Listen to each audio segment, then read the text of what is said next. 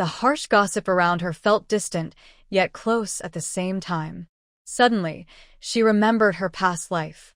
She married into the Jiang family to bring good luck, but her husband died soon after. Every day, she had to gather pig feed, chop firewood, and was scolded by Zhou Shi. Not only that, Zhang Erlang was always watching her closely. She had been wary of Zhang Erlang, but one day, when she went a little farther to gather firewood, she was insulted by him. She returned home crying and sobbing, and no one dared to tell anyone. She simply washed herself with water. Since then, Zhang Erlang became bolder and often dragged her into the bushes. Later, Sanlang broke his leg, and Mrs. Chen told her to marry Sanlang. But Sanlang did not want to marry her. Soon after, Mrs. Chen realized she was no longer a pure girl and decided to marry her off, fearing she would cause trouble at home. Gu Mei then found Zhang Erlang and asked him to marry her. She was already his person. If he didn't marry her, what could she do? But Zhang Erlang sneered coldly. Who the heck would marry someone like you? At that moment, Gu Mei hated Zhang Erlang deeply. Mrs. Chen quickly found her family to marry her off. Her new husband had been married before and had a child, but he treated her well. If she behaved herself and lived peacefully with him, she might have a good life. But she was not satisfied because her husband was often away. Soon, she started seeing a peddler. After just 2 years of happiness, her husband caught her in bed with someone else and kicked her out. She had nowhere to go. Her mother was already married, and her younger sister and brother had been sold. She lost her home entirely. As a single woman, she was quickly targeted by traffickers. They caught her and sold her into a brothel. Not long after, she developed a severe illness and died. On the day she realized she had been reborn, she cried tears of joy. She felt that heaven was pitying her and giving her a second chance. She was about to cancel her marriage to break the curse. But then she thought, canceling the marriage would ruin her reputation. A woman who breaks off her engagement can't get good marriage prospects. In this life, she was determined to marry into a good family and live a happy life. She couldn't afford to have a bad reputation for breaking off an engagement. Without hesitation, she pushed the marriage onto her sister. Afterward, she spent every day flattering second aunt, just to get a good marriage. Finally, her wish came true. Second aunt told her about Zhao Lijing's family. With just a little effort, she made the simple-minded Su Zhu fall head over heels for her. Zhu Zhu treated her very well. She thought she had chosen the right person, but she still didn't know how to be satisfied. She ended up succumbing again to Zhang Erlang, this beast, driven by physical desire. Was she going to die? Would she be thrown into a pig cage? On the way, she overheard Zhao Lijing saying he would throw her into a pig cage. In her second life, she thought she was clever and believed she had everything under control, but it turned out her ending was even worse than before. Gu Mei silently cried tears. In front of the ancestral hall, more and more people gathered on the open space. Many others climbed trees to get a better view of the scene. Gu Chuan and Lu Lang had originally gone somewhere to play, but now they hurried over. Gu Chuan held Gu Yunjiao's hand and looked at Gu Mei in the middle of the open space, his eyes turning red. He didn't know what had happened. He only knew that his eldest sister's behavior was very embarrassing. At that moment, the crowd suddenly became noisy. Someone shouted, "They're coming!" Gu Yunjiao felt confused. What was coming? She turned her head and saw the crowd parting to make way. Zhou Miajiang and Sua Zhu each carried a large bamboo cage. Pig cage dunking. Are they really going to dunk someone in the pig cage? There is a saying among the people, if a person is drowned in a pig cage, their soul cannot be reborn. This is considered a very cruel way to die. Yang Shi was trembling on the ground, watching the tall bamboo cage. She suddenly stood up and ran to Zhang Rong, grabbing his clothes and shaking him desperately. Master, save Erlang. Please find a way to save Erlang. Zhang Rong's face turned pale. He also wanted to save his son, but Zhao's family had caused such a big fuss. They wouldn't give up easily. He looked at old Master Zhang. Father, please go and beg Zhao Lijing. Ask him to spare Erlang's life. Old Master Jiang hesitated for a moment before slowly nodding. Jiang Rong hurriedly pulled him toward the ancestral hall. When they passed by Jiang Erlang, Old Master Jiang paused, then hunched his body and continued forward. The ancestral hall belonged to the Zhao family. Outsiders were not allowed inside. When Old Master Jiang reached the door, he suddenly knelt down with a loud thud. Jiang Rong, Jiang Hua, and Yang Shi followed and knelt as well. The younger members of the family, 4th Lang, 5th Lang, 7th Lang, stood among the crowd, feeling humiliated. Old Master Jiang knelt, and at that moment, Jin Suo entered through the gate. Zhao Lijing and some Zhao family members were inside burning incense and praying. Jin Suo quietly said to her father after he finished, "The Jiang family's old master and his family are outside the hall, kneeling and kowtowing." Zhao Lijing's face darkened.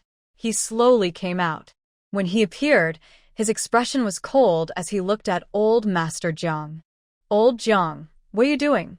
Old Master Jiang said nothing, desperately kowtowing on the ground. Jiang Rong, Jiang Hua, and Yang Shi also knelt down.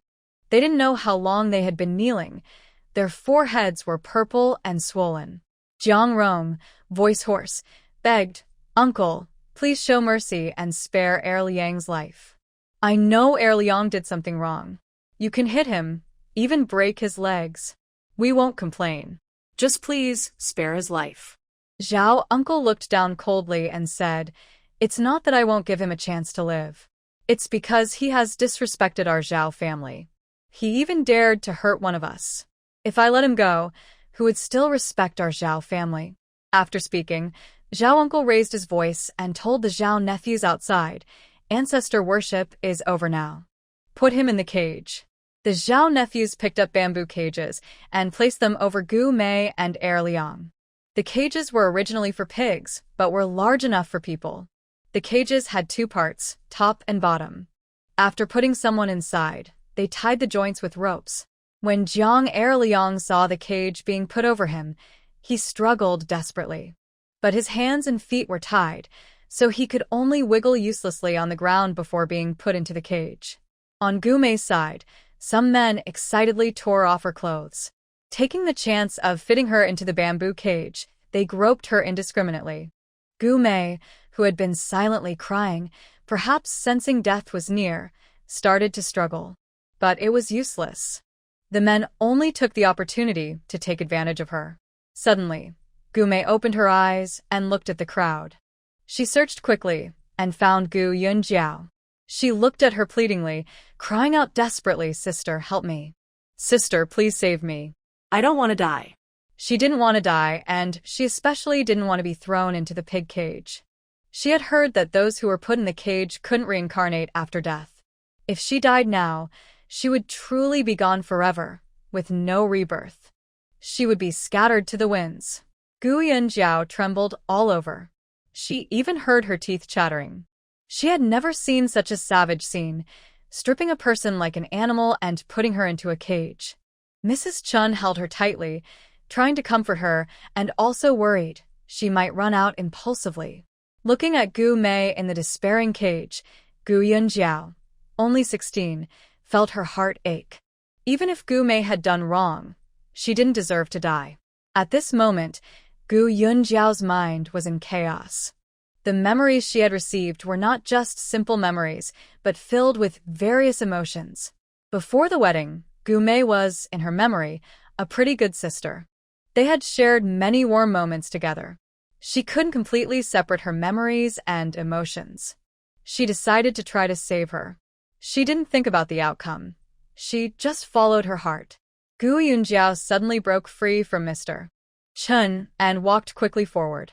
She approached Zhao Lijing and softly said, "Big Uncle Lijing, I want to ask you to release my sister." Zhao Lijing looked at Gu Yunjiao indifferently. "That's impossible. Since ancient times, those caught committing adultery are punished by immersion in a pig cage." Gu Yunjiao bit her lip. "I know this request is difficult. She made a mistake, and punishment is deserved. But I can't help it. She is my biological sister, and I must save her." As long as you can release her, tell me your conditions. I'll see if I can do it. Zhao Lijing fell silent. He looked at Gu Yunjiao for a long time before slowly saying, "It's not that I have conditions, but that you... What are you planning to use to exchange her life?" Hearing this, Gu Yunjiao clenched her fists tightly, which meant there was hope. She lowered her head and thought for a moment, then softly said, "I have two plans. Big Uncle Lijing can choose either one." She slowly continued, "First, I will pay 500 taels of silver to buy Gu Mei's life." When Zhao Lijing heard 500 taels, his pupils widened sharply, but he quickly calmed down. 500 taels, based on today's market, could buy 100 acres of land. His family only has about 100 acres, so this is essentially their entire estate. Hearing this number, Zhao Lijing couldn't help but feel tempted. He didn't expect that a young girl like Gu Yunjiao would have such a large sum. Gu Yunjiao then said, "Big Uncle Lijing, the second plan is that I give you a promise. During my lifetime, your Zhao family can ask me to do one thing within my ability. As long as I, Gu Yunjiao, can do it, I will try my best to make it happen." Gu Yunjiao clearly knew that Gu Mei was only worth that much in her heart. If her own interests were truly harmed, she would have to give up. With the pharmacy in place, 500 taels are nothing to her. As for the promise, whether she can fulfill it depends ultimately on her. Zhao Lijing also said nothing, closing his eyes and thinking for a while before saying, "I need to discuss this with Suozhu." Immersion in a pig cage was also to vent my son's anger. If he doesn't agree, I am helpless. Zhao Lijing looked around and said in a deep voice, "Suozhu, come with me. I have something to discuss." Suozhu was staring blankly at Gu Mei on the ground. Hearing his father's shout, he turned around and walked over. Gu Yunjiao quickly took a few steps forward, met him, and softly begged, "Brother-in-law, please give Gu Mei a chance to live." Suozhu clenched his fists, paused for a moment, then silently followed Zhao Lijing into the ancestral hall. Inside the hall, Zhao Lijing moved a chair for Suozhu to sit on and sat nearby himself. After a while, he said softly, "Young son, what are you really thinking? Do you want Gu Mei to die?" Suozhu looked up at his father, opened his mouth, but said nothing. Does he want Gu Mei to die? When he caught Gu Mei and Jiang Erling, he wished Gu Mei would die. His heart was all tied to her, but she betrayed him. Moreover, she even mocked him in front of other men, which made him very angry. But, upon reflection, he couldn't help feeling a little reluctant to see her die. Even if she was shameless, he still felt some attachment. Suozhu was silent for a long time, then looked up with tears in his eyes. He looked at his father and asked, "Did Dr. Xiao say anything?" Zhao Lijing pondered for a while, patted his shoulder, and said, "I won't hide anything from you. Dr. Xiao, in my opinion, is definitely not an ordinary person. I don't want to make enemies with her." Earlier, Dr. Xiao said she was willing to pay 500 taels of silver or do a favor for the Zhao family to save Gu Mei's life. Suozhu smiled bitterly. 500 taels? Is Gu Mei worth that much? Zhao Lijing said meaningfully, "Yes, 500 taels, enough to buy 2 or 3 shops in the county." Suozhu was silent for a moment. "What do you think, father?" Zhao Lijing shook his head. "You don't need to worry about what I think. As long as you're happy, that's all that matters. Whatever you decide, I'll support you." Suozhu continued to smile bitterly. The figure of 500 taels, a huge sum, shocked him so much that all his thoughts were now focused on that number. He pursed his lips. "Then I'll agree to her." Zhao Lijing patted Suozue's shoulder. "My son has grown up and is thinking for the family." Suozhu lowered his head silently. Zhao Lijing slowly said, "I'll have someone buy 2 shops in the county with this money. It's not urgent. We'll buy better ones later. One will be for you. This is a compensation for you. Your 2 brothers won't object. In the future, renting out the shops can earn 2 or 3 taels of silver a year, better than anything else." Zhuozhu was unsure why his father was telling him these things at this time. His thoughts drifted away as he listened. Zhao Lijing was deliberately guiding his son. Seeing Zhuozhu's clenched fists, He had already unconsciously relaxed them and nodded quietly. Just as he was about to stand up, Zhuozhu asked, "What about second brother Jiang?" Zhao Lijing chuckled. "Him? Of course, he will be punished. Little Dr. Gu bought her life, not Jiang's. She's eager for Jiang to die sooner. Jiang has tried to hurt her several times, and she has always beaten him. This can't be hidden from me." Zhuozhu muttered quietly, "Little Dr. Gu is a good girl. If only her sister were the same." Zhao Lijing patted Zhuozhu's shoulder and walked away. Gu Yunjiao was waiting anxiously outside the ancestral hall. When Zhao Lijing came out, she hurried over. Zhao Lijing calmly took her aside and whispered, "Little Dr. Gu, I've thought carefully just now. My offer is 500 taels of silver, plus one thing you will do for the Zhao family in the future." He paused, "And I have a small request. You can help my son Zhuozhu check his pulse and prescribe a remedy." Gu Yunjiao couldn't help but smile bitterly after hearing this. She suddenly realized she was still too naive. Indeed, only children make choices. Adults want everything. It was like a business deal. She revealed all her cards first, only to be silently swallowed up. But now that it's happened, there's nothing more to say. Gu Yunju nodded. "Elder Zhao, please wait. I'll go home and get the silver ticket." She turned to look at Gu Mei lying on the ground, then covered the cloth over the bamboo cage. Even though it wouldn't keep warm, at least it hid the shame. She went to Chen's side and said, "I need to go home," then hurriedly left. In front of many people, Zhang Yoji couldn't follow her, so he sent Ah Tai to follow Gu Yunjiao. Gu Yunjiao returned home, closed the door, slipped into the medicine room, and took out the 500 tael silver note from the safe. She kept the note in her pocket, grabbed a skirt, then opened the door and hurried toward the ancestral hall. Ah Tai followed her all the way. When they reached the front of the hall, Gu Yunjiao told Ah Tai to find Uncle Liu and ask him to bring the carriage. She went to find Zhao Lijing. Zhao Lijing was with his 3 sons. While Gu Yunjiao was gone to get the silver note, he had already told his sons everything. Listening to the locked chest, I couldn't help but swallow nervously. Silverlock couldn't hold back and asked, "She's just a young girl. Where does she get so much silver?" Zhao Lijing waved his hand and said, "Have their own way. Shrimps have theirs. We don't need to know where her silver comes from, just take it when the time comes." He added meaningfully, "The more silver she has, the more capable she is. She still needs to do something for our family, so isn't that a good thing?" Jin Suo and In Suo nodded repeatedly as they listened. Gu Yunjiao came over and handed the silver note to Zhao Lijing.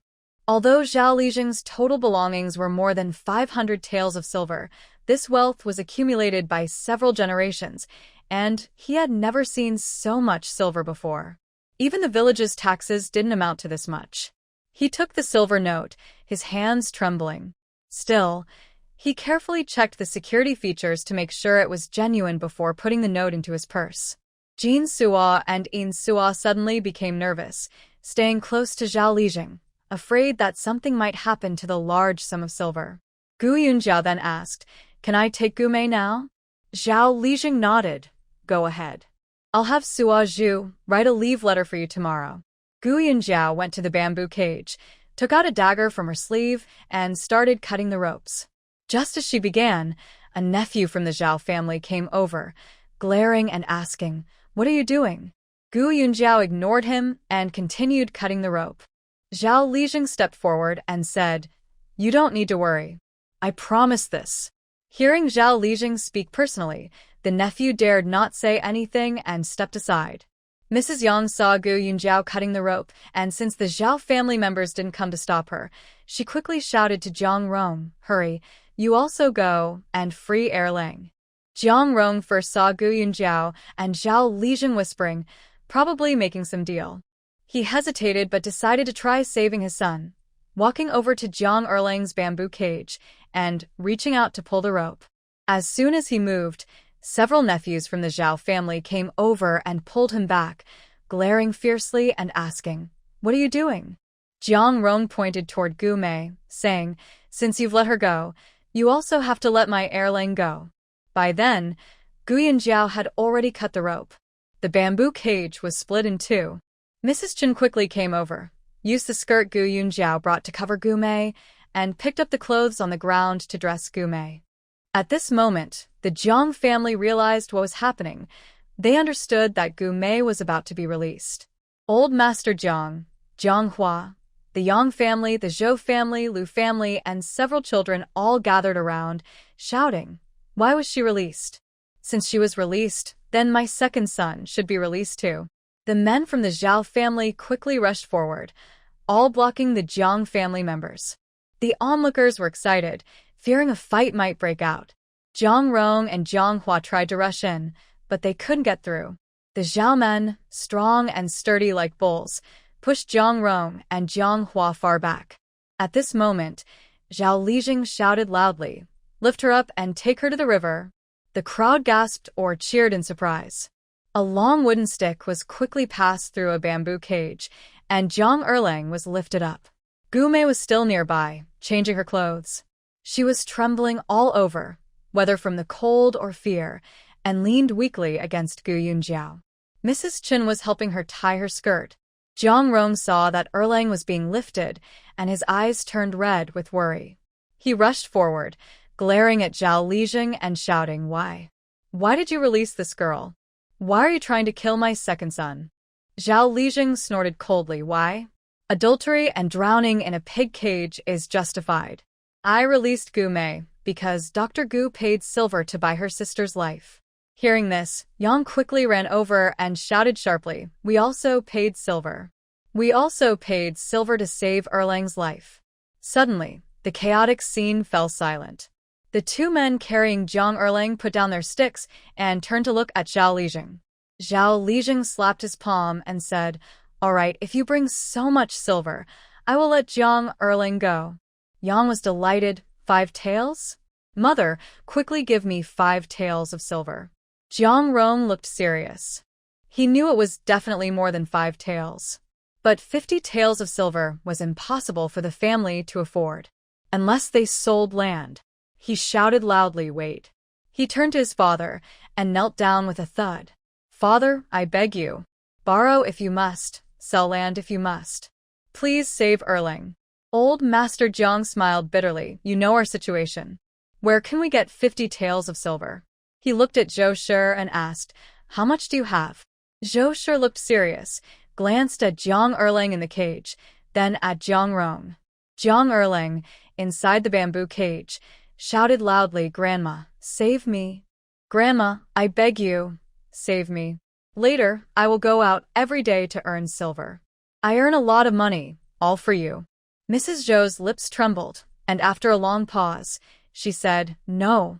There's only 2 taels of silver left at home. I don't know what to do." Zhao Li was nearby, listening with a half-smile. At this moment, Lu Er hadn't yet brought the carriage over. Gu Yunjiao and Mrs. Chen finally helped Gu Mei put on her clothes, dragging her like a muddy mess under a tree.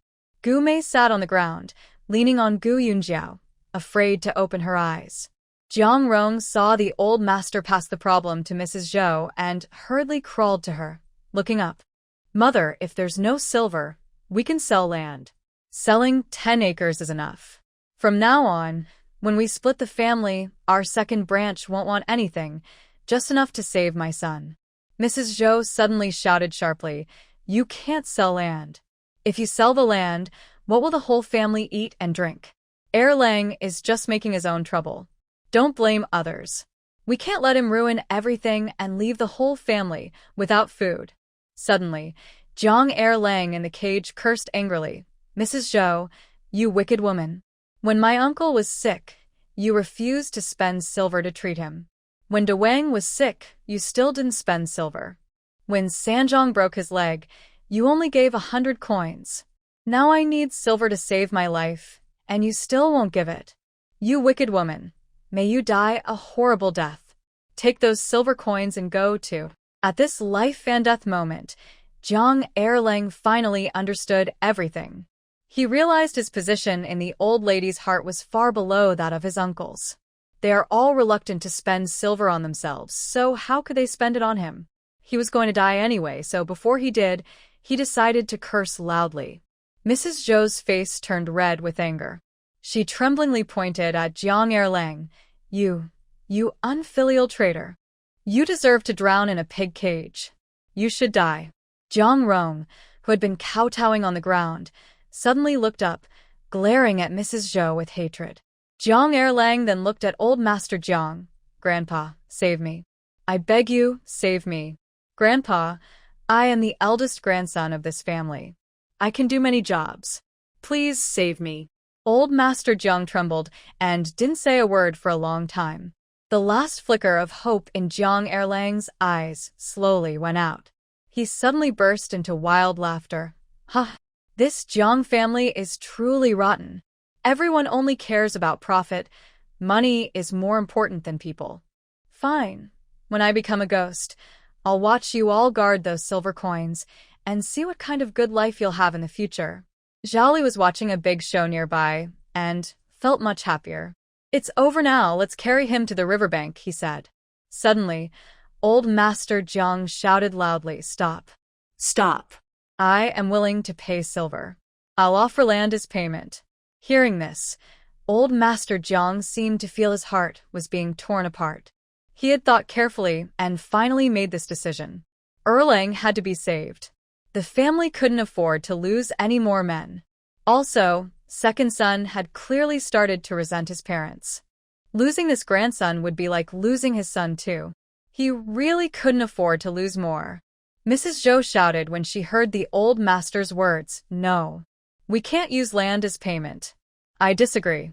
If you want land, I will die first.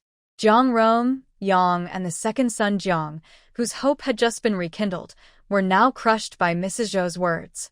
Jiang Rong knelt on the ground, glaring at his mother, as if he could swallow her whole. Mrs. Zhou trembled when she saw his gaze and took a few steps back. Zhao Li originally wanted to watch more of the Jiang family's trouble. Since this incident, the Zhao family and Jiang family were destined to be enemies forever. If so, let the Jiang family be even more humiliated in the village. But Mrs. Zhou's voice was really unpleasant to hear, and Zhao Li didn't want to listen anymore. He raised his head and said, Stop arguing. What are you all fighting about? Can your family produce 100 acres of land? When he said this, the whole place went quiet. Then it erupted like a pot boiling. How much? 100 acres? Good heavens! Isn't that 500 taels of silver? No way. 500 taels? Zhao Li calmly said, Little Dr. Gu took 500 taels to buy her sister's life. Old Master Jiang's face turned pale. 500 taels? Even if they sold the entire Jiang family, they wouldn't have 500 taels. Mrs. Zhou suddenly looked at Gu Yunjiao, her eyes seeming to want to eat her. That girl actually had so much silver. The crowd was stunned. Almost everyone looked at Gu Yunjiao with admiration and envy. There weren't many who felt jealous, mainly because this amount was too large. It was a number they could never dream of in their lives, so they couldn't feel envy. Everyone was curious, though, how could such a young girl have so much silver? Even if Dr. Gu had been practicing medicine for years, charging 20 coins per pulse diagnosis, she wouldn't have earned 500 taels, right? Zhao Li waved his hand. That's enough.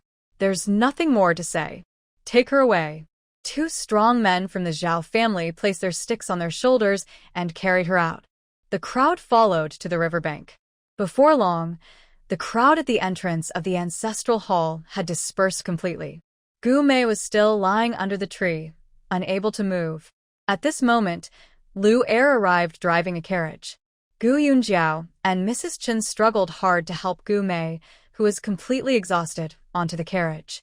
Gu Yunjiao got on the carriage and said to Mrs. Chen, Mother, I will take her to my mother's house. She might be a bit late coming back tonight.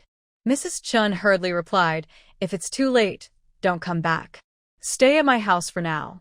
Although Uncle Lu is with us, traveling at night is still unsafe.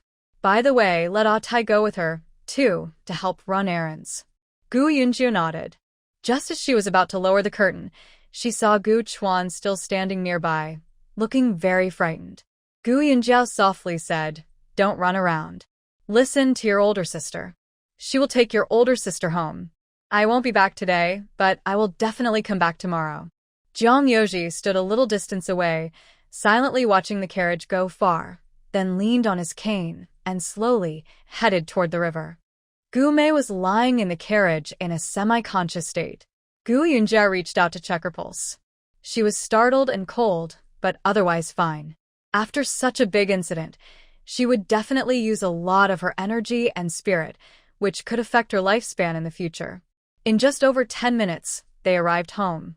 Gu Yunjiao first went to her second uncle's house to get the key, opened the courtyard gate, and had Lu drive the carriage into the yard.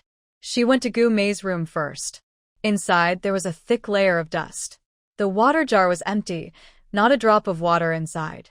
Uncle Lu helped fetch water from the well. Gu Yunjiao quickly tidied up the room, made the bed, and then asked Uncle Lu to help carry Gu Mei inside and lay her on the bed. Next, Gu Yunjiao asked Tai to stay with Gu Mei, then she got into Lu Er's carriage and headed to the town. Soon, she arrived at the town, bought some charcoal, rice, flour, and eggs. She was hungry too, bought a few vegetable buns, shared some with Uncle Lu, and ate two herself. She also wrapped a few to take back for Gu Mei and Tai. Then she asked Uncle Lu to drive the carriage to a nearby house. The courtyard gate was wide open. Gu Yunjiao got out and saw her mother, Li Shi, sitting under the eaves. Li Shi had a wooden basin in front of her, with a washboard and a pile of dirty clothes inside. She was lowering her head, wiping tears while scrubbing the clothes, as if she was a poor girl being mistreated by her stepmother. Li Shi looked up and saw Gu Yunjiao, and tears immediately fell down her face. She threw her clothes aside and let out a sad cry. "Yunjiao, you're finally here." She ran to Gu Yunjiao and, tears streaming down her face, whispered, "I don't want to stay here anymore. My older sister-in-law and second sister-in-law make me do chores every day. I still have to wash everyone's clothes." Sniff, sniff, mother is so miserable. She tugged on Gu Yunjiao's sleeve and shook it. "I want to go back." Gu Yunjiao replied calmly, "Then you should pack your things quickly. It's a good time to go home and take care of Gu Mei." Mrs. Li blinked. "Take care of Mei? What's wrong with her? Isn't she at her husband's house?" Gu Yunjiao frowned and quietly told her about Gu Mei's situation. She didn't mention the 500 taels of silver for now, to avoid her mother asking too many questions. Her condition isn't good right now. She's still semi-conscious and needs someone to look after her. Mrs. Li looked shocked. How could she do such a thing? How can you let her go back to her parents' house? In a few days, the whole town, no, the whole county will know. With a daughter like that, how can I face people in the future? Gu Yunjiao looked at Mrs. Li quietly for a moment. "So you mean you won't go back?" Mrs. Li shook her head desperately. "I won't go. I have no face." Gu Yunjiao suddenly smiled. "All right, it's up to you." She didn't say anything more and turned to leave. After leaving, Gu Yunjiao got into the carriage and couldn't help but laugh inside. Does her mother, Mrs. Li, really have a heart? As she laughed, tears also welled up in Gu Yunjiao's eyes. In 2 lifetimes, she never had a normal mother. Her biological mother in her previous life abandoned her after giving birth, leaving her with her grandparents. After her birth, her father and mother divorced, and her mother never looked at her again. Her father wasn't much better. After abandoning her to her grandparents, he stopped caring altogether, as if she was solely her grandparents' responsibility. Her grandfather once asked a high monk to read her fortune, and the monk said her parents' fate was weak. It really was a weak fate. Back at her mother's house, Gu Mei was still lying in bed. Tai was guarding at the door. Gu Yunjiao, angry, placed a charcoal basin beside Gu Mei's bed. Then she took out a prescription and asked Uncle Lu to go to the county town to pick up some medicine. After finishing these tasks, Gu Yunjiao went to the kitchen to cook porridge. By the time Uncle Lu returned with the medicine, it was already dark. Gu Yunjiao gave him enough money for the carriage and asked him to come early the next morning. She had finished boiling the medicine, brought it to Gu Mei's room, placed it on the bedside table, and said expressionlessly, "The medicine is ready. You can get up and drink it later. In the kitchen, I cooked porridge. If you want to eat, go serve yourself. Tonight, I will sleep in my own room. If you need anything, call me." After saying that, Gu Yunjiao left. Once she was gone, Gu Mei on the bed started crying, tears streaming down her face. She didn't want to die when she knew she was about to be thrown into the pigsty. Her sister had saved her, but now she didn't know how to go on living. Her body had been seen by everyone in the village, old and young. Would she still have the face to go outside? She could even imagine that as soon as she stepped out, people would point and gossip about her. Some men might even try to take advantage of her. Her reputation was ruined, and she probably wouldn't be able to marry anyone in the 10-mile radius. The county town was small. It wouldn't take long for everyone to find out. Gu Mei suddenly felt she shouldn't have begged Gu Yunjiao to save her. Maybe it would be better to just die and be done with it. How could she go on living after this? She didn't know how long passed before Gu Mei got out of bed and stared at the bowl of medicine on the table. She looked at it for a long time before finally sitting up and drinking it all in one go. She lit a lamp, searched her wardrobe, and found an old pair of cotton pants with holes in them to wear. Then she put on Gu Yunjiao's cotton coat and stepped out of the room. She hesitated outside her sister's door, then softly asked, "Are you asleep?" Gu Yunjiao was lying in bed but couldn't sleep. When she heard Gu Mei's voice, she got up to open the door. Gu Mei slipped into the room like a ghost. Gu Yunjiao closed the door to turn on the lamp, but Gu Mei suddenly said, "Don't turn on the light." Gu Yunjiao sat silently by the bed, waiting for her sister to speak. Gu Mei sat quietly for a while before slowly saying, "Sister, I've been thinking. I can't live here in Chunlin County. I have to leave." Gu Yunjiao responded softly, "Where do you want to go?" Gu Mei suddenly started crying. "I don't know where to go. I'm just a weak woman. If I leave, I won't be able to support myself. I don't know what to do." Gu Yunjiao realized this was a problem. Gu Mei cried for a while longer before saying, "Maybe I should go to my aunt's place." Gu Yunjiao raised an eyebrow, and Gu Mei continued, "My aunt is in the county city. No one here will be able to find out. I'll just tell them I lost my husband and ask my aunt to help me find a family to marry into." Gu Yunjiao had to admit, Gu Mei was good at planning for herself. It was indeed a very good idea. She thought for a moment and slowly said, "It's good that you go to Auntie's house. But you must remember, life is never perfect. Whenever things are not good here, they might not be good there either. Don't always wish for more. The grass is always greener on the other side. You should live your life steadily." Gu Mei lowered her head and said, I understand. It's my own fault that I've come to this point." Gu Yunjiao nodded. "All right, tomorrow I will help you get ready. And then Uncle Lu will take a trip to send you to the city." When Gu Mei heard this, she suddenly slipped off her chair and bowed to Gu Yunjiao several times. "Your great kindness. If I cannot repay it in this life, I will do so in the next, even if I have to tie a grass ring around my neck." Gu Yunjiao looked at her calmly and said, "I don't expect you to repay me. Just don't harm me in the future, and I will thank heaven." Gu Mei looked ashamed and said, I won't. I know I was wrong before. I shouldn't have pushed that marriage onto you." Gu Yunjiao stood up. "It's late. Go to sleep quickly and rest well so you can leave early tomorrow." Gu Mei lowered her head and left. The next morning, Gu Yunjiao got up early and brewed medicine for Gu Mei, bringing it to her room. Uncle Lu arrived early. Gu Yunjiao returned to Qingshan village. Zhao Lijing gave her a letter of leave and handed over Gu Mei's clothes, luggage, and the silver stored in her jewelry box all at once. He didn't take the used items like the basin and toilet, but instead gave Gu Yunjiao silver as a gift. He knew Gu Yunjiao wasn't short of money, and he wasn't either. But since he didn't want to make enemies with her, he chose to do things nicely.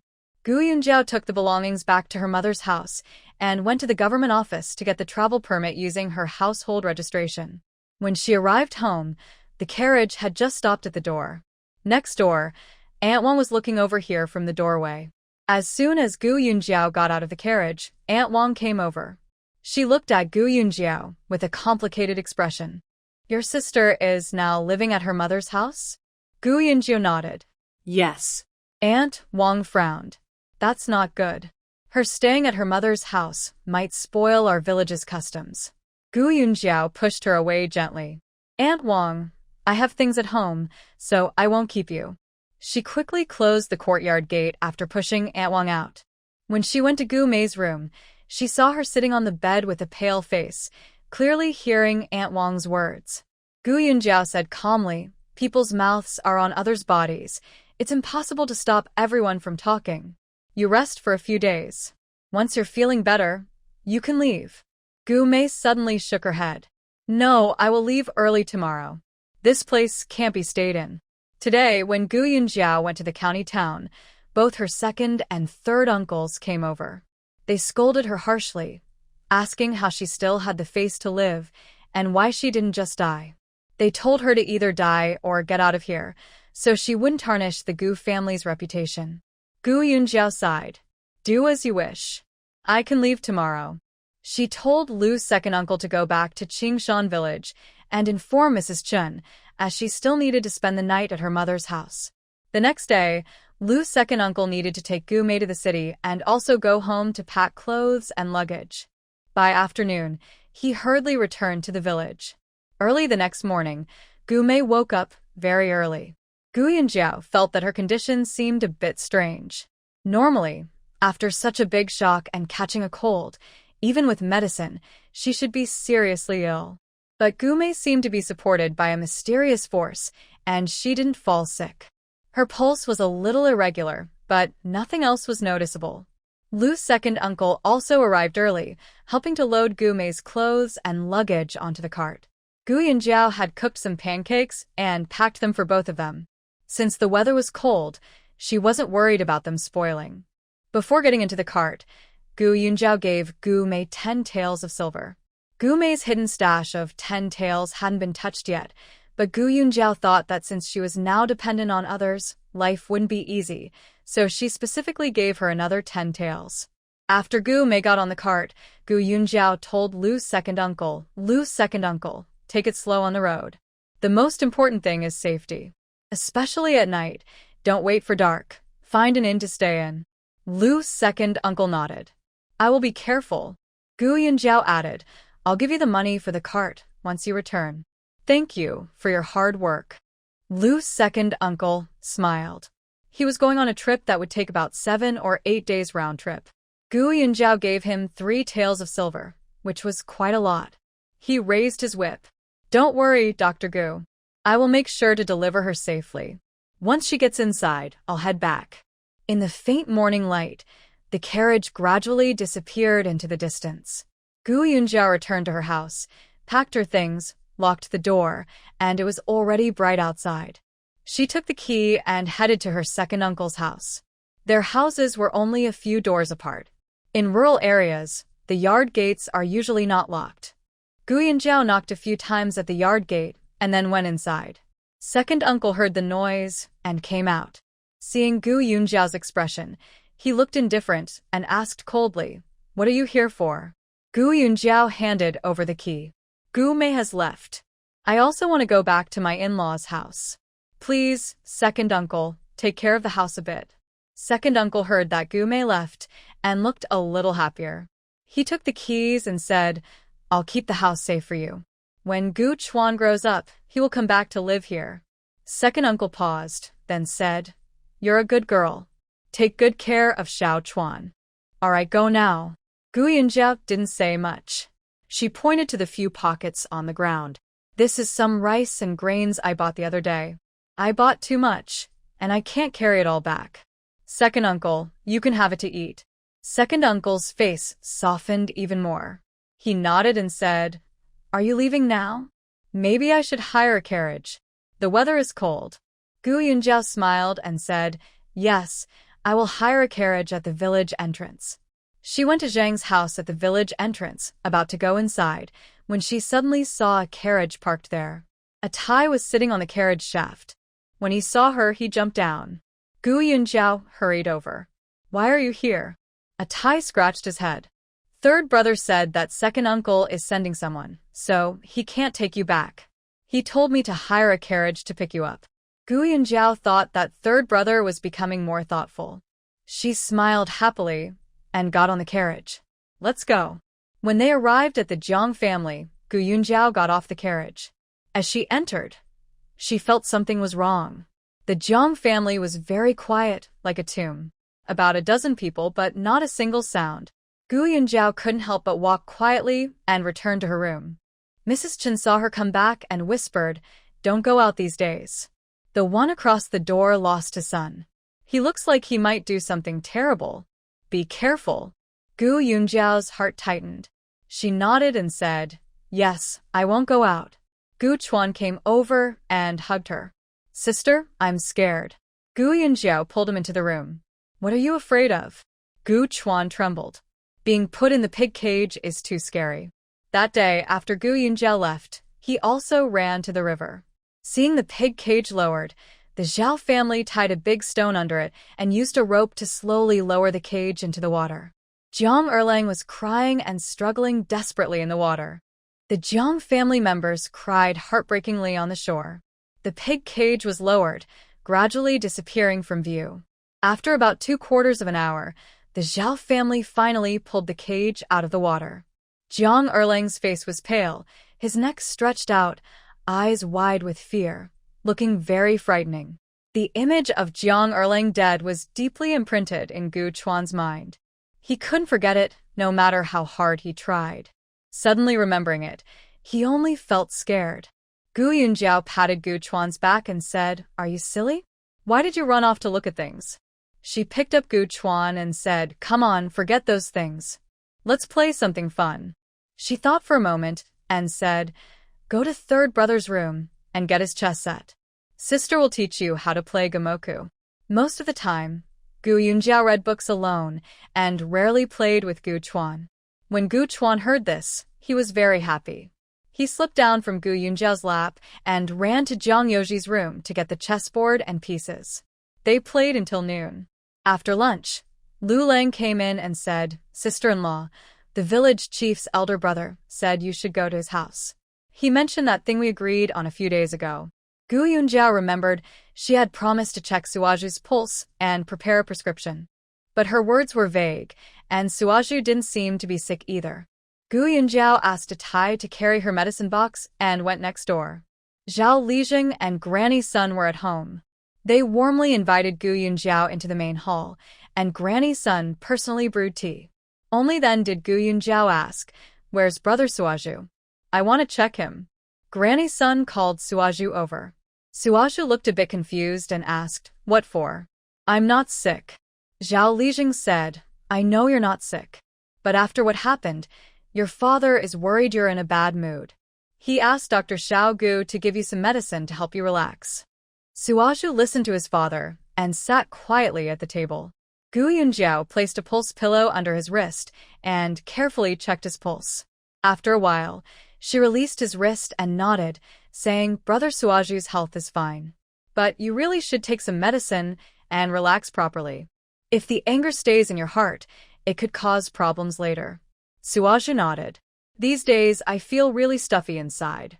Zhao Lijing looked at Gu Yunjiao carefully. He didn't know what illness she was actually checking for. At that moment, Gu Yunjiao looked at Zhao Lijing. He immediately understood. He waved his hand and said, "Suaju, that's enough. The pulse is taken. You said you wanted to go to the bamboo craftsman's house, so go ahead." Suaju left. Once he was gone, Gu Yunjiao took out paper and pen to write a prescription. While writing, she told Zhao Lijing, "Brother Suaju isn't feeling well mentally. Medicine won't help much. He needs to think it through himself. I won't give a prescription. Also, that issue isn't really a serious problem. It doesn't affect having children. Many people are like that." Hearing this, Zhao Lijing understood that Gu Yunjiao had really figured out what was wrong with her son. Her medical skills are truly impressive. She didn't say anything, but I could tell. Gu Yunjiao continued, "This illness isn't really a disease, but it can be treated. However, it requires long-term care and won't be cured quickly." Zhao Lijing nodded. "That's okay. Even if it takes more time, it's not a problem." He thought that if his son didn't have such a short time, perhaps Gu Mei wouldn't have stolen someone, and he would still be looking for a wife later. If the problem could be fixed, he would make sure to treat it properly. Gu Yunjiao quickly prepared 2 prescriptions. She pointed to one and said, "This is a medicinal diet. If possible, He should eat it once every 10 or 15 days. Usually, he can eat more meat, which is good for his health. Then she pointed to the other prescription and said, "Eat 18 doses of this first. After half a year, eat another 18 doses. Within 2 or 3 years, there should be no more issues." Zhao Lijing sighed with relief. "Thank you, Dr. Gu." Gu Yunjiao stood up. "You're welcome. Then I will take my leave now." Grandma's son saw Gu Yunjiao out. After she left, Zhao Lijing carefully stored the 2 prescriptions. Gu Yunjiao returned to her room, increasingly convinced that Gu Mei was confused. Xu Zhu had some kidney deficiency. Just nourishing it would be enough. Why risk her life over such a small matter? When Jiang Yoji returned, he quickly went out with his crutch. He walked back and forth twice on the road outside and saw Zhao Lijing peek out from the yard, smiling at him. "Third brother, I need to talk to you. Come inside." Jiang Yoji, leaning on his crutch, slowly entered. Zhao Lijing invited him to sit in the main hall. When Grandma's son brought tea and left, Zhao Lijing suddenly leaned toward Jiang Yoji. "That letter, was it you who wrote it?" Jiang Yoji picked up his teacup, took a sip, then nodded. He knew this matter wouldn't be hidden from Zhao Lijing. There were only a few literate people in the village, and anyone with a bit of brains could guess it was him. He deliberately came out for a walk, just waiting for Zhao Lijing to bring up this matter. Zhao Lijing looked at him askance. "Good job, third brother. Playing the trick of borrowing a knife to kill someone, you're quite skilled at it." Jiang Yoji put down his teacup, smiling. "Uncle Lijing, look at me now. I can't do anything myself. Isn't that a problem? Besides, even if I don't say anything, you'll find out sooner or later. Don't you agree?"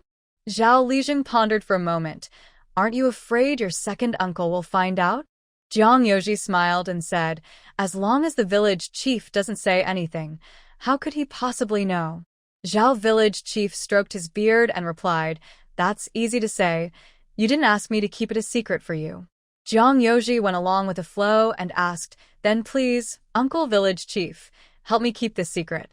Zhao Village Chief tilted his head and said, "Helping you keep it secret isn't a problem." Jiang Yoji stayed silent, waiting for his next words. A glint appeared in Zhao Village Chief's eyes. "I can promise that, besides me, no one else will know about this. But," he stretched out the word, "you must promise to do something for our Zhao family in the future." Compared to Gua Yunjiao, Zhao Village Chief valued Jiang Yoji more. As long as his leg heals, with his ruthless and determined attitude, he could even go against his own brothers. He would surely succeed in official circles. Jiang Yoji thought for a moment and asked, "Yunjiao bought Guamei's life. Besides giving you 500 taels of silver, did she also agree to do something for you?" Zhao Village Chief paused while stroking his beard. "That's right." Jiang Yoji secretly cursed. This old fox was betting on him and Yunjiao. He was waiting for a huge reward in the future. This old fox catching a thief gained a lot of benefits. But Jiang Yoji knew he currently had no leverage to exchange with Zhao Village Chief, other than agreeing. He nodded and said, "All right, it's settled then." After leaving Zhao's house, Jiang Yoji saw his second uncle sitting under the window of the West Wing, staring at him with a serious look. The Zhao family courtyard was paved with blue stones. When Jiang Yoji's cane clacked loudly next door, he knew Jiang Yoji had gone to Zhao's house. Now that Zhao and Jiang families were enemies, Jiang Yoji still kept contact with Zhao's family, which made him very unhappy. Jiang Yoji avoided Jiang Rong's gaze and went inside. His second uncle hadn't been himself these days. His gaze was very intense, either staring at this one or that one. It was better to stay away. A few days later, during dinner in the main hall, everyone was eating when suddenly a loud noise came from the upper room. Everyone at the table was startled and trembled. Mrs. Chun quietly asked what happened. Sixth brother put down his chopsticks and was about to go see what was going on, but Jiang Yoji quickly stopped him. "Don't go, everyone stay here. Let's just eat our meal." His second uncle had no sons, and his anger was bound to burst sooner or later. He couldn't let his family get involved in that mess. Sixth brother obediently sat back down and picked up his chopsticks to eat. But inside, he felt uneasy. like a cat scratching him. In the main hall, the dining table had already been overturned. The ground was full of broken plates and bowls. Everyone in the house stood silently, too afraid to speak. Qilong hid behind his mother, looking at second uncle with fear. Jiang Rong's eyes were red as he pointed at a bowl of rice with a few green vegetables under the ancestral tablet, saying, "Today is the 7th day after heir's death. You give him this to eat? Not even willing to buy some meat. An evil spirit forced him to come, and he can't enjoy good food. My heir must be suffering over there." Jiang Rong suddenly looked at Zhou and said fiercely, "You hold tightly to the family money, as if you need it more than your life. Poor heir, he grew up without eating much meat. Even if he dies, he won't get to enjoy a single bite of meat. I'm a grown man, and I can't even come up with a few coins. Life is so frustrating." The main source of income was the land they farmed. The silver earned from selling grain was given to Zhou without a penny left. If they wanted money, they could only work short-term jobs in the city during the off-season. But Zhou didn't let go of that money either. When they returned, she would ask for her share, barely saving a few coins for herself. Over the years, the second household had saved little silver, and last time, Gu Yunjiao tricked them out of a tale. Seeing the food offered at heir's ancestral tablet today, Jiang Rong finally couldn't hold back his anger. Zhou stared at Jiang Rong, trembling all over. You unfilial son, how dare you curse your own mother? I raised you with my own blood and tears. You eat my food, wear my clothes, and you still dare to curse me? May you have a miserable death. You beast, worse than a pig or dog." As Zhou cursed, she suddenly felt a sharp pain at the back of her head. Before she could finish, she lost control and tilted to the side. Standing nearby was old Master Jiang. His reaction was slow. He reached out to catch Zhou, but missed. Zhou fell heavily to the ground, and the broken porcelain shards on the floor pierced into her palm. Blood immediately started to flow. Everyone panicked. Jiang Hua hurried over to help Zhou, but found her with her eyes closed, teeth clenched, and her mouth crooked to one side. Old Master Jiang shook Zhou a few times. Wife. Zhou was unconscious. Old Master Jiang was frantic. "Quick, put her on the bed and call the doctor." Jiang Hua and Lu helped Zhou into the room and laid her on the bed. Jiang Rong remained standing in the main hall, a cold smile on his lips. He didn't believe that his mother was truly fainting. He thought she was just pretending to feel guilty, using the fainting trick to control him. Old Master Jiang came out of the room, seeing Jiang Rong still standing stiffly and the mess on the floor. He angrily said, "Why are you still standing there? Go and call the doctor quickly." Jiang Rong replied indifferently, "Why call a doctor? We have one at home. Just let her come and check." Old Master Jiang stomped his foot. "Then go, and do it now." Jiang Rong snorted. "How can I get her to come? You should go yourself." Old Master Jiang was very angry at Jiang Rong's attitude, but now wasn't the time to argue. He held back his anger and left the main hall. He went to the yard and stood under the window of the east wing. After a moment of thinking, he called out, "Lu Lang." Lu Lang put down his chopsticks and ran out. "Grandpa, what's wrong?" Old Master Jiang patted Lu Lang's head. "Your grandma is sick. Call your eldest sister-in-law to come and see her." Lu Lang hesitated for a moment and then went inside. Everyone inside had already heard the conversation and was all looking at Gu Yunjiao. Gu Yunjiao slowly put down her chopsticks, wiped her mouth with a handkerchief, got up to get the medicine box from the inner room, and then left. Mrs. Chen was very surprised to see Gu Yunjiao leave. Despite how Mrs. Zhou treated her, she was willing to come and see Mrs. Zhou. The girl was either kind or foolish. Gu Yunjiao first called out to Old Master Jiang, "Grandpa." Old Master Jiang was a bit surprised that Gu Yunjiao was willing to come out. He found it hard to believe. He took Gu Yunjiao to the upper room.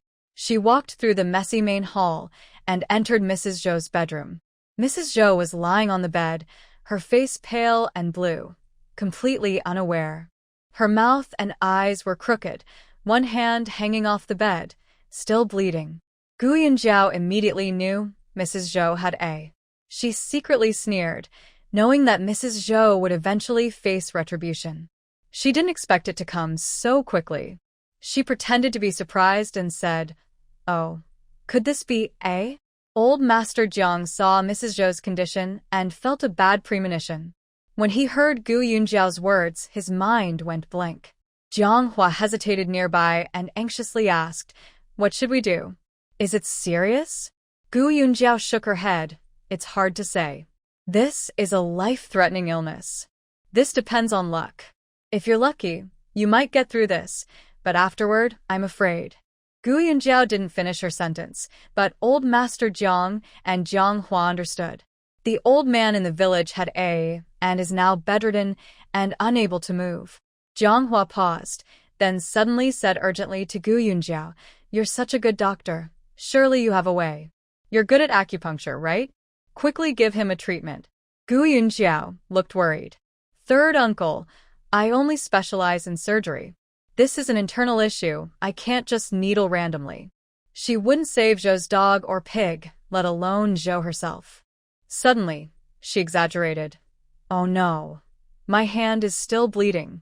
She opened her medicine box, took out homemade disinfectant, cleaned Zhou's hand, sprinkled some hemostatic powder, then wrapped it up. After finishing, Gu Yunjiao efficiently packed her medicine box, slung it over her shoulder, and was about to leave. Jiang Hua stopped her. "Daughter-in-law, are you leaving just like that? Won't you check her pulse? Prescribe some medicine?" Gu Yunjiao apologized. "Third uncle, I told you, I'm not good at internal medicine. I wouldn't dare to treat her without proper knowledge. You should quickly go to the county town and ask a doctor to come see her. We can't delay any longer." She paused. "Forget about the consultation fee and the useful bandages. I won't take any money." After saying this, Gu Yunjiao hurried out of the house. Jiang Hua tried to stop her, but couldn't. After she left, he looked at the old man. "Dad, do you think she really can't or just won't?" Old Master Jiang sat by the bed and sighed faintly after a long pause. "Whether she can or not, what can we do? She refuses to see her. Go to the county town and bring a doctor here." Jiang Hua reached out. "Dad, give me the money for the carriage." Just then, Zhang Rong entered. He stood silently by the door, watching quietly. Old Master Jiang had no money either. He got up, took a string of keys from Zhou's belongings, and used a brass key to open a brass lock on a box. The box opened, and Zhang Rong quietly moved closer. Inside were many clothes. Old Master Jiang reached in and fumbled at the bottom, pulling out a wooden box. He was about to open the wooden box, glanced at his two sons and daughter-in-law, and said, "You all go out first." Jiang Rong stared at the box for a while before leaving. Old Master Jiang opened the box, took out some silver coins, and stuffed them into his pocket. Then he put the box back as it was, reached under the clothes, and found a string of copper coins. He locked the box again. Old Master Jiang opened the door and called Jiang Hua in, handing him a string of copper coins. "Hurry to the town and call the doctor. Bring the best doctor you can find." Jiang Hua took the coins, nodded, and ran outside. Jiang Rong glanced at Zhou Shi on the bed. Why hasn't mother woken up yet? Old Master Jiang's long-suppressed anger suddenly burst out. "How dare you ask that? Your mother had A. It's all because of you making her angry. You unfilial son. Why are you angry at your mother? Don't you know the family situation? Your mother's hands are trembling more, but isn't it all for this family?" Jiang Rong's heart jolted. Could it really be A?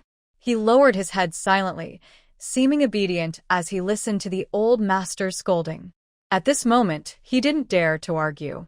Zhou Shi might not survive, and he couldn't bear the shame of causing his mother's death.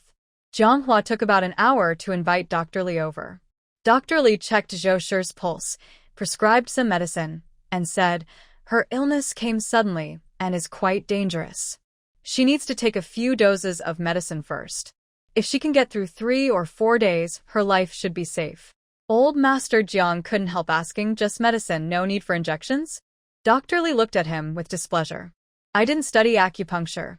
What injections?" He snorted. "Isn't there a miracle doctor in your family? Now everyone in the county is saying that little Gu's medical skills are even better than her father's. So, why didn't you invite the miracle doctor and instead brought me all this way? Old Master Jiang fell silent. Dr. Li, annoyed, said, "Consultation and prescription cost 3 coins." Old Master Jiang took out 3 coins from his pocket and handed them to Dr. Li, who took them and left. Just as he stepped out, he saw Guo Yunjiao coming out of the kitchen. Dr. Li paused, looked at her, snorted, then got into his carriage. To him, Guo Yunjiao was just a name without real skill. If she really had talent, why didn't she treat her own family? Guo Yunjiao was confused. What kind of illness was this? Jiang Hua went to the town to buy medicine. Lu Shi had prepared it and brought it to Zhou Shi's room, using a spoon to feed her slowly. Old Master Jiang, Jiang Hua, and Jiang Rong watched from outside. They saw the medicine drip from Zhou Shi's mouth, but no one reached out to wipe it away. The men of the Jiang family only did farm work. They never helped with house chores except for fetching water. Lu Shi endured her impatience and forced the medicine into Zhou Shi's mouth, then hurried off to the kitchen to cook. Yang Shi's son had died, and he had been lying in bed for days. He still couldn't get up. Currently, all household chores fall on Lu's shoulders. Lu was busy washing and chopping vegetables for a while. Just as she started stir-frying, Jiang Hua came over. "Mother, come here. Go wash her and help her change into clean clothes." Lu tapped the spatula loudly in the pot. "I'm still cooking. I can't leave right now." Seeing she really couldn't leave, Jiang Hua left again. Lu finished preparing the meal but had no one to help serve the dishes or set the table. She ran back and forth from the kitchen to the main hall several times before finally placing the food on the table. Just as she finished, old Master Jiang stood at the door and called out, "Third wife, hurry up and fetch some water to help your mother wash and change." Lu said nothing, went to the kitchen to get water, and then entered the room to help Zhou change. Zhou was covered in dirt. Lu endured the foul smell, took off her small clothes, helped her wash, and carefully changed her into clean clothes. Then she opened the door, covering her nose with one hand, and holding Zhou's small clothes with her pinky finger, took them outside. The smell was too overwhelming. Lu was outside for a while before washing her hands and going inside to eat. Only Qilong was still eating at the table. Qilong usually eats slowly. Lu looked at the table. There was no food left, not even rice. At noon, Jiang Rong had overturned the table. No one had eaten, so everyone was hungry, and there was no food remaining. Lu suddenly felt like overturning the table herself. Standing in the main hall, she called out loudly, "Jiang Hua! Jiang Hua!" Jiang Hua came out from the west room. "What's wrong?" Lu pointed at the empty bowls and plates on the table. "What's going on?" "I didn't come to eat. Didn't you leave me some food?" Jiang Hua hesitated. "I forgot." "Forget it. Not eating one meal won't kill you." Lu looked at Jiang Hua, furious. "I haven't eaten for 2 meals. Your second brother overturned the table at noon. I didn't get to eat. I worked hard all day to cook 2 meals, but I didn't even get a single grain of rice." Jiang Hua was a bit surprised. "Why are you so angry? The food is gone. Just cook some more rice and stir-fry some vegetables." He shook his head and went back to his room. Lu stood in the main hall, angry for a while, then suddenly rushed into Zhou's room. She reached under her pillow, found a set of keys, tried a few times, and opened a small cabinet on the floor.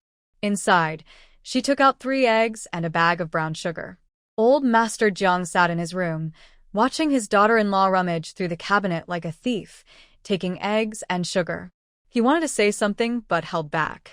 Mrs. Lu took the things to the kitchen, cooked 3 poached eggs for herself, added brown sugar, and happily enjoyed her meal. The next morning, at dawn, Guo Yunjiao woke up. She groggily went to the kitchen, planning to scoop some rice to make porridge, and saw someone sitting by the stove, tending the fire. She rubbed her eyes and saw Jiang Yoji. Guo Yunjiao yawned. "What are you doing?" Jiang Yoji smiled at her. "You probably haven't slept well. You go back to sleep. I'll make the porridge." Guo Yunjiao tilted her head and looked at him. "What's wrong with third brother?"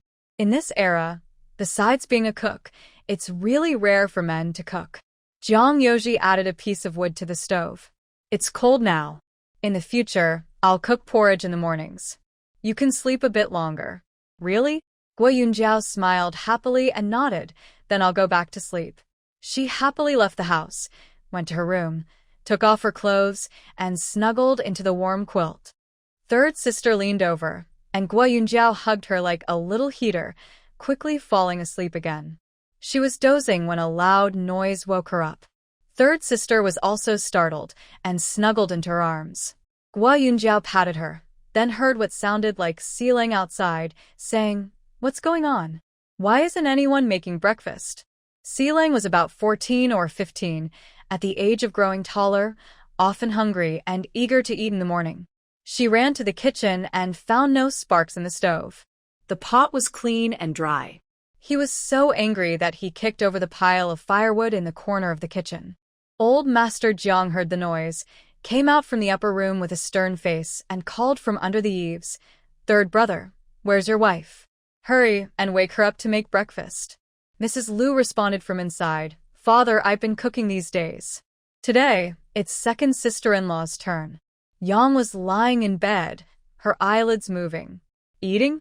Haha, since second brother is no longer here, she didn't want to live anymore. No one should eat. Jiang Rong came out of the house and shouted toward Mrs. Liu, "Your second sister-in-law isn't getting up? Hurry up and make the food. The whole family is waiting to eat." Mrs. Liu sneered inside, "I'm not hungry. I won't eat. Whoever wants to eat, make it.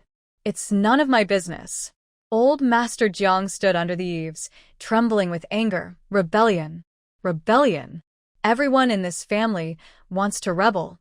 Jiang Hua frowned inside and whispered, "Second sister-in-law, you know she can't get up. What's the big deal if you do a little more work for a couple of days?" Mrs. Liu lowered her voice. "Doing a little more? Can't you see I've been busy all day like a spinning top? I need to cook, and I also have to prepare and feed medicine to your mother. When she has a movement, I am the one who has to clean up.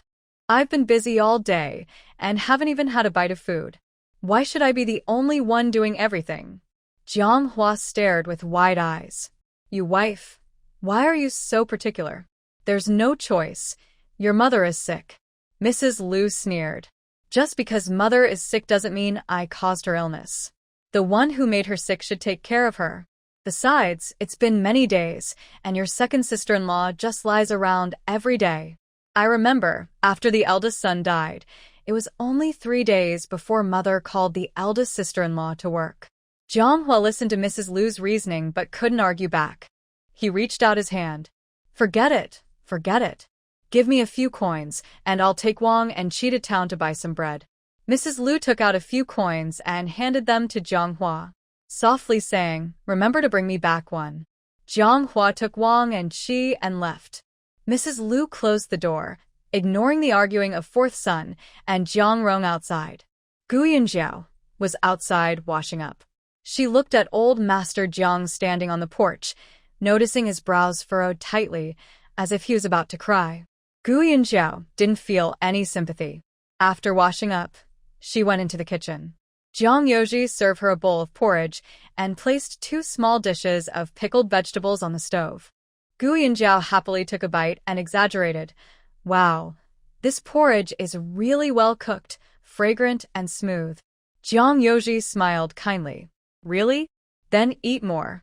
Gu Yunjiao gave him a thumbs up and whispered, "I think it's good that you're learning to cook. Gaining another life skill is never a bad thing. Look at those men across the way. The women have given up, so they'll just go hungry." Jiang Yoji nodded with a smile. "That's what I think too. Later at noon, I'll cook the dishes. Just tell me how to make them." Gu Yunjiao slightly opened her mouth. "Really?" Jiang Yoji nodded. "Of course, really." Gu Yunjiao glanced at his leg. "Maybe we should wait a bit longer. It's not too late to start after you take off the splint. If you really try to cook with a crutch, people might think I'm mistreating you." Jiang Yoji still smiled. "All right, then let's wait a little longer. But I'll cook the porridge in the morning.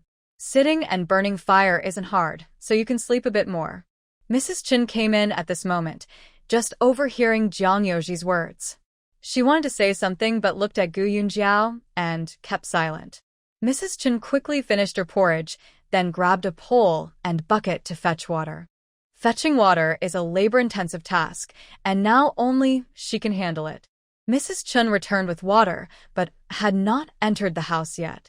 Old Master Jiang stood under the porch and called out, "Eldest daughter-in-law, your mother is sick, and your second sister-in-law can't get out of bed. Please help brew medicine and take care of your mother during these days." Mrs. Chen put down the water bucket, surprised, and asked, "Father, haven't we separated our family?" Old Master Jiang looked serious and said, "Even if we separated, she is still your mother, and you are still my Jiang family's daughter-in-law. If you don't take care of her, who else will? Do you want me, an old man, to do it?" Mrs. Chen sneered, "Father, when we separated, you didn't say it like that. If you consider me part of the Jiang family, why didn't you give me any silver? When you need me, I am part of the Jiang family. But when it comes to dividing silver, I am an outsider. Haha, where in the world does such a rule exist?" She picked up her shoulder pole again and went into the kitchen, leaving a remark at the door, "I won't do it. Just pretend I have already remarried." Old Master Jiang stood under the eaves, trembling with anger. Suddenly, he felt that everything and everyone in the family was getting out of control. His second son, Jiang Rong, had lost his son. Now, he was reckless and seemed to hold a grudge against the family, making his own mother sick with anger, without feeling any shame. His second daughter-in-law was either truly unable to get out of bed or was secretly avoiding work. His third daughter-in-law couldn't tolerate any loss of face. In this family, everyone seemed to have complaints, and all these complaints were directed at him and his wife. He was starving and hungry but couldn't even get a bite to eat. Old Master Jiang held back his anger and called out, "Fourth son." Four was impatient and responded from inside, "What is it?" Old Master Jiang said in a deep voice, "Go to the eldest daughter's house and call her back. Tell her to take care of her grandmother for a few days." Four muttered something, and then came out of the house. It was almost noon when Four returned. He came alone, looking angry, and said to the old master, "Eldest daughter-in-law's family won't let her come back, saying our family has a bad reputation and might influence her."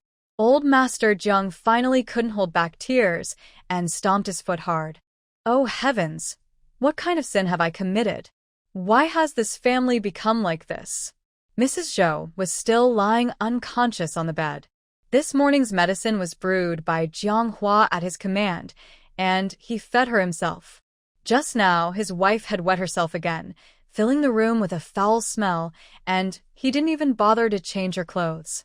Old Master Jiang sobbed and cried for a long time, then suddenly shouted from under the eaves, "Second and third sons, come out here. Eldest daughter-in-law, you two, come and discuss your mother's matter." Mrs. Chen frowned inside the house and took a long time to slowly come out.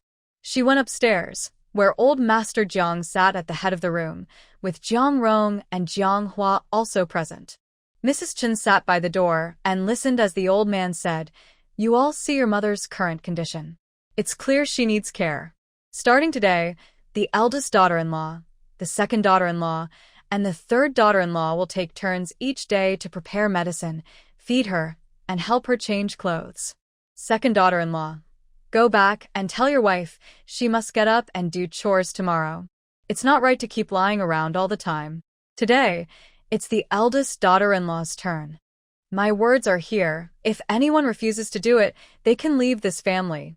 And don't expect to inherit anything in the future." After saying this, old Master Jiang waved his hand. "Everyone get out." Jiang Rong and Jiang Hua quickly left. Mrs. Chen stood up and coldly said, "Father, I'll inform the family first. I'll come back later." She returned to the east wing, told Gua Yunjiao and Jiang Yoji, then went to the upper room. As soon as she entered, she smelled a strong odor. Mrs. Chen searched through chests and cabinets and found Zhou's clothes, then washed her with water. That evening, Lu prepared dinner. The next day, Yang also got out of bed to cook and care for Zhou. The Jiang family's order seemed to return to normal, except Zhou was still unconscious. Zhou had been unconscious for 3 days. On the third day, Old Master Jiang couldn't hold back anymore and called Jiang Hua to bring Dr. Liu from the city. Dr. Liu examined her, took her pulse, and poked her arms and legs with needles. She showed no response but did have some reflexes. He shook his head and said, if she can wake up, she'd just have paralysis and stay in bed from now on. If she can't wake up, it will only be a matter of days. Old Master Jiang was anxious. What can we do to wake her? Dr. Liu pondered for a moment. We need to use musk to open her mind and wake her up. Hearing this, Old Master Jiang thought there was hope. Then let's do it. Dr. Liu was careful and said, the Wang family pharmacy has the best musk. It costs about 3 taels of silver per gram. If you decide to use it, I'll prepare the prescription. Old Master Jiang's mouth trembled at the price of 3 taels per gram. How many grams will we need?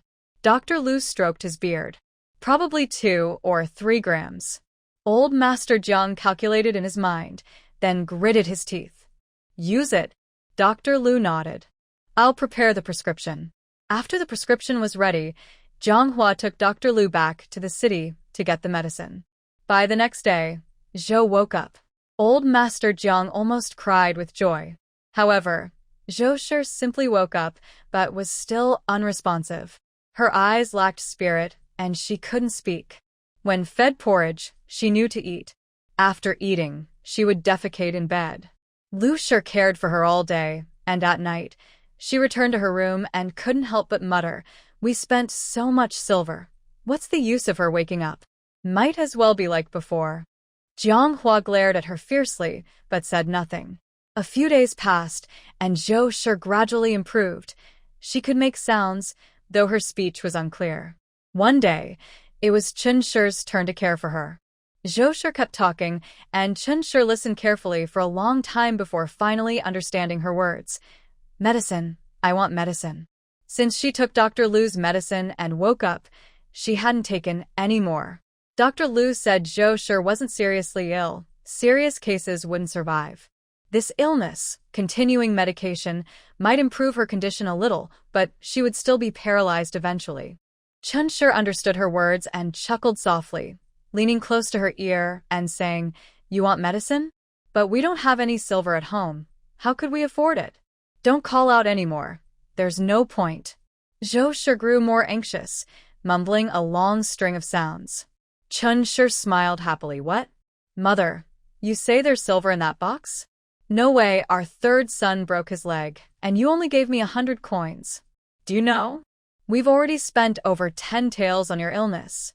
She lowered her voice. If we spend more silver, father probably won't be able to bear it. Zhou Shi kept crying and calling out, tears welling in her eyes. Chen Shi felt very pleased.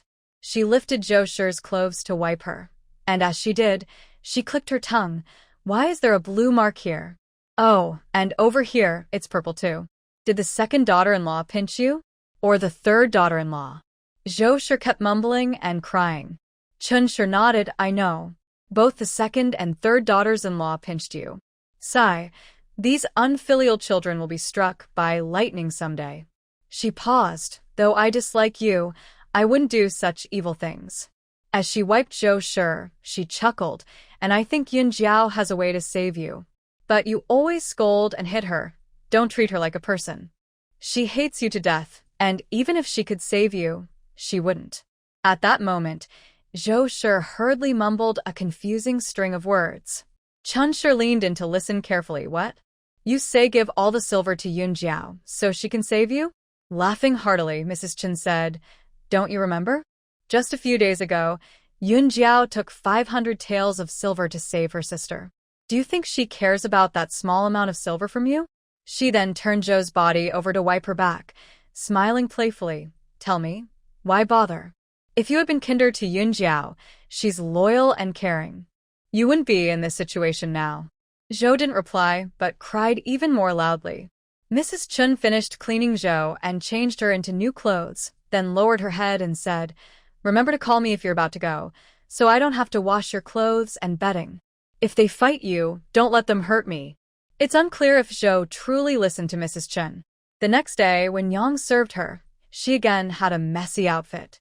Yang didn't change her and sneered. You think I don't know? You're secretly trying to hurt me. I won't change you anyway.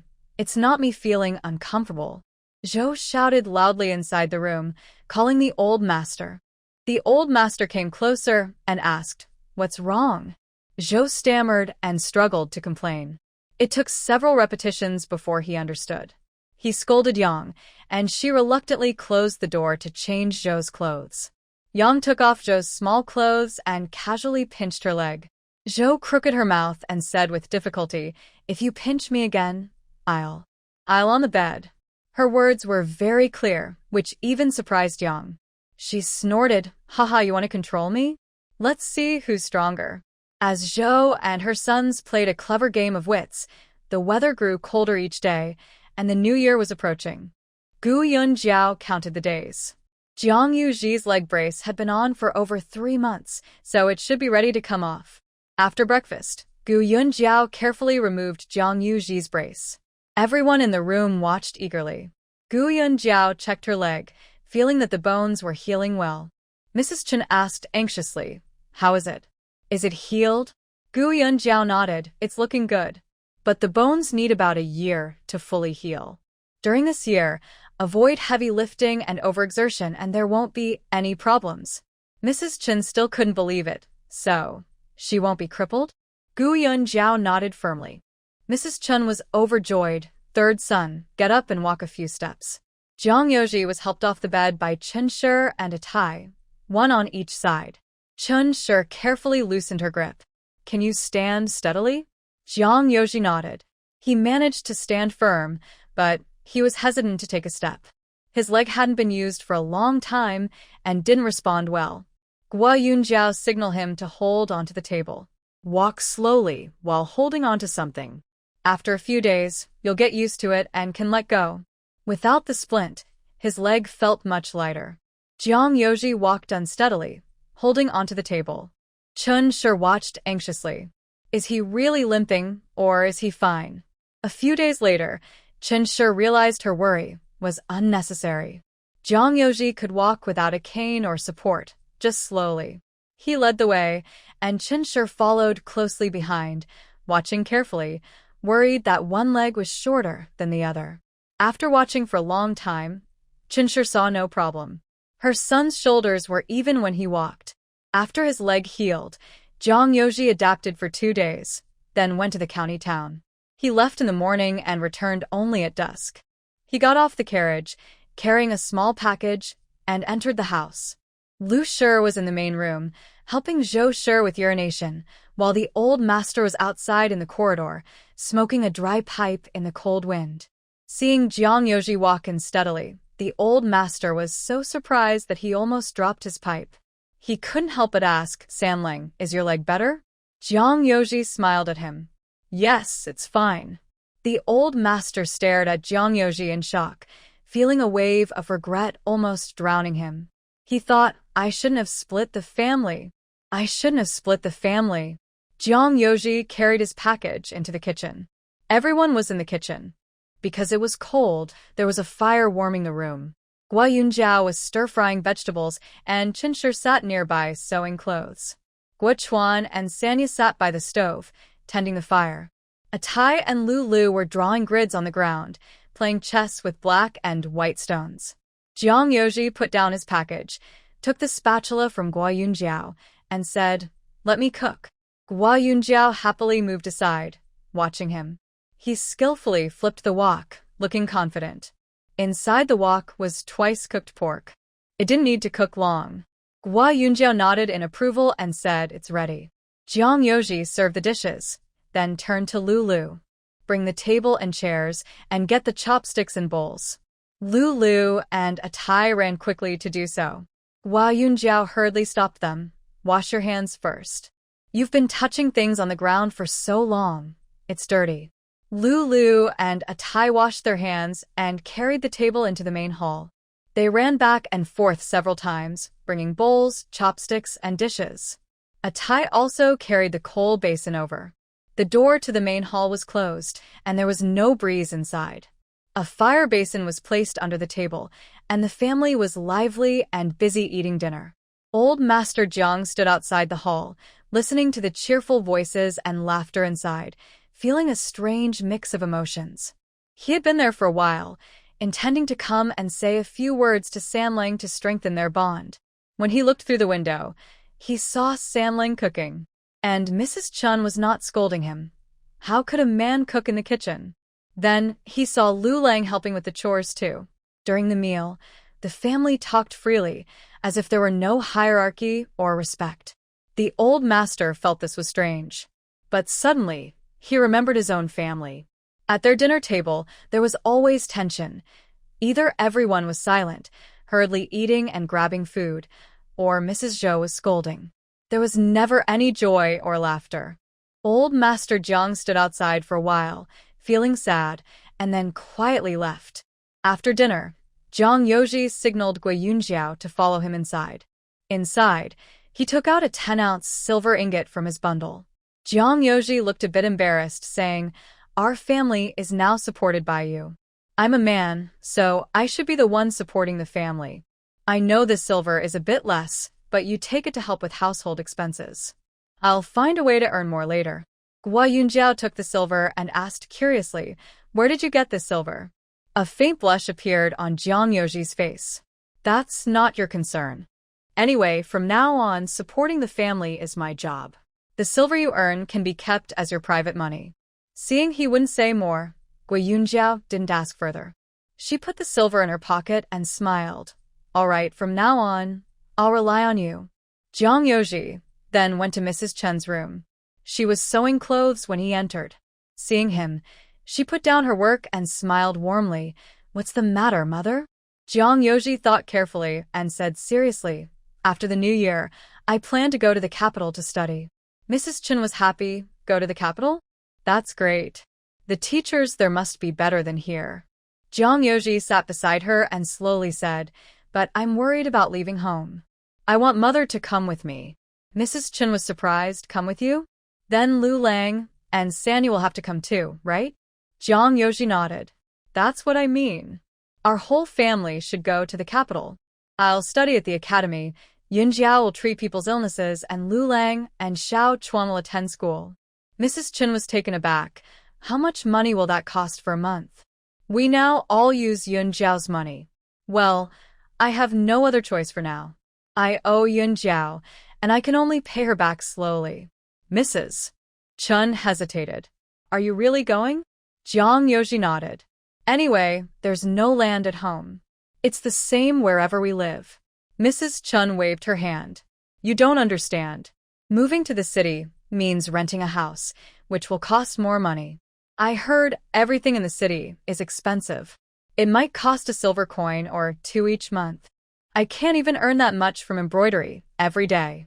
Mother, I won't go. I'll stay at home with Lu Lang and Sanya." Zhang Yoji's eyes flickered slightly. "Then forget it. If mother isn't going, I won't go either." Mrs. Chen was anxious. "How can you not go? Studying in the city is good. The teachers there are not ordinary people. Plus, making a few friends there will help you in the future." She thought for a moment, then gritted her teeth. "Fine, if you want to go, I'll go too. I'll risk everything. As long as you can succeed, the money we spend will eventually come back." Zhang Yoji smiled. "That's right, mother. You think like that. Don't worry, I will work hard to earn money." He thought for a moment. "Let's leave after the new year, on the 3rd day of the lunar calendar." Mrs. Chen was surprised. "That soon? There's not enough time to pack." By then, the new year had already passed.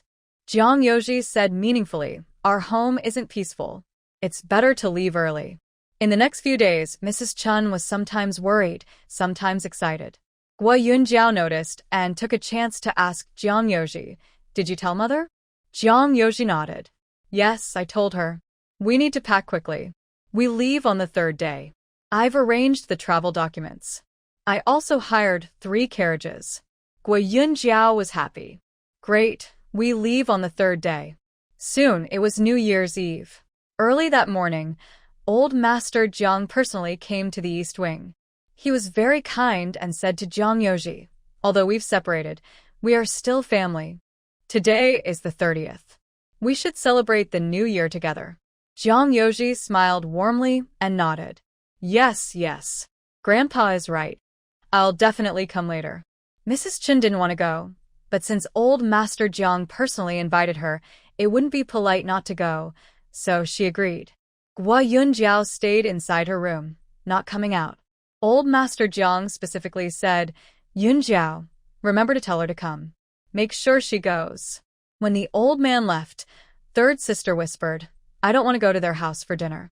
Wulong and the others are too good at grabbing food, and I can't compete with them. Gua Yunjiao chuckled softly. It's okay. Just pretend you're going, then come back later. We'll eat by ourselves. Around noon, Qilong ran over and called out, Big Aunt, Brother Sanling, it's time to eat. Mrs. Chun and Jiang Yoji both stood up. Jiang Yoji went to the kitchen and took a quick look. Gua Yunjiao sat by the stove. When he looked over, she waved at him. Mrs. Chun and Jiang Yoji took Lu Lang and third sister to the inner room. Everyone's eyes fell on them as they entered. The four of them were all wearing new thin cotton jackets, thick and warm-looking. Third sister wore a red floral jacket, with 2 red velvet flowers tucked in her hair, a big change from the dull gray clothes she used to wear. Especially since the family had eaten meat for a few months, Lu Lang, third sister, and Jiang Yoji had all grown taller. The family looked plump, clean, and happy, making others feel envious. Yang Shi saw this and said sourly, Oh, if I didn't know better, I'd think they're rich folks. Big sister-in-law is so lucky. She just married a son who can earn money. Mrs. Chen smiled happily. Yes, my daughter-in-law is better than most men. Old Master Jiang looked outside and asked, Where's Yunjiao? Why didn't she come? Jiang Yoji smiled. Grandpa, she said her younger brother is still here, so she didn't want to disturb us. Old Master Jiang waved his hand strongly. Call her over. It's just adding another pair of chopsticks. Jiang Yoji shook his head. Forget it, let's eat. The dishes were all set on the table. Even Zhou Shi was carried out from bed by Jiang Hua. She leaned on a rocking chair, surrounded by blankets, so she wouldn't slip off. Jiang Hua went outside to set off a string of firecrackers, then closed the door and sat down to eat. The table was made of 2 square tables pushed together. There was a rare dish of meat stew with radish and a fish, both placed in front of Zhou Shi. Zhou Shi was feeling better now and could use one hand to pick up food. Jiang Yoji was pulled by old Master Jiang to sit beside him. Mrs. Chun and the others were pushed to the farthest spot from the 2 main dishes. Old Master Jiang first picked up a piece of fish and placed it in Zhou Shi's bowl, then everyone started to eat. The meat stew with radish and the fish were the main targets for the family. Most people around the table stood up and pointed their chopsticks toward Zhou Shi. Lu Lang hadn't seen such a scene in a long time and almost forgot how to grab food. He held his chopsticks, staring blankly for a while without coming back to himself. Sanya was well prepared and sat there still, not planning to eat. Mrs. Chun and Sanya exchanged a silent look. Mrs. Chun said softly, Don't fight with them. We'll eat our own food at home later. Their family had plenty of chicken, duck, fish, and meat, so there was no need to compete with others. The radish and the stewed pork was soon gone, leaving only the meat. A fish was quickly reduced to just a fishbone. Lu Lang looked at the cabbage, radish, and sauce on the table and lost all appetite. He held his bowl, shifting his position, wishing he could go home to eat chicken. But he knew that leaving immediately after sitting down would be rude. After waiting patiently for a long time, Lu Lang finally put down his bowl. Sanya also put down her bowl, and they both stood up. Grandpa and Grandma, enjoy your meal. We're full. Yang Shi peeked into their bowls. Oh, what's there to be full about? It's just a bowl of rice. Why, you look down on our dishes. Si Lang snorted nearby. They eat meat every day, so they naturally look down on this little bit of oil and water. Mrs. Chen quickly signaled Lu Lang, who then pulled Sanya outside. Old Master Jiang looked at the 2 untouched bowls of rice on the table, and suddenly tears welled up in his eyes. Jiang Rong frowned. Dad, it's New Year's. Why are you crying? Old Master Jiang shook his head. I also want you to eat meat every day, but I only have this much ability. It's really unaffordable. He suddenly grabbed Jiang Yuji's arm. Sam Lang, our family depends on you. Once you become an official, we can also eat meat. Jiang Yuji smiled warmly. Of course, if I succeed in the future, I will take good care of Grandpa. Old Master Jiang was very pleased to hear this and patted Jiang Yuji's hand. Grandpa didn't raise you in vain. Jiang Yuji didn't eat much either. He patiently sat for a while longer before standing up to leave. Mrs. Chen followed Jiang Yuji out quickly, and they hurried into the kitchen. In the kitchen, a chicken was simmering on the big stove, and braised pork was cooking on the small stove. Lu Lang was squatting in front of the braised pork, drooling. Jiang Yuji came in, took out the chicken, rolled up his sleeves, and started frying fish. Then he cooked 2 more side dishes. It's true that smart people learn quickly. Now Jiang Yuji's cooking skills had caught up with Gu Yunjiao's. The dishes were placed on the table, and Jiang Yuji, along with Lu Lang, set off a string of firecrackers outside. Then the family closed the door and sat down to enjoy their New Year's meal. Halfway through their meal, they heard more noise coming from upstairs. Everyone was eating and listening to the commotion. Suddenly, the old man shouted, "Who took the silver from that box?" Then Jiang Hua asked, "Father, how much silver was lost?" The old man was anxious, pacing inside the room. Over 30 taels of silver. This was saved up over a lifetime. Earlier, he had opened the box to take a few coins for New Year's money and had glanced inside, only to find all the silver bars gone. He knew immediately it was a thief in the family. Mrs. Yang suddenly asked, "There was so much silver in the house? When we tried to save Lang, why did you say there was no silver?" The old man's eyes flickered. "The silver was kept by your mother. I didn't know. It's because she was sick that I found out she had saved so much." Mrs. Yang snorted. No one believed the old man's words. Jiang Laoyi looked around at everyone, feeling they all avoided his gaze. His children and grandchildren looked like they were hiding something, like thieves. His gaze finally settled on Jiang Rong. He knew well what his son was like. Jiang Erlang was just as bad as Jiang Rong. Jiang Rong was sitting at the table, giving him a sneaky look with a proud smile. Mrs. Zhou, sitting nearby, raised her usable hand and pointed at Jiang Rong. It's you. Jiang Laoyi walked over, his face dark. "Bring out the silver." Jiang Rong sneered. "Father, I didn't take any silver. You're old. How could you tell lies?" Seeing his shameless smile, Jiang Laoyi was so angry he raised his hand to slap him. Jiang Rong quickly stood straight, grabbing his father's wrist. His father looked at him in disbelief. You dare to hit me?" Jiang Rong nonchalantly shook off his hand and swaggered out of the upstairs room. The old man clutched his chest.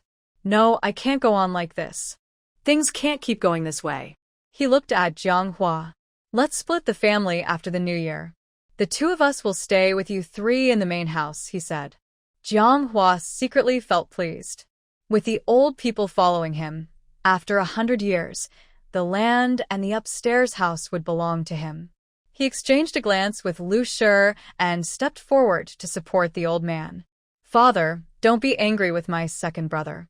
His mind doesn't seem quite right now." Meanwhile, Gu Yunjiao and the others finished their New Year's meal amidst the noise from upstairs. In the evening, the Qin family burned 2 pots of charcoal and sat in the main hall to keep warm and stay up late. Jiang Yoji announced casually, "In a few days, on the 3rd day of the Lunar New Year, our whole family will go on a trip." Lu Lang loved to go out and heard this happily, asking, "Where are we going?" Jiang Yoji smiled, "To the capital city." Lu Lang almost jumped with joy. "Great.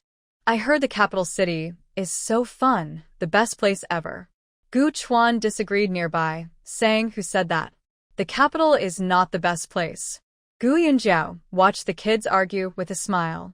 Jiang Yoji sat by the fire, quietly shelling sunflower seeds. Soon, he finished a pile, put them in a small dish, and silently handed it to Gu Yunjiao. Gu Yunjiao was increasingly pleased with her little brother-in-law, smiling as she took the dish and ate slowly.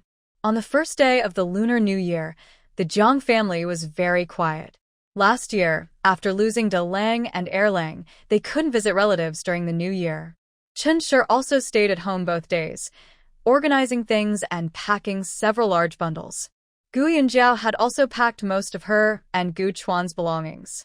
On the second night, the family went to bed early. At the hour of the tiger, around 4 a.m., Chinshi got up. She made a bunch of pancakes with eggs and flour. Then Jiang Yoji also got up, ate some pancakes, and helped clean the kitchen. Gu Yunjiao and Sanya also woke up. They first packed the bedding and other items on the bed, then washed up and went to the kitchen to eat pancakes. By the beginning of the hour of the rabbit, Lu Er's carriage arrived. He called out twice from outside. Jiang Yoji hurried to open the courtyard gate, and the carriage rolled in. 2 more carriages arrived shortly after, with Lu Er and the 2 coachmen helping to load things. A large iron pot, chopping board, kitchen knives, and even Chinshi's medicine jars were brought along. One carriage had no roof, perfect for carrying luggage like pots, bowls, and boxes stacked on top. Lu Er's carriage and another with a roof stored blankets and other items, just enough for sitting. While everyone was busy moving things back and forth, Yang Shi, who was getting up to prepare breakfast, yawned and came out of the house. She saw the 3 carriages in the yard and paused, then turned back inside to call Jiang Rong, "Master, get up quickly. The big family is leaving." Jiang Rong, still sleepy, sat up in bed. "What?" Yang Shi was anxious. "The big family is moving. All the belongings are loaded onto the carriages. You better check it out." Jiang Rongzi quickly got up, dressed, and ran outside. Wow, there were 3 carriages, one loaded with luggage so high it almost touched the top. He hurried over and grabbed Jiang Yoji, who was about to put a quilt onto the carriage. "Third brother, where are you guys going?" Jiang Yoji smiled at him. "I plan to go to the city to study." Jiang Rong said, "To study?" He pointed at the iron pot on another carriage. "Do you need to bring an iron pot just to study?" Jiang Yoji freed himself and said calmly, "Mother is coming along to take care of me." Jiang Rong twisted his mouth and sneered, "Third brother, you're not being fair. Are you planning to leave the whole family behind and go off to make your fortune?" Jiang Yoji raised an eyebrow. "Second uncle, what are you talking about? Who said I can't go out to study?" Jiang Rong sneered twice and called out from the yard, "Father, father, come out and see. The main family is about to leave." Gu Yunjiao glanced at Jiang Rong and rolled her eyes. "What do you mean about leaving? We're not criminals." The upstairs light quickly turned on. The old man, wearing a padded coat, came out from inside. Seeing the scene, he was also stunned. He hurried over while tying his coat belt. "Third brother, where are you all going?" Jiang Yoji smiled gently. "Grandpa, I plan to go to the city to study. Our home doesn't have much space, and Mother and the others are coming too. The whole family, staying together, can look after each other." The old man thought this was strange. "If you're going to study, why didn't you tell me beforehand?" Jiang Yoji blinked. "Look at me, I've been busy lately and forgot." "Don't worry, Grandpa. Once I get to the city, I'll write back." He didn't say it outright, but he was worried they might cause trouble. Jiang Rong sneered, "Haha, third brother, don't fool us. I think you're just eager to leave us behind." Jiang Yoji looked at Jiang Rong in surprise. "What do you mean by leaving us? Even if we split up the family, I'll still be Jiang's son. You're my real second uncle, and Grandpa is my real grandpa." "Second uncle? What are you talking about?" At this moment, Jiang Hua also ran out from inside the house. He hadn't figured out what was happening and just stood nearby watching. Jiang Rong blurted out, "You're not even our family's child. If you leave now, will you still care about us?" Jiang Yoji's face changed. "Second uncle, what are you saying?" Old Master Jiang stomped his foot.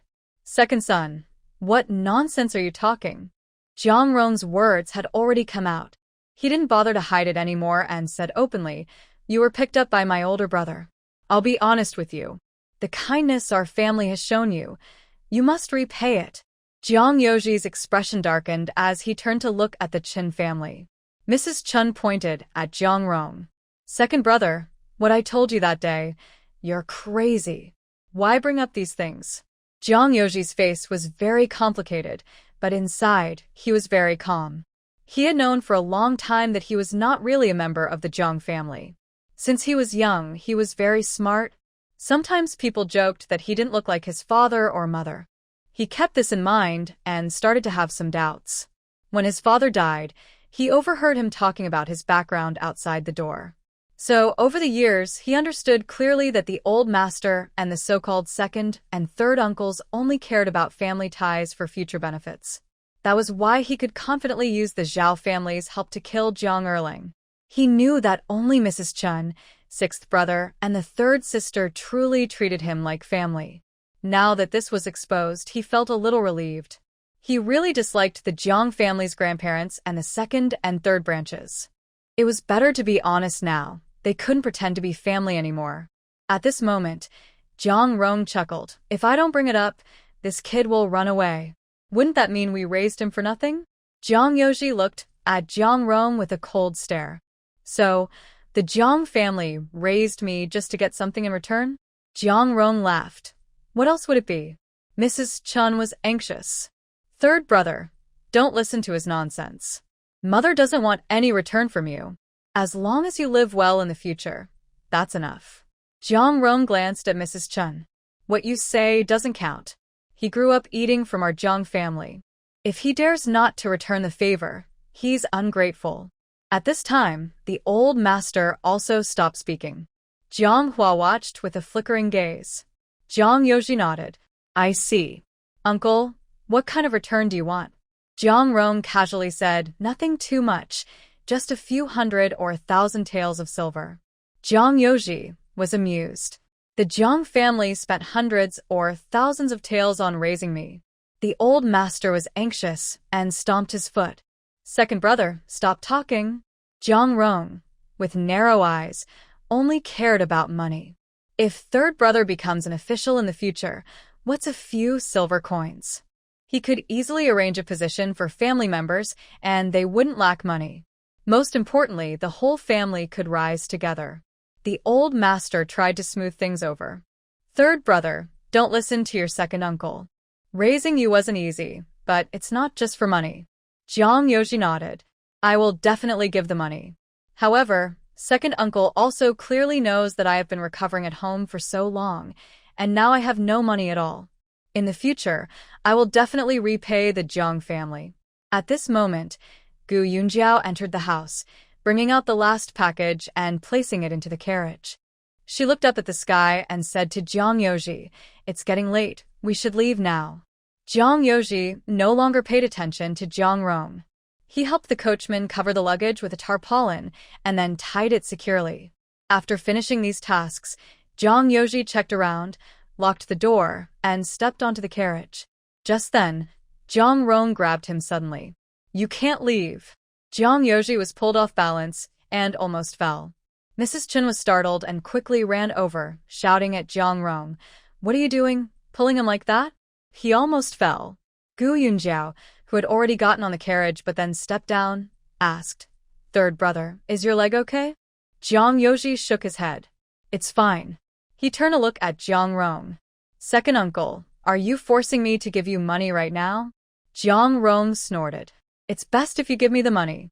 Otherwise, where am I supposed to find you once you leave? Jiang Yoji chuckled bitterly. I don't have any money right now. He then looked at old Master Jiang. Whether or not I am your biological child, as you said, I grew up eating Jiang family's rice. Grandpa, don't worry. I will repay the kindness Jiang family has shown me. After saying this, he knelt and kowtowed 3 times to old Master Jiang, then turned to get on the carriage.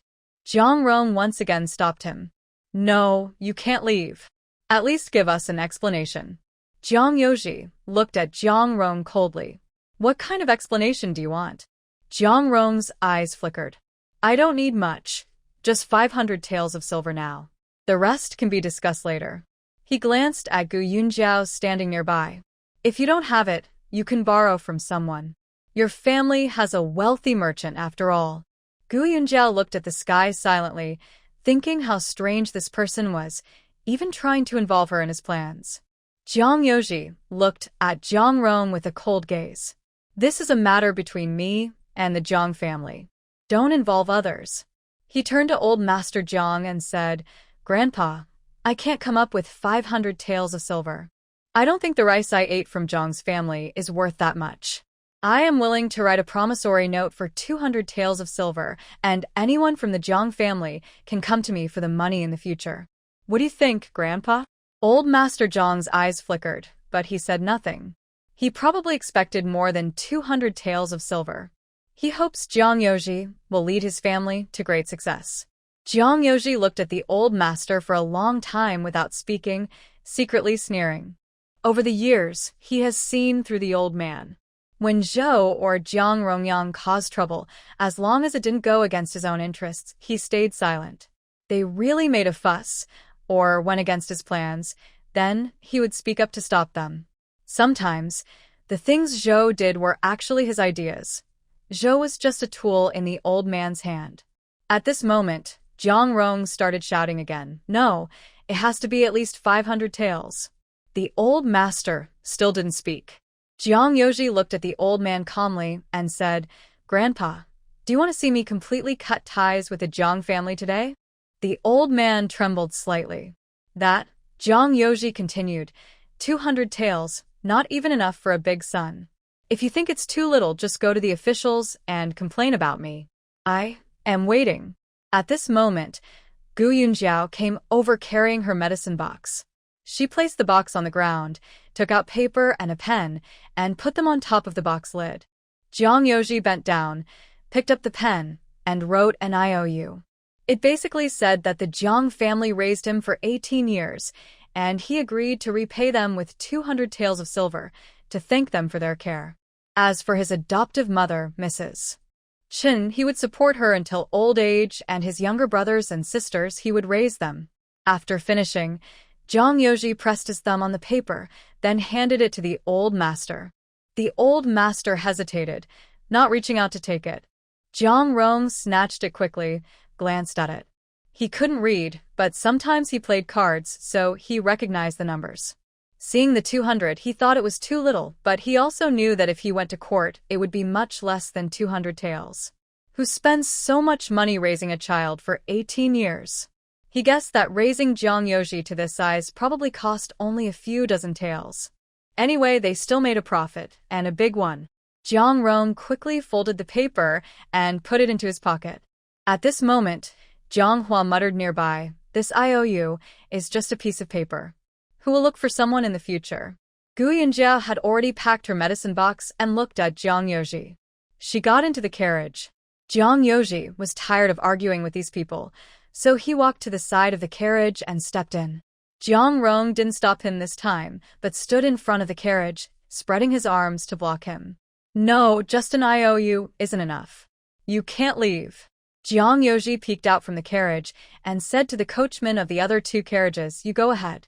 Liu and another coachman quickly drove the carriage out of the yard. Jiang Rong still blocked in front of Jiang Yoji's carriage. After the two carriages had gone a bit farther, Jiang Yoji finally turned to look at old Master Jiang. Grandpa, if you don't want me to cut ties with the Jiang family today, then please pull Uncle Second aside. Old Master Jiang looked helpless. Since Jiang Yoji had said this much, if he didn't act now, all remaining feelings would be gone.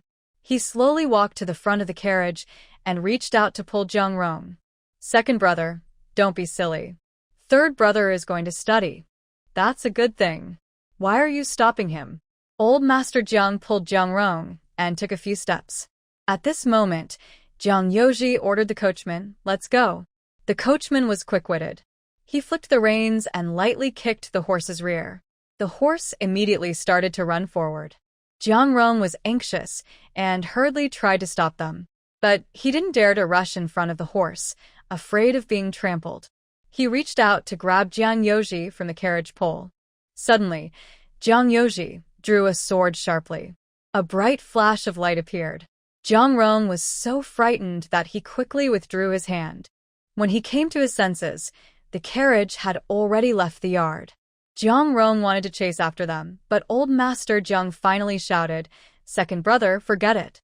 Jiang Rong stopped and looked at old Master Jiang. Are you really just going to let him go? Old Master Jiang stared at him. What can I do if I don't let him go? Do I really want to become enemies with him? He paused, then said he was going to the county seat. He can go there to find him later. Jiang Rong thought for a moment. That's true, he said, swinging his arms and planning to go back to sleep. Jiang Hua called out to him. Second brother, you should keep that letter for Dad. What do you think? Old Master Jiang looked at Jiang Rong. Bring it here. Jiang Rong turned around with a mischievous smile. It's just a piece of paper. Who cares who keeps it? Old Master Jiang looked serious. Last time, you stole silver. I haven't settled that score with you yet. Don't make me report you to the authorities. Jiang Rong's mouth twitched. Seeing that old Master Jiang didn't seem to be joking, he reluctantly took out the paper from his pocket and handed it over. Just as he was about to turn away, he suddenly looked at the East Wing room and grinned.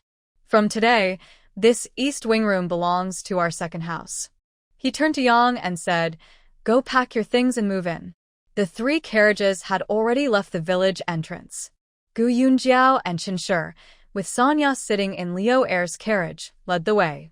In the middle was the luggage carriage. Jiang Yoji, Liu Longguchuan, and Atia sat in the last carriage. Lu Lang and Gu Chuan were very excited in the car. They kept lifting the curtain to look outside. Although the scenery was familiar, they seemed to see something new and interesting. Jiang Yoji didn't stop them. Coming out of that suffocating place, he felt very happy. Liu Er had recently traveled this road, so he knew where inns and places to stay were along the way. At dusk, they found an inn to stay in. They ate a little in the lobby and then went back to their rooms to rest. At first, the children thought riding in the car was fun, but after a whole day inside and not being able to get out and run around, their bodies ached all over. The group booked 3 rooms, one for the 3 drivers, one for Jiang Yoji and the boys, and one for Madame Chen and Sanya. Madame Chen asked the waiter for hot water. While washing her feet and face, she shook her head and said, Oh, riding in the car is really tiring. Luckily, the city isn't far. We'll get there in 3 or 4 days. If it were any farther, my old bones would fall apart. Gu Yunjiao washed her hands and face, then applied some face lotion she bought in the town to herself and Sanya. That night, Gu Yunjiao still held Sanya to sleep. The next morning, Jiang Yoji had already paid for the rooms and bought some steamed buns, sharing a few with everyone. Then they set out again. On the 3rd afternoon, the carriage was traveling along the official road when Liu Er suddenly pulled on the reins. The people inside the carriage were thrown forward by the sudden stop, and Sanya at the front nearly fell out. Gu Yunjiao quickly caught Sanya and lifted the curtain to look outside. Uncle Liu, why did we stop suddenly? She asked. Liu Er pointed to a man in a blue brocade robe ahead on the road. There's someone blocking the way, he said. The man bowed towards the carriage. I apologize for the interruption, he said politely. My young master is very ill and needs to go to the city to see a doctor. May I borrow your lady's horse carriage? Gu Yunjiao saw that he was polite and wearing fine clothes, so he probably wasn't a robber. She moved out of the carriage and asked, Where is your young master? The man in the blue robe pointed to the roadside. Gu Yunjiao looked over and saw 2 horses stopped by the side of the road, with a man lying on the ground. She got out of the carriage and said, I am a doctor. Let me take a look first. The man in the blue robe paused for a moment, studied Gu Yunjiao, but didn't say anything. At this time, the 2 other carriages behind also stopped. Jiang Yoji had just gotten out of his carriage when he saw Gu Yunjiao and the man walking toward the roadside. He quickly followed them. Gu Yunjiao looked at the man in front of her and saw that his pale blue brocade robe was stained red with blood. The man opened his eyes, gazing at the sky, with traces of blood still at the corner of his mouth. The air was filled with the smell of alcohol and a sour odor. Gu Yunjiao frowned, carefully examining the bloodstains on the man's body, then crouched down to check his pulse. Jiang Yoji arrived silently and watched quietly from the side. After checking his pulse, Gu Yunjiao stood up and said, He has a stomach bleed from drinking too much alcohol. We need to stop the bleeding first, or his life could be in danger. She paused. Lift him onto my carriage. I will use gold needles to stop the bleeding. The man on the ground said, Thank you, doctor, but I don't need treatment. He spoke while bleeding from his mouth. Ahu, pay the doctor's fee. Gu Yunjiao was surprised. Big brother, You are like this, yet you refuse treatment. Are you trying to die? Ahu looked worried and said to the man on the ground, Young master, I beg you, let the doctor treat you. Think about it, we're lucky to meet a doctor here. It must be fate. It's heaven's will for you to survive. The man on the ground looked up at the sky and muttered, Could it really be fate? Does heaven want me to live? Gu Yunjiao frowned. There's no need for so much nonsense. Stop talking and get him onto my carriage. She waved at Lu Er. Uncle Lu Er, park the carriage to the side. Who bowed to the man on the ground. Young master, please forgive my rudeness. He bent down and carried the man onto his back, walking toward the carriage. Chun Shi and Sanya hurried out of the carriage. Ahu placed the man inside. Gu Yunjiao opened her medical box, took out gold needles, sterilized them with medicine, then tore open the man's clothes and began to insert the needles. Zhang Yoji and Ahu watched quietly. After the needles were in place, Gu Yunjiao stepped out of the carriage. She told Ahu, the bleeding has temporarily stopped, but he still needs medicine. She turned to look at the carriage. With his condition, he can't keep riding the horse. You should get a cart, preferably take him to the city, so it's easier to give him medicine. Ahu glänzt Liu Er's carriage. Gu Yunjiao shook her head. Our carriage isn't suitable. It's crowded, and there's no room. Plus, we need to keep moving toward the government city. In that case, let him rest in our carriage for a while. I'll write a prescription for you, and you should get the medicine and give it to him as soon as possible. Ahu thought for a moment. Are you heading to the government city? Then I'll see if I can find a cart to travel with you. This place is remote, with no nearby villages or shops. Luckily, there is a doctor, though I don't know how reliable he is. Still, I have to follow this doctor, or else the young master's life might be in danger. Gu Yunjiao said, Fine, do as you wish. After Ahu finished speaking, he looked again at the main road. Soon, he saw a carriage coming. He quickly ran out and stopped the carriage. Gu Yunjiao watched as Ahu talked with the coachman. Then he took out a silver ingot, worth about 20 taels of official silver, and handed it to the coachman. The coachman smiled happily and got down from the carriage. He untied the horses pulling the carriage and led them away. Ahu put his horse in front of the carriage and, with Lu Er, moved the young master, who still had acupuncture needles, onto another carriage. Gu Yunjiao thought this was a good idea. It saved her time. She sat in the new carriage and signaled everyone to get on and continue their journey. Zhang Yoji looked at Gu Yunjiao with concern and also got on the carriage. The 4 carriages continued forward. The young master's horse was well behaved. Although no one was guiding it, it followed the carriage closely, seeming to know its owner was inside. Gu Yunjiao had been doing acupuncture for over an hour when she finally finished. By then, it was almost dark, and the 4 carriages entered a small town. Ahu hurriedly settled the young master, and then went out to buy medicine. At the pharmacy, Ahu hesitated but decided not to hire another doctor for treatment. In this rural area, good doctors might be hard to find. Earlier, Dr. Gu, though young and a woman, caught her attention. Her acupuncture box was made of purple sandalwood and carved with lilac flowers, which looked quite old. This suggested that Dr. Gu had a tradition or background. Her heritage was probably quite special. It should be better than local rural doctors.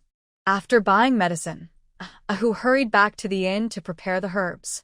When the medicine was ready, he gave it to the young master. The young master didn't resist and drank it willingly. Ahu knew that the young master had been feeling hopeless for a long time. At first, he truly wanted to die, but now perhaps he needed a reason to keep living, something like fate. That night, Ahu hurried to find Gu Yunjiao. Dr. Gu, please come quickly. My young master just had a movement with black stool. What should we do? Gu Yunjiao remained calm and said, No need to look. These are symptoms of stomach bleeding. The blood that came from the stomach earlier was partly vomited out and partly flowed down the intestines. Just keep taking the medicine. If you blood again, call me. Ahu nervously went back to take care of his young master. Early in the morning, Ahu boiled some medicine over a charcoal stove and gave it to his young master to drink. He looked at him with a lantern and thought his color looked better than yesterday. Just this morning, he had a little more blood when he vomited, but it was not as dark as before. In the morning, Guyo Jiao and the others planned to leave quickly, but unexpectedly, it started to rain heavily. They were only half a day away from the city, but they had to stay at an inn for now.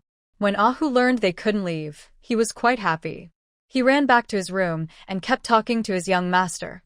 "Young master, this is really fate. Dr. Gu was about to leave, and I was worried they would go, and if your condition changed, we wouldn't find a good doctor. But heaven helped us keep them here." Lin Shua lay silently on the bed. Guyo Jiao stayed at the inn, bored and idle. After breakfast, she came to check on Lin Shua again and took his pulse. Ahu watched Guyo Jiao nervously, afraid she might say something bad. Guyo Jiao smiled and said, "Don't be nervous.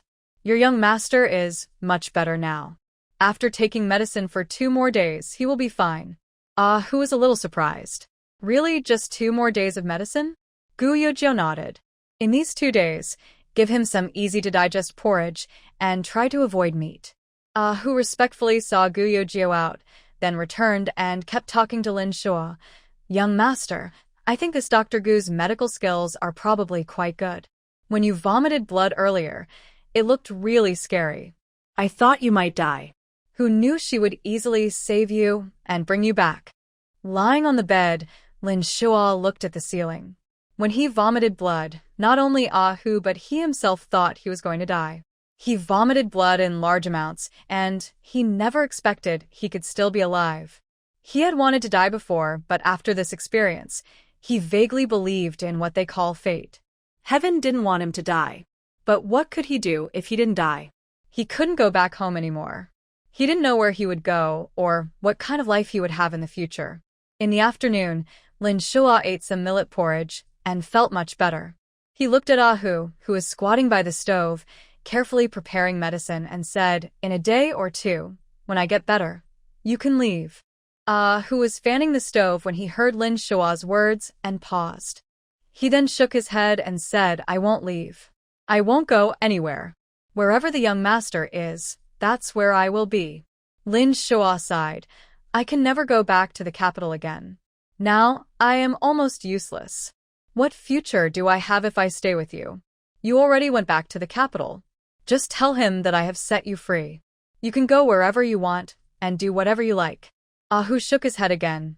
"Young master, there's no need to say more. Since the day I was chosen to follow you, I vowed to serve you loyally for my whole life. I will not leave." Lin Shua smiled bitterly. "What's good about following me? You've almost run out of your silver. If you stay with me, it will be hard to find food later." Ahu continued to shake his head. "It's okay. I can do hard work or find short-term jobs to support you." Lin Shua lay on the bed, laughing and crying at the same time. "Are you stupid? You have good skills.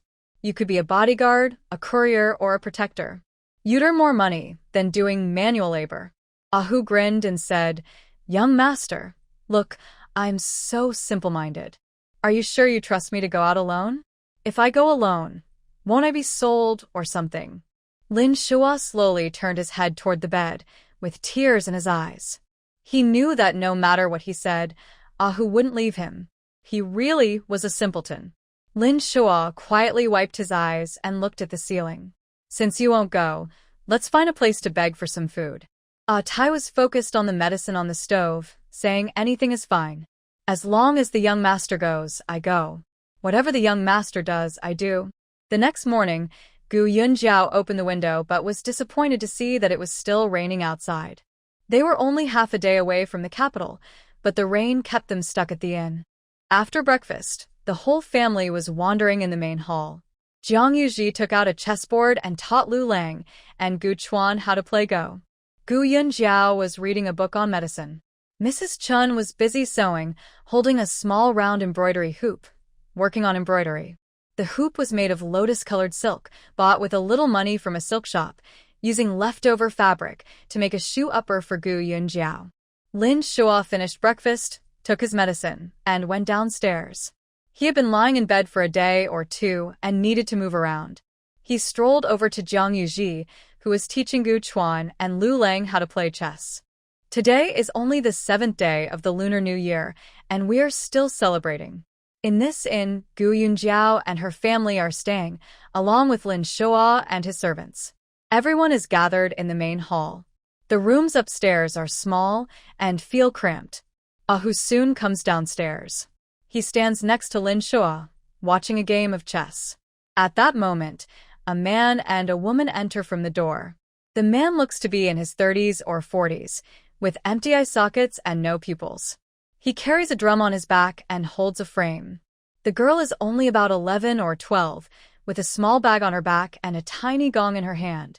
Both are soaked with rain. They come in and stand at the door, setting up the drum with the frame.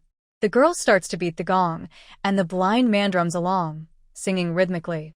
Gu Yunjiao can barely hear what the man is singing. She puts down her book and watches the two with interest. The man has only sung a few lines when the innkeeper comes out from behind.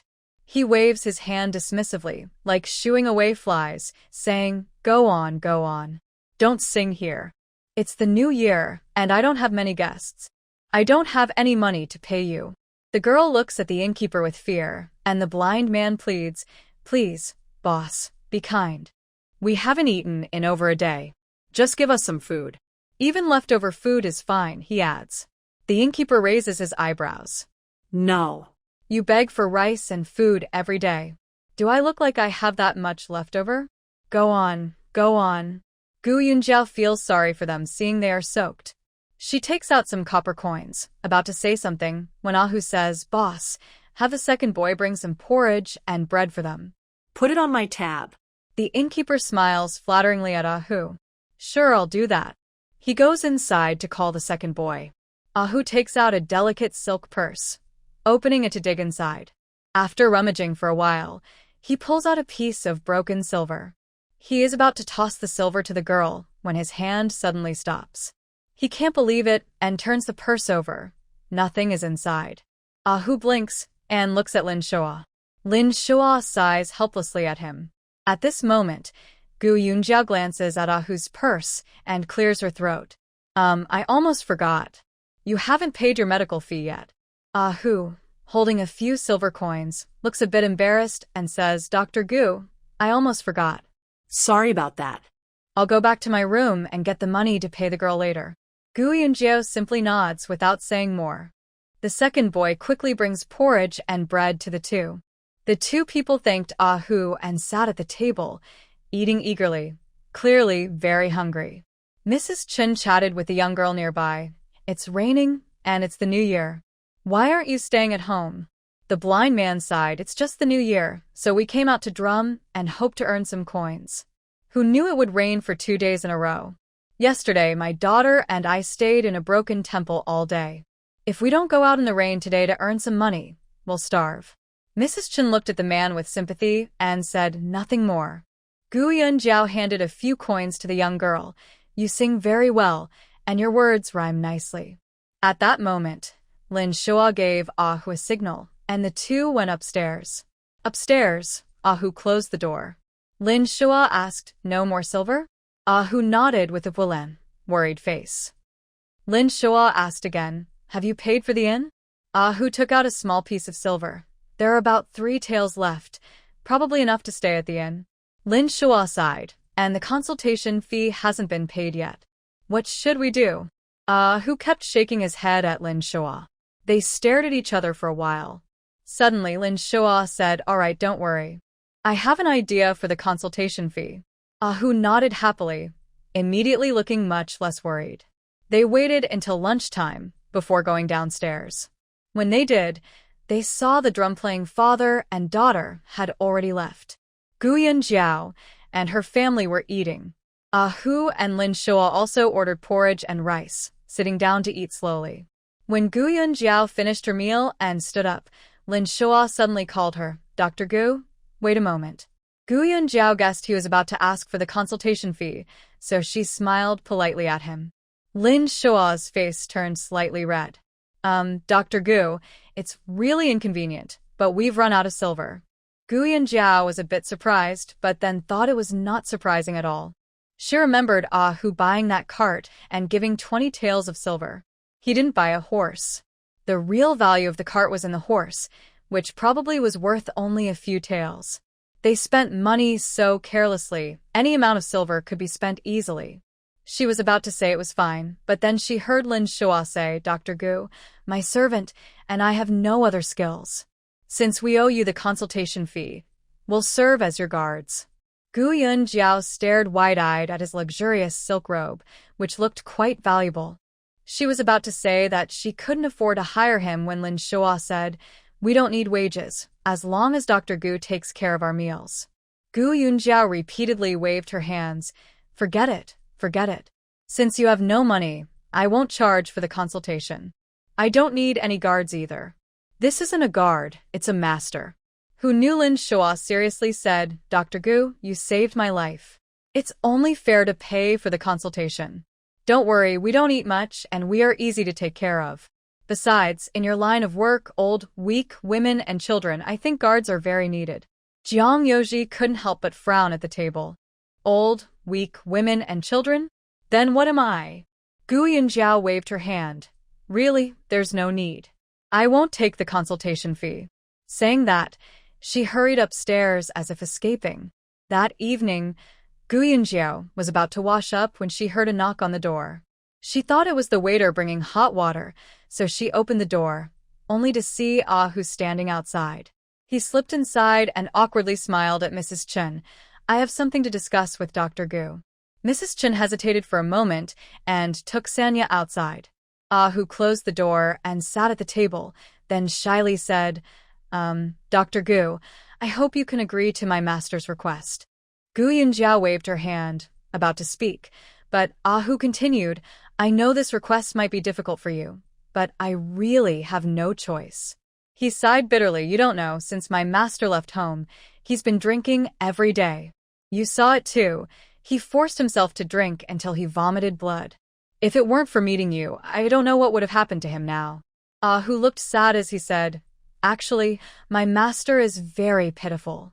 He's faced some things and doesn't want to live anymore. Since he said he wants to be your guard, I just hope Dr. Gu will agree no matter what. Otherwise, my master will just live day by day in confusion, and one day, he might hurt himself." Gu Yunjiao sighed helplessly. "You see, we're just a small family, and we don't really need guards. Even if you don't want wages, that's still—" Ahu interrupted her. "We don't want wages. In a little while, I'll find a way to earn some money to cover food and lodging. I just hope Dr. Gu won't let my master find out." He, a grown man, made a pitiful face and said, "Dr. Gu, please help. Saving a life is more important than building a 7-story pagoda. I beg you to save my young master." Gu Yunjiao could only say, "What can I do? He comes with his own food and lodging, working for free. If I refuse, he might think I have a hole in my head." She nodded and said, "All right, if the rain stops tomorrow, we'll leave together." Ahu stood up and bowed seriously to Gu Yunjiao, saying, "Thank you, Dr. Gu." The next morning, after 2 days of rain, it finally stopped. Everyone hurriedly packed up and prepared to leave. Lin Shua had just finished his last dose of medicine and saw the carriages waiting outside the inn, so he quickly got on. All 4 carriages set out together. Ahu drove the carriage at the front. Jiang Yoji and a few boys sat in the last carriage. By delayed a few days, so on the way, the drivers were speeding up more than usual. By noon, they saw the city walls of the town. 6 Lang and Gu Chuan pressed against the window, admiring, "These walls are so high." The carriages entered the city. Ahu, familiar with the way, drove to a guest house. Gu Yunjiao lifted the curtain and saw that the inn was luxurious, with beautiful red lanterns hanging at the door and 2 large stone lions, clearly out of her price range. She stuck her head out and said to Ahu, "Find a cheaper inn." Ahu paused, then looked back at Lin Shua. Lin Shua helplessly said, "Yes, we need to find a cheaper inn. We're out of silver. Besides, we're now guards for Dr. Gu. Whatever the master commands, we do. Look at me. What am I supposed to do?" Ahu chuckled and drove the carriage forward again. After a while, Ahu found a modest-looking inn. The young clerk welcomed them and led the horses inside. Chun Shi went in first, nervously asking about the price of a room. Luckily, it was only slightly more expensive than the inns they stayed at on the road, so it was acceptable. Gu Yunjiao also booked a room for the drivers and paid for their stay. The drivers planned to leave early the next morning. In the afternoon, they strolled around the streets to see if they could find any work. After settling their luggage and arrangements, they went downstairs for a meal. Gu Yunjiao asked the young clerk to cook 2 meat dishes, fry a fish, and prepare some vegetables. There were too many people to feed, including over 10 drivers. Everyone sat at one table. Ahu, very responsible as a guard, ran around arranging things. He was more thoughtful than Gu Yunjiao, even washing dishes and tidying up the chopsticks. Gu Yunjiao couldn't help but feel amazed. Coming from a wealthy family makes a big difference. After dinner, Gu Yunjiao looked for the shopkeeper and asked him to introduce her to a reliable worker. The shopkeeper agreed readily. Within half an hour, a young man with a lean build arrived with a middle-aged man who looked sharp and clever. The worker looked very smart but smiled kindly. "My surname is Huang. Miss can just call me Old Huang." Gu Yunjiao smiled. "I asked you here to help me find a shop." Old Huang perked up. "How big of a shop does Miss want? Just a few rooms?" Gu Yunjiao had already thought this through. She said calmly, "Ideally 3 rooms. If not possible, 2 rooms will do." Old Huang asked carefully, "Are there any other requirements?" Gu Yunjiao replied, "It's best if the shop faces the street and has a courtyard at the back, since my family also needs a place to stay. If such a shop isn't available right now, please also help me find a residence." Old Huang asked again, "Does Miss want to rent or buy?" Gu Yunjiao answered, "Buying is preferred, but if not, renting is okay." Old Huang's eyes lit up. This was a big business deal. Gu Yunjiao thought for a moment. "I wonder how much silver would take for a 3-room shop?" Old Huang stroked his chin. That's hard to say exactly. On the 2 busiest streets in Xiang City, a 3-room shop should cost around 3,000 taels. On streets that are a bit less busy, it's about 2,000 taels. Gu Yunjiao considered. Since her pharmacy didn't need to be on the most crowded street, around 2,000 taels should be enough. "Find one, and I'll come to see it once you do." Old Huang nodded. All right. "Miss, wait for my message. It will be either tomorrow or the day after. I promise to get back to you." After seeing Old Huang off, Gu Yunjiao returned to her room and started thinking. Buying a shop would cost several thousand taels, but she only had 300 taels. She could only sell her valuable ginseng worth 10 million to cover the cost. She wasn't worried about not having major clients in the city. Even if it cost thousands of taels, there would be wealthy people willing to pay. The only problem was where to find such a big client. At dinner that evening, Gu Yunjiao asked Lin Shoa and Ahu, "Tomorrow, I need to go to the medicine market. Who wants to come with me?" Ahu looked at Lin Shoa. "There are many people at the medicine market. Maybe I and the young master can go together." Gu Yunjiao shook her head. "Someone needs to stay and watch the children." Chin said hurriedly, "No need, no need. They are not important people, so there's no need for guards. Don't worry, I won't let them go out and wander around." At this moment, Zhang Yoji glanced at Lin Shoa. "All right, tomorrow I and who will go with you." Lin Gongzi just recovered from a serious illness and should rest at the inn. Gu Yunjiao nodded. "Third young master is right. Let's do that." Who didn't really want to leave his young master, but since he's here to be a guard, he must follow the owner's instructions. He could only nod in agreement. The next morning, Gu Yunjiao first sent Lu Er away. She specifically told Lu Er, "By the way, Uncle Lu Er, go back and tell Sister Guohua. Just say I plan to open a pharmacy in the city. She cooks well, and I want to invite her to help prepare meals for the whole family. If she's willing to come, tell her she'll get 1 or 2 silver coins a month, and she can eat and stay at my place." Lu Er's heart skipped a beat. "That much pay?" Gu Yunjiao nodded. After all, this is the city, where expenses are high. Earning less than 1 or 2 silver coins a month makes it hard to get by. Lu Er joked, "Little Dr. Gu, maybe I should come to the city to drive your carriage. I won't ask for much, just 1 or 2 silver coins a month." Gu Yunjiao also smiled. Sure, as long as Uncle Lu Heir is willing to give up a few acres of land at home.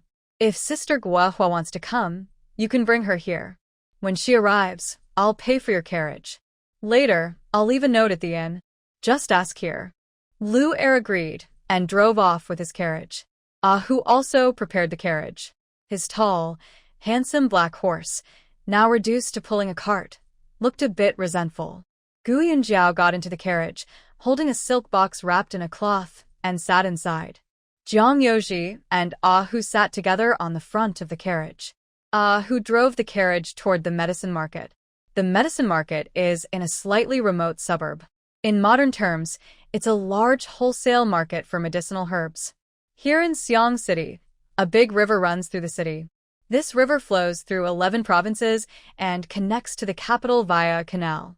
Xiang City is a water and land transportation hub. Thanks to the convenient transportation, it has gradually become the largest distribution center for medicinal herbs in the country. Hu asked for directions and successfully drove the carriage to the medicine market. Although called a market, it's not like the large markets of later times. It's just a small town by the river. The town has a few straight streets, and all the shops sell medicinal herbs. Hu parked the carriage in the yard, which had a designated area for carriages and staff to watch over them. You only needed to pay a few copper coins.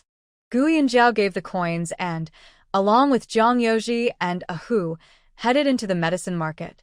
The market was busy, with many people coming and going. As soon as they entered, they attracted a lot of attention. Jiang Yoji was naturally handsome, and even in a simple cotton robe, he looked elegant and refined. Hu was tall and wore a beautiful silk outfit, carrying a large bundle, and followed closely behind Gu Yunjiao.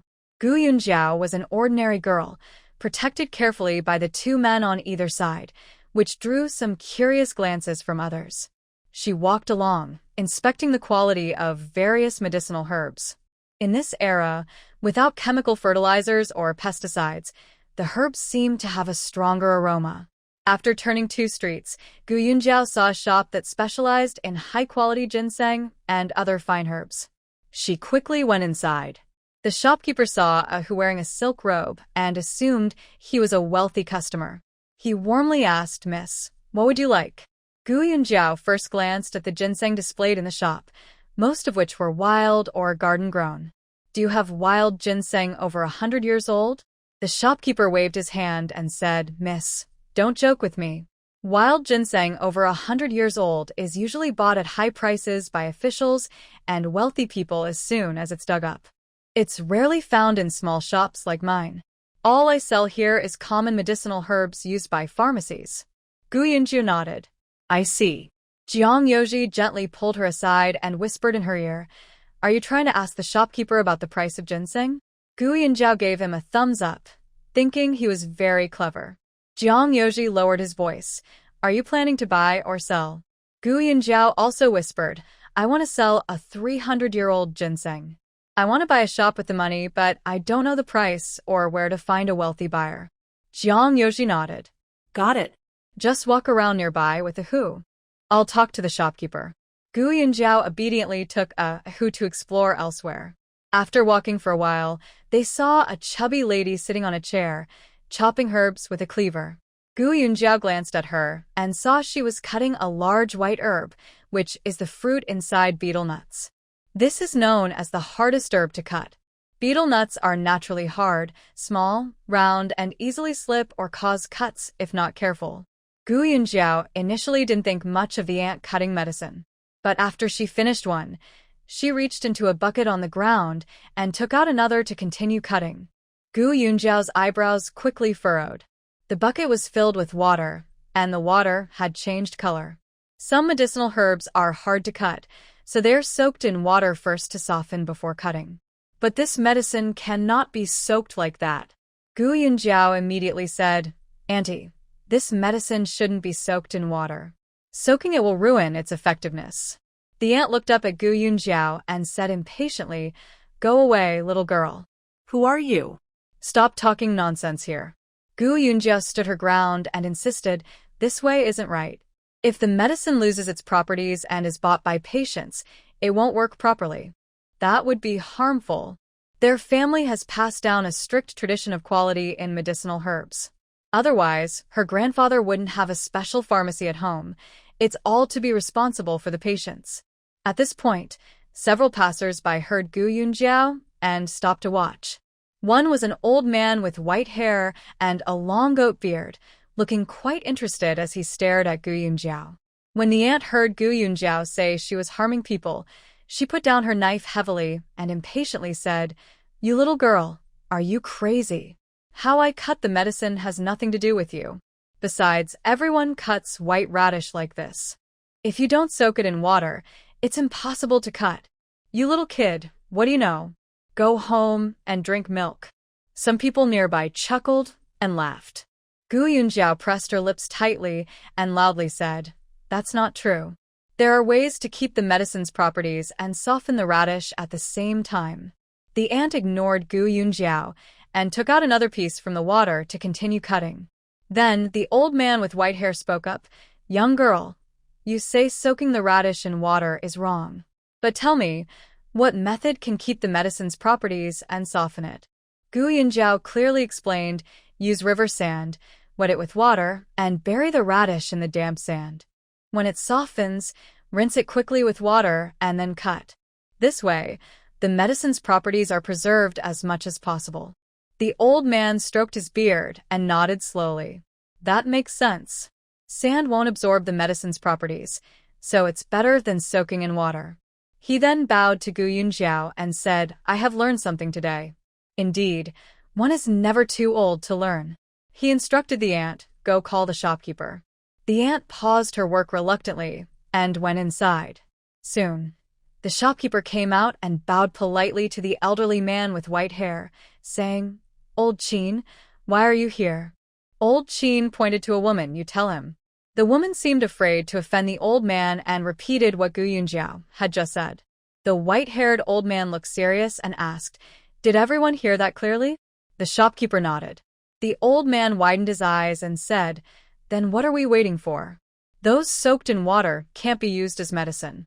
Starting today, all the large white herbs in the market must be cut according to this girl's method." The shopkeeper's mouth twitched and said helplessly, "Old Qin, doesn't that mean I will lose quite a bit?" Old Qian raised his eyebrows. "You're so old, but you're not as good as a young girl. The most important thing in our line of work is integrity. Without integrity, don't do this job. There are many profitable businesses in the world." The shopkeeper sighed. "Yes, you're right. I will throw away all the soaked herbs." Gu Yunjiao stood nearby and bowed to Old Qin, saying, "Thank you, sir." Old Qin smiled. "Why thank me? I should be thanking you." He looked at Gu Yunjiao and asked, "Girl, you're not from Xiangqing, are you? Who is your master in crafting?" Gu Yunjiao shook her head and said nothing. At this moment, Zhang Yoji came over and said, "Let's go." The white-haired old man hurriedly said, "Hey, young girl, don't rush off. You haven't told me who your master is." Gu Yunjiao smiled at the old man. "Sir, I have other matters to attend to, so I won't chat with you." After saying that, she gave Zhang Yoji a look and quickly slipped away. Her master is her grandfather and uncle, who are in another time and space, so she didn't know how to tell this old man. Thinking of her grandfather and uncle, Gu Yunjiao felt suddenly sad. Such a strong earthquake, she wondered if they were okay now. Zhang Yoji quickly noticed Gu Yunjiao's low mood. He tilted his head toward her and whispered, "You want to know the price of ginseng, right? I've already found out." Gu Yunjiao's attention immediately shifted to him. "Oh, then tell me quickly." Zhang Yoji was calm and steady. "I heard the shop owner say that a few years ago, someone dug up a wild ginseng over 300 years old in the northeast. The ginseng collectors traveled a long way to Beijing to sell it. Later, through an intermediary, that ginseng was sold to a marquis for 8,000 taels of silver." Gu Yunjiao roughly calculated in her mind that her grandfather spent over 10 million on that ginseng. However, it was bought at an auction, where many bidders drove up the price, so the final amount might be inflated. Still, 10 million and 8,000 taels of silver are quite different. Perhaps because in later generations, older wild ginseng becomes harder to find, so its price keeps rising. Jiang Yoji paused briefly and lowered his voice to say, "Also, I heard a piece of news at the inn yesterday. King Kang's mother is turning 50 this year. It's said that the King Kang's estate is searching everywhere for jewelry and antiques to prepare for her birthday celebration. Honestly, these hundreds of years old wild ginseng are more suitable for the elderly than jewelry or antiques." Gu Yunjiao's eyes brightened, but quickly dimmed again. The prince should be in the capital city, right? She couldn't possibly go all the way to the capital just to sell ginseng like some other vendors. Seeing that Gu Yunjiao didn't seem to understand his meaning, Jiang Yoji added, "Xiang City is King Kang's territory. His estate is right here in the city." Now Gu Yunjiao truly understood. Then she heard Jiang Yoji say, "Leave the ginseng selling to me. I'll find a way to connect with the people at King Kang's estate." Gu Yunjiao's eyes widened in surprise. "Really? That's wonderful." Jiang Yoji looked at her round eyes, wanting to pat her head but holding back. He spoke gently in the future, "Don't keep things to yourself. Even if something is difficult, just tell me. I'll find a way to help." Hearing this, Gu Yunjiao's eyes welled up slightly. Although she wasn't loved by her parents before, her grandparents, uncles, and older cousins spoiled her to make up for the lack of parental love. In this life, her mother only cared about herself, but before her father went missing, he loved her the most. When she was young, she followed her father on medical visits, and he always secretly bought her treats. She was raised with great care, but her personality was somewhat spoiled and willful. However, after coming into this world, she had to shoulder everything herself. She had to hide her true feelings and pretend she was very strong. When someone told her she didn't have to carry everything alone, she couldn't help but cry. Gu Yunjiao softly said turning her head away so Jiang Yoji wouldn't see her tears. He didn't miss the glistening in her eyes. His heart felt as if a hand had kneaded it into a ball. It was a feeling he had never experienced before. He was stunned for a couple of seconds, then looked at Gu Yunjiao with an even more complicated expression. Gu Yunjiao calmly continued walking forward. After browsing the medicine market, everyone headed back home. Jiang Yoji took Gu Yunjiao back to the inn, carried a bundle, and went out again. He only told Madame Chen that he had something to do, but didn't say where he was going. That night, Jiang Yoji returned very late. The next morning, while everyone was having breakfast at the inn, Jiang Yoji gave Gu Yunjiao a subtle signal. Gu Yunjiao guessed that third brother had something to say, so she took a bun and went upstairs. Jiang Yoji followed her upstairs and soon knocked on her door. Gu Yunjiao opened the door. Jiang Yoji slipped inside and handed her a bundle, indicating she should open it. Gu Yunjiao opened the bundle and was startled to see it was filled with shining silver coins, about 100 taels. Jiang Yoji said, "This silver first covers your expenses. I've been buying medicine these months, and the household costs have used up a lot of your money. Any extra can be kept for family use." Gu Yunjiao felt something was wrong. They had just arrived in Xiangqing, and Jiang Yoji should also be unfamiliar with the area. Where could he have earned this money? And he earned so much in just one night. She looked at Jiang Yoji suspiciously and asked, "Where did you get this silver?" Jiang Yoji was much calmer than before. "I'll tell you later. Anyway, I didn't steal or rob. I earned it with my own skills." He didn't seem eager to continue the topic.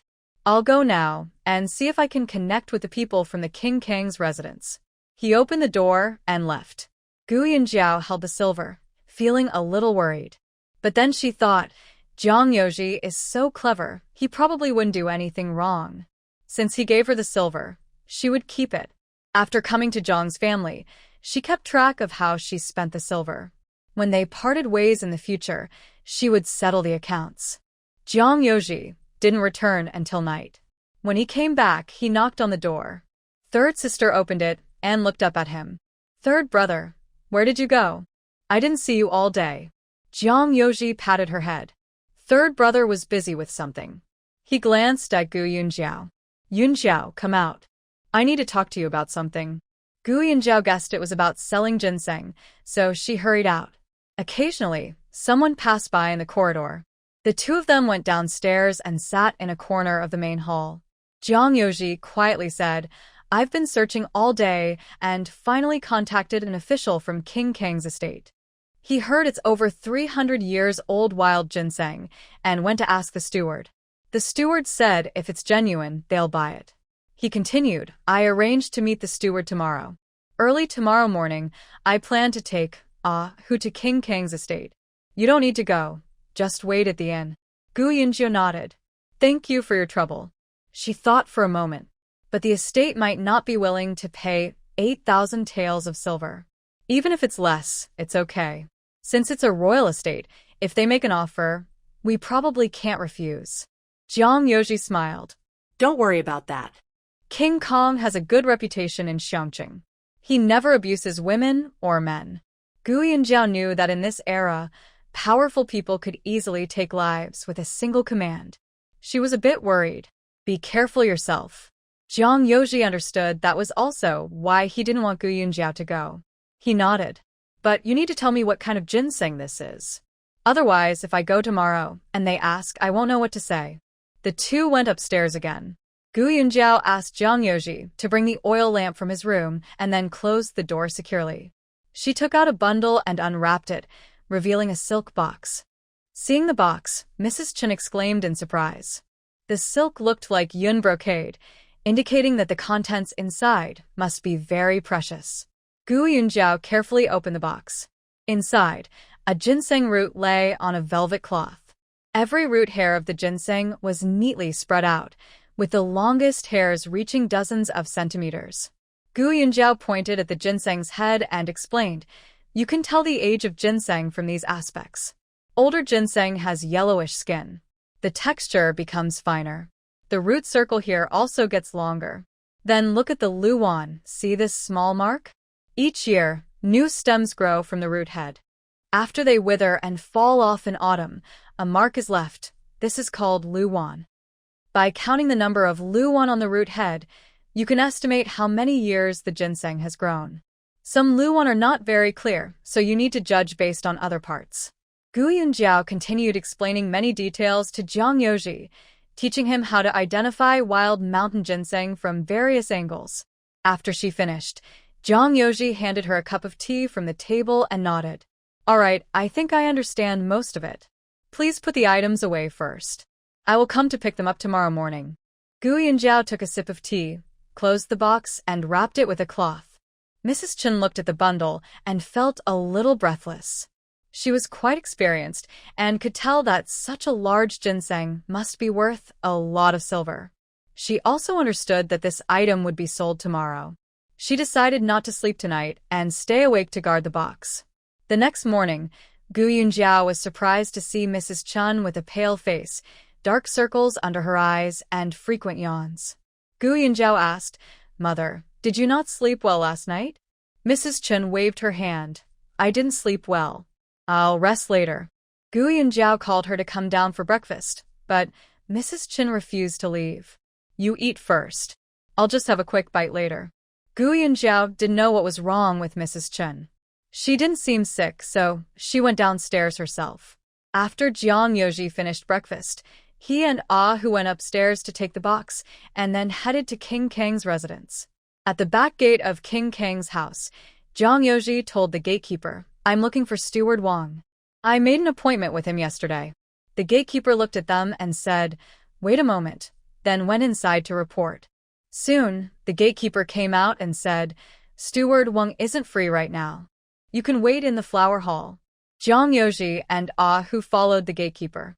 He looked back at them and warned, Remember, don't stare around when you go in and don't offend the noble guests. And if you meet a noble guest, kneel quickly.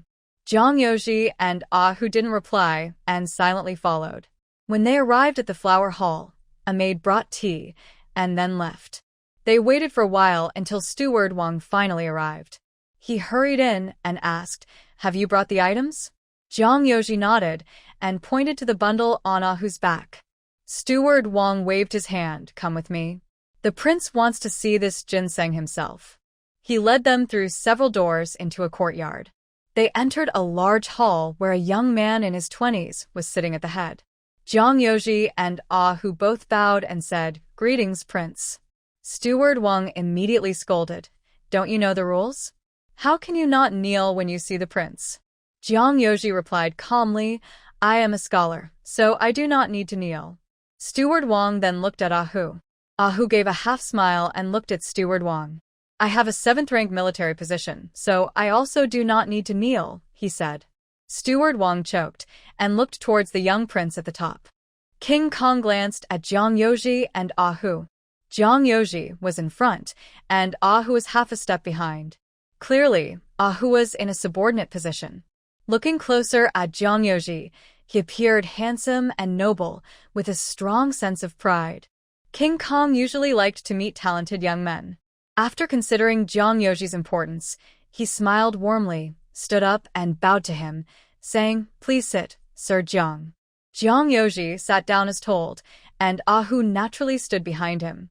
King Kong ordered the steward, go call Dr. Zhou. The steward responded and left. Then King Kong said, Today I have some free time, so I want to see this ginseng myself. I've never seen a wild mountain ginseng that's over 300 years old. Jiang Yoji stood up and signaled to Ahu. Ahu took off the bundle and placed it on the table in the middle of the room. Jiang Yoji unwrapped the bundle and slowly opened the beautiful box. King Kong approached the table, stared at the ginseng for a while, and was about to speak when the steward announced, Dr. Zhou has arrived. King Kong raised his hand. Let him in. When Dr. Zhou entered, King Kong pointed at the ginseng and said, I was worried about my mother's birthday gift when I found this ginseng. Take a good look. Is this really genuine?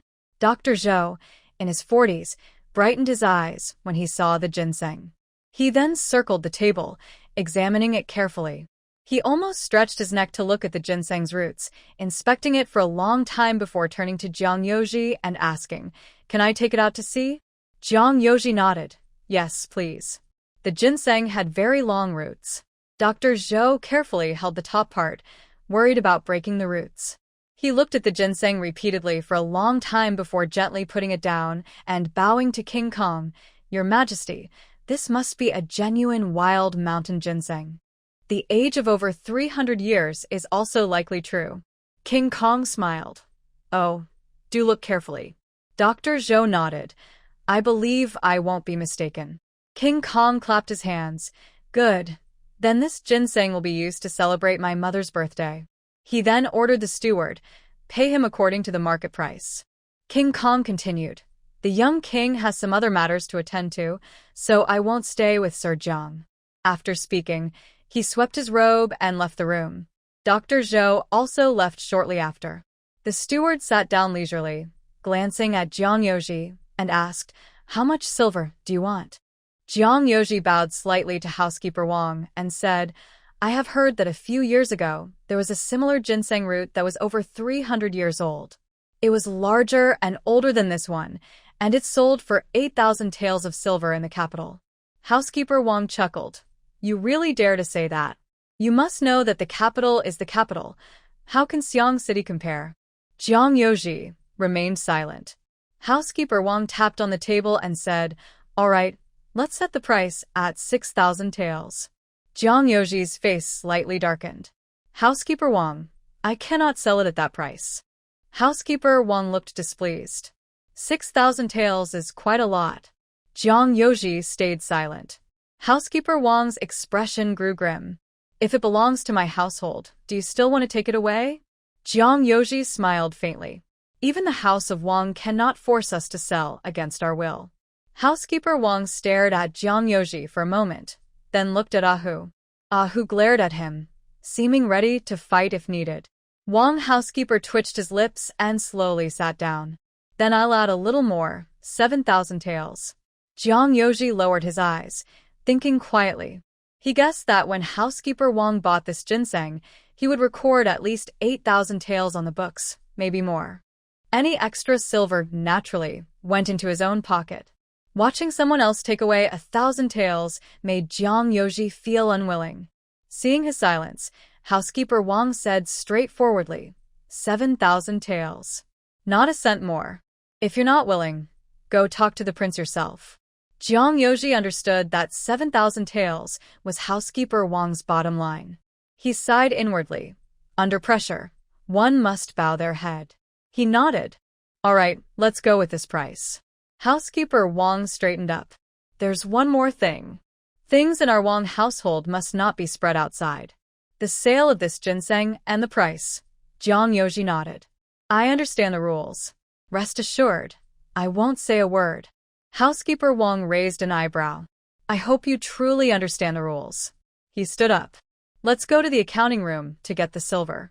At the accounting room, Wang housekeeper took out a silver note for 7,000 taels and handed it to Jiang Yoji, then waved his hand, signaling the servant to lead them out. Outside the King Kang's residence, Ahu got into the carriage and couldn't help but mutter, this housekeeper isn't a good person. He took 1,000 taels from us by force. Jiang Yoji replied calmly, there's nothing we can do. The prince won't care about such small matters. If we don't give in, we might really cause trouble. The two of them returned to the inn. As Jiang Yoji entered the main hall, he saw Gu Yunjiao and the yellow-haired man from that day sitting and talking. Jiang Yoji walked over. Gu Yunjiao looked at him with curiosity, and he nodded while making a gesture with his mouth. Gu Yunjiao understood that Jiang Yoji was talking about 7,000 taels, which matched her expectations. She nodded and smiled, saying, Old Huang said he would take me to see the shop. Jiang Yoji went along with her, saying, then let's go together. Who was driving the carriage? After about a quarter of an hour, the carriage stopped. Old Huang got out and pointed at 3 large shops facing the street. It's here, he said. These shops were part of a tavern. Inside, there were many tables and chairs, but no customers. A young worker was dozing off on a table. Old Huang led a few people inside, walking and saying, look at the shop. It has 3 sections, which is quite spacious. There's an upper floor that can be used for living or storing goods. Gu Yunjiao looked around. The shop was indeed large, and there was a partitioned room, though she wasn't sure what it was for. A staircase led to the 2nd floor. The shopkeeper behind the counter saw Old Huang bringing people in, but didn't bother to get up. He waved casually, indicating they could look around freely. Old Huang took them to the backyard. There was a well and a rack-growing honeysuckle. Besides that, there were 5 main rooms and 3 side rooms on each side. The house was well-maintained and ready for move-in. Gu Yunjiao was quite satisfied, but didn't say anything. She only asked Old Huang, how much silver would it take to buy this entire place? Old Huang gestured with his hands. The shopkeeper wants 2,300 taels of silver, and he'll include all the furniture. He lowered his voice. You saw, his shop isn't doing much business, so he's eager to sell. I think we can negotiate the price a bit. Gu Yunjiao nodded, but didn't commit. Isn't there another place? Let's go see that one first. After leaving the shop, Gu Yunjiao didn't get into the carriage. She strolled along the street, wanting to see how busy the area was. But after walking a short distance, about 4 or 5 shops, she saw a pharmacy across the street. The signboard had big characters that read Qilin Hall, with a cloth awning beside it, marked with a large character medicine. Gu Yunjiao sighed. This shop probably couldn't be considered. 2 pharmacies, so close, might compete for business. The group followed Old Huang as he turned several streets and finally arrived at the 2nd shop. This street was much quieter than the first. The shop has 2 sections, with a building above it. The backyard is much smaller, with only 3 main rooms, and a kitchen has been added to one side. There is no well in the yard. Gu Yunjiao shook her head. No, this place is too small. Our family is large, and this isn't enough space. Old Huang said, then should we go back to the previous shop? Gu Yunjiao shook her head. Are there any other options? Old Huang hesitated. Miss, you're in a hurry. There aren't many shops for sale right now. The previous shop was the best. Are you unhappy with it? Gu Yunjiao thought for a moment and told him honestly, I want to buy it to open a pharmacy, but there's already a pharmacy nearby across the street. That won't do. Hearing this, Old Huang said, I see what you mean now. Business is business. You do your thing, I do mine. This street is lively, and even with 2 pharmacies, there will still be enough customers. Gu Yunjiao was still hesitant, so Old Huang added, look, the 2 busiest streets in Xiangqing have several taverns, and each one is busy. It's very lively. Gu Yunjiao couldn't decide and looked at Jiang Yoji. Jiang Yoji said, "Let's go back and discuss it first. Tomorrow morning, you come to listen to my advice." Old Huang cupped his hands. "All right, I'll go to the inn tomorrow to hear your thoughts." After Old Huang left, Jiang Yoji quietly asked, "What are you worried about? Are you afraid that the two pharmacies are too close, and since yours is new, it won't get enough customers?" Gu Yunjiao slowly said, "It's not really about the business. She had so many free medicines. As long as she sold them, it would be pure profit. She could easily support a few employees. I just think it's too close. Originally, it's one business, but now two share the same market and both might suffer." Jiang Yoji thought for a moment. Pharmacies mainly rely on regular customers. Besides, once your pharmacy builds a good reputation, people from farther away will come. I think that shop looks pretty good. You don't need to worry too much. Gu Yunjiao was still hesitant. "I'll think about it some more." Back at the inn, Jiang Yoji handed her a silver note. While the family was having dinner in the main hall downstairs, Mrs. Chen finally couldn't hold back and said anxiously, "Third young master, I think we should find a house to move into soon. Living in the inn costs money, and we can't cook ourselves. The food here is expensive and not very good." Jiang Yoji said, "Mother, Yunjiao is already looking at houses. We need to find one that we like. Don't worry, just wait a couple of days." After eating, Jiang Yoji left again with a small bag on his back. This time, he was not alone. He brought Ahu with him. Gu Yunjiao didn't know exactly when Jiang Yoji returned, but she instinctively thought he had gone to make money. By midday the next day, Lao Huang came over. Gu Yunjiao had already decided that since Xiangqing had many pharmacies and medicine shops, she couldn't avoid them all. So, she decided to stop avoiding and go with the flow. Lao Huang brought good news. "I think you'll want this. Yesterday, I talked to the shop owner again, and he agreed to lower the price by 100 taels of silver. This price is already very good. Missing this opportunity would be a real shame." Gu Yunjiao didn't argue and said, "All right, let's find a time to sign the contract and pay the money." Because she had a large amount of silver notes, she brought Ahu along this time. This time, Lin Shua insisted on fulfilling his duty as a guard and went with them. Gu Yunjiao was followed by 3 strong men who protected her and the large sum of silver notes. They signed the contract, registered the property at the government office, and finally paid Lao Huang a 20-tael brokerage fee. She also asked Lao Huang to find a carpenter to make a medicine cabinet. Lao Huang, having received the 20 taels, became more reliable and quickly found a carpenter for her. The next day, the family moved into the courtyard behind the shop. Gu Yunjiao and Mrs. Chen each had a room in the main house, while the third girl stayed in a small room next to Mrs. Chen. Jiang Yoji, Lu Lang, Gu Chuan, and Ah Tai lived in the east wing. The west wing was empty, and Gu Yunjiao planned to use it as a storage room. Lin Shua and Ahu stayed upstairs. All the furniture was already available, and Gu Yunjiao bought bedding and luggage for Lin Shua and Ahu. The next day, she asked Jiang Yoji to write a notice recruiting 2 shop assistants, 1 herbal cutter, and 1 chief doctor. Soon after the notice was posted, someone came into the shop and asked, "Are you planning to open a pharmacy here?" The only people in the shop were the carpenter and his 2 apprentices working on cabinets. Hearing the question, they replied, "Yes, these are medicine cabinets." The visitor looked at the drawers the carpenter had made, which had dividers dividing them into 4 sections, standard medicine cabinet drawers. It seemed they were really going to open a pharmacy. The visitor watched the carpenter work for a while, then wandered around the shop before leaving. For several days, Jiang Yoji left early and returned late. That day, he told Lu Lang and Gu Chuan, "I've already found a school for you. Tomorrow, I'll take you to pay the tuition and you'll start school." 6 Lang sighed sadly, "So soon? I haven't even had a good look around Xiang City yet." Jiang Yoji glanced at him sideways. "I just walk around on the way to and from school every day." 6 Lang didn't dare say anything, only secretly criticizing his older brother inwardly. Mrs. Chen said, "Didn't you say you wanted to find a way to get into Lu Academy to study?" Jiang Yoji nodded. "I'm still looking. There's no rush. First, finish handling these household matters. Yulu Academy is one of the 3 most famous academies in Dachu, and it's not easy to get in. To enter the academy, you need a recommendation. Jiang Yoji still doesn't know where to find a reputable person to recommend him. Gu Yunjiao has also been busy these days. She rented another small courtyard not far from her shop.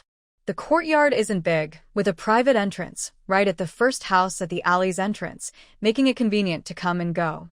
Every day, she goes there, closes the door, and works in her medicine storage, sorting out the medicines inside. One busy morning, she returned to her shop at noon and saw a young man in his early 20s holding a cup of tea, sitting inside, watching the carpenter build a cabinet. Gu Yunjiao entered, and the carpenter called out to the young man, "Hey, this is the owner. If you want to work here as an assistant, talk to her." The young man widened his eyes. "Are you the owner?" Gu Yunjiao nodded. The young man put down his cup. I hope I didn't misunderstand. Is this a pharmacy looking for an assistant?" Gu Yunjiao nodded again. The young man was momentarily speechless. Gu Yunjiao understood his thoughts. He probably thought she was too young and didn't believe she could run a pharmacy. She asked, "Have you worked at a pharmacy before?" The young man hesitated. "Since I was about 7 or 8, I've been working with my father at the medicine market helping people. I've been doing it for over 10 years. I recognize herbs and know some basic processing." Gu Yunjiao asked, "Can you read and write?" The young man nodded. Not many words, just the names and numbers of medicines. Gu Yunjiao thought for a moment. "Then come with me somewhere, and I'll see your skill in recognizing medicines." The young man followed her out, asking as they walked, "Are you really the owner? Will you be the boss here in the future?" Gu Yunjiao smiled. "Why, don't I look like it?" The young man shyly scratched his head. "It's just that you're so young, even younger than my sister." He looked at Gu Yunjiao carefully and cautiously said, "In Xiang City, although there's a medicine market United Chamber of Commerce, sometimes there are fake medicines. If you take fake medicine, it could be deadly." The young woman hesitated. Gu Yunjiao interrupted, "Are you worried I don't know the business?" Don't worry about that. "I come from a family with 2 famous doctors, and we have a pharmacy.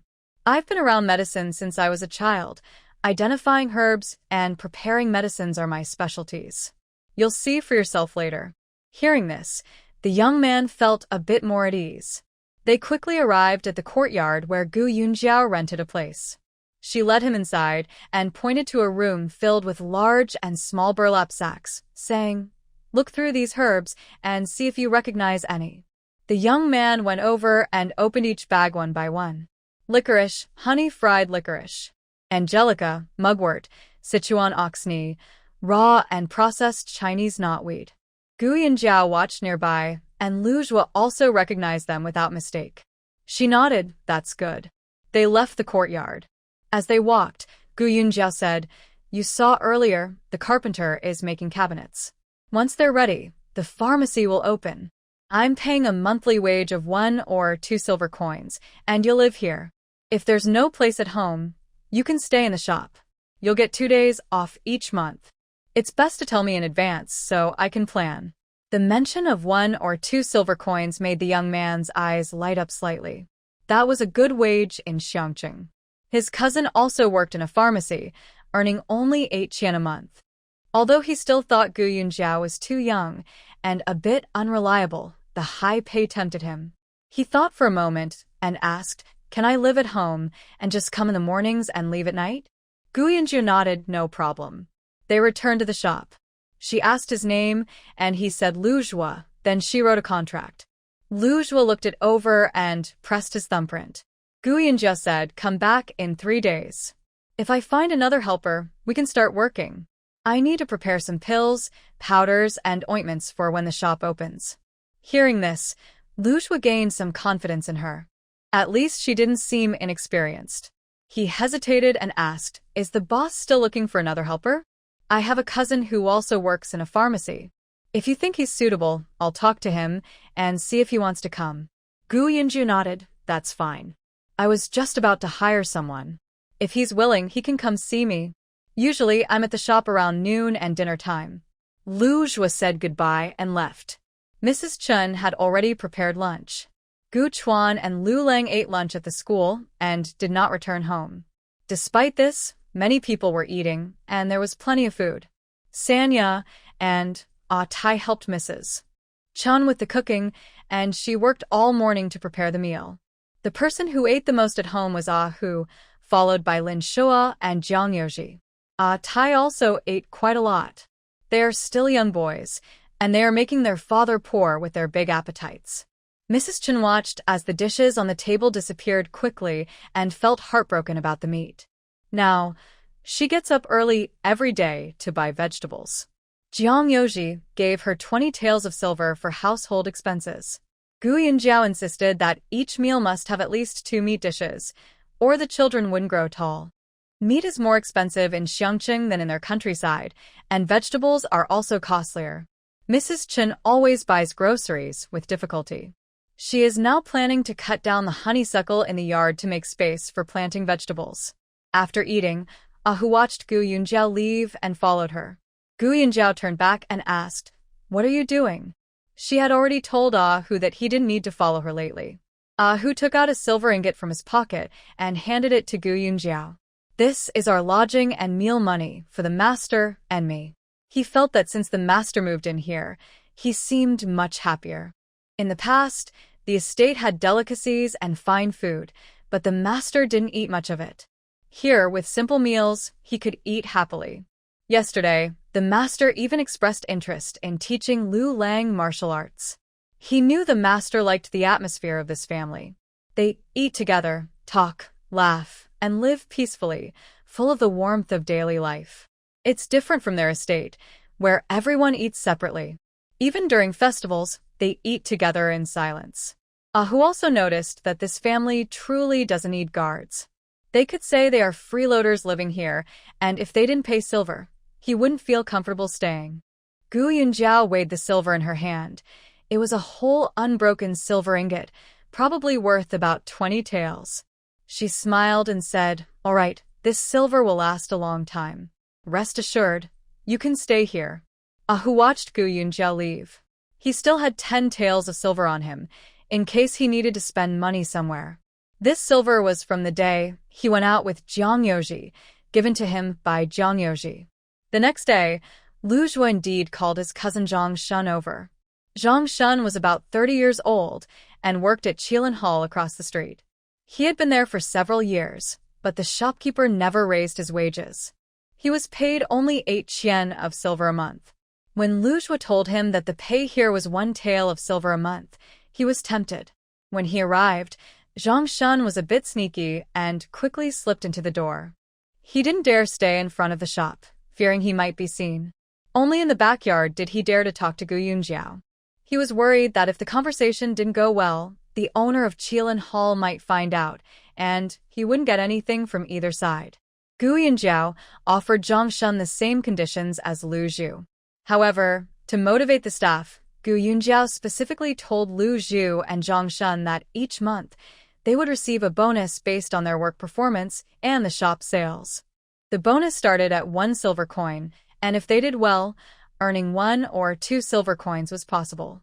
After hearing this, Lu Zhu and Zhang Shun exchanged looks, as if they had been energized, eager to start working immediately. After noon, Zhang Shun resigned from Qilin Hall and then signed a contract with Gu Yunjiao. After signing the contract, Zhang Shun asked, "I saw there's also a notice looking for a medicine slicer. Do you have someone in mind, owner?" Gu Yunjiao shook her head, "Not yet." "Brother Zhang, do you have someone to recommend?" Zhang Shun hesitated. "Actually, I do have someone in mind. His knife skills are recognized as the best in all of Xiangqing. No matter how difficult the medicine is to cut, he can do it well. But he has a bit of a problem." Gu Yunjiao raised an eyebrow. "What problem?" Zhang Shun sighed. "He loves to drink. He drinks every meal. If he drinks less, it's fine and doesn't affect his work. But sometimes when he drinks too much, he just sleeps and doesn't do anything. The shopkeepers both love and hate him for this. Because of drinking, he was fired last year, and now he has no job. His money is gone, and he has no more to spend on alcohol. Actually, he's a good person, and his skills are good too. The only problem is his drinking." Gu Yunjiao hesitated when she heard this. People who love to drink are the most likely to cause trouble, and she didn't feel comfortable using him. Zhang Shun added, if you're willing, I can call him over to meet you. Gu Yunjiao hesitated again. All right, you can call him first. I want to talk to him before making a decision. Zhang Shun nodded. His name is Lao Jiao. I'll go call him now. Gu Yunjiao didn't leave the shop but waited inside. Soon, Zhang Shun returned with Lao Jiao.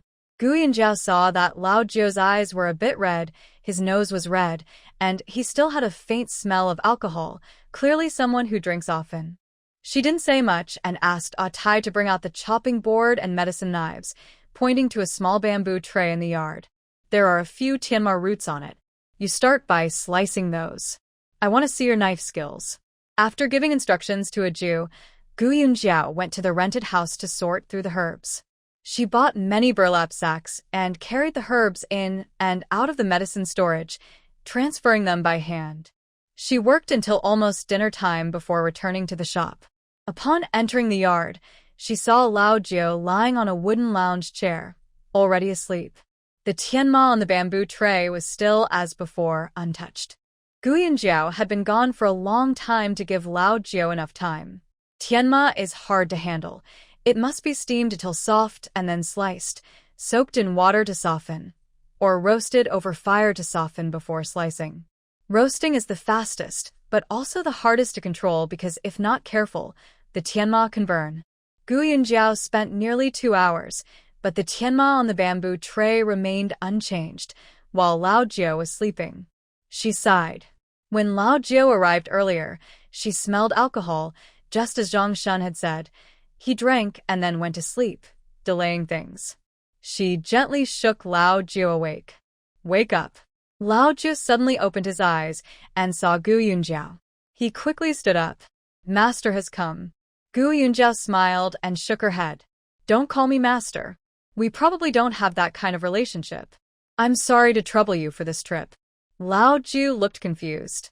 Is master dissatisfied with my work? Gu Yunjiao glanced at the bamboo tray. She thought to herself, you're joking. The items are still untouched and exactly as they were. Lao Jiao looked at her gaze, then slapped his forehead and walked over. He picked up the bamboo tray and shook his hand. Suddenly, the tianma, which looked very complete, scattered like a shower of flowers. The slices of tianma were so thin and translucent, they floated and danced in the air. Gu Yunjiao had never seen such a scene before and couldn't help but sigh. What a fine knife skill. She watched Lao Jiao's eyes light up. This was talent. Even with his habit of drinking, she definitely wanted to keep him. As the tianma pieces fell onto the bamboo tray, Lao Jiao set it down. Master, are you satisfied? Gu Yunjiao smiled and nodded.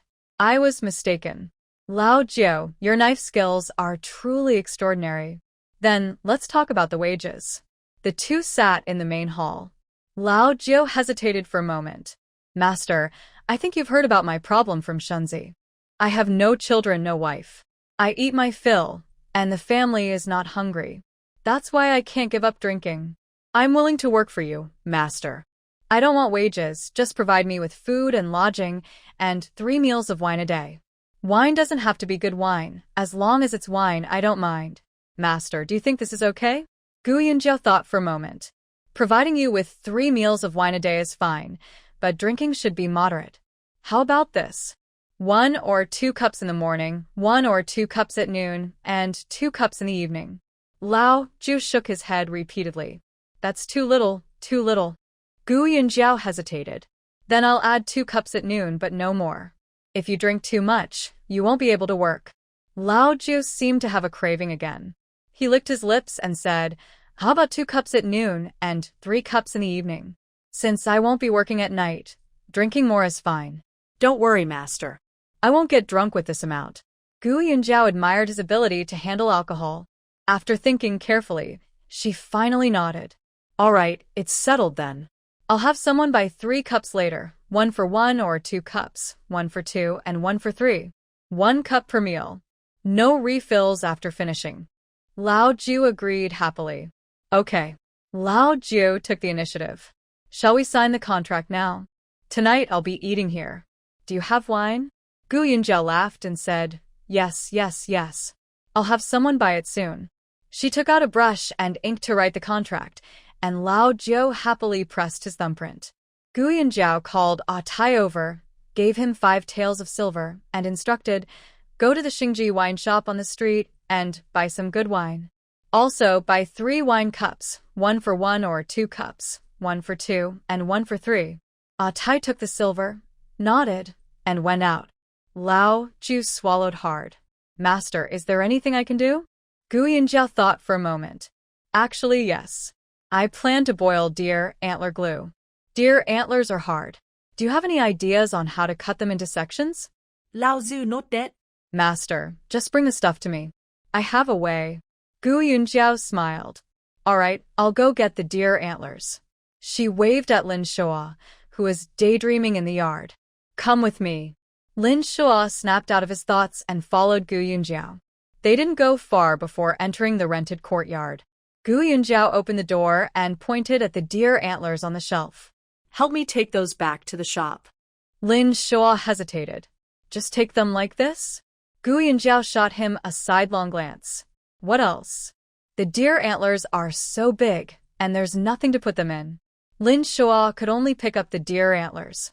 For him, the antlers weren't heavy, just a bit awkward to hold.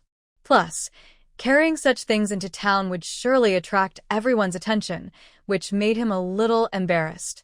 He tied several antlers together with a rope and carried them in his hand. The antlers stretched out quite long, and passers-by would dodge around them, glance at the antlers, then look at Lin Shua. Lin Shua was dressed in a beautiful blue brocade robe with floral patterns, a jade belt around his waist, and a jade hairpin in his hair. He looked very noble, like someone who rides horses or sits in a carriage, not someone doing this kind of rough work. His demeanor didn't match the task. Gua Yunjiao watched the strange looks from the crowd and secretly smiled. She thought Lin Shua looked more lively with this. He often stayed in the shop and sometimes didn't speak all day. Lin Shua noticed Gua Yunjiao's shoulders moving as she giggled, and he felt a bit more embarrassed. Back inside the shop, Gua Yunjiao poured water, took a brush, and carefully cleaned each antler. Mrs. Chun came over to help. Old Ninth took the cleaned antlers and went to find a carpenter, greeting him before grabbing the carpenter's saw to cut the antlers. Old Ninth was very skilled with the saw, clearly experienced. He sawed the antlers into sections, and Gua Yunjiao placed a large wooden basin filled with clean water, soaking the cut pieces. After sawing, the antlers had a strong smell, so they needed to soak for a while, changing the water daily until it was clear before starting to boil them. At this moment, Tai brought in a small wine jar and a cloth bag. Old Ninth smelled the wine and quickly walked over to Tai, saying, "Let me taste this wine first." Gua Yunjiao was faster and took the jar from Tai, holding it close to her chest. "No, you can only drink at mealtime." Old Ninth was anxious and rubbed his hands nervously. "Just a sip, just one." Gua Yunjiao shook her head, took the jar into her room, and locked it in the cabinet. She then locked the door as well. Old Ninth looked at the locked door, scratching his head and ears, clearly struggling to control his craving for wine. Fortunately, Mrs. Chin peeked out from the kitchen and called, "Dinner is ready. Set the tables and chairs, get the bowls and chopsticks, and bring out the dishes." Old Ninth looked at Gua Yunjiao with a pitiful expression. Gua Yunjiao sighed. "I'll give it to you later. Tai, wash those wine cups, and bring me the small one later." Gua Yunjiao sighed again. "I'll let you drink later. Tai, wash those wine cups, and bring me the small one later." Tai went to wash the cups, while who escorted Lu Lang and Gu Chuan inside from the door. The main room's dining table was already set, and everyone inside was crowded, standing or sitting. Mrs. Chen exclaimed, "Even now, the workers haven't come to start work. In the future, how many people will be eating here?" Gu Yunjiao brought in a cup of wine and said, "Mother, there will be more people later.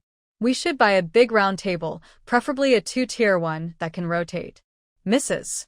Chen thought for a moment and asked, "Do such tables exist?" Gu Yunjiao casually replied, "If they do, I'll buy one. If not, we can ask the carpenter to make one."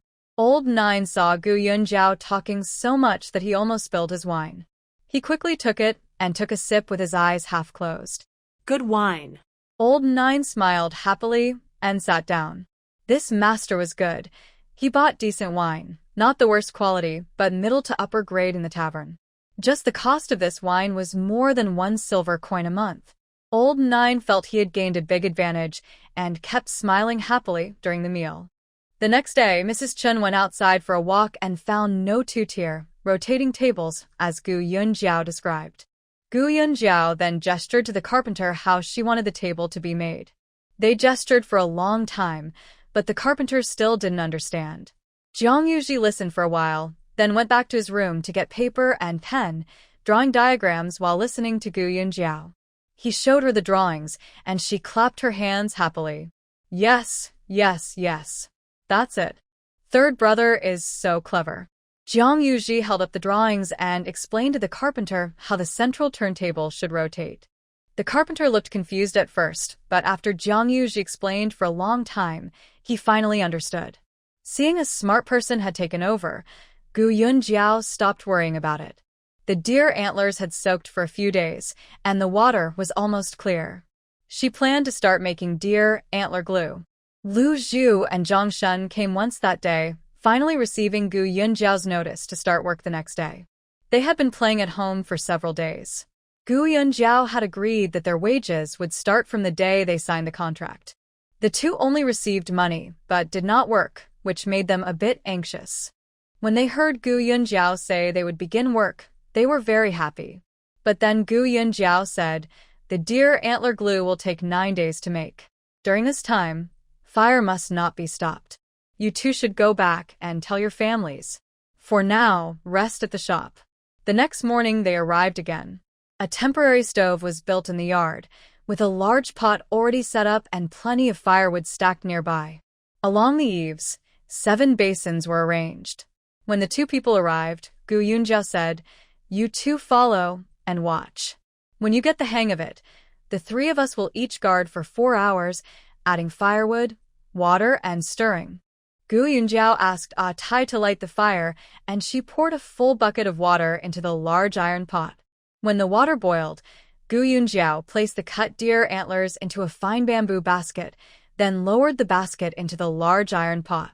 Gu Yunjiao told Zhang Shun and Lu Zhu, pay attention. The fire shouldn't be too big. If it's too hot, the water will evaporate quickly. It shouldn't be too small either, or the glue won't form. She pointed at the iron pot and said, just keep the water at this boiling point. When adding firewood, do it slowly. Don't add too much at once. Jiang Yuji didn't go out today. He watched curiously from the side and suddenly asked, what is this medicine for? Gu Yunjiao answered, it warms the liver, nourishes the kidneys, and benefits the essence and blood. It can treat bleeding, blood in, and weakness from exhaustion. Jiang Yuji listened for a long time, but didn't quite understand what illness it was for. Old Nine squeezed his eyes at Jiang Yuji and said, you're still young. You don't need this stuff. When you're over 50, you'll realize how good it is. Zhang Shun also smiled. He had worked in a pharmacy before and naturally knew what this was for. Hearing Old Nine's words, Jiang Yuji was half clear, half confused. He glanced at Gu Yunjiao, worried she might feel awkward, and quickly changed the subject. The deer antlers in the big pot had been boiling all day. The next morning, Gu Yunjiao checked the pot. There was still water, but it was more like glue now, neither too much nor too little, showing she had good control of the heat. She asked Old Nine to bring another large bucket of water to the kitchen to boil, then took it out. Next, she lifted the bamboo basket with the deer antlers and had Tai scoop all the glue from the pot into the bucket. On top of the bucket, she placed a sieve covered with gauze, allowing the water to drain through, leaving behind impurities on the sieve. After scooping out the glue, she added fresh hot water into the pot to continue boiling. The filtered glue in the bucket was poured into a jar. Gu Yunjiao covered the jar with a wooden lid. The next morning, at the same time, she repeated the process with Tai and Old Nine, scooping water and adding water. This time, the filtered glue was placed into another jar. Gu Yunjiao covered this jar as well. Tai looked at the remaining jars and said, Miss, I understand. These other jars are also for storing the glue, right? Gu Yunjiao smiled and said, "You guessed right." She looked at Ah Tai with a satisfied smile. Over the past few days, the boy had been following her everywhere, doing whatever she asked without complaint. She seriously said to Ah Tai, "There's one thing I almost forgot. I asked you last time if you wanted to learn how to make medicine." Ah Tai hurriedly replied, "Of course I want to." Gu Yunjiao nodded and said, "Good. From today on, don't call me Mississippi, call me Master. There are rules in this pharmacy. Usually, a master teaches a disciple step by step. Starting today, you will learn from me. If you master the skills of recognizing, preparing, and making medicine, you can earn a living no matter where you go." After these days, Gu Yunjiao had a good understanding of Ah Tai's personality. He is honest and kind. Whatever he is told, he does. This kind of character is good for a medicine maker, but he still lacks flexibility for being a doctor. Atelier Odette Blancly. Next to him, Lao Jiu kicked him gently. "You kid, why are you so silly? Hurry up and kneel to your master and kowtow." Suddenly waking up, Ah Tai hurriedly knelt and kowtowed to Gu Yunjiao. She didn't dodge and accepted his bow. She advised Ah Tai, "You can read and write, right? For example, you saw how to boil deer antler glue. You can write down the process so you won't forget." Ah Tai nodded and quickly ran inside to get paper and a pen. Lao Zeus Mai. This kid is straightforward. He's suitable for this line of work. This pot of deer antlers was boiled for 8 days. Gu Yunjiao then asked Ah Tai to scoop out the glue from the pot. After filtering, she poured it into a vat. She took out the bamboo basket with deer antlers, which had turned a grayish-white after boiling. Gu Yunjiao didn't pay much attention to it and set the basket aside. She directed the strong and capable Ah Hu and Lin Shua to pour all the water from 7 jars into the pot and mix everything together. Then she instructed Ah Tai, add firewood and keep boiling. At this point, the water in the pot had turned a reddish brown. While boiling, Gu Yunjiao asked Zhang Shun to use a large wooden spatula to stir inside. The water in the pot became thicker and thicker as it boiled. A layer of yellow foam appeared on top. Gu Yunjiao used a strainer to skim off the foam. She said to Ah Tai, "Remember, this process is called concentration."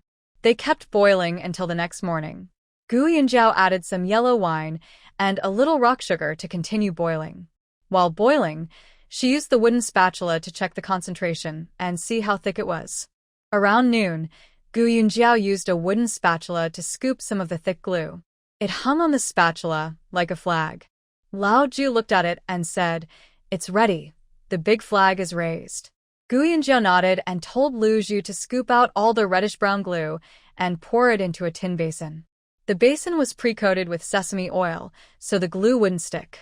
After days of continuous boiling, the deer antler glue was finally ready. Lao Jiu sighed, "This is a good product, very nourishing.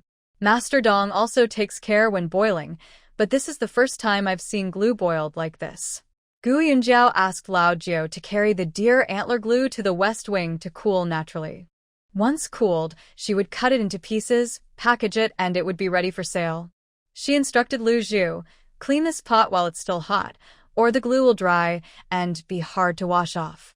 After giving the orders, Gu Yunjiao went back to her room.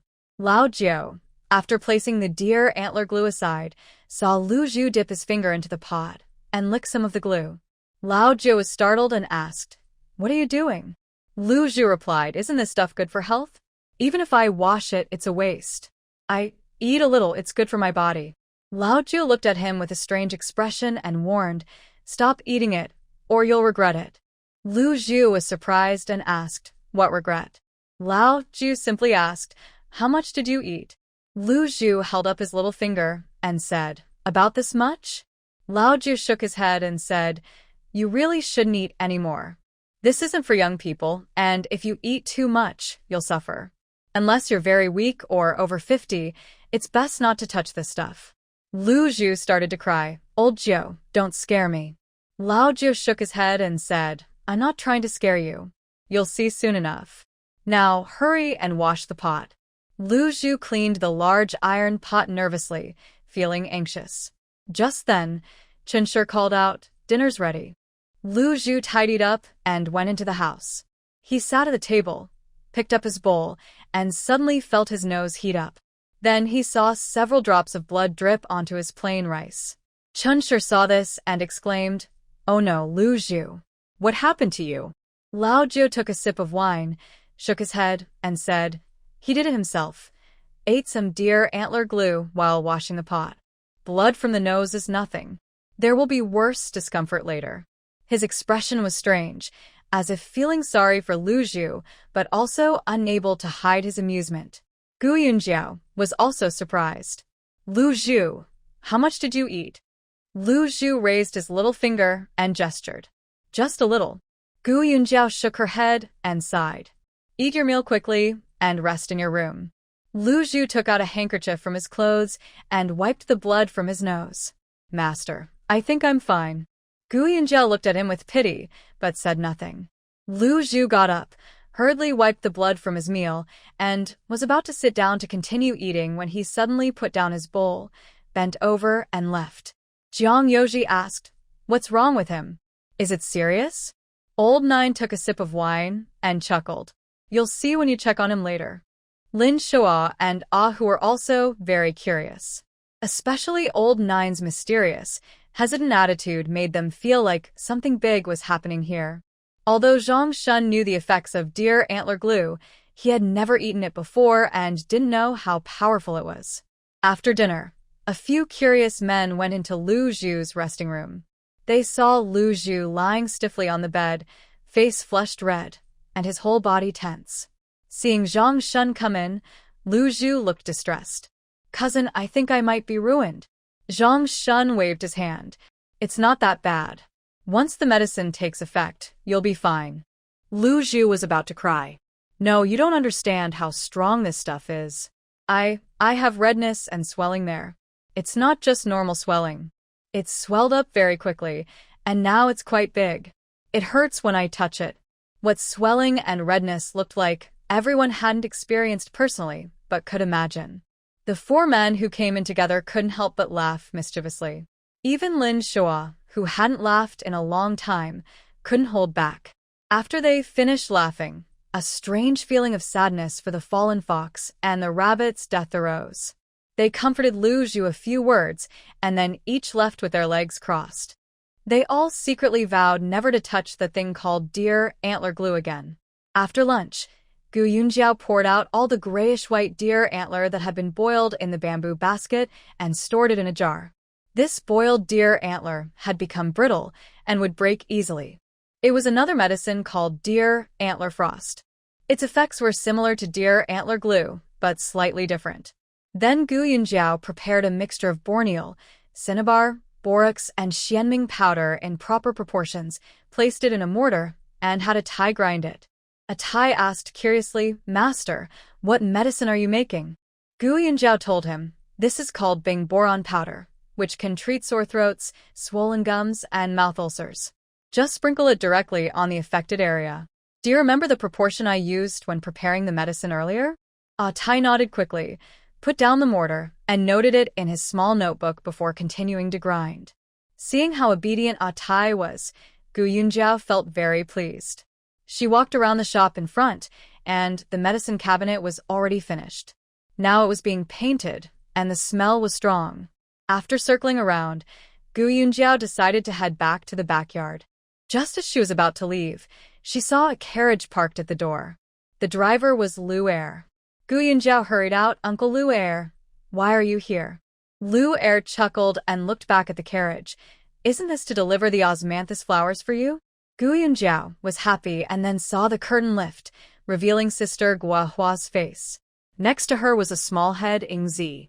"Sister Guohua, you've come." Gu Yunjiao was very happy. From today, her life would improve a lot. Now Gu Yunjiao didn't have time to cook. Mrs. Chun was her mother-in-law, so she couldn't tell her what to do. Sister Guohua was good at cooking, and Gu Yunjiao, who liked to talk nonsense, could also make delicious dishes. Gu Yunjiao quickly said, "Uncle Lu Er, bring the carriage over here and park it in the yard." Lu Er drove the carriage into the yard. Sister Guohua got off the carriage and turned around to carry Yingzi down. For some reason, Sister Guohua looked at Gu Yunjiao and felt like crying. She had been thinking about her at home for several days and finally decided to come to the city to find Gu Yunjiao. She rented out the 2 acres of land at home to others through Aunt Qin, promising to get the rent back from her, just enough to settle her debts. Gu Yunjiao patted Yingzi's head and called Hu to help carry the luggage into the West Wing. Mrs. Chen heard the noise and came out happily, pulling Sister Guohua into the house. She loved chatting and gossiping, but here, in a strange place, there was no one to talk to. Now that Sister Guohua was here, she finally had someone to talk to. Gu Yunjiao also let Lu Er into the house. Third sister was becoming more perceptive and quickly poured tea and brought it over. Gu Yunjiao gave Lu Er the carriage money and said, "Uncle Lu Er, you don't need to leave in such a hurry this time. There's a place to stay here. Take a few days to explore Xiang City before going back." Lu Er shook his head repeatedly. "That's not possible. I have to leave early tomorrow. Spring plowing is starting, and I'll be busy in the fields." Gu Yunjiao said, "Then come back here when you have free time." "Oh, and there's one more thing I need to ask you for help with." Lu Er replied, "Just tell me." Gu Yunjiao sighed. "When I was with the Jiang family before, I endured a lot of hardship. But now that I'm here, life is much more comfortable. I'm just a bit worried that the Jiang family might come to Xiangqing looking for us." Lu Er understood. "Don't worry, Dr. Gu. With what you just said, I understand everything. I'm very discreet. I won't say anything when I go back." Gu Yunjiao smiled. "If Uncle Lu comes to Xiangqing later, just stay at my place. You don't need to worry about food or lodging." Lu Er also smilet warmly. "That's great. When I have free time, I'll definitely come. I won't be polite to my fellow villagers." Gu Yunjiao arranged for Lu Er to rest in the empty room in the West Wing. She also gave Zhang Shun 2 coins to buy a roasted chicken from next door for dinner. Guohua was still inside chatting with Chen Shi. She wiped her tears as she spoke. "Aunt Chen, I don't mind if you laugh, but I've thought about this for a long time before making up my mind to come here." Chen Shi patted her hand. "You made the right choice coming here. Think about your 2 acres of land at home. As a woman with a weak body, you can't work hard, and you can barely get by each year. Coming here, not only can you and Yingzi eat enough, but you can also eat well. Our family has meat every meal." Guohua nodded repeatedly. Chen Shi continued, "You don't need to worry about food or lodging. It will only cost a little silver each year for you and your daughter to make a few clothes. Save up the wages, and in a few years, you'll have a good amount." Guohua smiled. "That's what I thought too, which is why I decided to come. If I keep relying on those 2 acres of land, I can barely avoid starving for the rest of my life."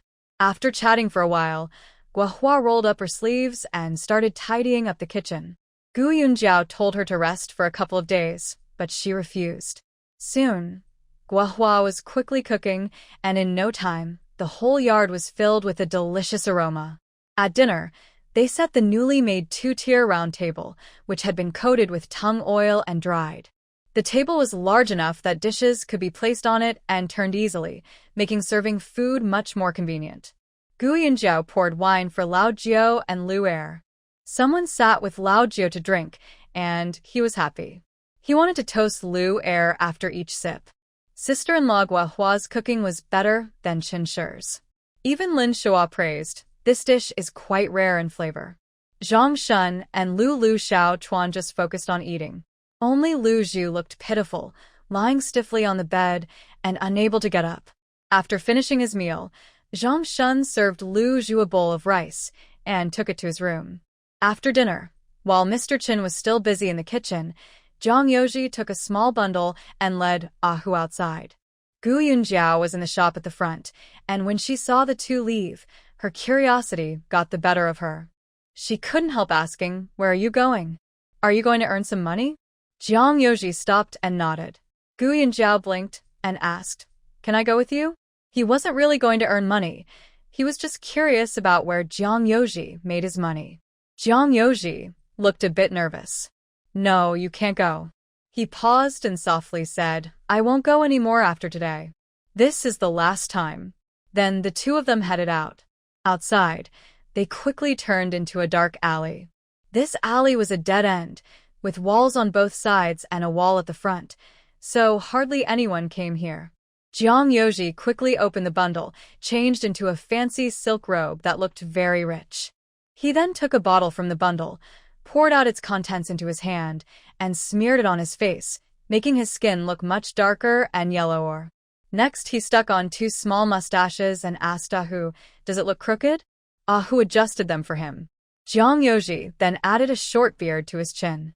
If you ignored the noble aura around Jiang Yoji, he looked like a wealthy merchant. Ahu took off his silk robe and put on a short brown coat, then also darkened his face. He packed up the bundle, and the two of them left the alley.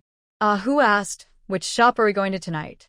Jiang Yoji walked and said, "The one next to Lichuan Court that Zhang Wu mentioned last time. I heard it's full of merchants and rich people. Tonight, we'll make a big profit and then stop." They walked through several streets until they reached a brightly lit street. During the day, this street was a bit quiet, but at night, it was very lively. Jiang Yoji and Ahu reached the end of the street and looked up at a sign above a shop, which read Fuyun Chess Club. 2 young guards stood at the door. When they saw Jiang Yoji, they looked unfamiliar and stopped him. "Is this your first time here, sir?" one asked. Jiang Yoji stopped and nodded. You're a friend of Zhang Wu. Please come inside," the guard said with a bow. Inside, another young guard greeted them and asked, "What kind of game do you like, sir?" Jiang Yoji walked slowly and casually replied, "I only play 2 kinds. One is dominoes and the other is chess gambling. This Fortune Chess Society, officially a chess club, is actually a high-end casino. Most visitors are wealthy locals or officials.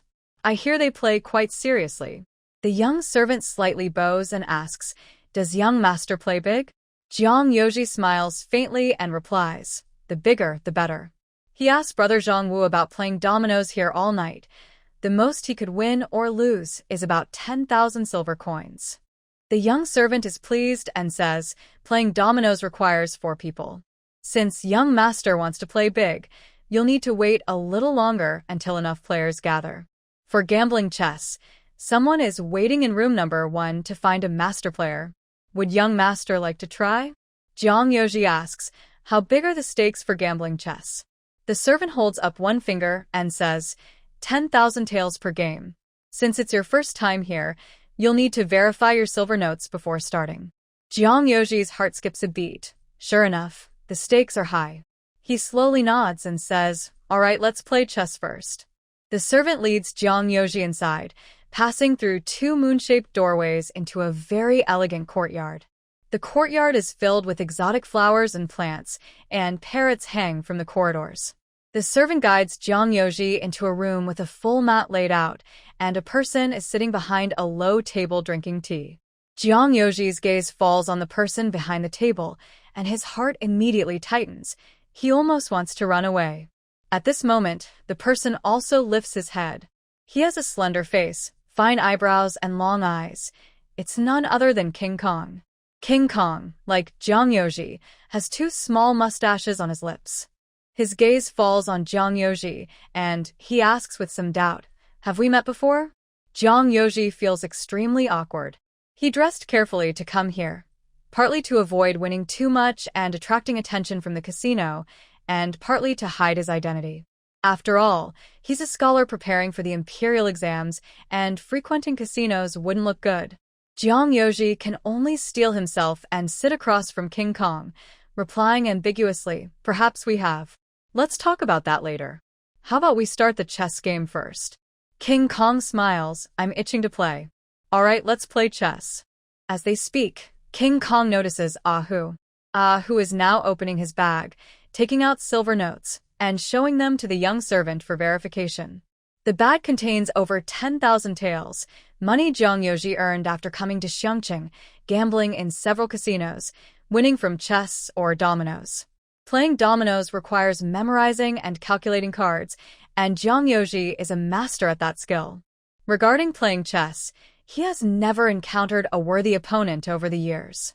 King Kong looked at Ahu again and thought he looked familiar.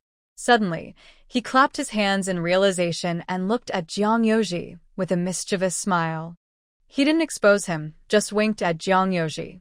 Jiang Yoji understood that he recognized him, so he didn't mind. Everyone was in disguise here. Big brother wouldn't laugh at second brother. The servant checked the banknotes and took them outside. King Kong lifted his robe to sit down, picked up a chess piece, and placed it on the board. I'll go first in the first game. Jiang Yoji nodded and made his move. King Kong played more slowly, while Jiang Yoji moved much faster, as if he was placing his pieces without much thought. They played back and forth. Suddenly, King Kong stared at the board for a long time without moving and sighed, "I lost." He picked up the chess pieces and put them into the basket, then said, "That wasn't fun. Let's play another round." In the second game, Jiang Yoji's speed was even faster, and his attack became more aggressive. King Kong was almost helpless and grew more angry. Finally, he threw his pieces down and said, "This is boring. I quit." Jiang Yoji stood up, bowed slightly to King Kong, and lowered his head. King Kong looked at him unhappily. "You clearly know who I am, so why don't you show some mercy?" Jiang Yoji lowered his eyes and said, "I think, as long as the prince reveals his identity, many people would be willing to show mercy to him. The prince came here in disguise and placed such a high bet. He must not want others to show mercy, but instead wants to play to his heart's content. To be honest, Your Highness, your chess skills are the best I've ever seen." King Kong chuckled. "That sounds like a compliment to me, but actually, it's a compliment to yourself." Jiang Yoji smiled. "I am just speaking the truth." King Kong studied him carefully. "It seems you are very confident in your chess skills." His eyes narrowed. "I have an old man in my residence, a famous chess master. Back in the capital, he dominated the chess scene. But every time he plays with me, he either loses or barely wins. I always feel like he's doing it on purpose. It makes it hard for me to figure out my true skill level. One day, I'll find a chance for you to play a few games with him, and I want to watch." Jiang Yoji clasped his hands and replied, "I dare not refuse." King Kong smiled. Then it settled. "In a while, I'll have someone come find you." He stood up, tidied his robe, and walked out. King Kang's guard placed a silver note on the table and then left. Jiang Yoji glanced at Ahu, who came over and took the note, smiling mischievously. 20,000 taels. That's like getting rich overnight. He suddenly lowered his voice. "Why don't you deliberately tease him, then win by a narrow margin at the end? He'll chase you to play more rounds. That way, you can win more silver." Jiang Yoji shook his head. "No need. King Kong is very clever. Do you think he can't see through those tricks?" Jiang Yoji stepped outside, with Ahu following. Outside, the young servant from before was still standing there. The servant approached with a smile. "The guests wanted to play dominoes, right? Everyone's here now." Jiang Yoji paused, "Not playing anymore. Come back next time." He looked at Ahu, who casually took a broken silver ingot from his pocket and threw it to the servant. The servant caught it, weighed it, and smiled. "I'll see the guest out." Jiang Yoji and Ahu left the place, turning back to see no one following them. Jiang Yoji intentionally brought Ahu here because he was worried about winning money and not being able to leave. Fortunately, this was a high-end casino. Even the prince came to play, so they wouldn't do such low tricks. After walking a while, they slipped into an alley, changed clothes, and came out again. Ahu carried a bundle, walking quietly, and asked softly, "Weren't we going to play dominoes earlier? Why not now? Here, the game is bigger. Maybe tonight we can win another 2,000 taels." Jiang Yoji shook his head. "No need. We've won enough money." Ahu chuckled. "When is enough money ever enough?" Jiang Yoji smiled faintly. "With our current living standards, this silver is enough for our family to live for several generations. From now on, I won't come to places like this anymore." Ahu looked curious. "Why not?" "While you were playing cards, I watched. With your intelligence, playing chess or dominoes is just easy money." He followed Lin Shua, who, although never lacking silver, was tempted when he saw Jiang Yoji casually earning 2,000 taels in a night. Who doesn't want more silver? But he didn't have Jiang Yoji's skills. And there are only two possible outcomes. I become a complete gambler, or I get killed because I win too much money. Ahu glanced at Jiang Yoji. He was only 18, and he had such clear awareness and strong self-control when faced with the temptation of money. People like him will definitely be extraordinary in the future. The next day, Jiang Yoji asked the yellow-toothed man to help find 1 or 2 good shops and buy some land. Preferably connected plots with good storefronts. There's no rush, take your time. When you find something, just send me a reply. The yellow-toothed man quickly agreed, eager to make another big deal. Gu Yunjiao was very busy during this time. She went to the medicine market to buy a donkey skin and returned to boil donkey glue. The donkey skin was soaking with water changed daily. Lu Zhu had been lying down for over a day, and his swelling had gone down, so he started working again. Gu Yunjiao helped Zhang Shun and Lu Zhu prepare the medicine every day. The medicine cabinet, painted 3 times, finally dried. Some medicinal herbs that needed processing were also prepared, and the herbs Gu Yunjiao brought out were all moved here. That day, Gu Yunjiao was busy instructing a few people to pack the medicine into drawers when she suddenly slapped her forehead. Oh no, I forgot something important. Jiang Yoji was nearby helping her and asked, "What's the big thing?" Gu Yunjiao looked worried and said, "The labels on the medicine cabinet. I don't know the prices of these herbs at all. I can't just write anything, right? What should I do?" At this moment, Zhang Shun said, "I remember some common ones, but not many." Jiang Yoji thought for a moment and said, "No rush, I have a way." Gu Yunjiao's eyes lit up and asked, "You really have a way? What's the plan?" Jiang Yoji smiled, "Give me half a day. I'll handle this for you." Gu Yunjiao was still a bit doubtful and asked, "Really?" Jiang Yoji nodded and smiled at her. "Prepare the ink and paper. Wait for me to come back." For some reason, Gu Yunjiao felt a strange, tender feeling in his words. She pushed aside this odd feeling and happily said, "I'll wait for you." Jiang Yoji stepped out. He was gone for half an hour and then returned. Gu Yunjiao had prepared the paper, ink, and brushes exactly as he said, waiting for him. When Jiang Yoji came back, he sat silently at the table, without saying a word. Then he picked up the brush and started writing the names and prices of the medicines. Gu Yunjiao watched from the side, increasingly surprised. She finally covered her mouth and looked at Jiang Yoji with admiration. Suddenly, she understood how Jiang Yoji managed to do it. Gu Yunjiao dared not make a sound, afraid of interrupting Jiang Yoji's thoughts. Later, Jiang Yoji's eyebrows gradually furrowed. He put down his brush. "I need to go out again." This time, he was gone for nearly half an hour. He returned and continued to write quickly.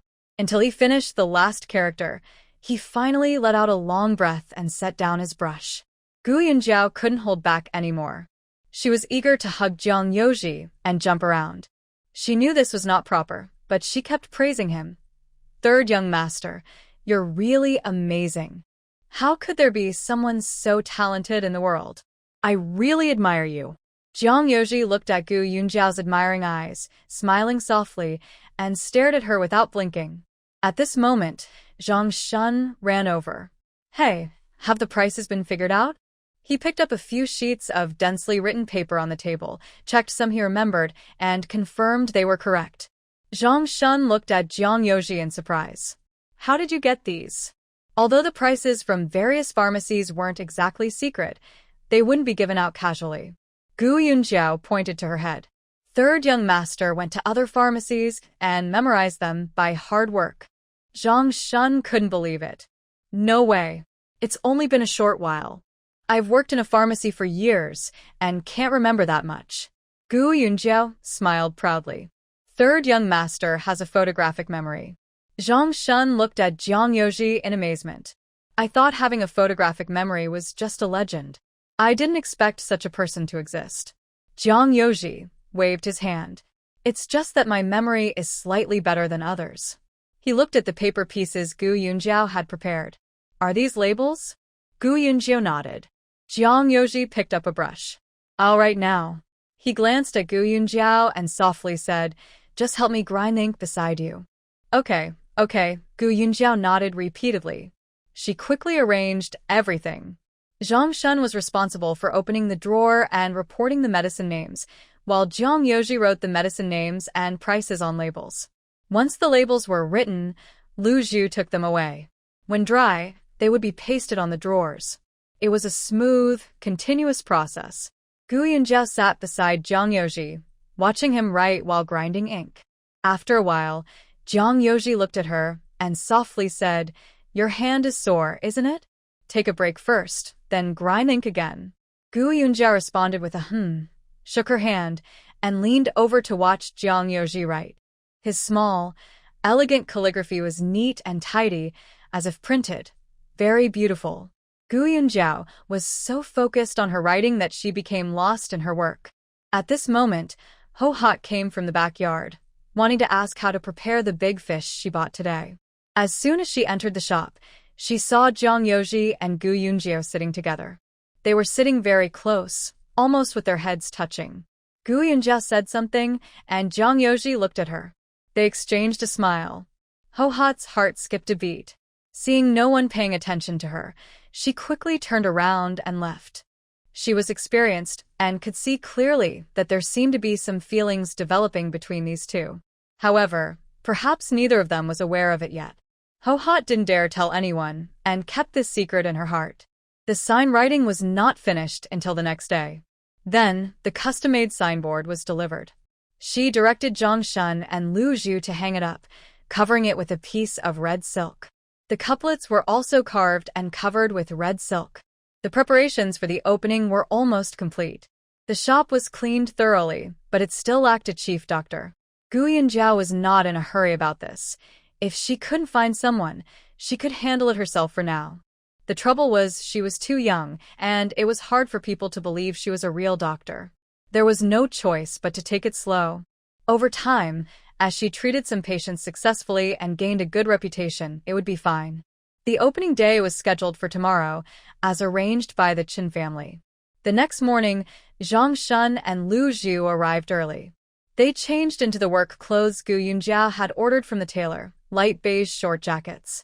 Zhang Shun couldn't help but say, "Master, this color is too light and easy to get dirty. Darker colors would be better." Gu Yunjiao smiled. "It's better if it's not easy to get dirty. It looks cleaner that way. There are 2 sets of clothes. You should take turns wearing them and make sure to keep them clean every day." Since the shop owner said so, Zhang Shun and Lu Zhu agreed. Today, Gu Yunjiao wore a blue silk blouse. She deliberately dressed more maturely to make herself look older and more steady. Jiang Yoji came over and said, "The time is almost up. I'll go set off firecrackers." Lu Lang and Gu Chuan followed him outside, watching him light a firecracker. Amid the crackling sounds, Gu Yunjiao took a long pole and pulled down the red silk covering the sign. The sign was black with gold characters, with 3 large words, Renxin Tang, Benevolent Heart Hall. Then Jiang Yoji tore off the red silk covering the couplets. The upper line read, "May the world be free of sickness." The lower line read, "No need to worry about medicine gathering dust on shelves."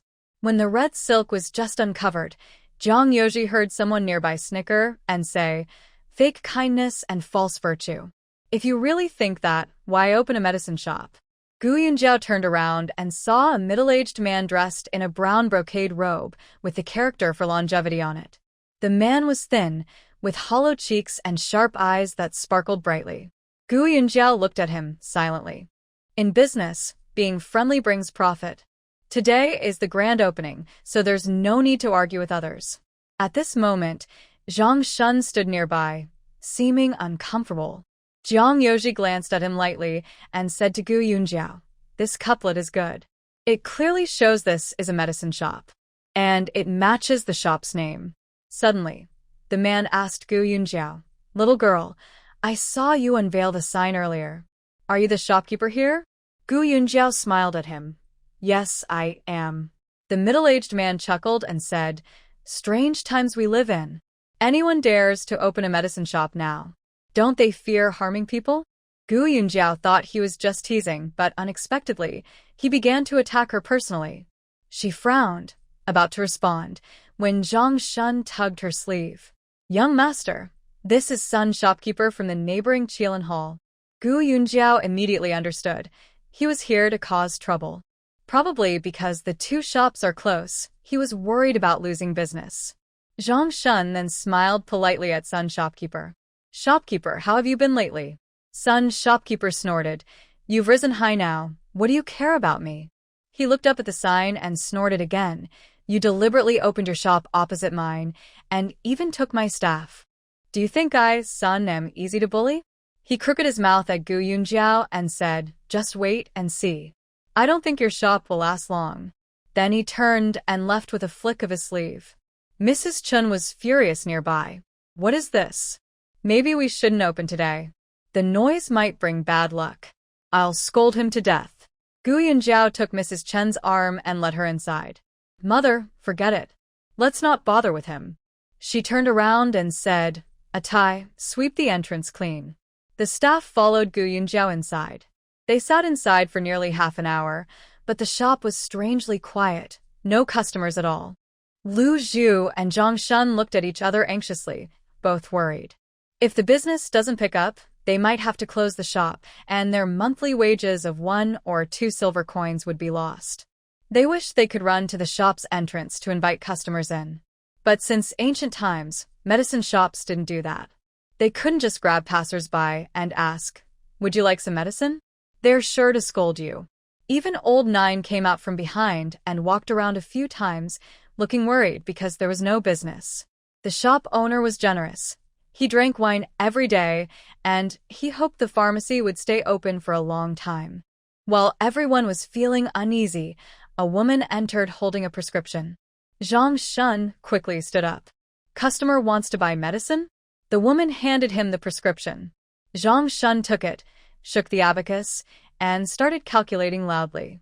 Some herbs he didn't remember the prices for, so he called out, Zhuzi, check the prices for dragon bones and oysters. Lu Zhu was about to find where those 2 herbs were, but Jiang Yoji already gave the prices.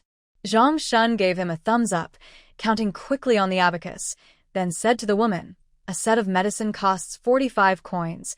5 sets cost 225 coins. Would you like to buy now? It's the rule to give a price before selling herbs. These days, many people are poor. If a doctor prescribes 10 sets, they might only afford 5. So, they ask first. The woman hesitated. Yes, I want to buy. Lu Zhu quickly laid out paper and started preparing the herbs with Zhang Shun. A Thai was nearby copying the prescription. The woman looked surprised. Why are you copying my prescription?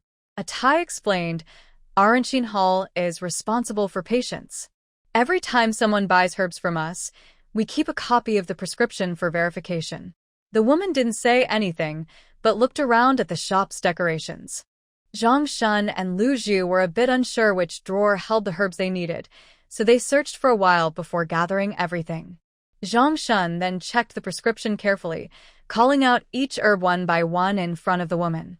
This was to double-check, and also to reassure the customer. Then Gu Yunjiao said, Zhang Shun, give this sister a 5-cent discount. The woman looked at Gu Yunjiao, unsure if it was because she was called sister or because she was spared 5 cents. Her frown eased a little. Your shop is pretty good. The Kirin Hall across the street never gives even a penny discount. Next time, we'll buy herbs from your place. Zhang Shun the 5 sets of herbs and told the woman, this prescription also includes 3 liang of. When you boil the herbs at home, remember to add it yourself. After the woman left, everyone felt a bit more excited. The shop was finally open. Soon, more people came in to buy herbs.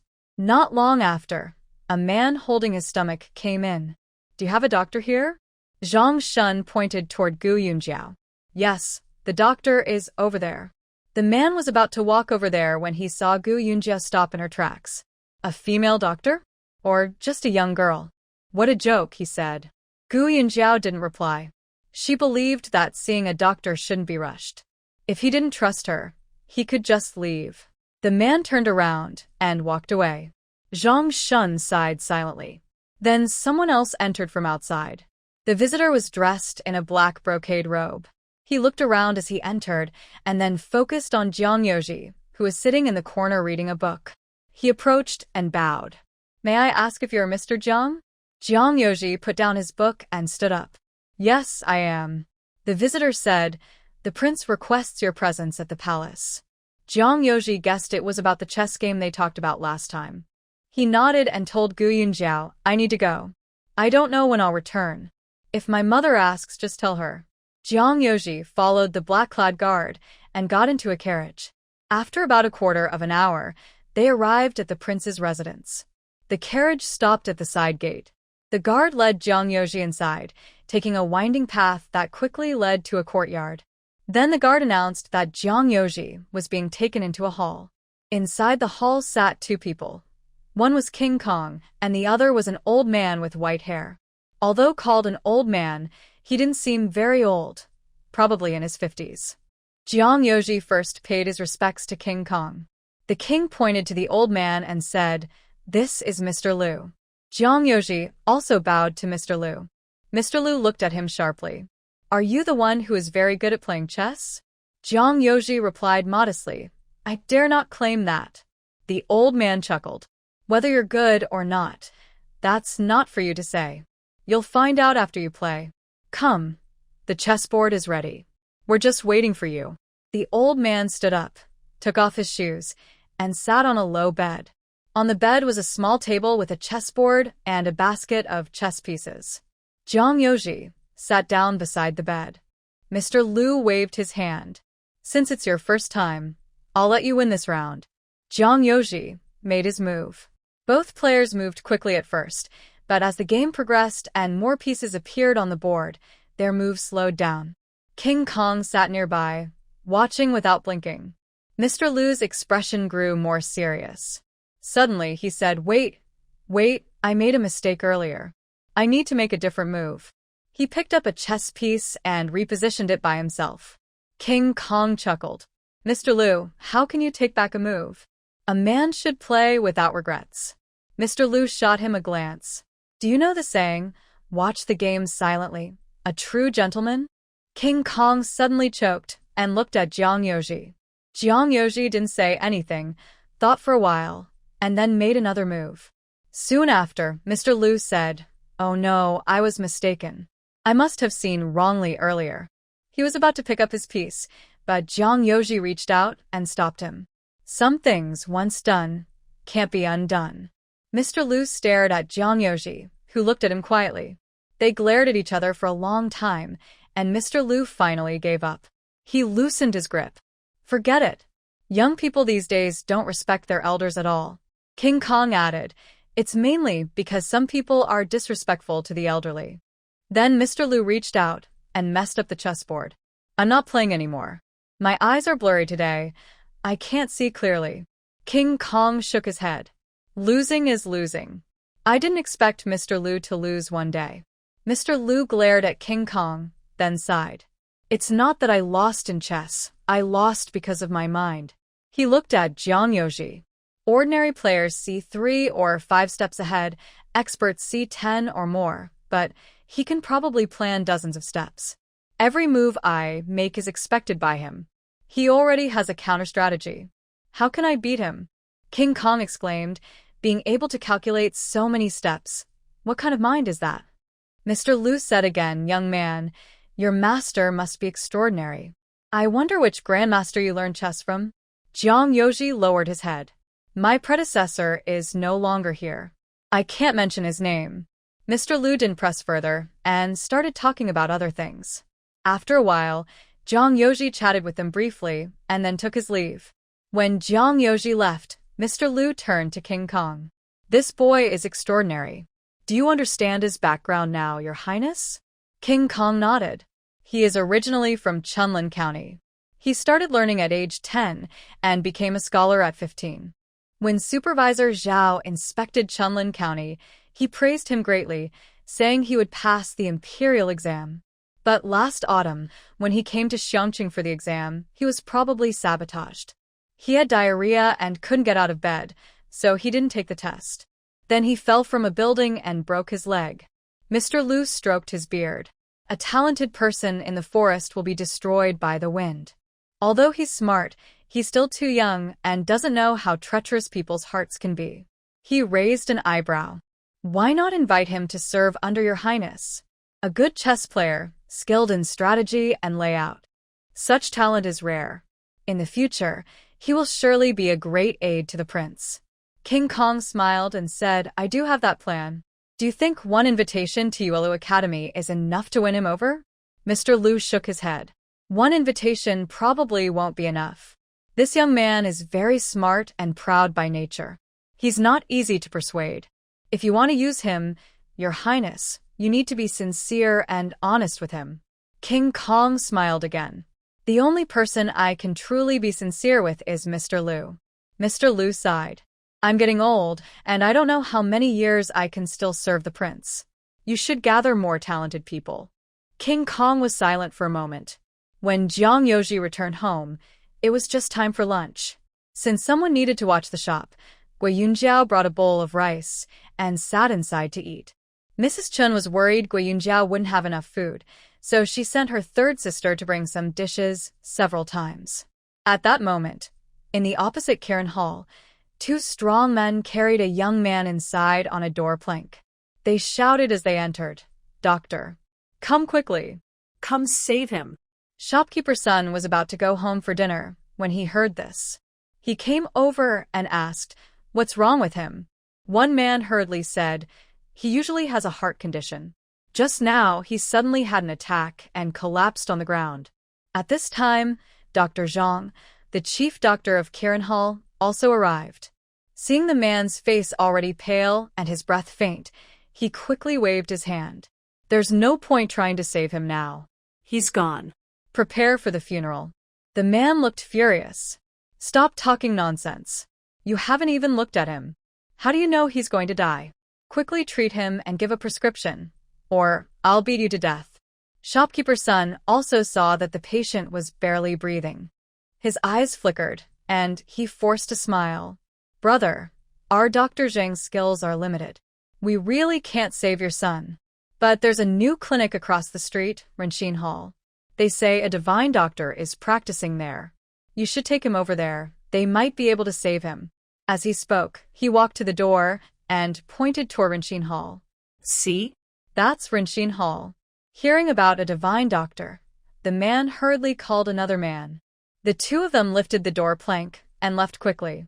They hurriedly carried the person over, and some curious onlookers followed to see what was happening. When they saw the person being carried away again, a crowd rushed toward Renxin Hall. Gui Yunjiao had finished her meal and was feeling a bit sleepy, so she planned to take a nap. Suddenly, many people rushed into the doorway.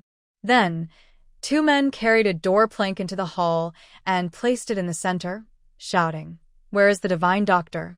Doctor. Gui Yunjiao quickly approached. I am the doctor. What's wrong with him? A man stared at Gui Yunjiao. Are you the doctor? The shopkeeper's son from Qilin Hall said there's a divine doctor here. Are you the one? Gui Yunjiao frowned. I am the resident doctor here, not a divine healer. She didn't want to be lifted up at such a young age and never come down. Just as she was speaking, she suddenly heard someone shout, Oh no, he's gone. The man dropped Gui Yunjiao and rushed over, kneeling on the ground and desperately shaking the young man on the doorframe. Mingya, wake up. Then he turned around anxiously and said, Doctor, please, save my son. Gui Yunjiao had already taken her medicine box and was heading over. Before she reached them, she shouted, Everyone step back. Another man quickly helped to disperse the onlookers. Gui Yunjiao took out a gold needle, sterilized it with a boiled cotton ball dipped in medicine, and then inserted it into the Baihui point on the patient's head. She turned the gold needle while observing the patient. The patient's lips were purple, looking like a heart attack. She asked the family, Does the patient usually have angina? The family nodded quickly. Yes, sometimes he feels chest pain. Just now, he also had chest pain and suddenly collapsed. Gui Yunjiao inserted a few more needles into the patient's head and then began performing CPR. She pressed on the patient's chest a few times and called out to Ah Tai, Bring the heart-saving pill I made a few days ago. Ah Tai quickly ran to the cabinet to get the medicine. When he returned, Gui Yunjiao instructed, Open his mouth and give him the pill.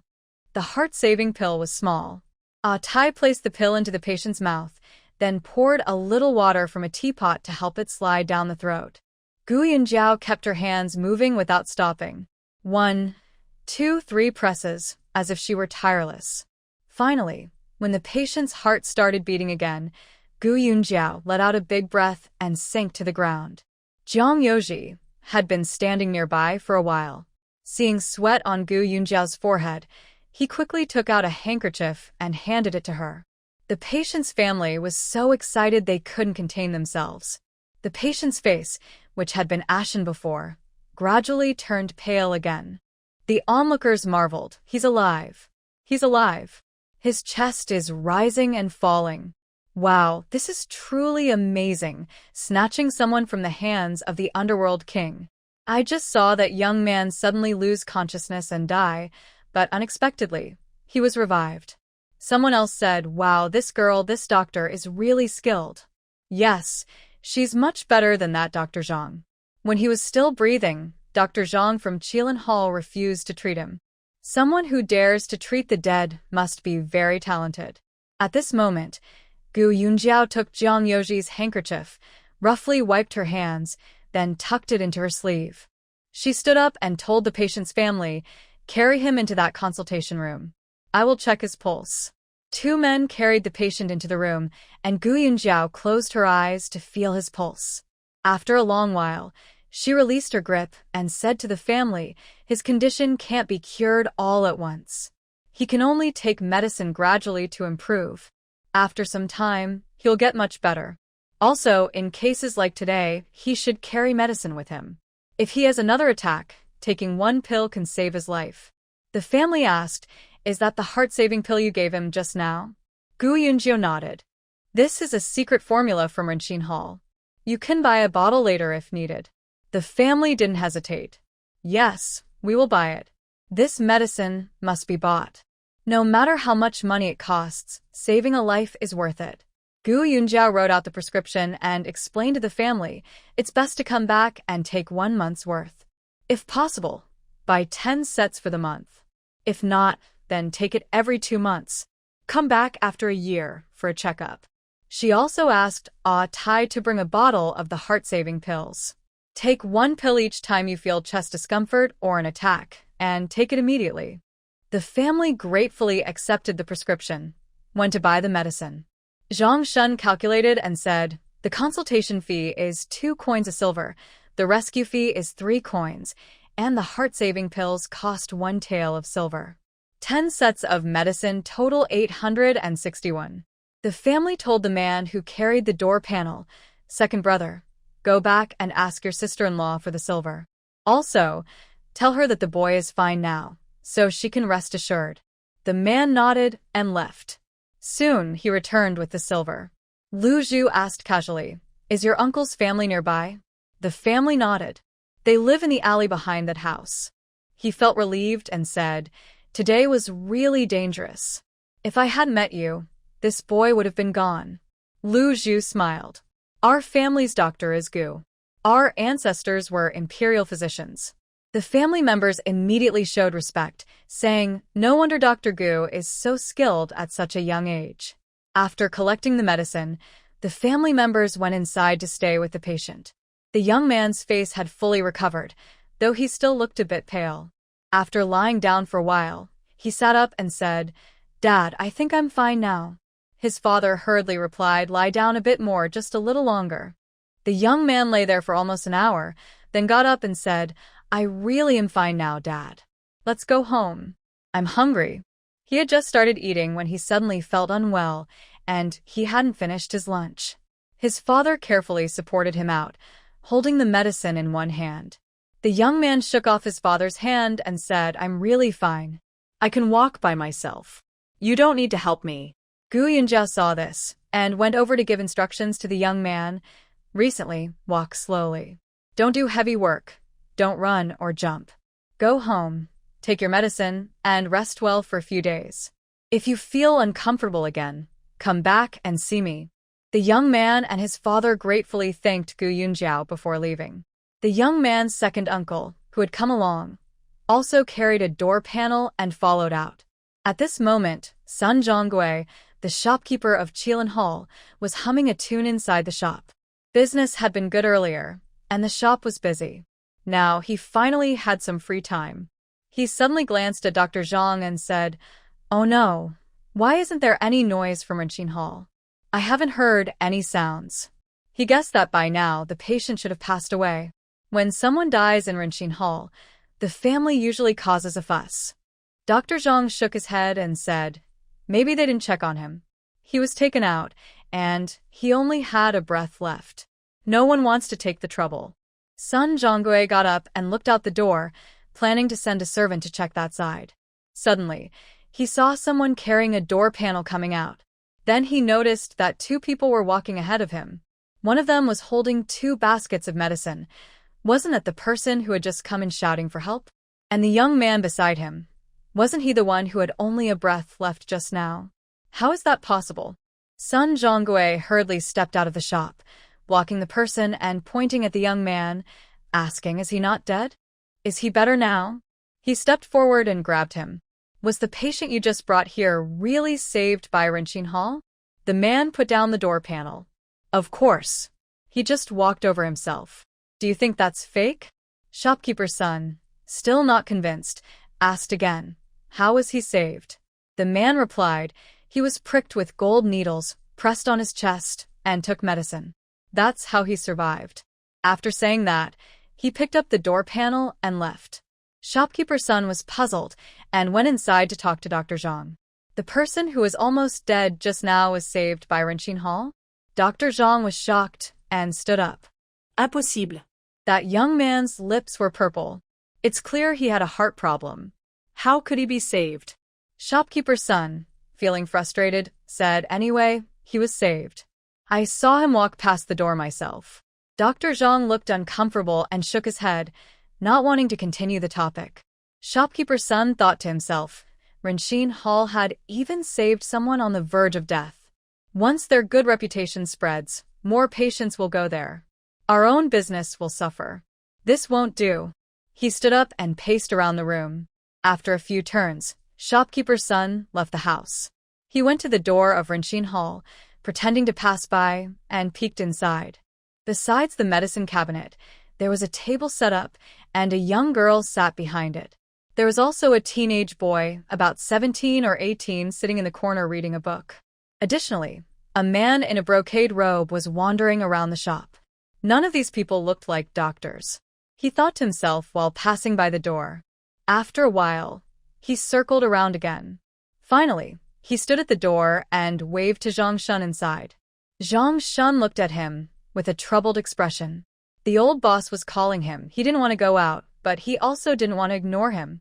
At this moment, Gu Yunjiao saw Shopkeeper's son waving and smiled at Zhang Shun, signaling him to go out. Zhang Shun had no choice but to come out from behind the counter.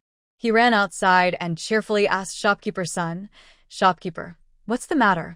Shopkeeper's son lowered his voice. "I want to ask you, who is the main doctor at Renqin Hall?" Zhang Shun blinked. "It's our boss, of course. He's good at seeing patients and preparing medicines." Shopkeeper's son was a bit surprised.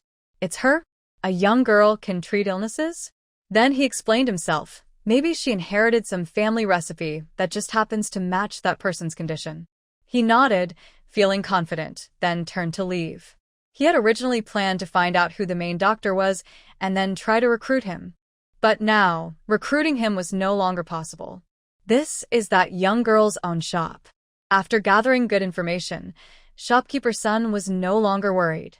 He had thought the doctor was famous, but it turned out to be just a young girl. He wasn't afraid of that. Dr. Zhang, who works in her shop, is 60 years old, with a head full of white hair. He looks like an experienced doctor. Anyone with good eyes would choose Dr. Zhang. After Zhang Shun left, he went inside and took the initiative to report to Gu Yunjiao. Shopkeeper's son came to ask who the main doctor is. He probably saw that person was just saved, she replied. Gu Yunjiao waved her hand. That's not a secret. Let him ask. While they were talking, 3 men entered the door. The leader swaggered in and loudly said, "Hey, has a new pharmacy opened here? When did it open?" Zhang Shun came out from behind the counter, smiling politely. "Brother Jean, you're here. This shop just opened today." Old Brother Jean looked around and pointed at Zhang Shun. Perfect. I've been feeling sluggish lately. I heard ginseng can boost energy. Get me some ginseng to try. Zhang Shun looked at him helplessly and then kept signaling to Gu Yunjiao with his eyes. Gu Yunjiao wasn't in sync with Zhang Shun and didn't understand his signals. She stood up, observing the men while walking to the counter. She then asked, "Sir, do you want red ginseng or white ginseng?" Old brother Jean saw that Gu Yunjiao was a pretty girl with clear, fair skin. He chuckled and walked to the counter. "Little girl, tell me, do you prefer red ginseng or white ginseng?" "I'll take whichever is better." Jiang Yoji sat there, frowning. He looked at Ahu, who nodded at him, then slowly walked toward the counter. Gu Yunjiao calmly said to old brother Jean, "Both are good, but red ginseng can cause heat. Maybe you should try some white ginseng." Old brother Jean stared at her face. "You're so young." "Then I'll take some." Gu Yunjiao pretended not to understand his words. She took a small piece of white ginseng, placed it on the scale, and weighed it. 32 grams, 6 taels and 4 chien in silver. Afterward, she looked at brother Jean. Old brother Jean reached out to grab the ginseng on the scale, but Gu Yunjiao quickly moved back to avoid him. "Brother Jean, we haven't cut the ginseng for you yet. Why are you in such a hurry?" Old brother Jean waved his hand. "What are we waiting for? Cut it quickly." Gu Yunjiao calmly said, "According to the shop rules, the silver must be paid before cutting." Old brother Jean chuckled and pointed at his face. "Don't you recognize me? It doesn't matter if you don't recognize him. Go outside and ask around to see what old brother Jean is up to." Gu Yunjiao roughly understood that this person is just a street trying to get something for nothing. She put away the ginseng. "Sorry, it's the shop's rule. No money exchanged, and this medicine can't be cut." Zhang Shun looked anxiously at Gu Yunjiao, wanting to say something but hesitant to do so in front of old brother Jean. Old brother Jean raised his eyebrows. "Little girl, you really don't understand the rules? I've never paid silver when buying things from old brother Jean." Gu Yunjiao didn't bother with him. She put down the scale and stepped out from behind the counter. Old brother Jin's eyes fixed on Gu Yunjiao. "Oh, so you're quite bold, huh? Don't think I won't hit you just because you're pretty. I'm telling you, this ginseng, you have to give it to me today. If you don't, you still have to give it. Otherwise, your shop won't last long." He grabbed the abacus from the counter and was about to smash it on the ground when suddenly someone firmly grabbed his hand. He turned around to see a tall, strong young man holding his wrist, then gently took the abacus from his hand and set it down. Gu Yunjiao sat back at the table, resting her chin, smiling softly as she watched. Whose bodyguard finally came in handy. Old brother Jean struggled, but couldn't break free. He glared and cursed at, "What are you? How dare you touch me? Both of you, beat him up." Two men following old brother Jean swung their fists wildly at Ahu. Ahu still held tightly to old brother Jin's wrist, watching these two rush at him. He didn't move, but lifted one foot and kicked quickly and repeatedly at both men. They flew backward and skidded far across the ground. Then Ahu twisted old brother Jin's hand, causing his body to contort into a strange position. Old brother Jean yelled incoherently, "Ouch! Ouch! That hurts." "Sir, hero, let's talk this out." Ahu kept a firm grip on him, dragged him to the door, and pushed him outside. "Get out of here. You're not allowed to come back." The two men on the ground got up and ran out, crawling and rolling. The three of them looked at each other. One whispered, "Boss, he's a real martial artist." Old brother Jean gritted his teeth. "I can tell." He paused. "We're no match for him. Let's go." They quickly left without further trouble. Gu Yunjiao smiled softly at Ahu. "Well done. Tonight, you get an extra chicken leg." Ahu's eyebrows lifted with joy. "Really add chicken legs? How many?" Gu Yunjiao took out a small piece of silver and handed it to Ah Tai. "Go buy chicken legs for brother Ahu. Buy a few more." Ah Tai looked confused. "How many exactly?" Gu Yunjiao chuckled. "Just a few for our family. Hurry up and go." Ah Tai also became happy and ran off quickly. Ahu asked Zhang Shun, "Do you recognize that person? What does he do?" Zhang Shun looked a bit disdainful. "That guy isn't a good person. He's just a troublemaker, always stealing chickens and doing bad things. He relies on his brother-in-law's influence. His brother-in-law is called Ma Chi. Most of them do physical work, always dressed in dark clothes to hide dirt. At the busy Xiangqing docks, many laborers and porters recognize them. They used to be bullied a lot. Many employers cheated them out of wages. So, this golden boss walks around confidently. Usually, he takes a little here and a little there, and everyone just turns a blind eye. Gu Yunjiao sighed. If I had known, I would have just given him that ginseng. Really, if hundreds or thousands of people came with their tools, I wouldn't need to run this business. Zhang Shun said helplessly. I kept signaling to the boss. But you? Gu Yunjie laughed and said, how can I tell so much from your signals? Seeing his crazy look, acting all high and mighty, I just want to punch him. Ao smiled. Haha, don't worry. If they really dare to come, with me and the young master here, nothing will happen. Zhang Shun looked at Ah Hu and only said, a strong dragon can't dominate the local snake. Jiang Yoji had been silently listening in the corner. After hearing this, he didn't speak and kept reading his book. As it was getting dark, Gu Yunjiao called the 2 workers to close the shop. The storefront was large, and it took a while to put up the sign. During dinner, each person was given an extra chicken leg, making the meal lively and noisy. Meanwhile, in a large mansion in the city, Golden Boss had his arm bandaged and was crying to Ma Chi. Brother-in-law, look, he broke my arm. If you don't help me get revenge, I don't want to live anymore. Ma Chi looked impatient. All right. Look at you so useless. Tomorrow, take a few people and go ask them for some medical fees. That's the end of it. Golden Boss was happy. Thank you, brother-in-law. Ma Chi shot him a sidelong glance. Take it easy. Just do enough. Don't make it too harsh. I understand. You probably started the trouble first. Old man Jean didn't speak yet, and his sister sitting across from him scolded. My brother is the most honest person. He never causes trouble outside. Today, it's just because he went to buy ginseng for me that this happened. Master Ma let out a soft snort and said nothing. Early the next morning, Old man Jean took 20 or 30 members of the Xian gang, carrying sticks and rakes, heading toward Renxin Hall. Passers-by saw this group walking in a line and thought, Old man Jean is probably looking for trouble again. Shopkeepers nearby saw them quietly spit and muttered, that guy's just a bully who relies on others. These shopkeepers hated Jean Old Man so much, but felt helpless about it. When this group passed by Qilin Hall, shopkeeper's son stood at the door, stretching his neck to look.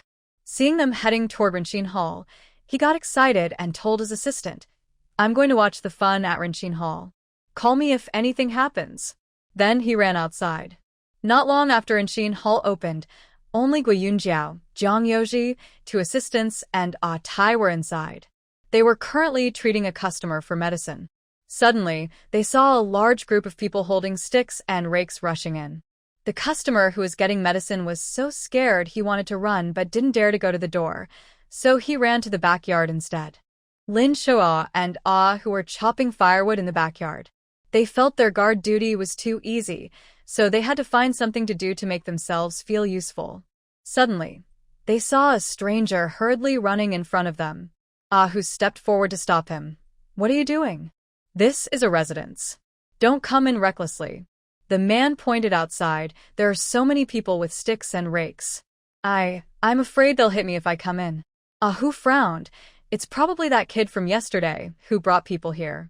Lin Shua remembered what Ah Hu said yesterday. He was holding an axe. Let's go see. They came out from the back and saw 20 or 30 people standing inside the shop, looking intimidating and a bit frightening. Jiang Yoji stood in front of Gua Yunjiao, coldly watching Old Man Jean. Old Man Jean was arms crossed, tapping his leg, and said, In Xiang City, no one dares to bully me, Jean Old Man. Do you know who my brother-in-law is? He's from Xiang City. Before he finished, Lin Shua, who was tired of waiting, impatiently interrupted, Stop talking nonsense. Just tell us what you want. Old Man Jean saw Lin Shua dressed in fine clothes, looking extraordinary, and holding an axe.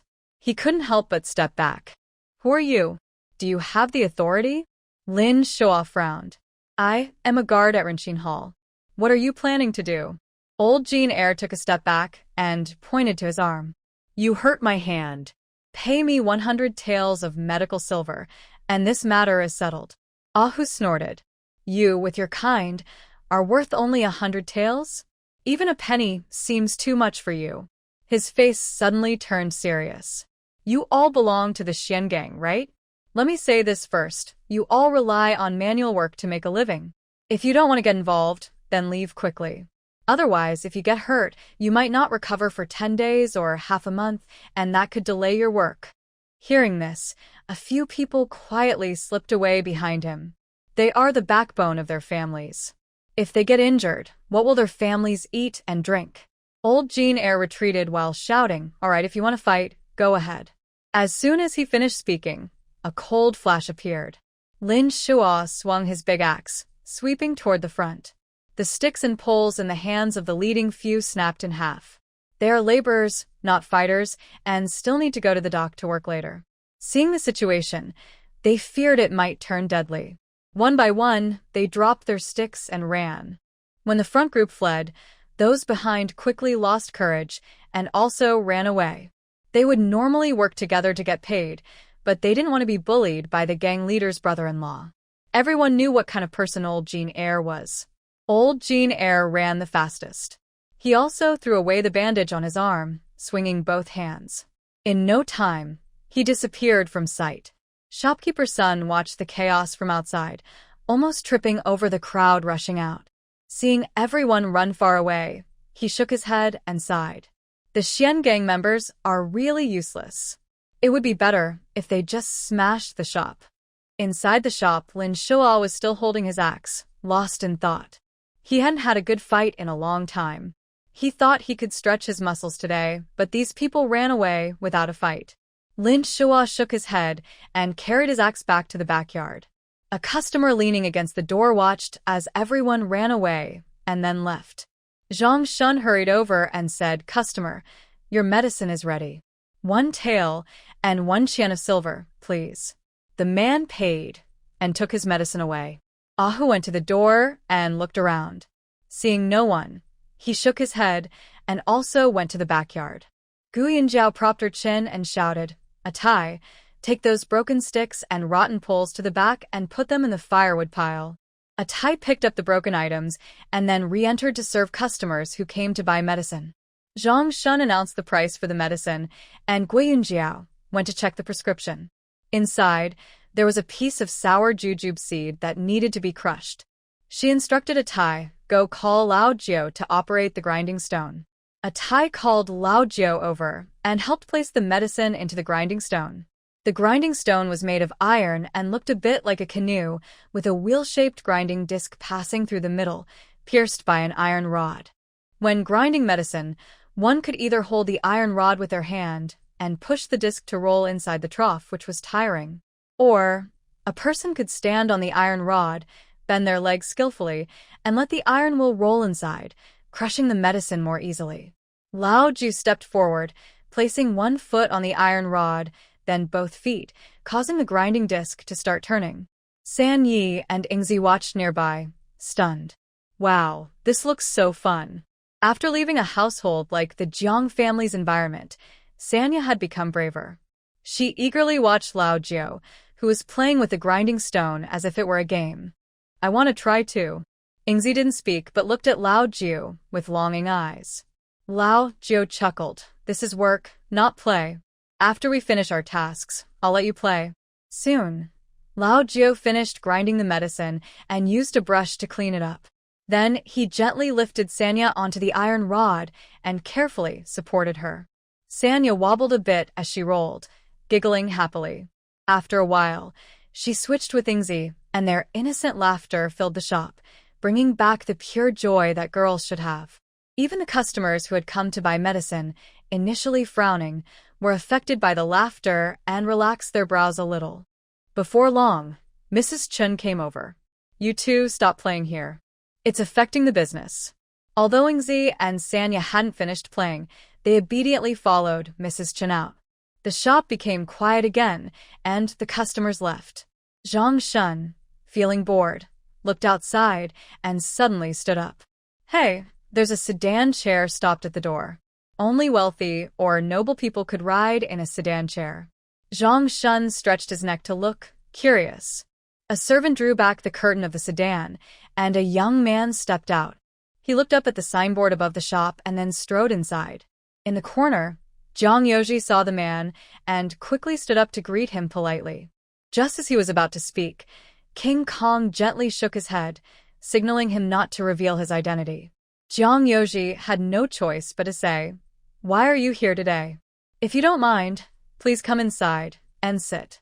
King Kong waved his hand casually while glancing around the shop's decorations and said, "I won't sit this time. I have something to do. I was passing by and happened to bring you something." He raised his hand, and a respectful servant handed Jiang Yoji a card. King Kong smiled and said, "After you left yesterday, I suddenly remembered that you might need this. I happen to have one myself. I give it to you, so it's not a waste." Jiang Yoji opened the card and looked at the end, where 4 characters read Yulu Academy. He hesitated for a moment. Of course, he wanted this item. But clearly, King Kang's card was not given for free.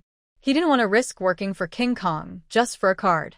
Seeing Jiang Yoji's hesitation, King Kong waved his hand again, saying, "Don't feel pressured or overthink it. This is just a small gesture from a friend."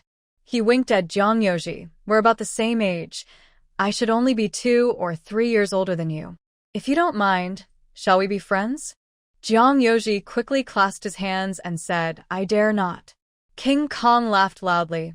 "Are you afraid or unwilling?" Jiang Yoji's eyes flickered slightly. Since King Kong had gone this far, if he didn't show some response, he might offend him. He didn't want to lose King Kang's favor. He smiled calmly and said, "It's an honor to be friends with you." King Kong patted Jiang Yoji on the shoulder and said, "Then it's settled. I have some other matters today. When I have free time, I'll find you to play chess." King Kong smiled and left. Jiang Yoji respectfully saw him off, watched him get into a sedan chair and walk away, then turned back. After Jiang Yoji entered, Zhang Shun admired him and gave a thumbs up. Third young master is truly extraordinary. He's only been in Xiangqing for a short time and already made friends with a noble person. Lu Zhu next to him said, "How can you tell that person is a noble? Maybe he's just a wealthy merchant." Zhang Shun shook his head. "You're still young and don't know how to read people. That man has a remarkable bearing, even more impressive than young Master Lin. He's definitely not an ordinary person."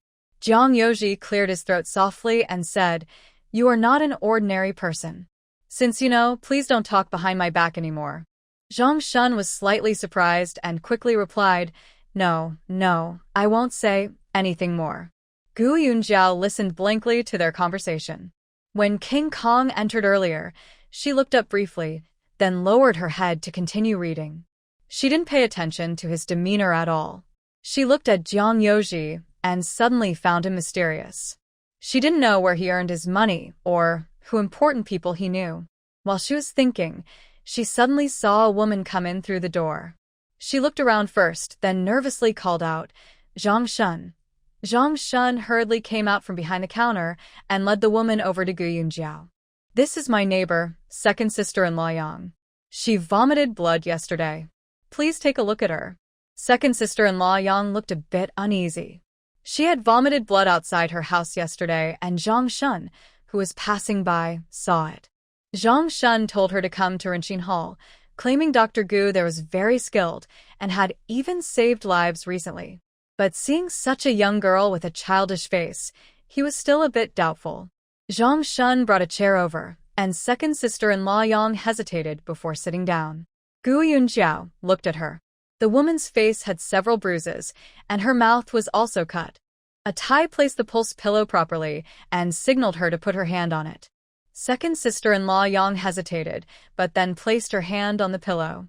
After a moment, Gu Yunjiao withdrew her hand. "You have internal injuries caused by a. Did you blood?" Second sister-in-law Yang nodded repeatedly, looking frightened. She often heard people say that once you vomited blood, you wouldn't have many days left. Seeing her worried and tense expression, Gu Yunjiao prepared a prescription while comforting her. Don't worry, it's just an internal injury. Take 5 doses of medicine and you'll be fine. It won't be a big problem. Just 5 days of medicine? Gu Yunjiao nodded seriously. Her injury wasn't too severe, and with some medicine to promote blood flow and reduce swelling, she would recover. Zhang Shun took the prescription and went to get the medicine. It contained sanqi, which was quite expensive. The woman paid over 2 taels of silver and left. After she left, Zhang Shun shook his head. That second sister-in-law Yang is also unfortunate. Her husband can earn some money, but he's bad-tempered and often beats her until her face is swollen. His blows are getting worse each time. Now she's vomited blood. If this continues, I don't know when something serious will happen. Gu Yunjiao frowned. Beating? Does the government not care when a wife is beaten? Zhang Shun looked at Gu Yunjiao curiously. This is a family matter. Why would the officials get involved? Gu Yunjiao shook her head. What if someone gets killed? Would the officials care then? Zhang Shun waved his hand. That's a different situation. Last year, someone killed his wife, and they were exiled 3,000 miles away. Gu Yunjiao remained silent, feeling that women's rights were badly protected in this era. She remembered her father once told her that they lived in the south, where rice was harvested twice a year, so life was relatively better. At least they didn't go hungry. Girls had a somewhat easier life. In poorer areas, girls were often not treated as people at all. At this moment, old Jean also ran back to Ma Chia's house. Ma Chia was about to leave with 2 people when he saw old Jean and his 2 followers rushing in.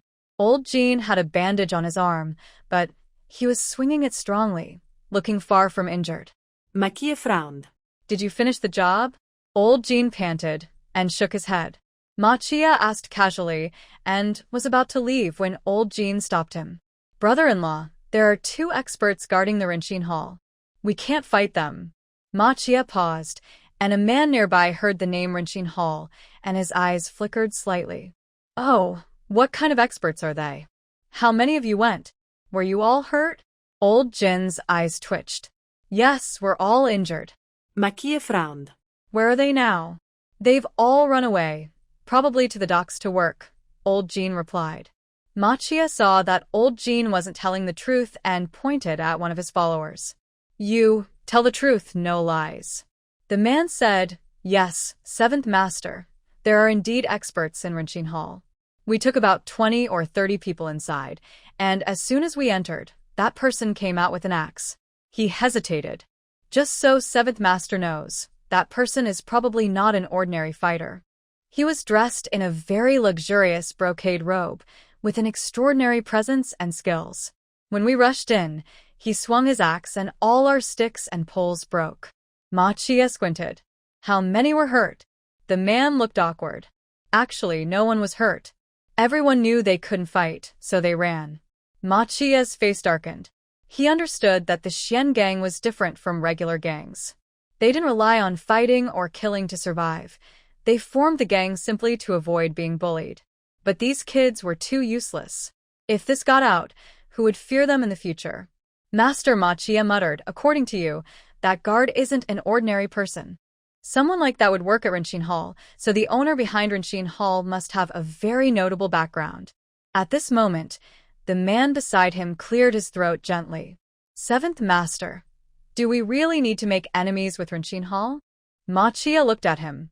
What do you think? The man replied, my son fell seriously ill a few days ago. I took him to Qilin Hall, but Dr. Zhang refused to treat him and told me to prepare for his passing. He directed me to Renxin Hall, saying there was a divine doctor there. But my son passed away just as he was brought in.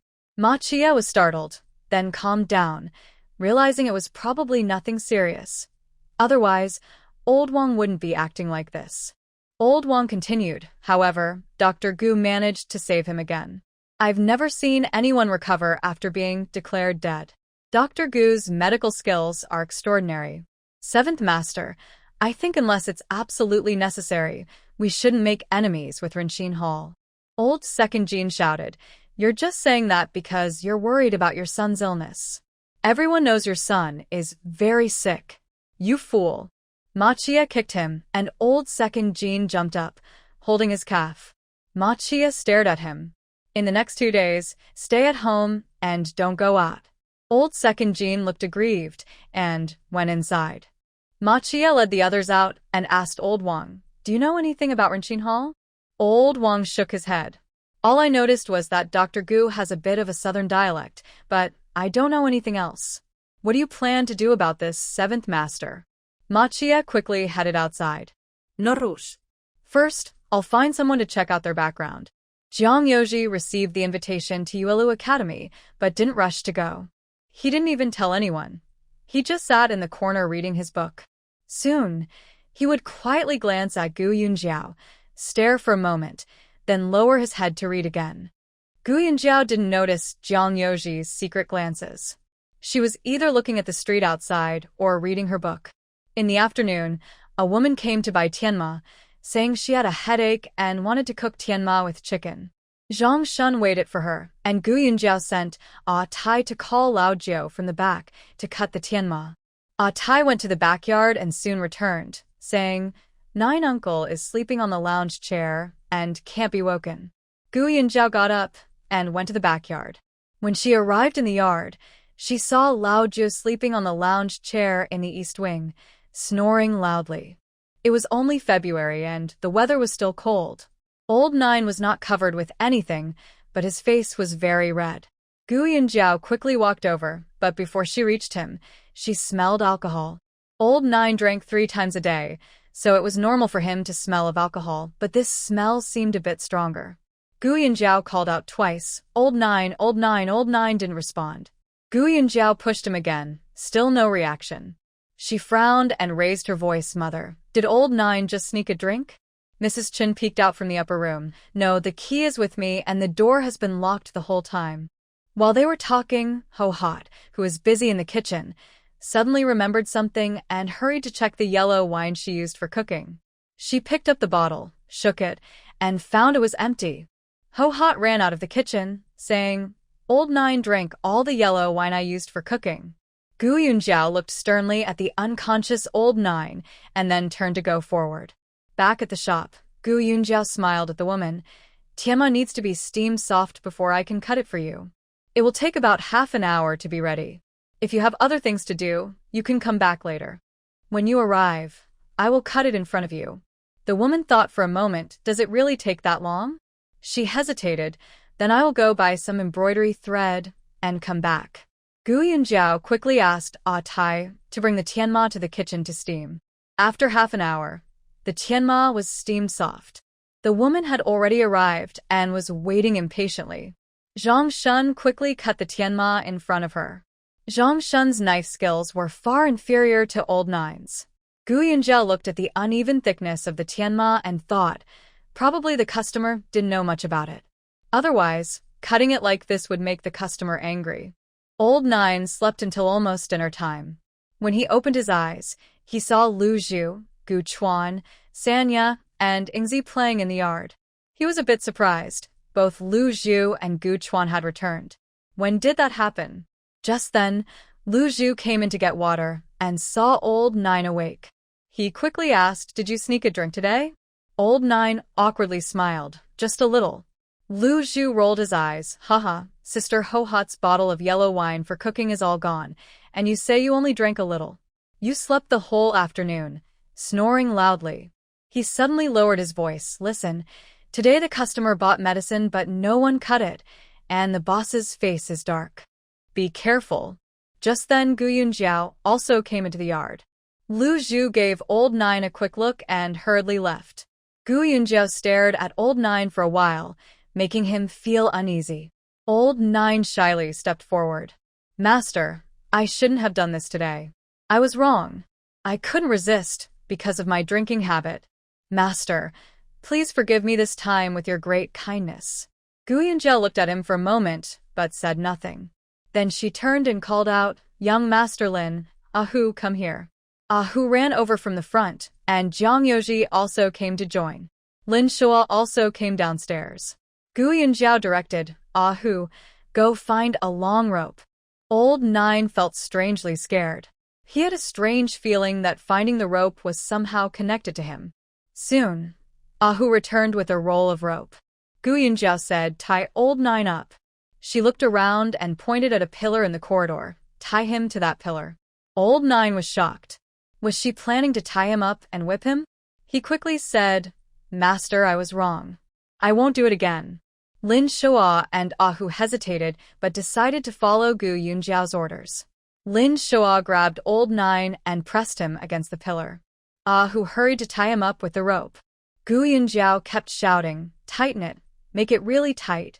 Don't let him break free." Once they tied Old Nine securely, Gu Yunjiao took out a silver ingot and waved for Tai. "Go to Shanji liquor store and buy their best wine." Hearing the best wine, Old Nine, who was tied to the pillar, couldn't help but drool. Tai nodded, took the silver, and ran off. Jiang Yoji slowly walked over to Gu Yunjiao and whispered, "What are you planning to do?" Gu Yunjiao snorted softly and pouted, "I won't tell you." She was angry all afternoon because of Old Nine, and her anger hadn't cooled down. For some reason, Jiang Yoji felt a strange thrill when he heard her acting cute like that. His heart softened completely. He wished she would speak to him like that a few more times. He turned his head to secretly look at Gu Yunjiao. She tilted her head to the side, and all he saw was the soft, white skin behind her ear and on her neck, like tender tofu, making him want to reach out and touch it, gently caressing. His Adam's apple moved up and down as he slowly turned his head away, closed his eyes, and tried to calm his feelings. Soon, Tai returned with the wine. Gu Yunjiao reached out to take the wine jar but was too heavy, almost dropping it. Jiang Yoji reached out from beside her and steadied it for her. Gu Yunjiao then called out, "Go get a wash basin from the kitchen." Tai brought out a copper basin, and Gu Yunjiao placed it in front of Old Nine. At this moment, Chun and Ho Hot also came out. Everyone in the yard was watching, not knowing what Gu Yunjiao was about to do. After placing the basin down, Gu Yunjiao went to open the wine jar. The jar was sealed with mud, and Jiang Yoji hurriedly said, "Let me do it. Don't get your hands dirty." He brushed away the mud, wiped the jar's opening with a cloth, and then lifted the lid. As soon as the lid was removed, the aroma of wine quickly filled the air. Even Lin Shoa couldn't help but say, "Good wine."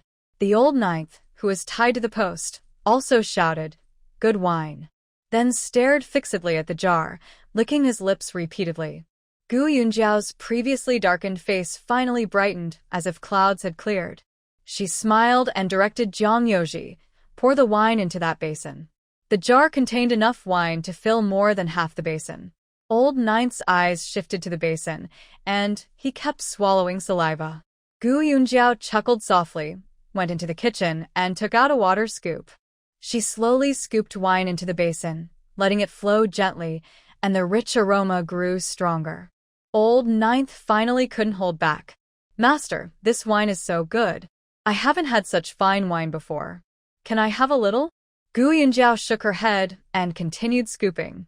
She deliberately held the wine under Old Ninth's nose, letting the fragrant aroma waft into his nostrils. After a while, her hand grew tired, and apprentice Tai quickly took over the scoop to continue pouring. Old Ninth struggled nonstop, clearly eager to drink the wine. Soon, Zhang Shun and Lu Zhu closed the door at the front and came from the back. Ho Hot still had one more dish to cook, so she hurried inside to prepare. Ahu lit the lantern, illuminating the yard brightly. Ho Hot finished cooking the last dish and called out, "Dinner is ready." Everyone went inside to get bowls and chopsticks and serve the dishes. Tai was still pouring wine. Old Ninth's struggles became even more intense. Fortunately, the rope was thick, and Ahu had tied him securely, so he couldn't break free. Everyone sat inside, and Lin Shoa brought a bowl of rice, smiling at Gu Yunjiao. "I'm impressed by your idea to torment him this way. Seeing him want a drink but not being able to, he's probably feeling restless." Ahu also chuckled, "Master, you're quite ruthless. I think beating him up would have been easier, but this way he'll remember it better." Gu Yunjiao waved her hand. "I'm not trying to torment him. I also don't want to just scare him. I want to help him get better. Everyone looked at her. Help him get better? Gu Yunjiao smiled shyly. I don't know if it will work, but I heard my grandfather mention this method before. Anyway, it was just a waste of some wine to try. She hurriedly ate her meal. After finishing one bowl, she put down her chopsticks and went to change a tie so he could eat. She had only scooped a little wine when the bound Lao Ju started crying out, Master, give me wine. I want a drink. If I don't get wine, I will die. Jiang Yoji was afraid Lao Jiu might break free, so he carried his bowl and left. People inside the house also gradually came out with their bowls. Lao Jiu's eyes were red, and veins bulged on his neck. He kept twisting his body. The weather was cold in February, and his forehead was covered with beads of sweat. Gu Yunjiao was unsure now. She had heard of this method from her grandfather, and it sounded like a myth. She had a sudden idea to try it. She was also worried that she might cause Lao Jiu to get sick. Just as she hesitated about whether to untie Lao Jiu, he suddenly vomited loudly. He vomited only water. The smell of stomach acid was very strong. Everyone holding their bowls quickly backed away. Gu Yunjiao didn't run. She stared fixedly at the basin. The water vomited by Lao Jiu also fell into the wine basin. Suddenly, Gu Yunjiao exclaimed, Hey, there's really one. Everyone nearby gathered around again. What is it? Gu Yunjiao pointed at a plump, red insect in the basin and said, I heard that some people love drinking because of these wine worms. Maybe that's what it is. Is that true? No way such things exist. Is this a wine worm? At this moment, Zhang Yoji suddenly said, Look at Lao Jiu. Lao Jiu's face was pale, and he looked as if he was about to faint. The desperate effort he made just now to drink wine was gone. Gu Yunjiao quickly said, Take him down and help him to the room. Ahu and Lin Shua hurriedly put down their bowls and untied Lao Jiu from the pillar. Lao Jiu waved his hand. I'm fine. He stood for a moment, then squatted down and looked at the wriggling insect in the basin. Is my love for wine because of this thing? Gu Yunjiao could only reply, probably. She didn't know if it was really a wine worm or just a parasite. Maybe Lao Jiu was just imagining things now. She looked at Lao Jiu and asked, Do you still crave wine? Lao Jiu showed a look of disgust and waved his hand. Just smelling this makes me want to. He didn't mind the dirt. He reached into the basin, grabbed the worm, and threw it on the ground. Then he stomped on it, smashing it into a muddy mess. Lao Jiu moved too quickly for Gu Yunjiao to stop him. She sighed regretfully, saying, I heard that if you put this bug into clear water, the water turns into wine. I don't know if it's true. The bug was already dead, and Gu Yunjiao didn't know for sure. Lu Zhu exclaimed, Old Nine, this loss is big. Otherwise, you could make a fortune just by selling wine in the future. Old Nine waved his hand. I don't have that kind of luck to get rich. Hungry, let's go eat. Gu Yunjiao looked at him with a smile. Are you really not going to drink wine anymore? Old Nine frowned. From now on, don't mention that word to me. Gu Yunjiao chuckled softly. All right, then I'll count your wages next month. She covered her mouth and laughed. Once I save a few taels of silver, I'll get married. Maybe I'll even have a chubby baby. Old Nine paused, sighed, and went to the main hall. He was already 40 years old, and for many years he hadn't married because he couldn't save enough silver. As soon as he had some silver, he would buy wine to drink. When he heard Gu Yunjiao talk about getting married and having a chubby baby, he felt a warm feeling in his heart. As he entered, he looked at Ho Hot with a mysterious glance. After eating, Mrs. Chen instructed Ah Tai to carry the water basin outside and pour it far away. She then washed the basin and water scoop thoroughly several times. She sniffed the water scoop repeatedly, shook her head.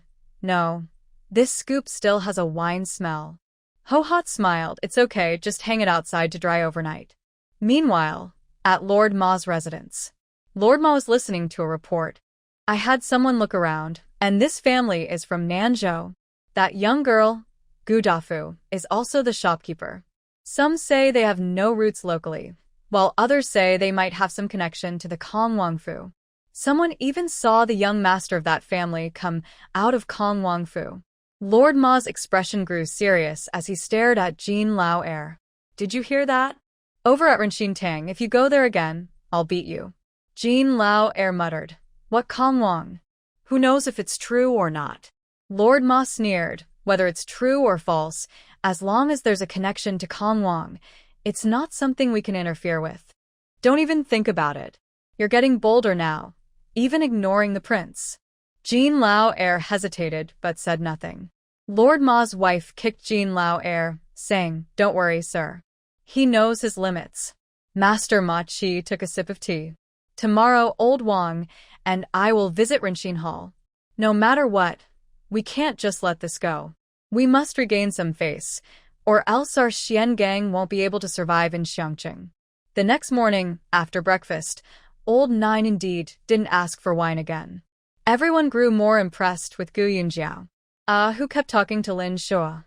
Young master, it's rare for us to meet Dr. Gu. She can revive someone who has stopped breathing. She can treat even strange and difficult illnesses. This must be fate keeping you alive. Lin Shua was silent for a long time before slowly saying, You don't need to worry about me. Since Dr. Gu saved me, I no longer have those thoughts. Hu grinned happily. That's good. His eyes twinkled. Now that young master is 19, we need to start living properly and save more money. Later, we can ask the matchmaker to find a good girl for you. Before he finished, Lin Shua coldly interrupted, Love is the most harmful. I will never marry. He said these things just to test him.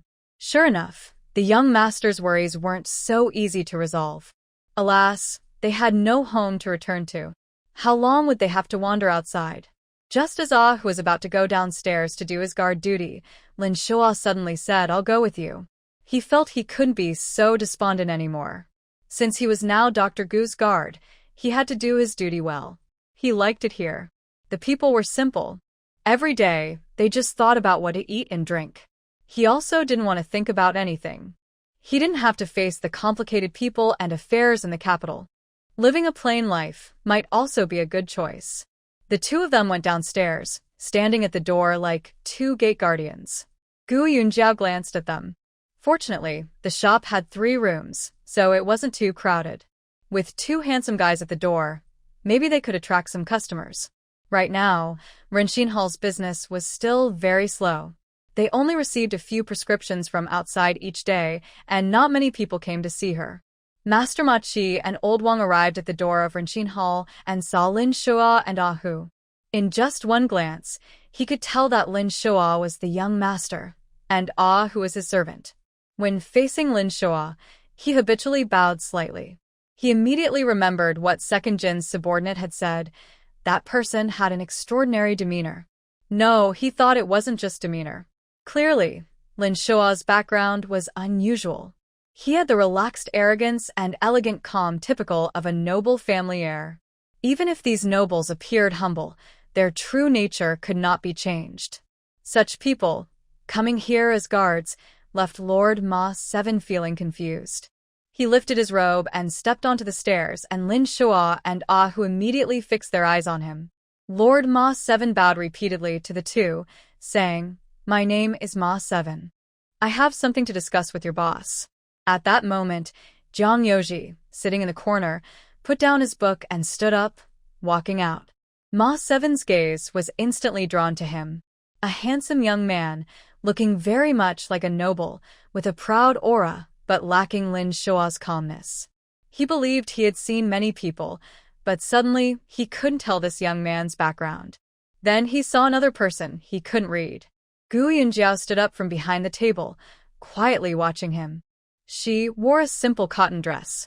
Since she came here to sit in court, she probably wasn't from a wealthy family, but she carried a calm and confident air he had never seen in any woman before.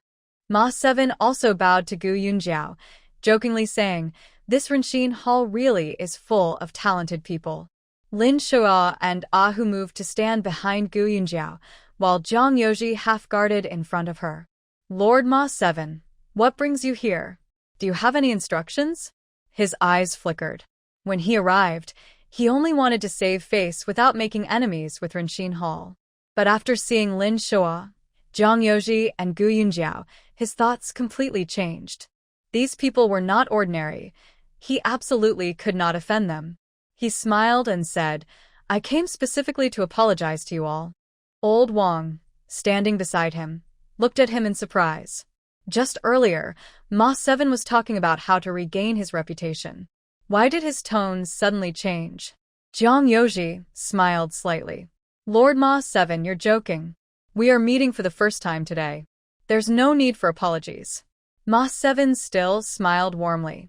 I am here to apologize on behalf of my useless little brother-in-law. Zhang Yoji nodded. I see. Lord Ma Seven, you're too polite. Your family bought a ginseng root and wanted to buy it on credit. It's not a big deal. But since we are new here, we didn't know your name.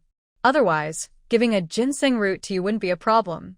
Ma Seven's mouth twitched repeatedly as he listened. Zhang Yoji spoke politely, giving him face. But he knew in his heart that any credit on credit was probably something the young man wanted to take for free.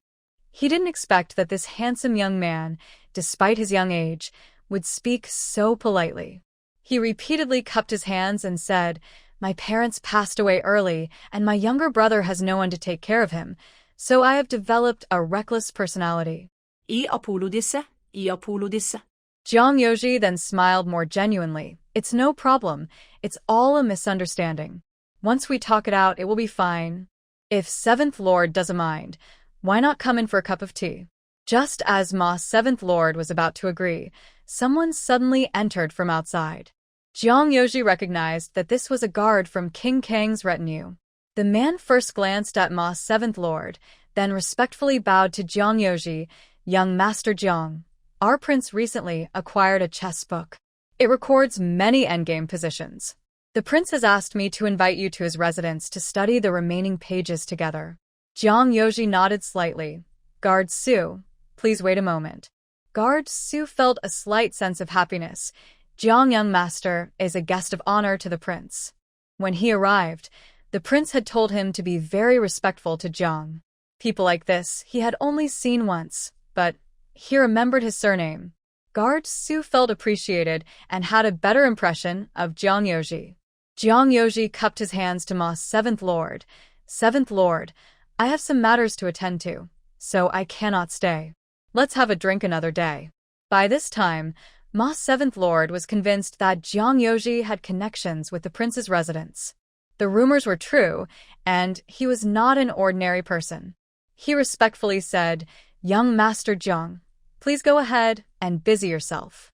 I apologize for the disturbance. Zhang Yoji glanced at Gu Yunjiao and then left with Guard Su. Ma Seventh Lord saw Zhang Yoji get into the carriage and quickly bowed to say farewell.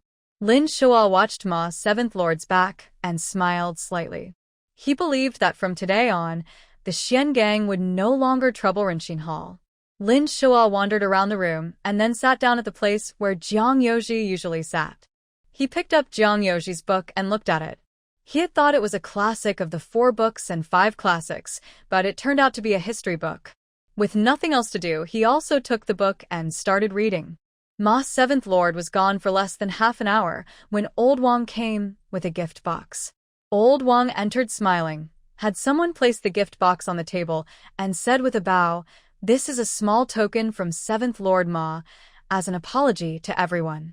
Seventh Lord also said that in the future, if members of the Xian gang bump into trouble, they should ask Dr. Gu to help take a look. Gu Yunjiao suddenly understood that Lord Ma was asking the people from Xianbang to take care of the Rinshin Hall business. She thought for a moment and smiled. Thank you very much, Seventh Lord. Old Wang handed over the gifts and then took his leave. Lu Zhu suddenly said, Everyone says Lord Ma is ruthless outside, but I think he's very kind. Not only did he come to apologize himself, but he also sent gifts. That's so generous and considerate. Lin Shua and Gu Yunjia smiled at the same time. They looked at each other, and Lin Shua said if he was kind, he wouldn't have helped the main family. If he really wanted to apologize, he should have brought a gift box when he came. But he came here thinking that we are secretly supported by King Kong, so his apology and gifts are just to save face for the prince. Lu Zhu was stunned for a moment, and then said, You people have sharp minds. but you don't see all the twists and turns. Zhang Shun patted Lu Zhu's shoulder and smiled kindly at him. Gu Yunjiao asked Tai to take some gift boxes inside to give to Mrs. Chen. Soon, Mrs. Chen came out, surprised, and said, "Who sent these gift boxes just now?" "There are 2 silk fabrics inside." Gu Yunjiao casually said, "That lady can keep them for embroidery or making clothes." Mrs. Chen looked thoughtful and went inside. That day, Jiang Yoji did not return home all night. The Wang residents sent a servant to say that young Master Jiang wanted to stay up all night studying chess with the prince. The next afternoon, Jiang Yoji finally returned. After dinner, Jiang Yoji went into Mrs. Chen's room and seriously said, "Starting tomorrow, I will go to the academy to study. From now on, I can only come back once every 10 days. Mrs. Chen was happy and said, "Is it the Yulu Academy?" Jiang nodded. Mrs. Chen clasped her hands and recited a Buddhist prayer, "Bodhisattva, bless my son to study smoothly at the academy and to succeed in the future." Jiang Yoji smiled and took out a silver note, handing it to her. Mrs. Chen could read a few words, and when she saw the amount, she almost fainted. "Where did you get so much silver?" Jiang Yoji chuckled, "I found a way to earn it. This is for you to use for daily household expenses. Don't hold back, just spend it. The food can be better, and the children need to grow strong. If the silver runs out, I still have more here." Mrs. Chen nodded with a complicated look. Since she heard yesterday that third brother was taken away by the prince, she knew that something was about to change completely. She didn't know what crossing social classes meant. She only knew that if her son could interact with the prince, she would never kneel for a few silver coins again. Mrs. Chen suddenly jumped up. "Are you going to the academy tomorrow?" "Yes, I need to ask Sister Guahua to fry some small fish and bring it to you. You like eating that, right?"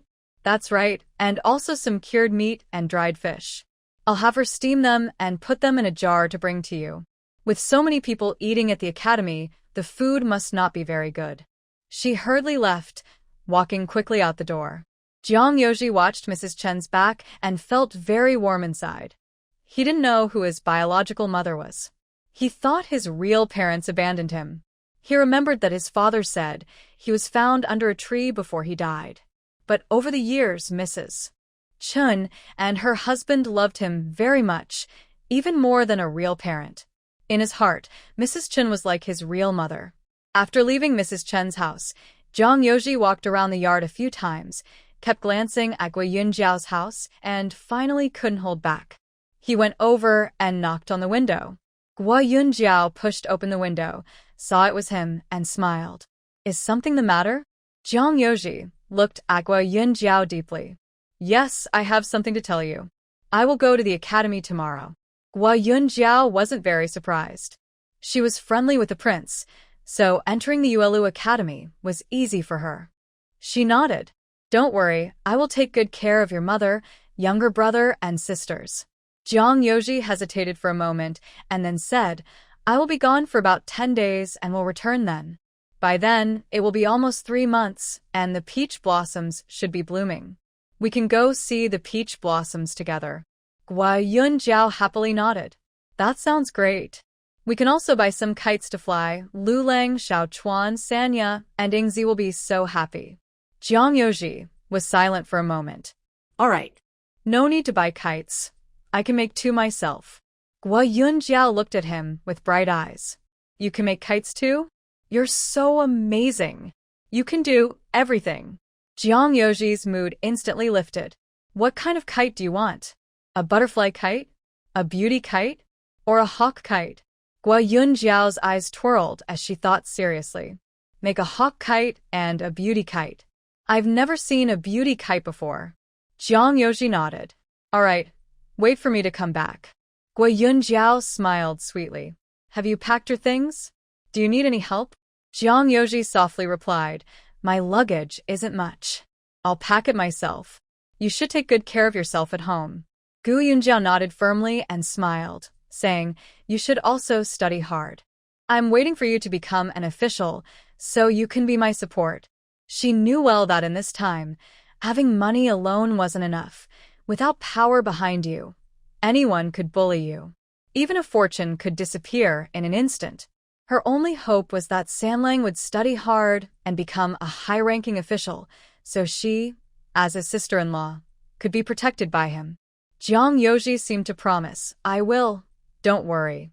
At this moment, Lulang ran over, pulling Jiang Yoji, saying, "Brother, Xiao Chuan and I don't know how to do our homework. Please come teach us." Jiang Yoji looked helplessly at Gu Yunjiao and was pulled away by Lulang. Soon, sounds of Jiang Yoji scolding could be heard from the East Room. "Are you too brainless? What can't you do? Just copy the answers, isn't that it?" Gu Yunjiao smiled inside the room and closed the window. Early the next morning, a carriage stopped outside the shop. Jiang Yoji came out carrying a bundle, and Mrs. Chun put 2 jars into the carriage. She stood by the car, giving many instructions, then reluctantly saw Jiang Yoji off. After the carriage drove away, Gu Yunjiao said, "I think Sanlang needs a book boy. He can help him with daily chores and also handle accommodations and meals when they go out."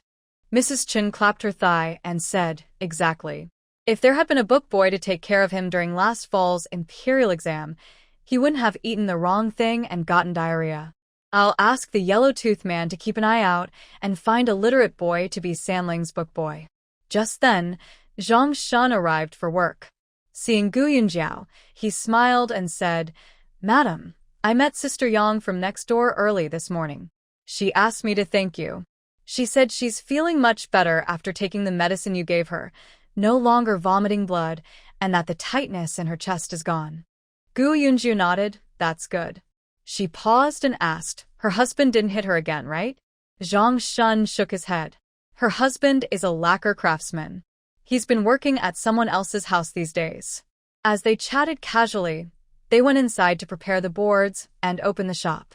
Not long after the shop opened, the yellow-toothed man arrived. Gu Yunjiao hurriedly said, "Just looking for you. Coincidentally, you're here now." The yellow-toothed man smiled and asked, "Dr. Gu, what can I do for you?" Gu Yunjiao then said, "I plan to buy a boy, preferably literate, not too old and clever." The yellow-toothed man thought for a moment and asked, "Are you buying him to be a book boy for Lord Jiang?" Gu Yunjiao nodded. The man with yellow teeth smiled and said, "All right, I will keep an eye out. If I find something suitable, I will send it over. By the way, I need to find young Master Jiang." Gu Yunjiao waved her hand and replied, "He's not here now. He just went to the academy."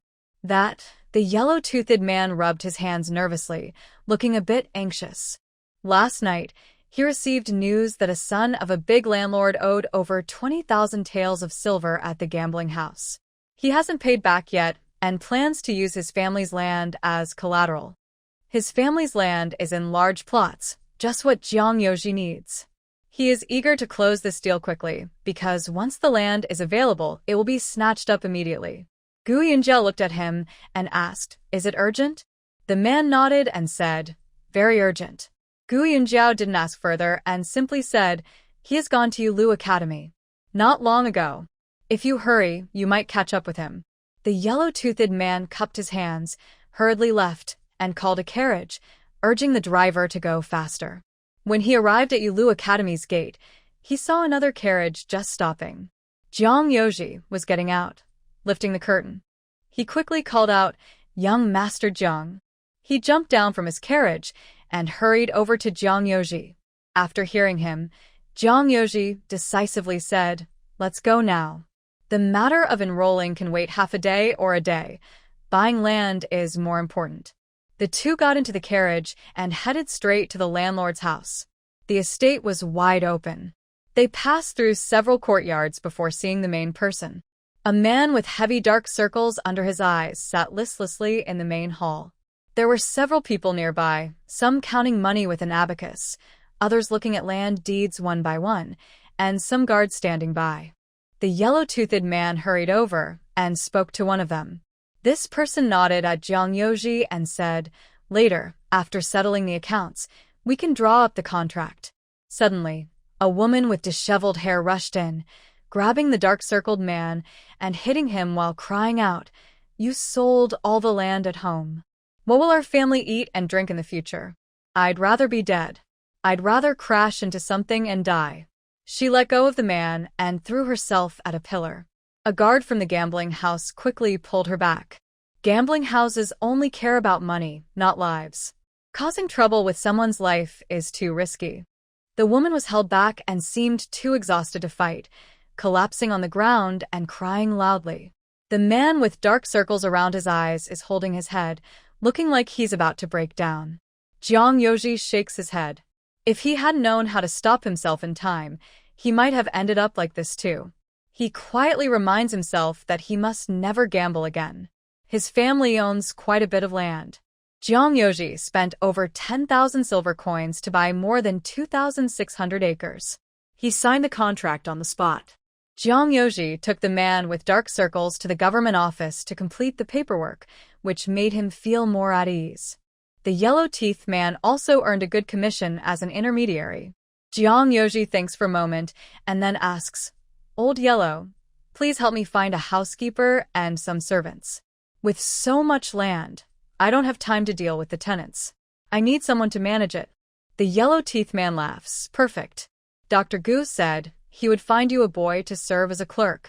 I'll ask about it soon. If I find someone suitable, I'll bring him over for you to choose." Hearing this, Jiang Yoji feels warm inside. "All right, that would be great. Thank you." It's almost noon now. Jiang Yoji doesn't go home. Instead, he finds a place to eat lunch and then heads to the academy. In the afternoon, Gu Yunjiao is preparing medicine in the shop when suddenly she hears a commotion outside. She looks up and sees a big man being surrounded by several people as he comes in. Zhang Shun has learned his lesson and carefully looks at the group. He runs over to Gu Yunjiao and whispers, "Master, this looks like someone from the Xian gang." Gu Yunjiao also whispers, "Could it be someone here to look after our business?" Before Zhang Shun can say more, the group calls out, "Who is Dr. Gu?" Gu Yunjiao raises her voice, "It's me." She looks over and sees the big man with a large bruise above one eye, red as a ripe tomato, unable to open his eye properly. The big man tries to look at Gu Yunjiao with his other eye. "Are you Dr. Gu?" Gu Yunjiao nods. The big man mutters, "Why is he a young girl?" Someone nearby says, "Dr. Gu, please take a look." Someone just hit his eye. Gu Yunjiao notices the swelling above his eye, which is probably filled with blood. It would be best to drain the blood first, and then apply medicine. She hesitates, worried that if she uses a gold needle to burst the blood clot, she might accidentally poke the man's eye. Suddenly, she remembers a case she read about in a book. She signals Ah Tai and quietly gives him a few instructions. Ah Tai quickly runs off. Gu Yunjiao asks the man to sit down and carefully disinfects around his eye with antiseptic. Soon, Ah Tai returns, holding several sticky, wriggling insects. Gu Yunjiao was also hesitant to touch this thing. She directed Ah Tai, wrap it with a bandage and put it over his eyes. The others asked, "Isn't this a leech? What are we going to do with it?" Ah Tai quickly wrapped the leech and placed it on the man's eye. Leeches love to blood. Soon, the swelling on the man's eye gradually went down, and the once thin leeches looked plumper. Everyone was amazed, saying, "Who would have thought leeches could be used like this?" After the swelling was gone, Gu Yunjiao used a homemade cotton swab to apply ointment to the man's eye without even needing to bandage it. The man tried to open his eyes slowly and was able to do so. He was happy, thinking his eye wouldn't stay swollen for long. He bowed to Gu Yunjiao, saying, "Dr. Gu's medical skills are truly extraordinary." The group quickly left after paying silver. Zhang Shun chuckled. Young Master Ma really keeps his promises. He must have told the Xiangang people, or they wouldn't have come here on purpose. Gu Yunjiao shook her head. "This means we owe young Master Ma a favor." Lin Shua suddenly responded from the corner, "No worries. Your medical skills are so good, he'll definitely come to you for help in the future." Gu Yunjiao smiled. When she saw her teacup was empty, she stood up to get water from the backyard. When she entered, she saw Lao Jiu squatting in front of the kitchen washing vegetables. Lao Jiu quickly stood up when he saw Gu Yunjiao, looking a bit nervous. "Master, I've already cut the herbs," he said. "The roasted herbs are also ready," he added. Gu Yunjiao looked at the bamboo trays of various sizes in the yard, all filled with sliced herbs. She nodded. Since you're not drinking alcohol now, your work is more efficient than before. She didn't think much about why Lao Jiao was washing vegetables. She glanced at him and said, "You look more energetic. Let's make 2 new sets of clothes for you. Fix yourself up a bit. I think you're almost as good as Zhang Shun now." Lao Jiao happily asked, "Master, is that true?" Gu Yunju nodded and went inside to fetch the water jar. Suddenly, Lao Jiao came over and asked, "Can you lend me a month's worth of silver? I want to buy a comb and 2 more sets of clothes." Gu Yunjiao looked at his messy hair and smiled, taking out a piece of broken silver. "Go quickly. Remember to buy a toothbrush and some toothpaste. Make yourself look neat and tidy. It'll make you feel better." Lao Jiao poured out the water from washing vegetables and ran out quickly. Gu Yunjiao refilled her water jar and then poured water for Lin Shua as well. Several days passed, and it was almost time for Jiang Yoji's day off tomorrow. Mrs. Chen was talking about how third brother would come back at night. Early in the morning, she went out to buy many vegetables. There was chicken, fish, and meat, making it feel like a festival. In the evening, Jiang Yoji indeed came back by carriage. He was not alone. He brought a young servant too. He carried a small bag, and the servant carefully held 2 kites. Gu Yunjiao happily ran out. "Are the kites ready?" Jiang Yoji was about to speak when Lu Lang and Gu Chuan also returned outside. When they saw the kites, they jumped excitedly, and Lu Lang stretched out his hand. Give me, let me see." Jiang Yoji took the beautiful lady kite from the servant and handed it to Gu Yunjiao, then said, "That hawk kite is for you guys." Lu Lang looked unhappy. "We only play with one?" Jiang Yoji glanced at him wrong. "That's not for just you 2. It's for all 4 of you." Lu Lang pouted, thinking third brother was biased. Why could the eldest sister-in-law have her own kite? But he still looked at the beautiful lady kite with envy. He thought that kite was much prettier than the hawk kite. Suddenly, he exclaimed, "Hey, this beautiful lady kite looks like the eldest sister-in-law." Gu Yunjiao giggled, "Really? Am I that pretty?" Lu Lang nodded strongly. "Eldest sister-in-law is even more beautiful, by 100 times. Gu Chuan seriously added, 8,000 times. Gu Yunjiao chuckled happily. She hadn't been this joyful in a long time. She wanted to hug these 2 children and kiss them, but to avoid causing a fuss, she mischievously tousled their hair and then ran happily to the backyard with the kites. She was reluctant to let go of such beautiful kites, so she decided to store them carefully first. Jiang Yoji and the servant entered the yard and said to Mrs. Chen, "This is the book boy the yellow teeth people found for me. He was sent to the academy just the day before yesterday." Mrs. Chen looked at the boy, who was handsome and bright-eyed, full of cleverness. She nodded with satisfaction. "What is his name?" The servant replied, "Madam, the young master named him Du Rua." Mrs. Chen murmured, "Du Rua?" The servant added, "The young master said, Du Rua is a medicinal herb." Mrs. Chen smiled, "That's good. Our family runs a pharmacy. That name fits perfectly." Gu Yunjiao finished flying her kite and heard the commotion.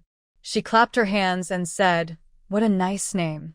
Sam Lang really knows how to pick names." Jiang Yoji looked at her with a faint smile. At that moment, Zhang Shun ran in front and said, "Master, second sister-in-law Yang came to see the doctor again." Gu Yunjiao frowned and quickly went outside. She saw second sister-in-law Yang sitting at the table, with dark circles around her eyes and swollen cheeks. Gu Yunjiao asked hurriedly, "Did your husband hit you again?" Second sister-in-law Yang nodded, while tears fell. Gu Yunjiao clenched her fists in anger. How can there be such a man? Jiang Yoji stood at the back door silently, watching Gu Yunjiao quietly. Gu Yunjiao checked second sister-in-law Yang's pulse. Luckily, there was no internal injury this time. It seemed her husband just punched her in the face. She started writing a prescription while saying, "Second sister-in-law Yang, you keep getting hurt every few days. This isn't a good way to go on." A who snorted nearby. Men who hit their wives are the biggest cowards. Later, I'll go with you and teach your husband a lesson. Let him dare to hit you again. Second sister-in-law Yang shook her head in fear. No. After you leave, he might hit me even harder. Gu Yunjiao finished the prescription, went to fetch medicine for Zhang Shun, and took some topical oil to carefully apply to Yang's face. Zhang Shun brought the medicine over, sighed, and handed it to her. Second sister-in-law Yang was about to leave with the medicine when Gu Yunjiao suddenly said, "Wait, second sister-in-law Yang. There's one more ingredient I forgot to tell you." Yang turned around and looked at her. Gu Yunjiao said seriously, "When you go home, take a piece of sharpening stone and grind the kitchen knives on it. The knives should be sharpened until they shine brightly, once a day." In the corner, Lin Shua suddenly chuckled. Yang still didn't understand and asked, "Do I need to boil the medicine with the sharpening water?" Jiang Yoji came over and said, "You don't need that water. Once your injury heals, you can sharpen the knives every few days, preferably when your husband is at home." Lin Shua added from the corner, "When sharpening, it's best to look fierce." Hu understood and smiled. "Yes, and you can mutter a few words. If he dares to hit you again, I'll beat him up." Tears suddenly welled up in Yang's eyes. She hurriedly wiped her tears and bowed to everyone. "Thank you, Dr. Gu. Thank you all." Yang's home wasn't far. She carried the medicine bag back. As soon as she entered, her husband scolded, "Where have you been? It's this late, and you still haven't cooked. I think you want a beating." In the past, Yang would have been so frightened, she would have shrunk back. Today, she didn't know what was wrong with her. Dr. Gu from Renqin Hall and a few handsome men's words seemed to echo in her ears. Suddenly, she straightened her back, walked into the kitchen, put down the medicine bag, found a kitchen knife and a sharpening stone, poured some water on it, and started sharpening the knife. Yang Er's brother-in-law, Fu Gui, was surprised and angrily went to the kitchen. He first heard a harsh ha-ha sound and saw his wife sharpening a knife. He was about to scold her again when he saw her suddenly lift her head, her eyes fierce like he had never seen before. He couldn't help but step back, and his voice lowered a few tones. "Hurry up and cook. Why are you sharpening the knife?" Yang Er's sister-in-law was already very nervous, trying to hold herself together. But when she heard his voice suddenly soften, she suddenly understood something. She kept sharpening the knife, her eyes fixed on Fu Gui, and said coldly, "What's the point of eating? You've been hitting me 3 times a day for 3 days. If this keeps up, you'll kill me. It's better we just die together." Fu Gui was surprised to see his wife. Was she crazy today? He wanted to scold her, but the sound of the sharpening knife was not only irritating but also made his heart race for no reason. He glanced at the knife and muttered, "If I don't do it, I won't. I'll go to the street corner and have a bowl of noodles." After saying that, he turned and left. The sound of sharpening the knife followed Fu Gui as he walked away. Yang Er's sister-in-law waited for a while, thinking Fu Gui had gone far. Then she threw down the knife and cried happily. In the backyard of Renqin Hall, everyone had gathered around a table and started eating. Mrs. Chen looked around and suddenly asked, "Where did Lao Jiu go?" Gu Yunjiao remembered. "He went to buy clothes. I left some food for him." Just as she was speaking, Lao Jiu hurried in, carrying a bundle. Gu Yunjiao smiled and asked, "Did you buy it already?" Lao Jiu put the bundle on the table and chuckled. "I bought it at the tailor shop next door. The boss even gave me a discount." He then glanced subtly at Gu Hua. But Gu Hua was completely unaware, busy helping Yingzi with food. Lao Jiu didn't mind. He served himself some rice and squeezed into the table to eat. After eating, everyone dispersed. Only Gu Hua stayed behind to clean up, with Yingzi and Sanya helping. Lao Jiu saw them putting all the bowls and chopsticks into a big basket and quickly came over. "This is heavy. I'll carry it to the kitchen." Gu Hua was surprised. Since Lao Jiu had taken the initiative to help her wash vegetables, she felt a little strange. Now that everyone has left, only Old Nine stays to help, which makes it even more strange. She knows Old Nine is a bachelor, and a vague thought suddenly comes to her mind. She is startled and quickly pushes the idea away. She leaves the main hall and sees Jiang Yoji and Gu Yunjiao talking under the honeysuckle shelf. She doesn't dare to look too long and quickly heads to the kitchen. Jiang Yoji is whispering to Gu Yunjiao. "I asked around. There's a peach forest east of the city, by the river. The scenery is very nice. Gua Yunjiao thinks for a moment. It's just a day out, and missing a day of seeing the doctor or working at the pharmacy isn't a big problem. Are the peach blossoms blooming? Jiang Yoji looks at her gently. They should be. Our academy is on the mountain, and some peach trees there are also starting to bud. The peaches on the mountain bloom later, so the ones by the river should be in bloom now. Gua Yunjiao smiles. Then let's go.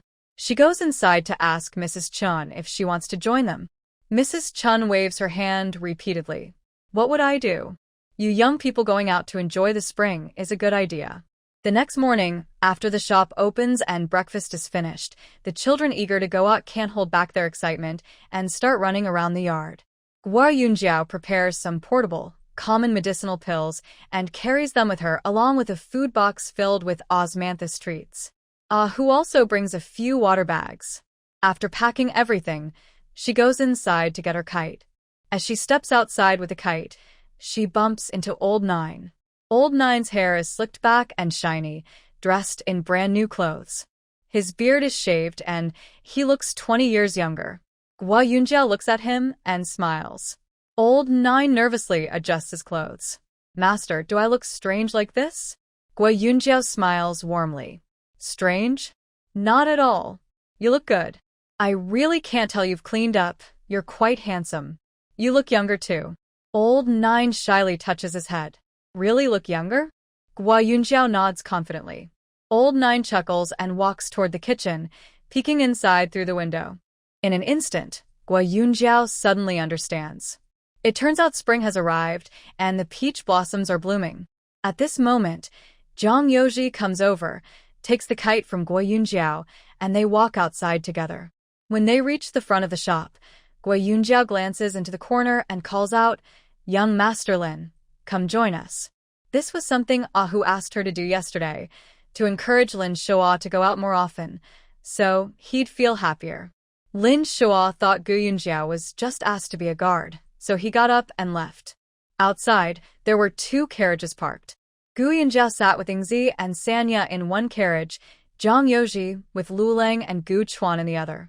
Lin Shua drove the carriage for Gu Yunjiao and them. When passing a snack shop, Jiang Yoji sent a servant to buy some snacks and then continued forward. After leaving the city gate, the carriage traveled for another half an hour before reaching the destination. Gu Yunjiao got out and saw that the peach forest stretched as far as the eye could see. Half of the peach blossoms had already bloomed. From afar, it looked like a cloud of pink and white falling into the river. Near the riverbank, there was a large open space with sparse wild grass growing on the ground. Perhaps because there were few places to visit around Xiangqing, many carriages were parked along the roadside. In the peach forest, faint figures of visitors could be seen everywhere. A few children got out of the carriage and pointed at the open space. Let's go fly kites there. The children didn't understand much about scenery. They just liked eating and playing. Gu Yunjiao held hands with Sanya and Yingzi and headed toward the open space. Maybe because it was close to the 3rd day of March, the wind by the river was a bit strong. Lu Ling ran with his kite facing the wind, and Jiang Yoji gently pulled the string to knee height, causing the kite to fly up. Jiang Yoji quickly let out more string, watching Gu Chuan impatiently waiting nearby, so he handed the spool to him. Gu Chuan was carried a few steps by the kite. Gu Yunjiao was already eager to try. Seeing Jiang Yoji approaching, she hurriedly said, "Third young master, help me fly the kite." She had never flown a kite before. Her grandparents spoiled her, but now that she was older, she hadn't thought about it. Jiang Yoji smiled and said, "Hold the kite and run. I'll help you let out the string." Flying a kite requires skill, and he was quite good at it. First, Jiang Yoji corrected her grip on the spool, then said, "Just run, and when I tell you to loosen the string." Gu Yunjiao nodded excitedly, holding the kite and running forward. Jiang Yoji quickly let out the spool and suddenly shouted, "Loosen." Gu Yunjiao loosened her grip, and the beautiful kite wobbled and soared into the sky.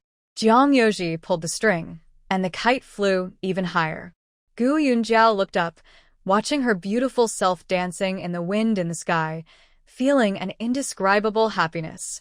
She ran over to Jiang Yoji's side, trying to control the kite's direction like him. Sanya and Ingzi watched with envy, but both girls, being obedient and well-behaved at home, didn't dare speak.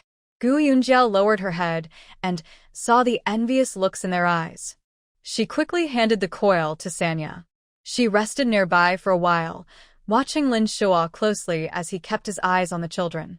Then she felt at ease and went into the peach forest. She hadn't admired the flowers yet. Jiang Yoji exchanged a glance with Lin Shuo and followed Gu Yunjiao into the peach forest. The air was filled with a faint scent of peaches and a strong fragrance of perfume. Gu Yunjiao looked up at the peach blossoms. Jiang Yoji lagged half a step behind her. Their distance was a little awkward. Sometimes it seemed like they were together, other times like strangers. At that moment, a few women approached. Their eyes all fell on Jiang Yoji at the same time. One woman stared at him for a while, her cheeks turning slightly red. Suddenly, she threw her peach blossom branch into Jiang Yoji's embrace and shyly looked at him. Next to her, another woman, seeming to compete, threw her sachet into his arms. Gu Yunjiao saw these bold actions and couldn't help but cover her mouth and laugh softly. She looked back at Jiang Yoji, who stepped back expressionlessly, causing the peach branch and sachet to fall to the ground. The two women weren't angry. They looked at Jiang Yoji fondly and then walked away. After the women left, Gu Yunjiao turned and smiled, saying, "Third brother, you really are so clueless about romance." Jiang Yoji changed the subject. "Would you like me to pick a peach blossom for you?" Gu Yunjiao looked at the peach blossoms on the branch and shook her head. "No need to pick. If everyone picks, there won't be anything left for later visitors." While they were talking, a voice suddenly came from nearby. "Brother Jiang." Yoshi? Jiang Yoji and Gu Yunjiao turned their heads at the same time. They saw Zheng Junren and his young servant standing not far away, looking surprised. Gu Yunjiao still remembered this man.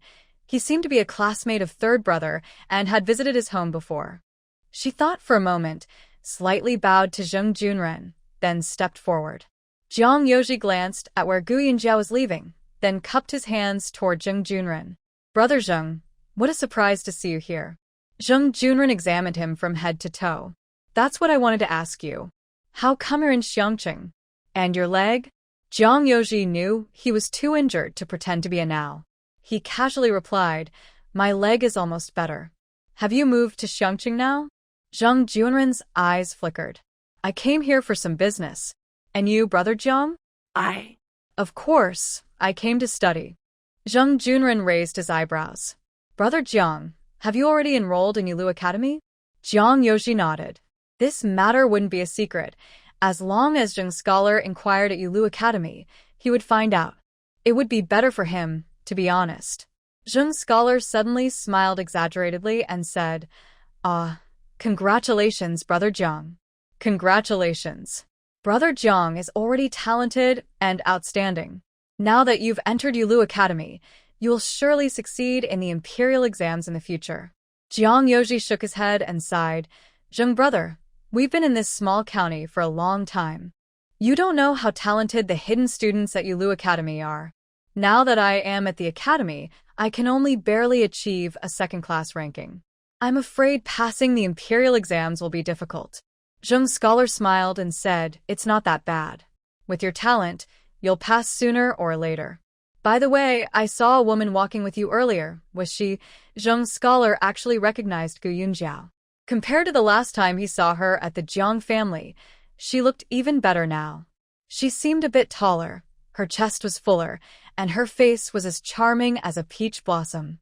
Seeing her made people feel a little restless inside.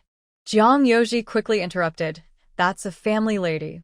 After saying that, he cupped his hands and said, "Zheng brother, I need to look for the Gu family members. Why don't we meet another day?" Then he hurriedly walked ahead.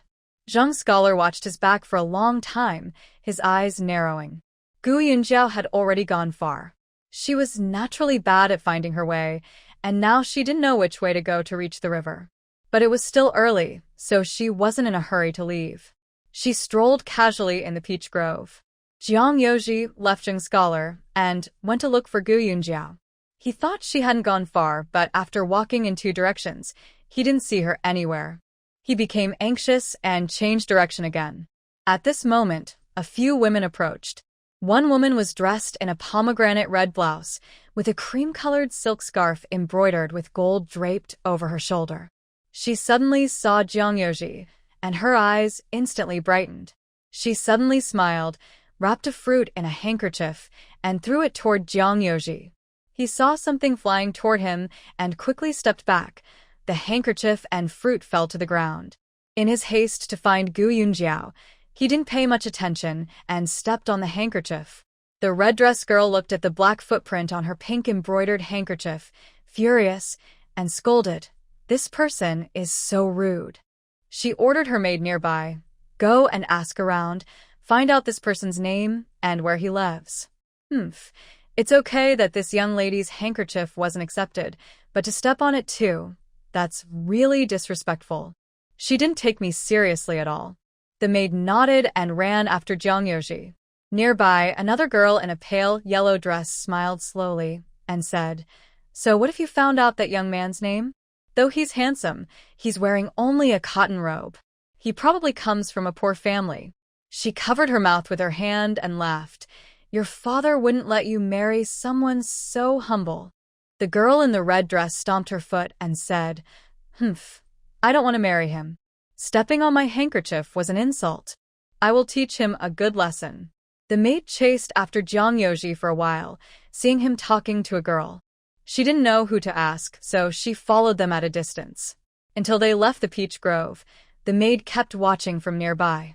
Suddenly, a voice came from behind her. "Miss, what are you looking at?" She turned around and saw a man. She snorted, "None of your business." Mr. Zheng smiled and said, "Are you perhaps watching that young man?" The maid widened her eyes. "Do you know him?" Mr. Zheng gave a charming smile. "Of course I do. He is a student from Yulu Academy, named Jiang Yoji." Hearing this, the maid was happy and didn't even thank him. She happily grabbed her skirt and ran off. She was clever and ran to her own carriage, where the girl in red and the girl in yellow were sitting inside. She told them what Mr. Zheng had said. The girl in yellow exaggeratedly covered her mouth and said, "Wow, he's from Yulu Academy. He must be very talented." The anger on the girl in red's face disappeared, replaced by a thoughtful look.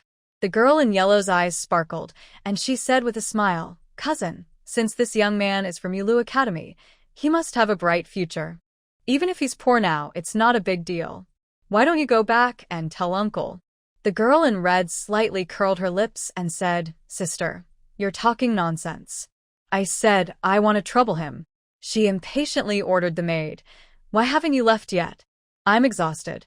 Let's go back quickly." The carriage soon left. Gu Yunjiao watched as the children played until they were tired. Although they had eaten quite a bit of snacks, it still wasn't enough to fill their stomachs. She decided to head back home. Mr. Zheng sat in his carriage, lifting the curtain of the window to look out. When he saw Gu Yunjiao get on her carriage, he ordered the coachman, "Follow that blue-carved carriage in front. Don't lose it." The coachman nodded in agreement. Seeing the carriage move, he followed at a moderate distance. Lin Shua hurried back to the city in his carriage. Gradually, he felt something was not quite right. His carriage was in front, with Jiang Yoji's carriage following behind, but he could tell that the sound of hooves was not only coming from the carriage behind him, there was another carriage further back. At first, he didn't think much of it. After all, the only way back to the city was this road, and there were quite a few carriages behind him. But once inside the city, with its many streets and crowds, he would have to slow down or stop, yet that other carriage still seemed to be following him. He didn't know what that carriage was trying to do, but whatever it was, he decided not to let it succeed. Suddenly, he spun around and threw a small stone behind him. Then he smoothly returned to his seat and continued driving. Suddenly, he heard a horse neigh behind him. Lin Shua's lips curled slightly, and he turned his carriage into a side street. When the carriage stopped at the entrance of Renxin Hall, Lin Shua looked back. The other carriage was gone. Hu opened the side door, and Lin Shua quickly drove his carriage inside. Guo Huaxiao had already prepared some food. Seeing them return, she quickly added firewood and started cooking. Gu Yunjiao took her kite back into the house. After setting the kite down, she couldn't help but sit by the window and think. When they entered the city earlier, the wind blew the curtain aside, and she happened to glance outside. She saw a woman, dressed in simple clothes, struggling to carry a wooden bucket along the roadside. At that moment, she thought the woman looked very much like Gume. But she was too far away to see clearly. She only caught a glimpse of her side profile, partially obscured by her hair. She wasn't sure if it was Gume. Still, Gu Yunjiao decided to let it go. She believed she had done her best for Gume. Whatever kind of life she would have from now on was her own fate, and it had nothing to do with her. At this moment, Gume was hanging clothes in a courtyard. She had just returned from washing clothes at the river. Now she was living at her aunt's house. But her aunt's family was also in a difficult situation. When she arrived, her uncle was bedridden, and her aunt was thinking about borrowing some silver to pay for his treatment. Gume had thought about it for 3 days straight, taking out all her silver and giving it to her aunt. Her aunt and cousin both knelt before her. With the money, her uncle finally received treatment and survived, but he still couldn't work and needed to rest in bed. There was no more silver left for food at home. Gume sold her jewelry and clothes to buy rice and food. Now she was wearing her aunt's old clothes. She and her aunt spend every day doing laundry and washing clothes. Her 13-year-old cousin goes to the dock every day to carry bags and earn some coins. Gume also questioned herself about why she was doing this. The silver jewelry, clothes, and accessories she had were worth over 40 taels. If she saved carefully, maybe it would last 10 years. But she still gave away the silver. She felt she might be trying to atone. Atoning for abandoning her younger siblings in her past life and hurting her sister this life. She knew Gu Yunjiao and Xiao Chuan were now living well and didn't need her atonement. So she decided to treat her remaining family well. Thinking of Gu Yunjiao, Gume felt ashamed of herself. She had asked herself many times, if she and Gu Yunjiao switched places, would she save her? Of course not. She would take 500 taels of silver to buy beautiful clothes and jewelry, maybe some land, and live comfortably for the rest of her life. What about her younger siblings? What does that matter to her? She couldn't understand why Gu Yunjiao was so foolish. Her own sister was not kind to her either. What was she after? Gume could only think that Yunjiao was like their father, kind-hearted and caring about family ties. She also knew Gu Yunjiao was no longer the same person from before. Perhaps she had also been reborn, just like her. Otherwise, the 500 taels of silver wouldn't make sense. Now, she only hoped her sister and brother would be safe and happy in this life. As for her selfish and cold mother, she no longer wanted to hold resentment. Life is about personal choices. And she felt her current life was good. She no longer painted her eyebrows or wore fancy clothes. Every day, she dressed plainly and relied on her own hands to earn her food. She thought this was better than depending on a man. She told her aunt she didn't plan to marry again in this life. Her aunt said it was fine to stay at home forever. They hung several rows of clothes on the yard ropes to dry, and Gume neatly folded the clothes she had collected from the house. She packed the clothes into a bundle and told her aunt, who was mending clothes inside, "I'm going to deliver these clothes." Her aunt replied from inside, "Be careful on the way." Gume carried the bundle and left. She went from house to house, quickly delivering all the clothes. She turned onto a small street, and at the end of it, she took another turn to reach home. At that moment, Gume saw a man. The man she married in her past life. The man still looked like the one in her memory, in his 20s, with slightly dark skin, a broad chin, and eyebrows and a nose she liked. Gume's steps suddenly stopped. She watched the man walk closer, tears like broken beads falling down her face. She couldn't hold back her emotions anymore. She squatted on the ground, buried her head, and cried loudly. Wang Hao saw Gume from afar. He always felt that this girl looked familiar, as if he had seen her somewhere before. But when he saw her looking at him with what seemed like deep sadness, she suddenly burst into loud crying. Wang Hao felt a bit nervous. Somehow, he felt that her crying might be related to him. He walked over to her, feeling unsure and softly asked, "Miss, are you okay?" Gu Mei was crying uncontrollably. She didn't know how much time had passed before her legs went numb from squatting. She wiped her tears and stood up. Wang Hao was still there, watching her nervously, wanting to speak but hesitating. Gu Mei acted as if nothing had happened, lowered her eyes, and quickly walked forward. After hesitating for a moment, Wang Hao suddenly caught up and asked, "Miss, I think you look very familiar. May I ask, are you married?" Gu Mei stood there with swollen eyes, like a piece of wood. Wang Hao looked a bit embarrassed and said, "Miss, please don't take it the wrong way. I know asking this is rude, but I'm afraid if I don't ask, I might never see you again. My wife died 2 years ago, leaving behind a 2-year-old son. I know I don't deserve you, but the moment I saw you, I liked you instantly. If you're not married, I don't know." Gu Mei listened to Wang Hao finish speaking, then turned and walked away, without looking back. As she walked, tears streamed down like a floodgate opening. Thinking back now, the happiest and most peaceful days of her life were those 2 years with Wang Hao. Although Sua Zhu was kind to her, he wasn't as caring as Wang Hao. Fate had truly favored her. She met such a good man, yet she had let him go herself. But she couldn't go back. She couldn't even imagine how Wang Hao would look at her if he knew she had been caught cheating. Her tears flowed even more fiercely, and she walked faster. Wang Hao followed her for a while, watching her turn into an alley. He couldn't chase after her anymore. Maybe the girl had gone home. Their meeting was just a chance encounter, a simple connection in life. Today, he managed to gather enough courage to say those words. He lingered at the alley entrance for a while, reluctant to leave, and looked back a few times before finally walking away. He was in Xiang City to buy medicinal herbs and was staying at a nearby inn. Gu Mei returned home. Her aunt was sitting at the kitchen door, picking vegetables. Seeing her come and crying, she hurriedly asked, "What happened? Did someone bully you?" Gu Mei shook her head and ran to her room. She closed the door and lay on her bed, crying loudly. Her sobs were muffled under the quilt, tears streaming down her face.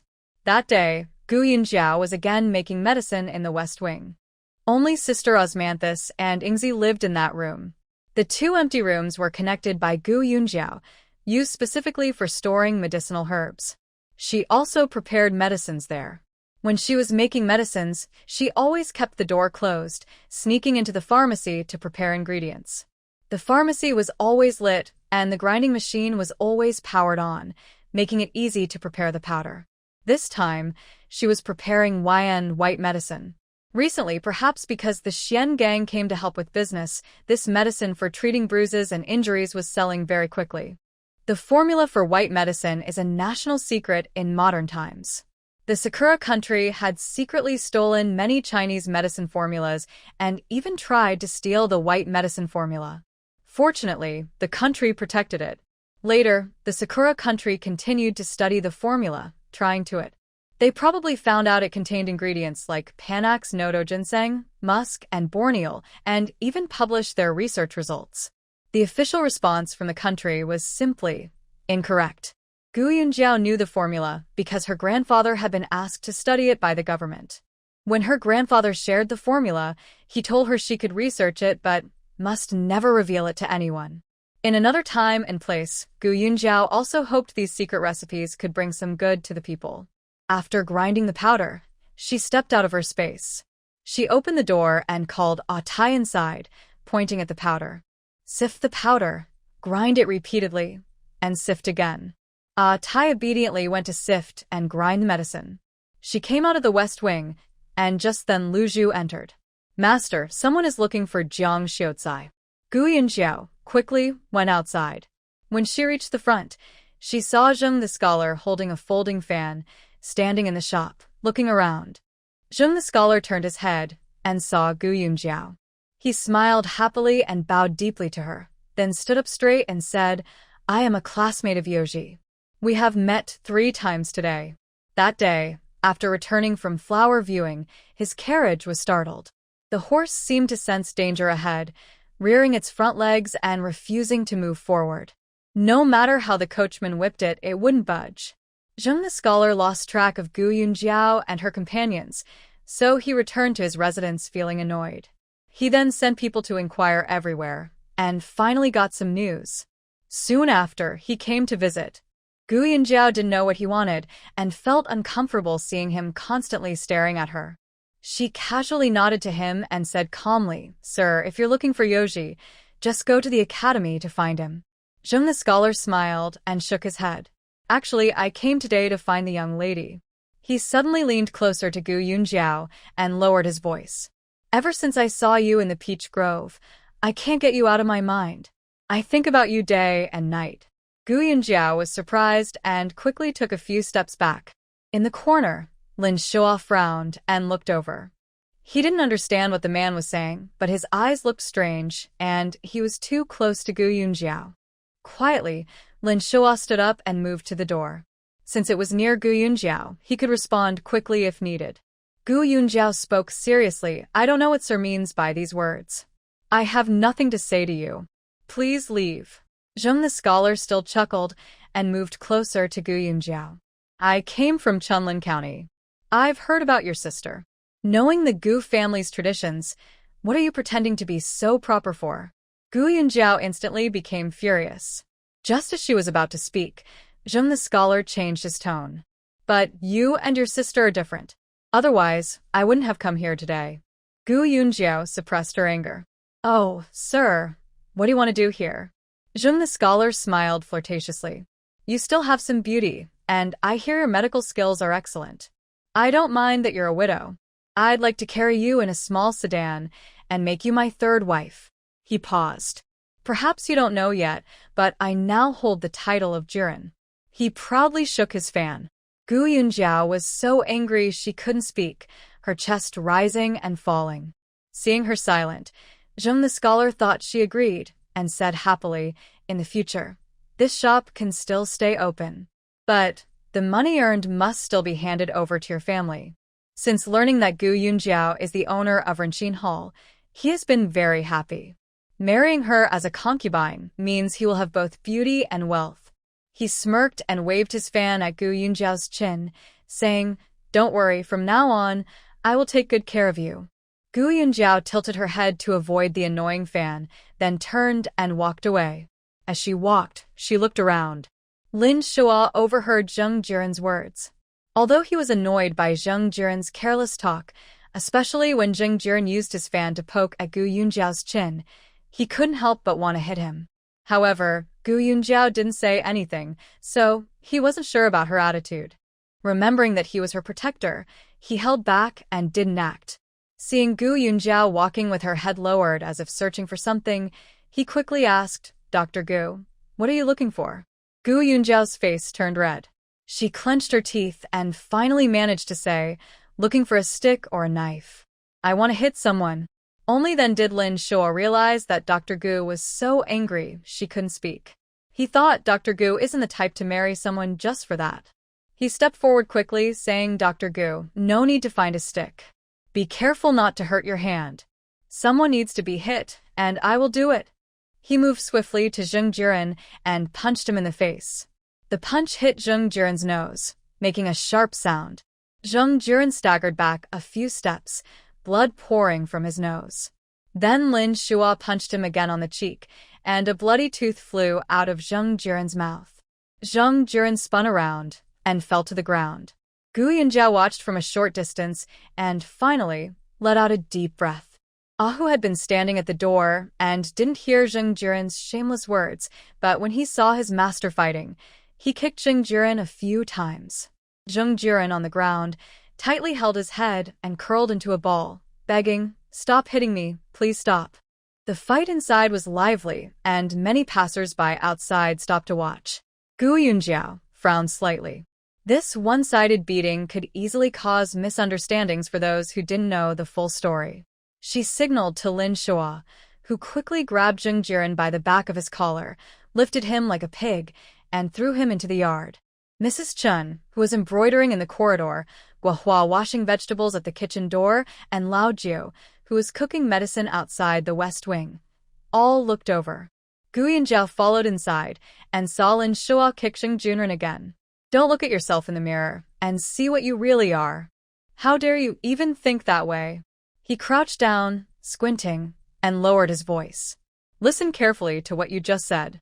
If I hear even a word about me here in Xiangqing, I will break your teeth and cut out your tongue so you can never speak again.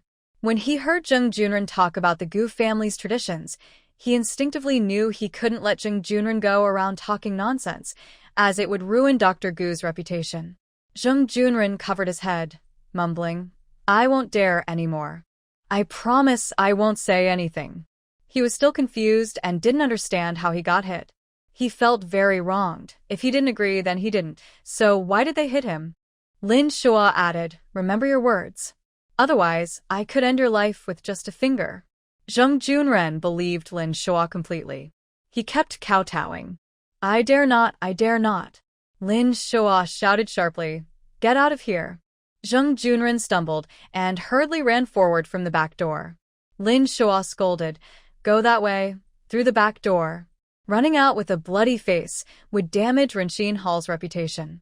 Zheng Junren limped out through the back door. Lin Shua signaled to Hu, who then quietly left through the back door as well. At this moment, Mrs. Chen, who had been watching the scene, finally spoke. Isn't that Zheng Junren, the classmate of third brother? What did he do? Are you going to hit him? Gu Yunxiao pursed her lips. She didn't really want to speak, but since Mrs. Chen asked, she couldn't avoid answering. Lin Shua then said, it's nothing much. This person isn't a good guy. He offended Dr. Gu. Mrs. Chen was stunned for a moment, then looked at Gu Yunxiao again. She quickly said, then he should be beaten. Beat him well. Gu Yunxiao chuckled softly. She was amused by Mrs. Chen's unwavering support. She didn't know much, but since Mrs. Chen asked, she had to answer. At this moment, Lin Shua said, it's nothing serious. This person isn't trustworthy. He offended Dr. Gu. Mrs. Chen paused, then looked at Gu Yunxiao again. She quickly agreed, yes, he should be beaten. Well done. Gu Yunxiao let out a small laugh, amused by Mrs. Chen's unconditional support. She didn't know much, but since Mrs. Chen asked, she answered. His family was not wealthy to begin with. After passing the imperial exam, many people from his clan came to support him. He gained a lot of land and was gifted a house. Life was good at first, but Zheng Junren felt that now his status had changed, and he needed to show proper manners. He married 2 concubines at once, and was soon persuaded by them to spend a lot of silver on clothes and jewelry, which quickly left him short of money. Fortunately, someone introduced him to a wealthy merchant in Xiang City who offered him a job. He paid 5 taels of silver a month, provided 2 sets of clothes each season, and gave additional gifts during festivals and holidays. Zheng Junren thought about it and decided to go.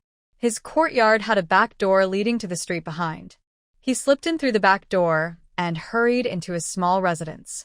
Hu, who moved like a ghost, also slipped in quietly, then quickly jumped onto the roof. Zheng Junren, carrying medicine, entered the house, where a woman came out to greet him. Seeing the blood on his face, she was startled and asked, husband, what happened? Zheng Junren looked grim and said, I slipped and fell outside. He pointed to the medicine and said, boil the medicine. The woman hurried out. Zheng Junren sat in a chair, touching his swollen cheek, and cursed bitterly, that little girl dares to hit me. If I don't get revenge, I swear I won't be a man. Hu, on the roof, heard the noise below and squinted. Quietly, he lifted a tile and looked down through the gap. Zheng Junren cursed a few more times, feeling pain all over, and groaned as he moved inside to lie on the bed. He lay there for a while, then suddenly sat up, took a brush and ink and wrote a formal complaint. Hu, on the roof, silently lifted another tile and pressed his eyes to look down through the gap. He struggled to read the complaint, but managed to see enough. It was a report against Gu Yunxiao. It accused her of allowing her servants to attack others and not respecting the court, even hitting the imperial examiner at will.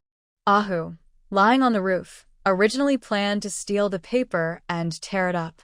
But he thought if he tore it, he could just write another. Then he heard Zheng Junren muttering, tomorrow I'll go to the yamen and report you. See if you can get away with it. Ahu thought for a moment, quietly covered the tile back, and then left silently. That night, Jiang Yoji returned home. After dinner, Lin Shua gave Jiang Yoji a look, and Jiang Yoji followed Lin Shua upstairs. Lin Shua closed the door, told him about Zheng Jiren's visit today, and also mentioned the complaint paper. Jiang Yoji's handsome face twisted suddenly. Goodness, Zheng the scholar.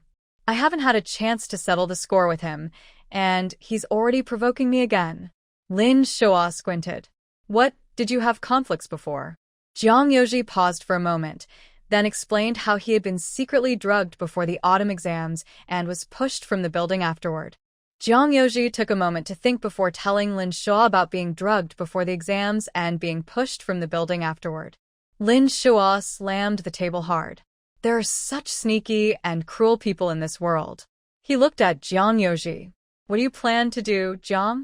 Zheng the scholar will go to the officials with a complaint tomorrow. Jiang Yoji calmly said, reporting the matter isn't a big problem. I just need the prince to help me post a note, and it should be fine. That Zheng scholar is a troublemaker. Keeping him around is dangerous. Lin Shua raised an eyebrow. For such a small matter, asking the prince for help creates debts. Is it really necessary? Jiang Yoji didn't reply. For now, asking King Kong for help was a good move for him. It gave King Kong a chance to help him, and from his interactions, Jiang felt that King Kong was a decent person to befriend. He also needed support in his career and planned to give King Kong a way to help him. Lin Shua stood up and paced around the room. Since this man tried to harm Jiang, I think we should just get rid of him. Jiang Yoji slightly frowned. Getting rid of him is inevitable, but not now. If someone dies, the authorities will investigate. It will definitely involve the Rinxin Hall. Today, Zheng the scholar was beaten at the shop and seen going to Kirin Hall for medicine. This can't be hidden. Lin Shua squinted. So, does that mean Zheng should be kept alive a little longer? Jiang Yoji coldly said, that's the only way. Besides, he's so lecherous, we can give him some hardship first. If he's unlucky, maybe we won't need to do anything later. Lin Shua raised an eyebrow. Does Jiang have a plan? Jiang Yoji nodded. Lin Shua admired Jiang's cleverness. He smiled. Whatever Jiang wants to do, I will follow you. Jiang Yoji quietly whispered a few words to Lin Shua. Lin Shua nodded. No need for us to handle this personally. Let Ahu do it. He called Ahu over and whispered a few instructions. Then Jiang Yoji took out 200 taels of silver and handed them to Ahu. Ahu nodded and went back inside to disguise himself before heading out. Jiang Yoji tidied up and went to King Kang's residence. Ahu left the house and headed straight to Chuanxiang Tower. He first rented a room, then asked the matchmaker to call over the madam. The madam came over smiling. Oh, young man, are you not interested in the girls here? Why are you looking for the madam? She leaned towards Ahu as she spoke. He quickly avoided her, hurriedly closed the door, and frowned, saying, sit down. I have serious business to discuss with you. Ahu sat at the table, and the madam sat sideways. He took out a silver note from his pocket and placed it on the table. The madam saw the amount, and her eyes lit up. She reached out to take it. Ahu quickly pressed the note down and whispered, if you do what I ask, this silver note is yours. The madam's expression became serious. Young master, please speak. Ahu whispered, do you have any girls here who are sick? The madam's face changed. Sir, don't talk nonsense. The girls here see the doctor regularly for checkups, and they wash themselves with medicine. How could they be sick? Ahu put the silver note away. Never mind, I'll ask at Lichuan court, he said, then stood up. Seeing he was about to leave, the madam hurriedly called out, young master, please wait a moment. Let me think. She pretended to think for a while. I remember now there was a girl at Lichuan court who was sick and was kicked out. I felt sorry for her, so I let her stay in the backyard. I'll have someone call her. Soon the girl arrived. Ahu waved his hand, signaling the madam to leave. He whispered with the girl for a long time, then took out a silver note and placed it on the table. The girl quickly nodded. Then she left. Ahu hurriedly waited behind the back door of Chuanxiang Tower. After about 15 minutes, he saw the girl come out. She was wrapped in a cloak, with delicate eyebrows and eyes, her face powdered, looking very beautiful. The carriage stopped at the back gate of Qian's residence. Ahu got out. He looked around, then climbed over the wall into the courtyard. Next, he opened the courtyard gate, and the girl slipped inside. She lowered her head and followed Ahu quickly. They crossed the yard and went to the front door. Ahu knocked.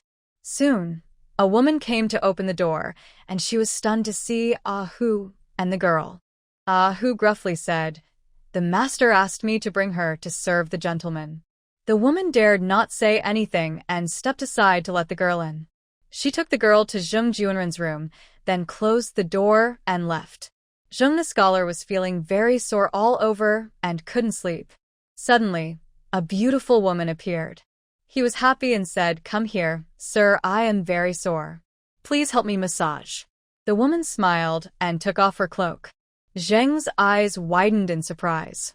The woman wore a thin, gauzy dress, and her fair skin was faintly visible in the candlelight. Zheng's face turned red with excitement. He reached out and said, "Hurry, come and help me." The woman smiled charmingly and walked toward Zheng.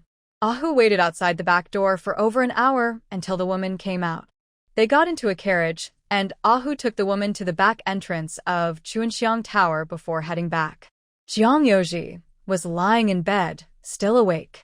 When he heard the carriage arrive, he finally relaxed and closed his eyes. Ahu first went to the kitchen, washed with hot water, and took a bath. Then, he grabbed some disinfectant he often used and splashed it all over himself before going to bed. The next morning, Gu Yunjiao woke up and only smelled the strong scent of disinfectant in the shop. She thought the disinfectant had been spilled and told the workers to clean everywhere. At noon, officials suddenly arrived at the gate of Renxin Hall. Gu Yunjiao wondered if they were here to collect taxes. She was about to take out money when two officials entered and looked around. "Who is the owner of Renxin Hall?" they asked. Gu Yunjiao stood up and said, "I am." One official waved his hand, "Come with us." At this moment, Jiang Yoji and Lin Shua, who were playing chess in the corner, also stood up. Gu Yunjiao didn't know what was happening but looked at Jiang Yoji. He quickly came over and whispered, "We will go with them, it will be fine. I've arranged everything, don't worry." Hearing this, Gu Yunjiao felt relieved. She knew third brother was always careful, so if he said everything was arranged, it must be fine.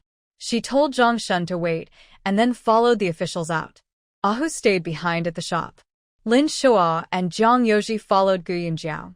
They soon arrived at the government office in Xiangqing. Gu Yunjiao stepped inside and saw Zheng the scholar lying on a plank, groaning. When Zheng saw Gu Yunjiao, he gave a sneaky smile. The magistrate suddenly slammed the gavel. The guards on both sides stamped their sticks loudly on the ground. Gu Yunjiao silently knelt down. Jiang Yoji and Lin Shua, who came in with her, stood behind her. The magistrate squinted and asked, "Who dares to kneel?" Gu Yunjiao lowered her head and said, "I am Gu Yunjiao, the shopkeeper of Renxin Hall." The magistrate's gaze fell on Lin Shua and Jiang Yoji. "And who are the standing individuals?" Jiang Yoji cupped his hands and said, "I am Jiang Yoji, a scholar from Xiuhua County and a clerk at Renxin Hall." Lin Shua also cupped his hands and said, "I am Lin Shua, a guard at Renxin Hall and a loyal general of the Great Chu." The magistrate on the stage shivered slightly. The loyal general was a fourth-rank official, the same level as the magistrate. However, in the military, civilian officials controlled the military officers, and officials of the same rank were naturally ranked by civil status. Some officers with the title of loyal general held actual military positions, while others only had honorary titles, often given by the emperor to reward noble families. The magistrate quickly realized that Lin Shua probably did not hold an actual military position, or he wouldn't be standing here now. This suggested that Lin Shua was very likely from a noble family. But how could such a person be willing to serve in a small place like Renxin Hall? The magistrate couldn't figure it out, but his mind was inclined to believe that Lin Shua was probably from a noble family. If that were true, why would he humble himself to work at a small shop? He thought hard but couldn't find an answer. Still, his mind leaned more and more toward the idea that Lin Shua was a noble. Zheng, the scholar lying on the ground, was stunned. He looked at Lin Shua in disbelief. Was the official really the one who hit him? Was this official crazy? Why would a proper official give up his position to become a guard at Renqin Hall? How was he supposed to handle this case? Even Jiang Yoji couldn't help but glance at Lin Shua. You're a fourth-rank official. Why didn't you say so earlier? Then you wouldn't have to go to the prince to get a letter. Gu Yunjiao, kneeling on the ground, remained calm. The fine clothes on Lin Shua and his extraordinary demeanor told her that he must come from an important background. The magistrate quickly understood and politely asked Lin Shua, Zheng, the scholar, accuses the guard at Renqin Hall of assaulting him. This guard, Lin Shua cupped his hands again and said, I am the one who did it. This person has bad morals. After entering my Renqin Hall, he behaved improperly toward the host. I could no longer tolerate it, so I acted. The magistrate's gaze turned to Zheng. Zheng, do you have anything to say? Zheng opened his mouth to claim that Gu Yunjiao was flirtatious and had seduced him, and that her older sister was involved in an affair, which he believed showed the Gu family's poor morals. Suddenly, he saw Lin Shua's eyes staring at him intensely. He remembered Lin Shua's words from yesterday. If he dared to speak nonsense, he would be silenced. Zheng shivered and avoided Lin Shua's gaze. He quickly weighed his options in his mind and nervously said, Your Honor, this is just a misunderstanding. I was simply speaking closer to the shopkeeper, and it was misinterpreted. The local official spoke slowly. Oh, I see. It was just a misunderstanding. And what about this official document? Zheng the scholar hurriedly waved his hand. I am willing to withdraw the complaint. Regarding the medical expenses, he glanced at Lin Shua again. Lin Shua's gaze was sharp. Zheng quickly said, I will cover the medical costs myself. It was my mistake that caused the misunderstanding. The official was quite pleased. Since Zheng was so understanding, that was best. It saved him from having to think hard about justifying himself and favoring Lin Shua's side. He smiled and said kindly, In that case, everyone go back to their own homes. Dismissed. Lin Shua nodded slightly to the official. He, along with Jiang Yoji, protected Gu Yunjiao from both sides as they left. Zheng the scholar looked helpless and had someone lift him out of the government office. Not far behind, Gu Yunjiao and the others had just stepped out when Jiang Yoji suddenly said, Brother Lin, you're not being fair. If you had told me your identity yesterday, I wouldn't have had to make a trip to the palace. Lin Shua shook his head. I didn't think about it at the time. Then he sighed. Besides, my identity, it's all in the past now. From now on, I will just be a guard at Renqin Hall. Jiang Yoji wisely chose not to say more. He had already noticed that Lin Shua was upset about something, a pain he couldn't get past. When they returned home, they saw Mrs. Chen wandering in the front shop. She had just heard from Zhang Shun that officials had taken Gu Yunjiao away and was very anxious. Seeing them return, Mrs. Chen sighed with relief. Is everything okay? Jiang Yoji nodded. It's fine now. Mother, go to your work. Mrs. Chen then pointed to a row of chairs placed against the wall inside the shop. Huang Yaren said he was looking for you. Jiang Yoji finally saw Huang Yaren standing with two men. Huang Yaren approached and bowed, pointing to the two men. The person you asked me to find has finally been found. They are a father and son, surnamed Wei. They used to manage a farm and are very experienced in dealing with tenants. Jiang Yoji asked softly, learning that the father's name was Wei Jin and the son's Wei Shang. Their family originally had 4 members, including a wife and daughter, but they had been sold long ago, leaving only the father and son. Seeing that Wei Jin looked honest and sincere, Jiang Yoji paid Huang Yaren some silver to buy the 2 men. He took them to the backyard, signed a contract, and then brought them before Mrs. Chen. He took a land deed from his pocket and handed it to her. I bought some land. It needs someone to manage it. These father and son will handle dealings with tenants, collecting rent and paying taxes. Here is the corrected and simplified version of your text. Here is the land deed, daughter. Mrs. Chen looked at the deed.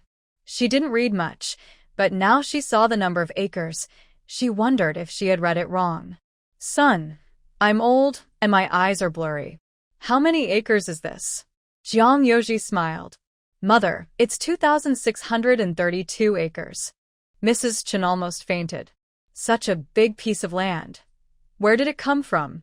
Jiang Yoji casually said, Of course, I bought it. Mrs. Chen realized she couldn't ask more. Next to them, Wei Jin and his son were both surprised. They had heard that the person buying their land was a scholar and that he would manage the farm. They didn't expect so much land. They knew they would have a lot of work ahead. Especially when it was time to pay rent, they might not be able to handle it all. Jiang Yoji sent Wei Jin and his son away, then said to Mrs. Chen, after June or July, when the rice is harvested, all the household expenses will come from here. Mrs. Chen felt worried. I don't know how to keep accounts or remember money. She thought for a moment. I think Yin Jiao will manage the money. She can keep track of it. Jiang Yoji nodded. That's fine. You can talk to Yin Jiao about it. Then I will take them to see our land first. Oh, they don't live at home. There's a small village over there, and they can stay there. Mrs. Chen was happy to hear about the land. She smiled and said, Go ahead. She put away the land deed, took the silver note Jiang Yoji gave her earlier, and went ahead. In the shop, Gua Yunjiao was examining a patient. Li Shi didn't disturb her, and sat on a nearby chair. The chair was originally for customers to rest when the shop was busy, but now business was slow, so it was often empty. Gua Yunjiao's patient was a woman. It was March, and the weather was warm, but the woman wore a cloak and a hood. Gua Yunjiao asked, Where do you feel uncomfortable? The woman lowered her head and spoke softly, Down there. It doesn't feel right. Gua Yunjiao kept her expression calm. What are the symptoms? The woman looked down even more. First, I had some red spots. Later, the spots disappeared, but it started to rot into patches. It doesn't hurt or itch. I saw a doctor before, and he said it was Yangmei sores, the woman finished. Gua Yunjiao nodded and took her pulse. The pulse was rough and blocked. Gu Yunjiao stood up and said, If you are willing, come with me to the consultation room. I need to examine you. The woman hesitated at first, but seeing that Gu Yunjiao was a woman herself, she gritted her teeth and agreed. All right. The woman then followed Gu Yunjiao into the consultation room. At this moment, Ahu, who was sitting nearby, turned his face away uncomfortably. This woman was the beauty he had found last night at Chuanxiang Tower. He had given her 100 taels of silver and asked her to trick Master Zheng. At first, the woman refused, saying it was harmful, because the doctor had said that this illness was incurable and only waiting for death. Ahu talked to her for a long time, telling her how Master Zheng had boils on his head and pus flowing from his feet, and that he was a very bad man. Only then did the woman reluctantly agree. Finally, when Ahu took the woman back to Chuanxiang Tower, he couldn't help but give her a hint. I heard that the doctor at Renxin Hall is a woman with very good medical skills. Maybe she can cure your illness. Today, the woman indeed came. When she arrived, she kept her head down and didn't notice Ahu. Even if she had, Ahu wasn't worried. He looked terrible last night. If his own mother saw him, she wouldn't even recognize him. During the examination, Gu Yunjiao first wore a pair of rubber gloves. After checking, she signaled the woman to put on her clothes and stand up. She then removed her gloves, washed her hands repeatedly, and disinfected with antiseptic solution. When she came out, she saw the woman sitting anxiously on a chair.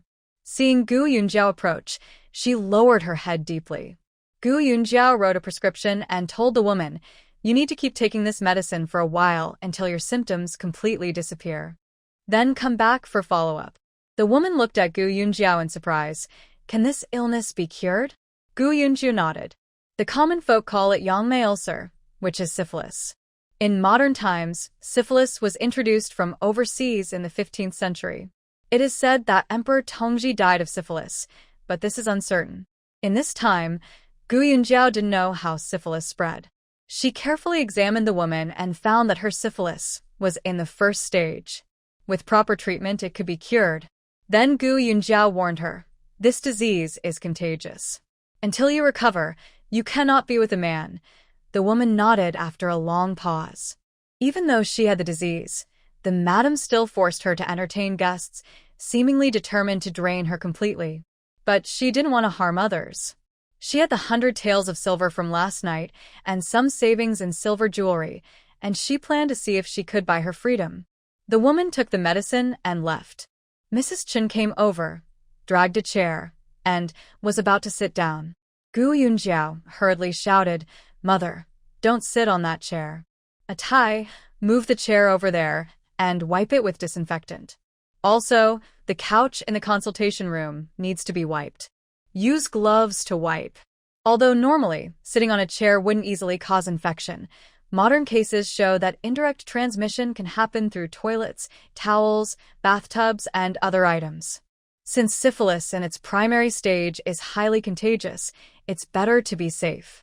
Also, it makes me feel uncomfortable. Mrs. Chun was startled and whispered, "What kind of illness does that girl have? Isn't it a dirty disease?" Gu Yunjiao didn't answer, but asked, "Mother came out just to wait for me. Is there something you need?" Mrs. Chun nodded, looked around to see no one else nearby, then took out a silver note from her and handed it to Gu Yunjiao. "Here, take this. I discussed with Sanling, and from now on, the household management will be handled by you." Gu Yunjiao looked at the silver note and saw it was 1,000 taels of silver. Not long ago, Sanlang had also given her 1,000 taels, so it seems Sanlang has really become prosperous. Then Mrs. Chen said, "Mother can't keep accounts well, and she doesn't understand bookkeeping. The household expenses are many now, and we need to spend money everywhere. I really don't have the ability to manage the house." Gu Yunjia had no choice but to agree.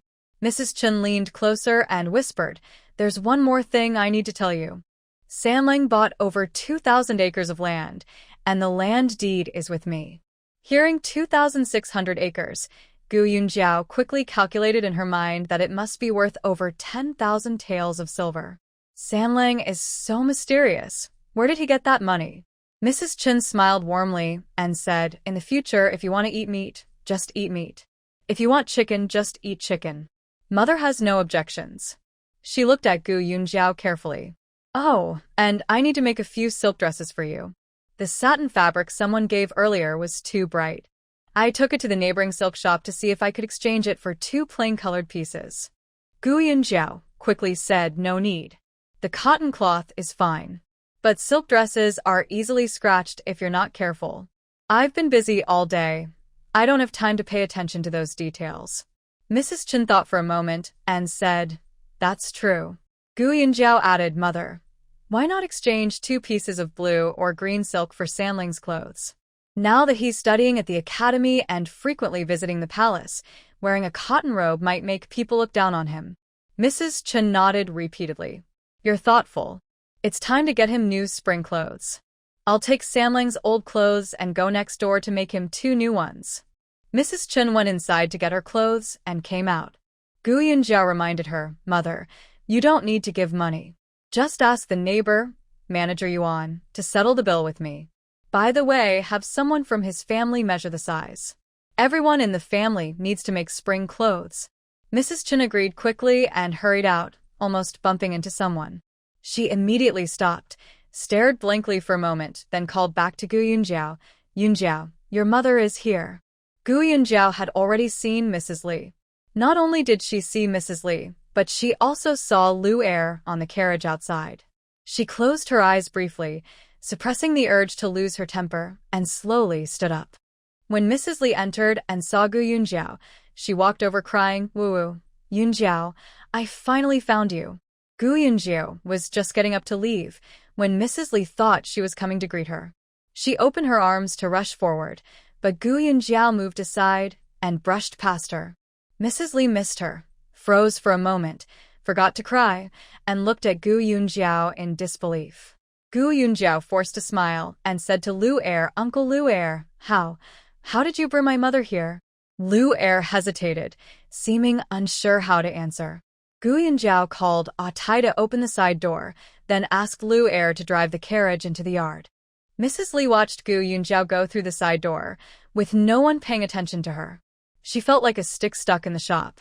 Mrs. Chun was about to go to the neighbor's house, but since her mother-in-law was here, she couldn't leave. She didn't want to offend her. She leaned on Samling's old clothes, reached out, and gently pulled Mrs. Lee, warmly saying, "Mother-in-law is here. Please come inside." Mrs. Lee's tears fell again. Mrs. Chun thought to herself, "Did I say something wrong? Why is she crying now?" In the yard, Lu Er and his son got off the carriage. Gu Yunjiao asked, "Uncle Lu Er, haven't you had lunch yet?" Lu Er shyly nodded. "I was in a hurry, so I didn't stop on the road at noon." Guohua heard this and quickly went to the kitchen to prepare some flour, planning to make a few egg pancakes. It was quick because she didn't need to knead the dough. Gu Yunjiao looked out the kitchen window and saw that Sister Guohua had already started. She then invited Lu Er to sit in the main hall. She turned her head and saw Mrs. Chun, holding her mother's arm, also coming in. When Mrs. Lee and Uncle Lu Er sat down, third sister, who was sensible, brought over tea. Mrs. Chun brought out some snacks. The pancakes need a little more time to cook, so have some snacks to fill your stomach first. She handed 2 pieces of cake to Lu Er's son. Mrs. Lee is still sitting in the chair, crying. Gu Yunjiao then glanced at Mrs. Lee and asked, "Isn't my mother living at her own home? Why did Uncle Lu bring her here?" Uncle Lu noticed that Gu Yunjiao seemed to dislike her mother and was a bit confused. He blinked and started explaining from the beginning. Mrs. Lee, crying nearby, added her part, and Gu Yunjiao finally understood the full story. It turns out that after Mrs. Lee returned to her family home, she didn't have a peaceful life for long before her 2 sisters-in-law started to dislike her.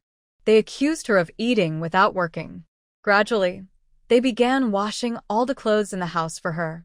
The last time Gu Yunjiao visited, Mrs. Lee was just washing clothes. As a young girl, Mrs. Lee was spoiled and didn't do chores at home. She only washed her own clothes. After marrying Gu Yunjiao's father, life in the family improved because they hired a servant to do the chores. She didn't even need to wash her own clothes anymore. When her 2 sisters-in-law asked her to work, she cried while doing it. The clothes she washed looked almost untouched, as if they hadn't been washed at all. Unable to tolerate it, the sisters-in-law stopped making her wash clothes and instead made her cook. On the first day, Mrs. Lee couldn't light the fire and ended up smudged with soot all over her face. The family didn't eat until much later.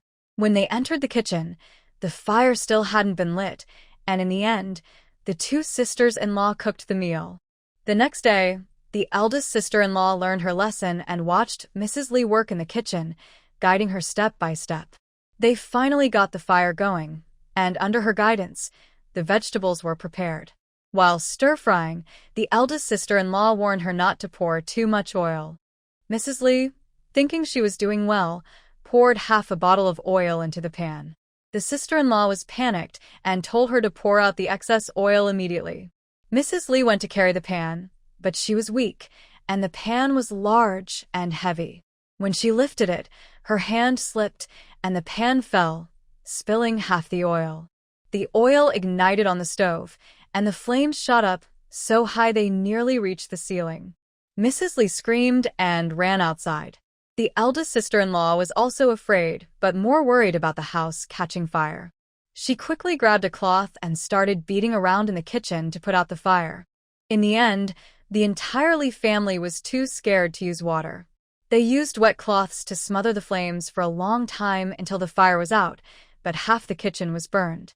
After this incident, the 2 sisters-in-law cried together. Their parents, who usually loved Mrs. Lee very much, could no longer defend her. Finally, the 2 sisters-in-law gave their husbands an ultimatum. Mrs. Lee had to go back to her own home. The Lee family knew that if Mrs. Lee returned alone, she might starve to death in just a few days or even set herself on fire while cooking. After discussing with her parents and 2 brothers, they decided to find a family for Lee sure to marry off her. The 2 sisters-in-law also had no objections, so they asked a matchmaker to find a family for her. However, the matchmaker said she knew of 2 widowers, but upon hearing that one was the wife of Dr. Gu, everyone refused. Stories about Gu Mei were widely known in the county, and people believed that a daughter like Gu Mei was poorly raised or of bad character, so no one wanted her. Furthermore, Marrying Li Shi would bring bad family reputation, which could affect their own daughters' marriages. The matchmaker faced many rejections and lost hope. She told the Li family she couldn't do the match. The Li family was worried and felt hopeless, thinking about sending her back home, which felt like condemning her to death. But they couldn't find anyone willing to marry her. The two sisters-in-law caused trouble at home, insisting on driving Li Shi away. Finally, her two brothers decided to send her to Gu Yunjiao. They didn't care if Gu Yunjiao would take care of her or not. They just wanted to get rid of this trouble. Her eldest uncle told Li Shi to pack her things and sent her by carriage to Qingshan village. When they reached the village entrance, her eldest uncle told her to get off the carriage, then drove away without looking back. Li Shi cried as she walked toward the Jiang family's house. When she asked around, she learned that Gu Yunjiao and her family had already gone to the capital city. Li Shi felt like the sky was falling. When she left, her two sisters-in-law openly showed their dislike for her and warned her to hold tightly to Gu Yunjiao, even if it meant being persistent. Li Shi wanted to go back to her parents' home, but the journey was far, and she was unfamiliar with Qingshan village. She didn't know where to find a carriage. She didn't know what to do, so she sat in front of the Jiang house and cried. Yang came out and drove her away, telling her not to cry at the door and that it was bad luck. Li Shi then moved to the village entrance and continued crying. People from the village came to watch her. Lu Er, hearing from his wife about Li Shi, thought Gu Yunjiao was kind to him and decided to invite Li Shi to his home. They served good tea and food. When asked about her plans, Li Shi only said she wanted to go to the capital to find Gu Yunjiao. Lu Er remembered that Gu Yunjiao had told him not to tell the Jiang family about her location but didn't say he couldn't tell Li Shi. Since Li Shi was Gu Yunjiao's mother, he thought she must be worried about her daughter. Knowing Gu Yunjiao's character, he wasn't afraid she wouldn't give him money for the trip. He discussed with his wife about sending Li Shi to Xiang City.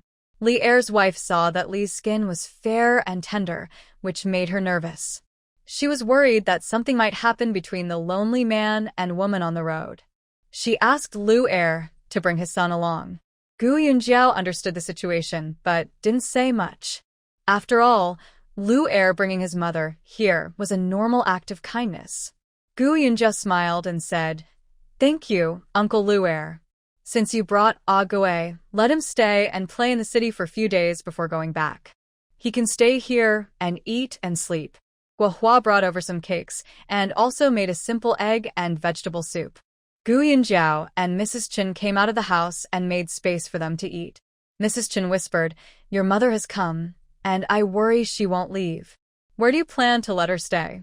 You decide, and I will quickly pack up for Sanya." Gu Yunjiao felt very annoyed. She was currently living in the main room, which was just big enough for her books. Mrs. Chen and Li's wife were elders and should stay in the main room. That left Gu Yunjiao only the side room. But staying in the side room was difficult because her books wouldn't fit, and she didn't want to live next to Li's wife, listening to her cry every day. It was driving her crazy. Right now, there was an empty room upstairs, but Lin Shuo, Hu, and Lao Jiu lived there. They were all men, so it wouldn't be proper for her to stay upstairs. Mrs. Chen saw Gu Yunjiao's dilemma and said, "How about I move into the room I stay in and you stay in the side room?" Gu Yunjiao shook her head. If the family found out they were living like that, she would be criticized by everyone. Sigh, she had bought this house herself, but now even a big room was out of reach. She thought for a moment and said, "Mother, don't worry. I'll talk to my mother first." She didn't really like her own mother and wanted to see if she could send Li's wife back to her family. Lu Er and his son Agui finished their cakes and came out. Gu Yunjiao arranged for Tai to take them upstairs to rest. When she entered the house, she saw Li's wife sitting silently in a chair, tears falling.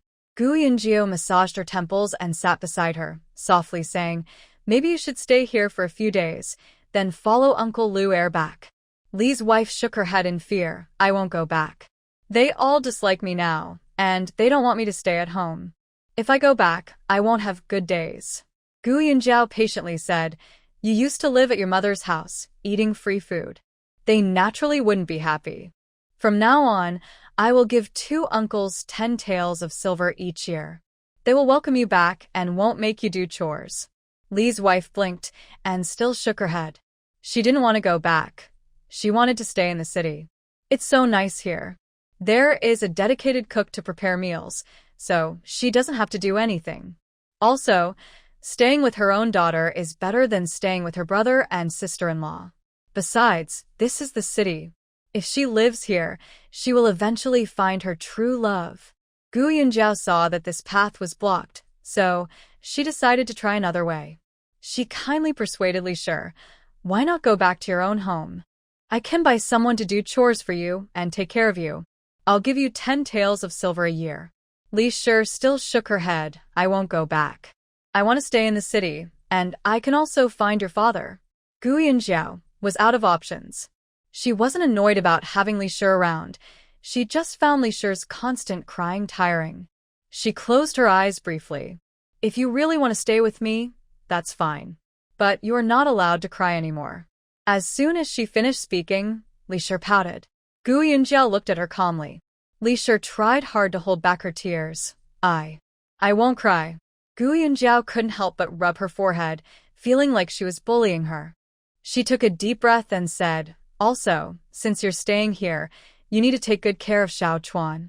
You don't have to do any chores, but every day you should check if Xiao Chuan's meals are good and if he's dressed warmly." Gu Yunjiao was already past the age of needing maternal love, but Xiao Chuan was only 7. Could such a young child not need a mother's love? She added, "You should care for Xiao Chuan like a real mother." Li Shi was stunned for a moment, with some confusion and doubt in her eyes, as if she wanted to ask if she was really Xiao Chuan's mother. But under Gu Yunjiao's watchful gaze, she shrank back involuntarily. Okay. Gu Yunjiao stood up. "All right, it's settled then. First, no crying. Second, take good care of Xiao Chuan. If you can't do that, I will immediately call a carriage to send you back to your uncle's house."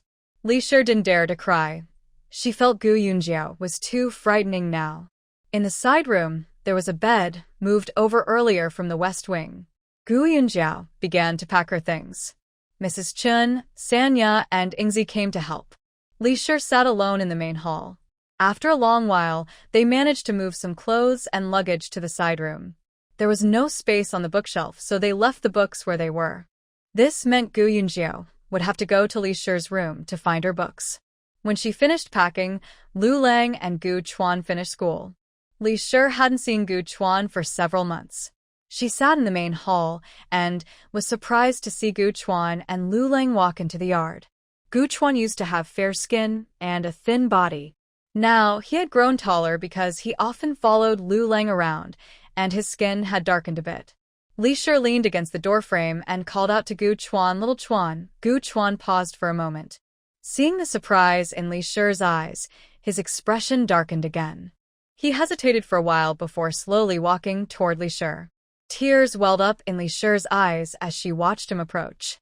Her pent-up feelings finally found a way out. She hugged Gu Chuan tightly and sobbed, "Mother is so miserable. Sob, sob, sob. They all bully me." Gu Chuan looked confused. It was the first time since he could remember that his mother hugged him. He felt a little scared, mostly confused, and unsure what to do. Gu Yunjiao stood at the door, watching. She found the scene a bit funny. One was crying uncontrollably, and the other clearly couldn't get into the mood. Gu Chuan, held by Li Shi, turned his neck uncomfortably and saw Gu Yunjiao standing at the door. He looked at her and asked for help. Sister, Li Shi, who was holding Gu Chuan and crying, suddenly turned her head and saw Gu Yunjiao. Her pain instantly turned into fear. She released Gu Chuan and hurriedly wiped her tears, trying to suppress the crying that hadn't stopped. Perhaps her actions were too hurried, and Li Shi suddenly hiccuped. Gu Yunjiao immediately felt like she was a big villain. She didn't look at Li Shi anymore and turned to leave. She went out and bought a set of bedding and luggage, then laid it on Li Shi's bed. Jiang Yuji hurried home for dinner and was surprised to find more people at home. He had met Li Shi before and felt that Gu Yunjiao didn't seem to treat her mother very well. At dinner, there were too many people, and the table was crowded. Chun Shi told her children to stand and eat. She was worried they wouldn't sit at the table or get food, so she kept serving them. Gu Yunjiao scolded Mom. Don't worry about them. If you don't eat soon, the food will get cold. When Gu Yunjiao called her mother, Li Shi instinctively wanted to answer, but then realized she wasn't being called. Chun Shi smiled and served Gu Yunjiao a piece of chicken liver, saying, "Ah, I finally found it. Eat quickly." Gu Yunjiao liked eating chicken liver and chicken blood. After a few times eating chicken at home, Chun Shi noticed her preference. Whenever she found chicken blood and chicken liver from the vegetable basket, she always shared them with Gu Yunjiao. Although in the past, all the vegetables at home were bought with Gu Yunjiao's money, Chen's actions made people feel warm inside. Gu Yunjiao smiled warmly. Thank you, mother. Lisat bisao Chen. Suddenly, she felt that the rare, delicious dishes on the table didn't taste good at all. Why has her daughter never been so close to her before?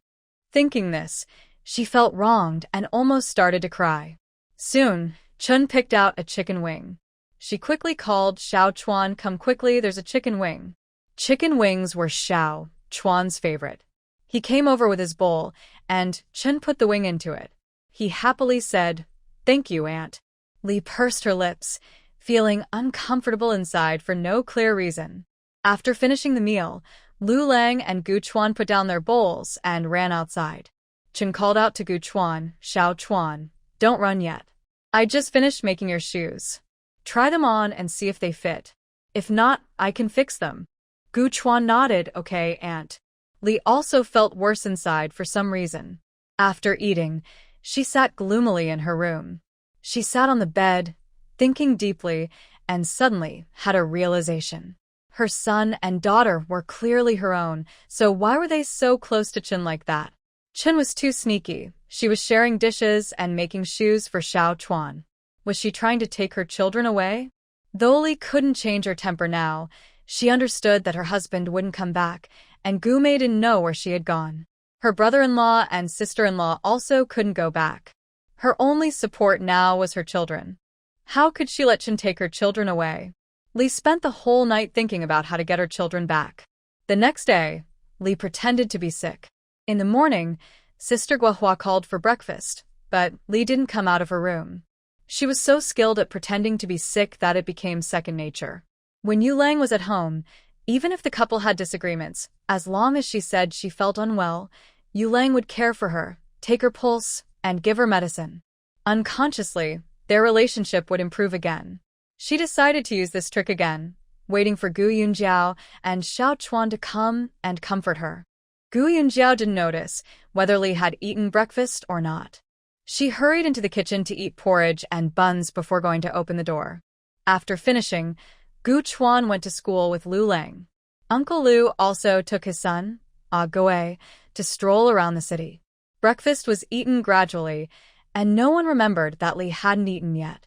Li stayed in bed for a long time without anyone asking about her, and she felt wronged and started crying again. By noon, Li was very hungry. When she heard Ho Hot calling everyone to eat, she wanted to go out but held back.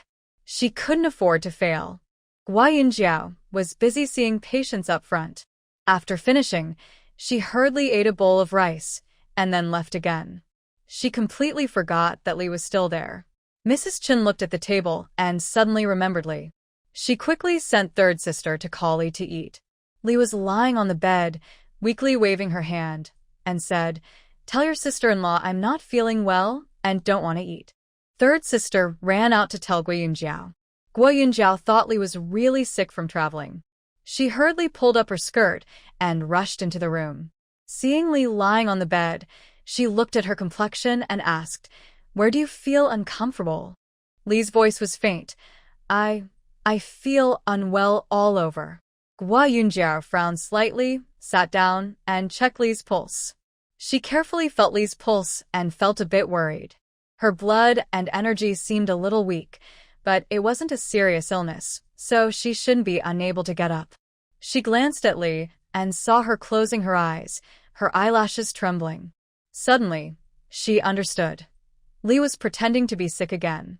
She released her hand, stood up, and looked at Li calmly, saying, Your illness is because you're hungry. There's no need for medicine. Just eat your rice and you'll be fine. After speaking, Guo Yunjiao left. Li's face turned red. She bit her lip, puzzled. In the past, when she pretended to be sick, Yulong couldn't tell. Why could her daughter see through it? Moreover, even if she was pretending, shouldn't her daughter be caring and warm towards her? She couldn't help but silently shed tears on the bed again.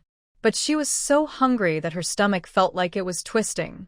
Li climbed out of bed, weakly leaning on the doorframe, and came out. The main hall was already cleaned up with dishes and chopsticks. She staggered to the kitchen. Ho-Hot saw her and hurriedly said, "Li Jie, the food is heated on the stove for you." Li ate her meal while thinking. This trick didn't work on her daughter. What should she do now? She truly didn't know how to get closer to her son and daughter. All 3 children were breastfed by her, and the nanny took care of them until they were 3 or 4 years old. Sometimes, when she was happy, she would tease the children. Her main focus was on taking care of herself and pleasing her husband. How to act coquettishly with her husband, show weakness to attract his love. She was very good at that. She has used these tricks since she was young to coax her family into spoiling her. But clearly, this trick doesn't work with Gu Yunjiao. Li Shi was eating her meal, feeling worried inside. At that moment, Yingzi ran in, and Ho-Hot quickly pulled her into her arms. "Just finished eating, don't run around. Look at all this sweat on your forehead." She then took out a handkerchief to wipe Yingzi's sweat. Yingzi hugged Ho-Hot and twisted a little. "Mom, give me 2 copper coins. I want to go with Sanya to buy candy." Ho-Hot tapped Yingzi's forehead and handed her 2 copper coins. "Why are you so greedy? You just ate." Yingzi giggled and ran out happily. Li Shi watched the mother and daughter interact, trying to remember. It seemed that none of her 3 children had ever been spoiled in her arms. She thought carefully. When she was young, she often spoiled her mother too. Why do her children never act spoiled? After eating, Li Shi, feeling tired, went back to her room.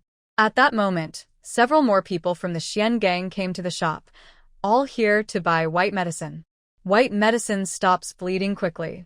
They often cut their hands while loading cargo at the dock, or get hurt somewhere, and this medicine works very well. A few buyers discussed as they walked. I heard there are notices everywhere. Whoever can cure Mother Kong Wang's eyes will be greatly rewarded. I wish I were a doctor.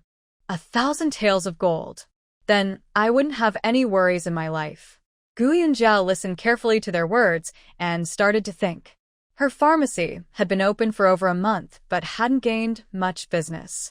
Few people were buying medicine, and even fewer came for treatment. If she could cure Mother Kong Wang, her reputation would spread quickly, and she wouldn't have to worry about no customers anymore.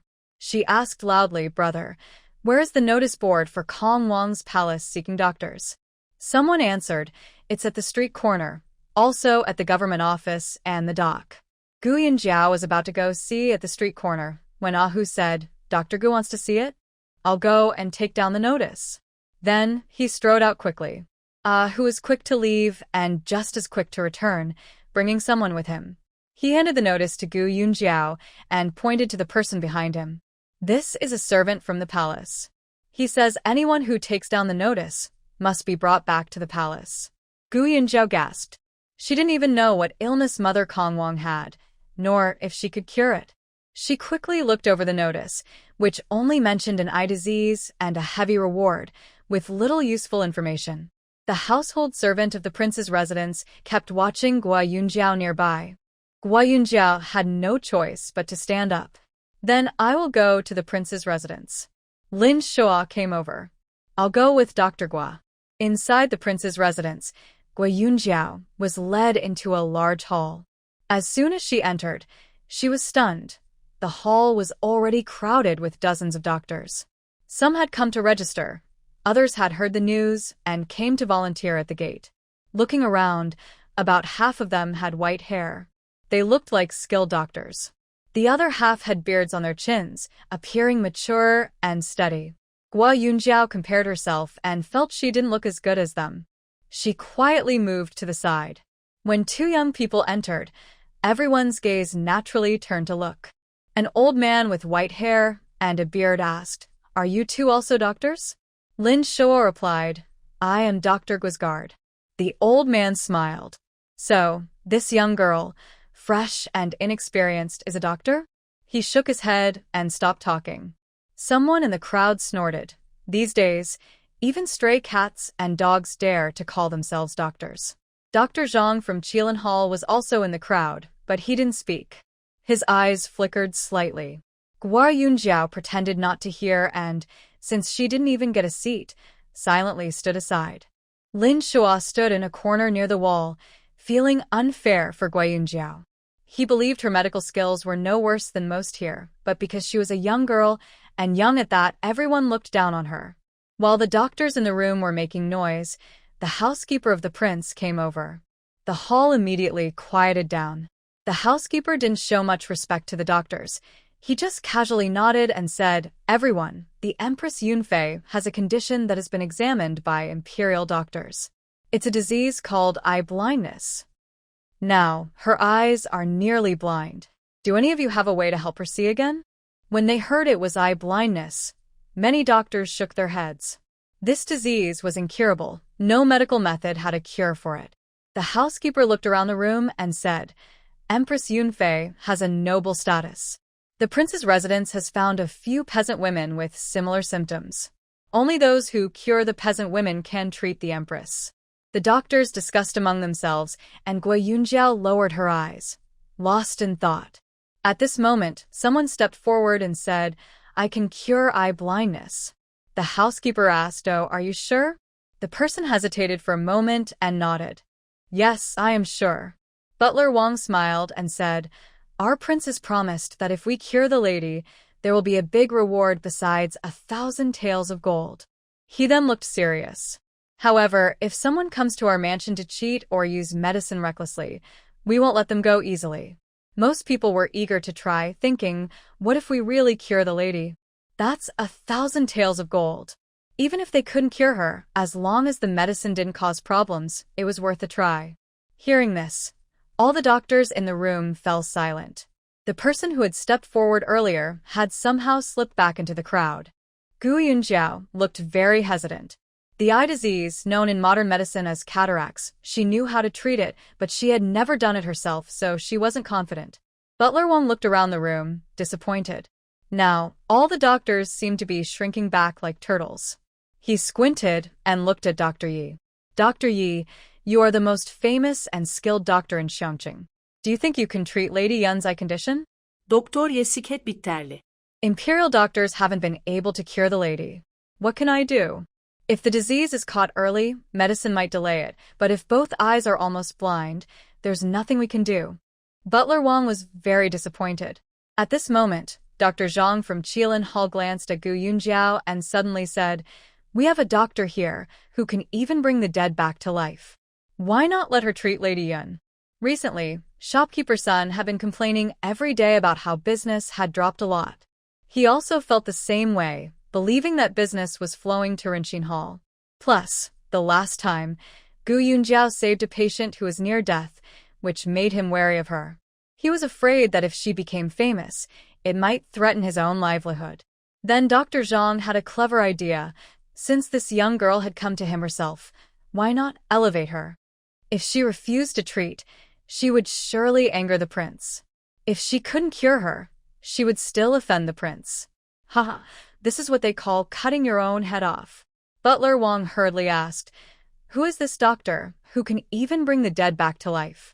Dr. Zhang looked toward Gu Yunjiao and said, "It's this owner of Rinxin Hall, Dr. Gu." When Butler Wang heard the words Rinxin Hall, he was slightly surprised. He naturally knew that Jiang Yoji was living at Rinxin Hall. Now, Jiang Yoji is an honored guest of the prince, and the prince's attitude towards Jiang Yoji is almost as respectful as towards Mr. Lu. He now treats Jiang Yoji very politely. When the butler saw her, he only saw a young girl standing alone. He thought to himself, isn't this just nonsense? But he still asked, can Dr. Gu cure the princess's eye disease? Gu Yunjiao hesitated briefly and honestly replied, there is a way to cure it, but I have never treated this illness myself, so I can't be completely sure. As soon as she finished speaking, All the doctors looked at her. Someone said, if there's no certainty, then isn't there at least a 70 to 80% chance? That's serious. Someone sneered. Even the renowned Dr. Yi in Xiangqing wouldn't make such a claim. A young girl really has a lot of confidence. Bragging. Exactly. Since even the imperial doctors and Dr. Yi can't cure it, this girl really doesn't know her limits. Even Dr. Yi, the famous physician, couldn't help but ask, does Dr. Gu really have a way to treat this eye disease? Gu Yunjiao naturally wouldn't answer anything. Although the butler thought the same as these people, he didn't dare offend Zhang Yoji now. He politely said to Gu Yunjiao, if you truly can cure her, come with me to see the princess, and she will decide. Gu Yunjiao nodded and followed the butler outside. The doctors didn't leave immediately and asked Dr. Zhang, is this young girl really skilled in medicine? She even revived the dead? Yes, did you see it with your own eyes? Is it true? Why have I never heard of this? Dr. Zhang didn't want to admit that he was not as skilled as Gu Yunjiao, so he waved his hands repeatedly. I don't know. I just heard about it. Asking me won't help. Gu Yunjiao followed the butler to the second gate.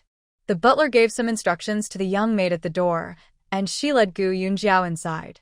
Ling Shuo couldn't enter the second gate, so he waited outside. Gu Yunjiao went inside and found that Princess Yun's bedroom was on the central axis of the residence. She waited outside the room for a long time until a maid drew the curtain and signaled her to come in. Inside, she saw a woman sitting on the main seat, probably in her 40s, with noticeable wrinkles around her eyes and deep lines on her face. Her skin was fair but already loose and sagging. Despite looking older, she still appeared beautiful. Gu Yunjiao was led by the maid to kneel down. The cloud consort waved her hand and said, I heard you're a young girl, still quite young. Come closer, let me see. Gua Yunjiao stepped forward, but the cloud consort couldn't see much, only a faint, colored glow. The cloud consort sighed. I used to love watching young, beautiful girls, but now I can't even see them. Gua Yunjiao carefully looked into her eyes. Both pupils were covered by a white film. The left eye was better, with a black ring around the edge, but the right eye's black pupil was completely hidden. The cloud consort waved her hand and said, Is that Dr. Guo? Please have a seat. Gua Yunjiao felt that the cloud consort's voice was gentle and pleasant, and she didn't seem to look down on or distrust her, even as a young girl. She couldn't help asking, Your Majesty, I am only 15 years old. Are you sure you want me to treat you? The cloud consort smiled. You're only 15 and already challenging the royal court's reputation. Either you are very brave or very skilled. Hearing this, Gua Yunjiao thought to herself, it seems she's from the palace, and her wisdom is extraordinary. She spoke softly, Your Majesty, I can treat this illness, but please listen to my method first and see if it's suitable. The cloud consort nodded and said, Go ahead. Gua Yunjiao explained, My method is called Golden Needle Reversal Technique. It involves inserting needles into the eyes to remove the white film covering the eyeball, which will restore your sight. This surgical method for the eyes was first recorded in medical books from the Tang dynasty. It was also documented in medical texts from the Song and Ming dynasties. The cloud consort was surprised and asked, Using needles on the eyes? Such a medical technique exists? I've never heard of it. Gua Yunjiao lowered her gaze and said, My ancestor once used this technique to treat several people. The operation takes no more than half an hour, and after it's done, the eyes can see again. However, although I know how to treat this illness, I have never performed the surgery myself. The ancestor Gua Yunjiao mentioned was actually herself from another time and space. In the 1970s, her great-uncle had performed the golden needle reversal technique on the founding emperor and also on a prince from a neighboring country. Both surgeries were very successful. When she was a teenager, she had seen her great-uncle perform the surgery in person. Later, her great-uncle explained some important points to her, but she never practiced it herself. At home, Grandpa and Uncle both believed she had the strongest talent for studying medicine in their generation, starting from a very young age. Whenever someone came to seek medical help, they would ask Gu Yunjiao to feel their pulse and observe. Grandpa and Uncle placed great hope in her, but unfortunately. The crown princess listened carefully and nodded slowly. The idea that she could regain her sight immediately after surgery made her very excited. She softly said, "I heard that Dr. Gu is the shopkeeper of Renqin Hall and must be very busy. Perhaps we should ask her to leave for now. I need to discuss this with the prince before making a decision." Although she had already decided to proceed with the surgery, she still wanted to show respect to her son. Gu Yunjiao bowed to the crown princess and said, "In that case, I will take my leave now." After Gu Yunjiao left, the crown princess summoned King Kong. Her personal maid told King Kong what the crown princess had said. When he heard about Renqin Hall, he was first slightly surprised. Then when he heard about inserting gold needles into the eyes, he quickly waved his hand. "No way, if the princess's eyes are damaged, what will we do?" The crown princess chuckled softly beside him. "Your Highness, my eyes are almost completely blind now. Even if they are damaged again, what does it matter?" King Kong was still a bit worried. He paced around the room and ordered, "Go call Dr. Han." Soon, Dr. Han arrived. King Kong asked, "Has Mr. Han ever heard of the technique called gold needle obstacle removal?" Dr. Han looked confused. "No, I haven't heard of it. Is it used for treating illnesses?" He muttered to himself, "Obstacle removal? Could it be removing the white film inside the eyes?" King Kong replied, "Exactly. Do you think this method can be used?" Dr. Han thought for a moment. "Your Highness, there's no need to worry. Doesn't the farmer woman have similar symptoms to the princess? Let's treat her first. Once she's cured, we can treat the princess too." King Kong sighed. "I know that too. But just the thought of poking needles into the princess's eyes makes me very uneasy." The maid smiled and said, "Your Highness's intentions are good, but sometimes concern can turn into worry." King Kong hesitated for a moment. "All right, then let's try it first." He ordered, "Tell Dr. Gu at Renqin Hall to come tomorrow to treat the farmer woman." The servant received the order and went to Renqin Hall. As soon as Gu Yunjiao arrived at her shop, the people from the prince's residence came too. Hearing that someone from the residence was there, she immediately wanted to go treat the farmer woman, but Gu Yunjiao shook her head. She told the steward of the prince's residence, "To perform the surgery, I first need to make a set of surgical tools. And these tools must be made of tempered steel." She thought for a moment and said, "Come to my place tomorrow to pick up the drawings. Maybe we can find a skilled craftsman to make them." The steward of the palace respectfully agreed and went back to report. Hearing that they still needed to make surgical tools, King Kong and Princess Yun felt more confident. Gu Yunjiao took a very fine pen and drew a diagram on paper. There were 5 small tools in total, all quite tiny, meant for eye surgery. Naturally, they had to be very precise. Gu Yunjiao finished the drawings and marked all the measurements. She carefully stored the drawings, waiting for the palace staff to come and pick them up the next day. At night, they closed the shop door and had dinner. Usually, Gu Yunjiao sat next to Chen. This time, when she entered the house, she saw Li had taken Chen's usual seat. Chen, as the elder, sat in the main seat facing the door. Since Li came yesterday, Chen had given her the main seat and sat beside her. Li sat back down, looking very sensible. But now, Gu Yunjiao's seat was next to Li. She silently sat down to eat. Just as she picked up her chopsticks to serve herself, Li quickly used her chopsticks to pick up a chicken wing and put it into Gu Yunjiao's bowl. Then she looked at Gu Yunjiao with a somewhat flattering expression. Gu Yunjiao stared at the chicken wing in her bowl, dazed for a moment. At this time, Sen looked up and blinked at Li, confused. "Big sister, big wife doesn't eat skin, even the skin on chicken meat. How could she eat chicken wings? Don't you know, big sister?" Li felt very awkward after hearing this. She wanted to flatter Gu Yunjiao, but ended up making a fool of herself. Chen glanced at Li, clearly not understanding. As a mother who raised her daughter for over 10 years, eating at the same table every day, she should know what her daughter likes and dislikes. After feeling embarrassed, Li looked aggrieved, lowering her head and biting her lip hard to stop herself from crying. Gu Yunjiao sighed, stood up, and put the chicken wing into Gu Chuan's bowl. Li, unhappy, finished her meal gloomily and got up to leave. Gu Yunjiao watched her back and began to think. No matter what, Lee's action of picking food today was a first. She couldn't discourage Lee's enthusiasm. She needed to encourage her properly. Even if her intention wasn't purely maternal love, this was her effort to try. Gu Yunjiao followed Lee into her room, made a mental note to herself, and then spoke. "Thank you for picking food for me today." Lee sat on the edge of the bed and looked up at her. She quietly sensed that Gu Yunjiao did not call her mother.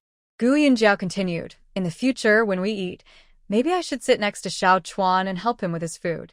Xiao Chuan likes chicken wings and drumsticks, enjoys fish, but doesn't pick out bones, and he doesn't eat garlic or cilantro." She paused. "Compared to me, Xiao Chuan needs more of a mother's care." After she finished speaking, Gu Yunjiao left, and Li covered her face and silently cried. She thought carefully. Since she came here, Gu Yunjiao had been kind to her, giving her good food and a nice place to stay, but she had never called her mother. No, it seemed that ever since she got married, she hadn't called her mother at all. Why was that? The next day, the people from the palace came to take away Gu Yunjiao's drawings. Meanwhile, in a large house in Xiangcheng, a woman dressed in red listened carefully to her servant's report. "Miss, I checked around Renxin Hall carefully. The pharmacy is run by the wife of young Master Zhang's older brother. Now, young Master Zhang's family is living in the backyard of the pharmacy. Also, I heard that young Master Zhang's older brother has passed away, and now his wife is managing the family affairs." Qin Yan listened and waved her hand, and the servant stepped back. A maid named Luer came over and said, "Miss, although their family runs a pharmacy, they are just an ordinary family, not like ours." She looked at Qin Yan and added, "Moreover, the people who went to the academy to ask about him said that young Master Zhang is only a second-class student. It might be difficult for him to succeed in the imperial exams in the future." Qin Yan squinted her eyes. "What do you know? That's Lu Academy. Even if he's only second class, passing the exams isn't impossible." Luer continued, "If he really passes the exam, the old master might agree, but right now he's just a scholar." Qin Yan scolded, "What nonsense are you talking about? I told you before, I'm just upset because he stepped on my handkerchief." "Humph. If he dares to step on my handkerchief, I'll see how I deal with him in the future." Luer lowered her head and giggled secretly. The young lady was just stubborn. Since that day they went out for a spring outing, the young lady hadn't eaten or slept well. She then sent someone to find out where young Master Zhang lived. Finally, today, she managed to find out his address. Qin Yan spoke lazily and lay back on the bed. Suddenly, she sat up again. "Serve me while I get ready to go see Renxin Hall." Luer counted on her fingers. "Miss, young Master Zhang isn't on leave today. If we go, we won't be able to see him." Qin Yan stared at her. "I'm not going to see him. Actually, I haven't been feeling well these days. I want to visit the female doctor at Renshintang." Soon after, Qin Yan changed into a bright pomegranate red dress, carrying a light yellow scarf in her arm. Her hair was styled in a flying fairy bun, and she carefully selected a few pieces of jewelry from her jewelry box, sets of red gemstone hairpins, and pinned them in her hair. The maids complimented her. "Miss, you are so beautiful, like a fairy from the sky." Qin Yan smiled proudly, lifting her chin like a proud peacock, and with two maids, she went out to the carriage. Before long, the carriage stopped at the entrance of Renshintang. Qin Yan helped her maid get off the carriage. Gracefully, she walked into the shop, and suddenly it seemed much brighter inside. Zhang Shun and Lu Zhu couldn't help but glance at her a few more times. Even Ah, whose gaze lingered on her for a moment. He had seen many beauties in the capital, but this girl, even among the beauties in the city, was quite remarkable. Only Lin Shua in the corner looked up at her briefly before lowering his head. Qin Yan walked elegantly to Gu Yongjiao's table, sat down on the chair, and asked, "Are you the doctor?" Gu Yongjio nodded. Qin Yan scrutinized Gu Yongjio carefully. This sister-in-law of Jiang Xiuzai, without any makeup, had a bare face, with no jewelry on her ears or head. But her face was so tender it seemed as if water could be squeezed out. Perhaps it was a woman's sixth sense, but Qin Yan felt an inexplicable sense of danger when looking at her. Such a beautiful sister-in-law, living closely with Jiang Yoji every day. Qin Yan stared at Gu Yongjio, extending a hand to place on her pulse pillow, and said, I haven't been feeling well these past few days. Please take a look. Gu Yongjio carefully examined Qin Yan's complexion. The makeup was heavy, so it was hard to tell, but overall, she felt this woman was healthy. However, her gaze at Gu Yongjio seemed somewhat unfriendly. She didn't rush to take her pulse. Miss, where do you feel uncomfortable? Qin Yan replied, my whole body feels unwell. Gu Yongjio thought to herself that her symptoms were similar to her mother's. Seeing that she couldn't find anything wrong, she carefully took Qin Yan's pulse. After checking, Gu Yongjio looked at Qin Yan with a half-smile. Miss, you are healthy, with no real illness. Qin Yan suddenly stood up. What kind of doctor are you? Can you really diagnose? You say I'm unwell all over, but you can't see it? The maid Lu Er beside her was stunned. Could she have been mistaken? Did Miss really want to get revenge on Jiang Xiaocai rather than fall in love with him? Otherwise, how can it be explained that Miss immediately looked for trouble with the Jiang family members? Lin Shua, who was in the corner, heard the noise and immediately got up to come over. Qin Yan glared at Gui Yunjiao. The reason she said this was because she just remembered something the maid had told her earlier. That day, she asked Lu Er to find out Jiang Yoji's name. When Lu Er returned, she not only told her what Zheng the scholar said but also added, young Master Jiang was laughing and talking with a woman in a lotus-colored dress. Right now, Gui Yunjiao was wearing a lotus-colored dress. Seeing this, Qin Yan thought she looked more and more displeasing. After she finished feeling the pulse, she lost her temper.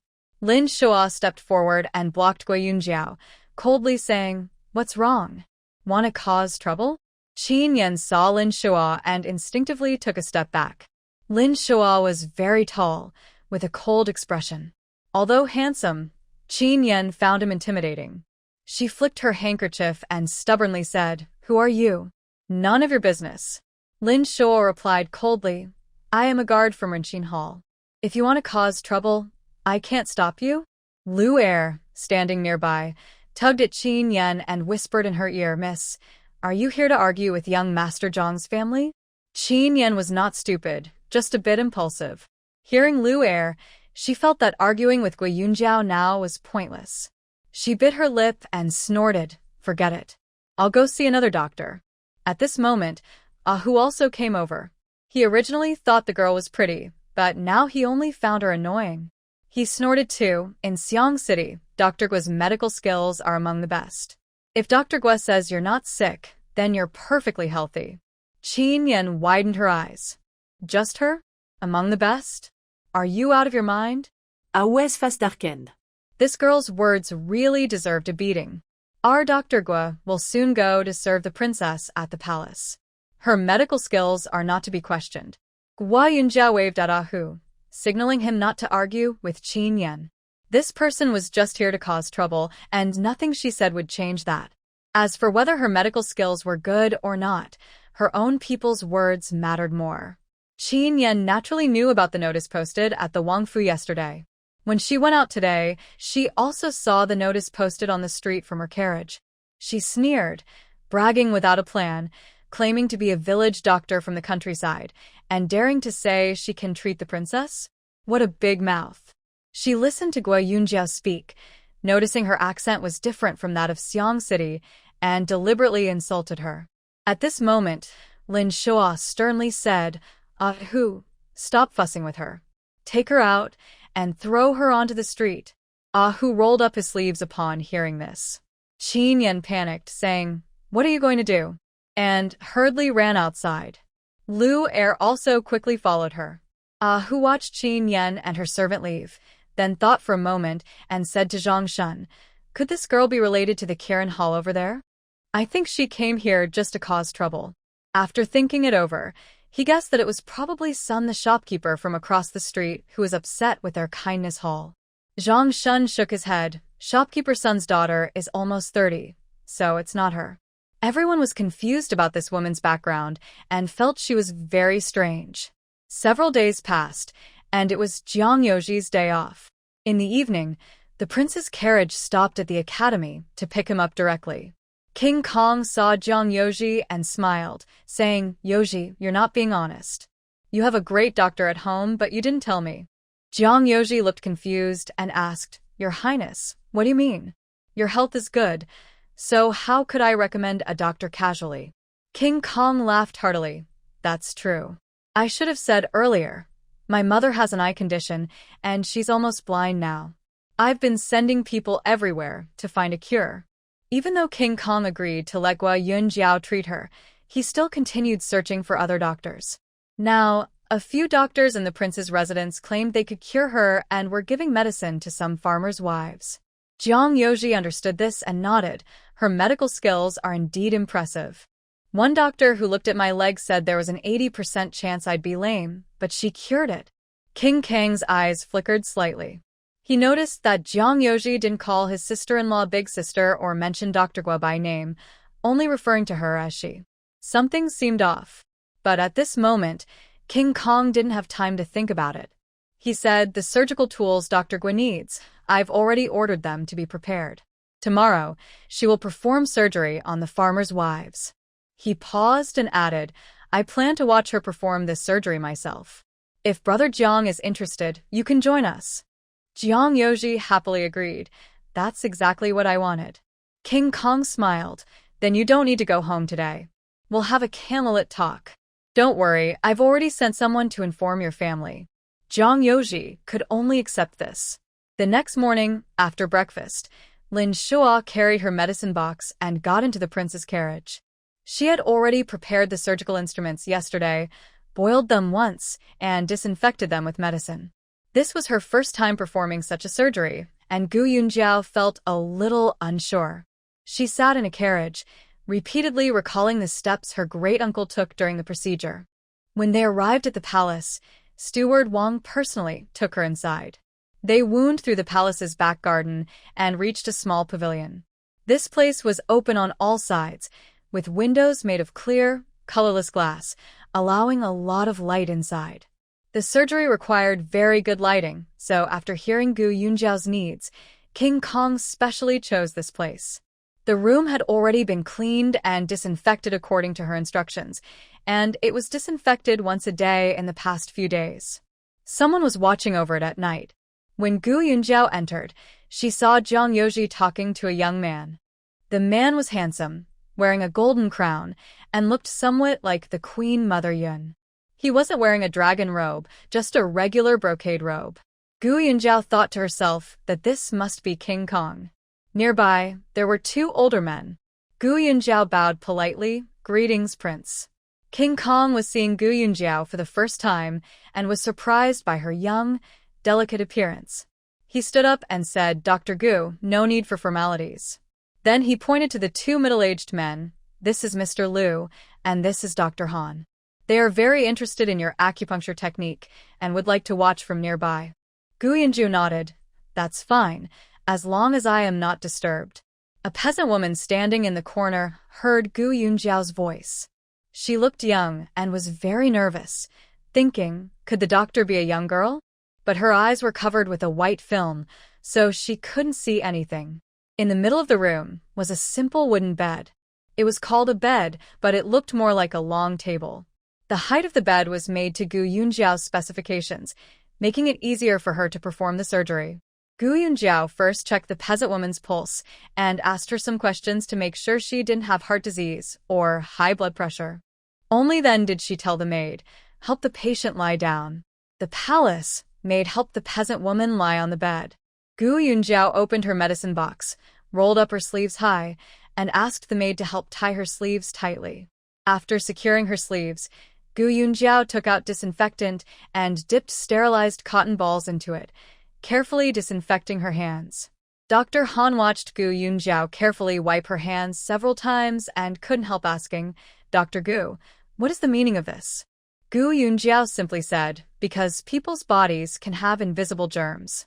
This medicine can kill some germs, which reduces the chance of patients getting infected." Dr. Han Yu heard a new word, germs.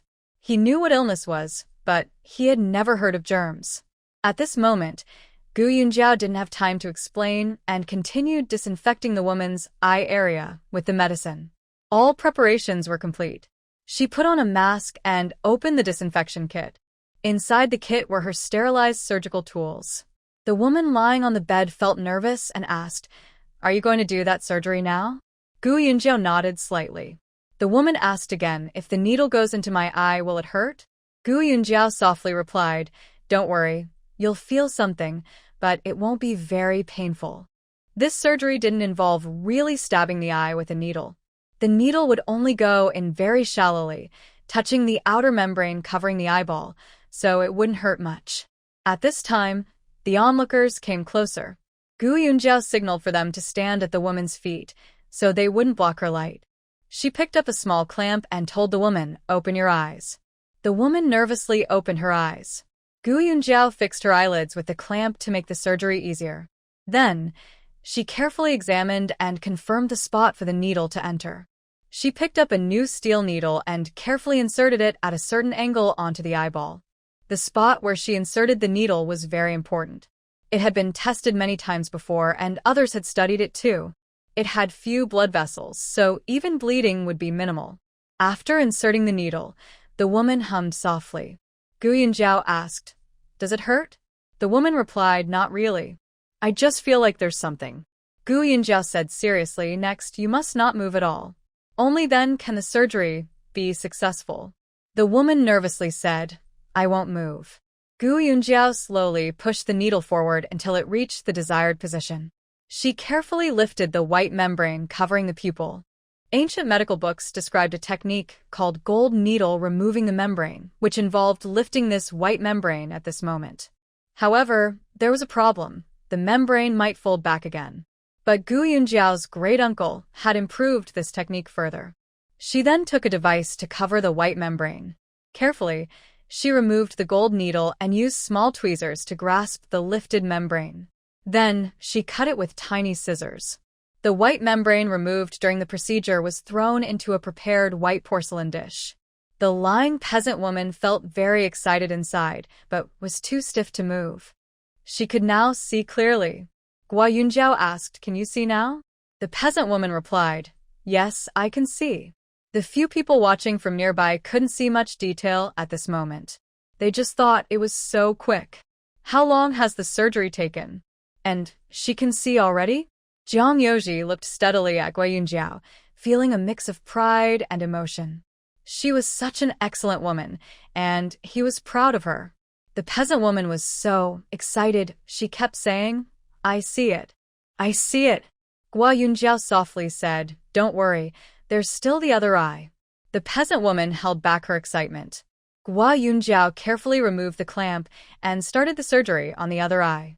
With experience, she became faster this time, even quicker than before. But a new problem appeared. It was late March, with big temperature differences between morning and evening. When Gu Yunjiao came out, she was wearing a small jacket. The sun had risen, and sunlight was shining directly into the room, making it warmer and warmer. Gu Yunjiao felt very hot, sweating on her back and forehead. She hadn't thought about this issue before, so she quickly called out, "Someone come wipe my sweat." A maid waiting in the corner was about to step forward when Jiang Yoji quickly came over, took a handkerchief from his sleeve, and carefully wiped her forehead. Gu Yunjiao didn't even have time to say thank you and turned her head back to continue the surgery. King Kong watched Jiang Yoji wiping her sweat, seeming to understand something. After wiping her sweat, Jiang Yoji stepped back. But he kept watching Gu Yunjiao intently, ready to wipe her sweat again as soon as she started to sweat. Soon, the surgery was finished. Gu Yunjiao applied eye drops to the patient to prevent infection. The peasant woman lay back on the bed for a while longer. Gu Yunjiao washed her hands and then wrote a prescription. The prescription was also to prevent post-surgery infection. After a little while, Gu Yunjiao said, "All done, you can get up now." The peasant woman finally opened her eyes and sat up. A few men who had been standing far away suddenly gathered around and looked at her. After looking, they all exclaimed in surprise.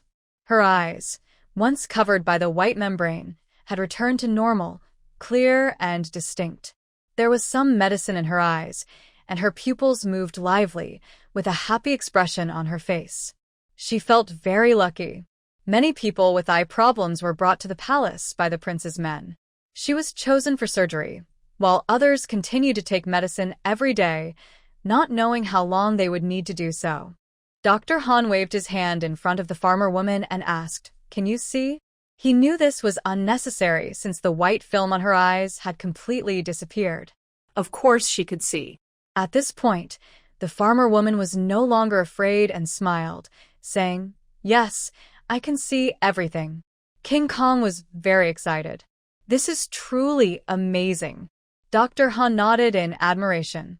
"I've never heard of such a way to cure eyes before." Even Mr. Liu kept nodding. "Today, I've truly learned something new." Lin Shuo watched Guo Yunjiao from afar, full of admiration and respect.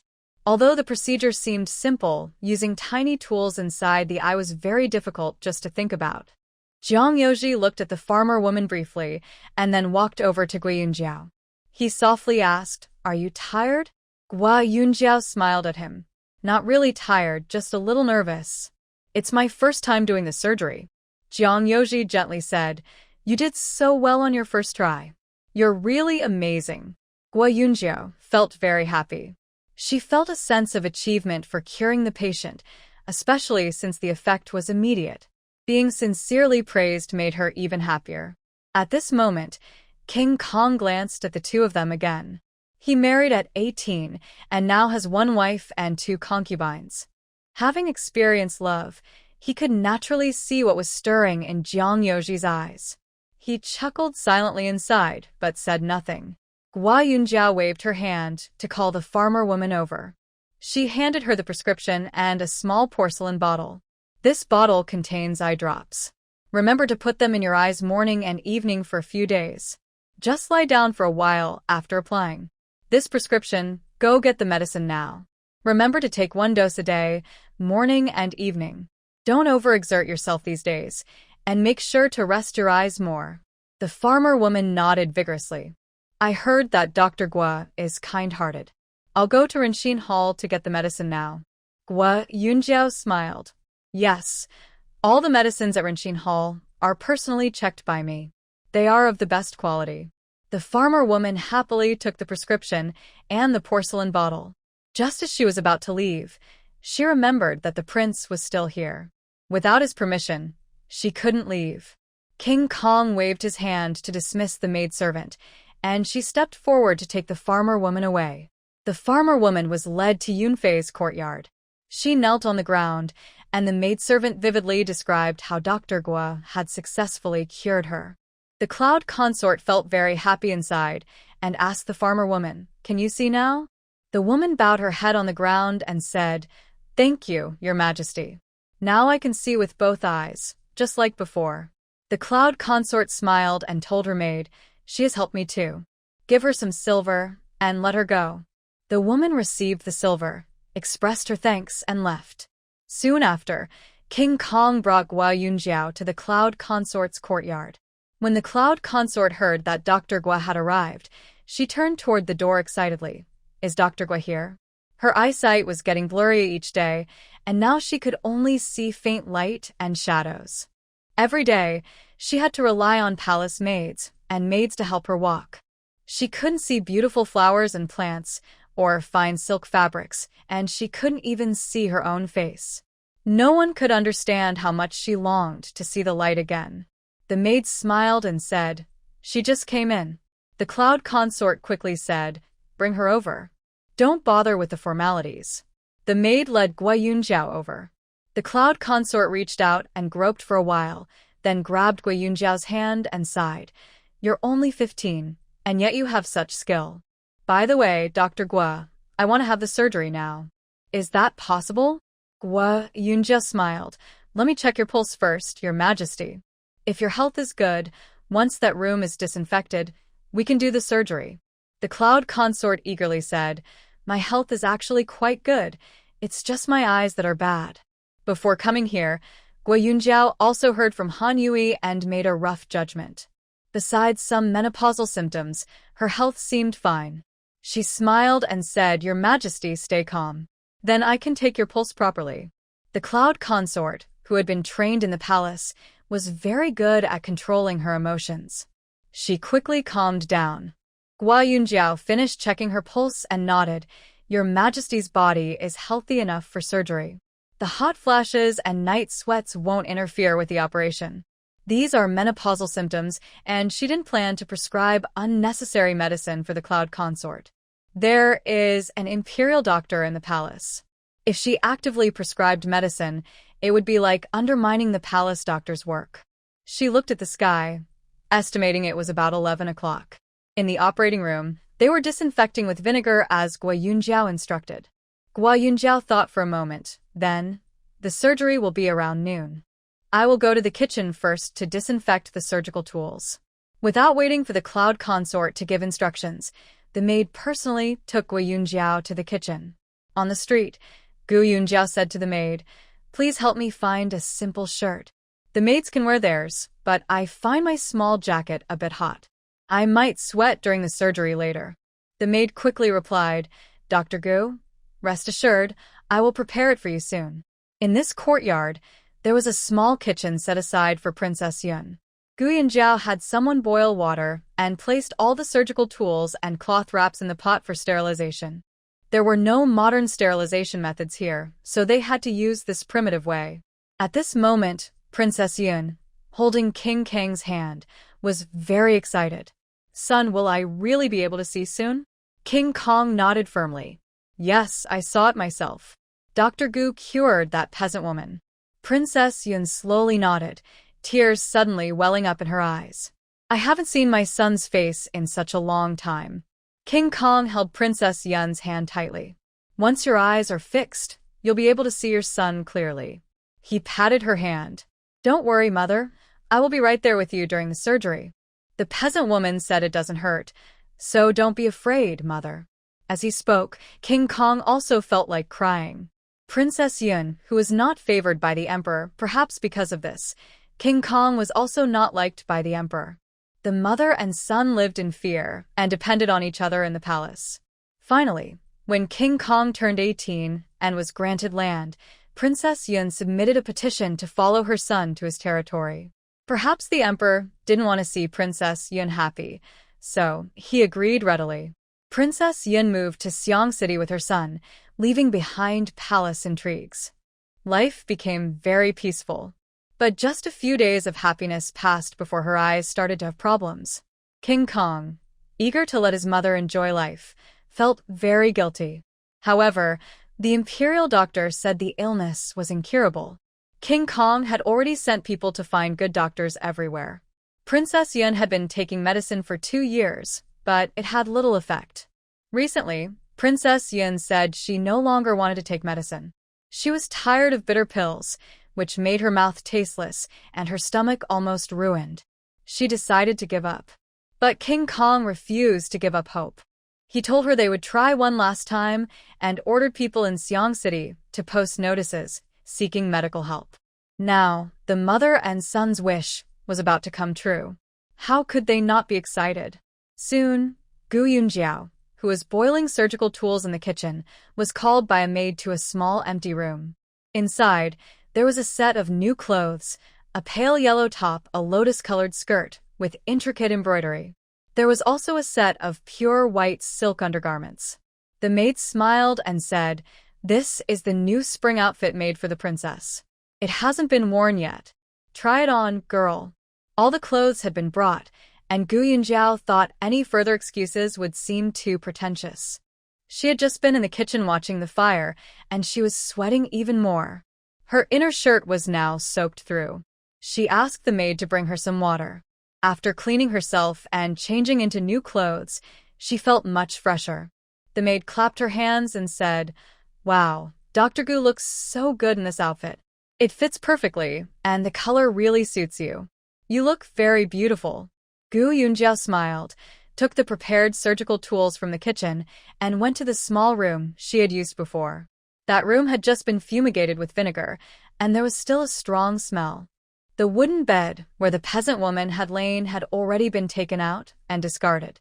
A new bed, made of chicken wing wood and of the same size, had been placed inside. The maids laid a brocade quilt on top. This bed was ordered by King Kong long ago. He wouldn't let his mother use the same bed that a peasant woman had lain on.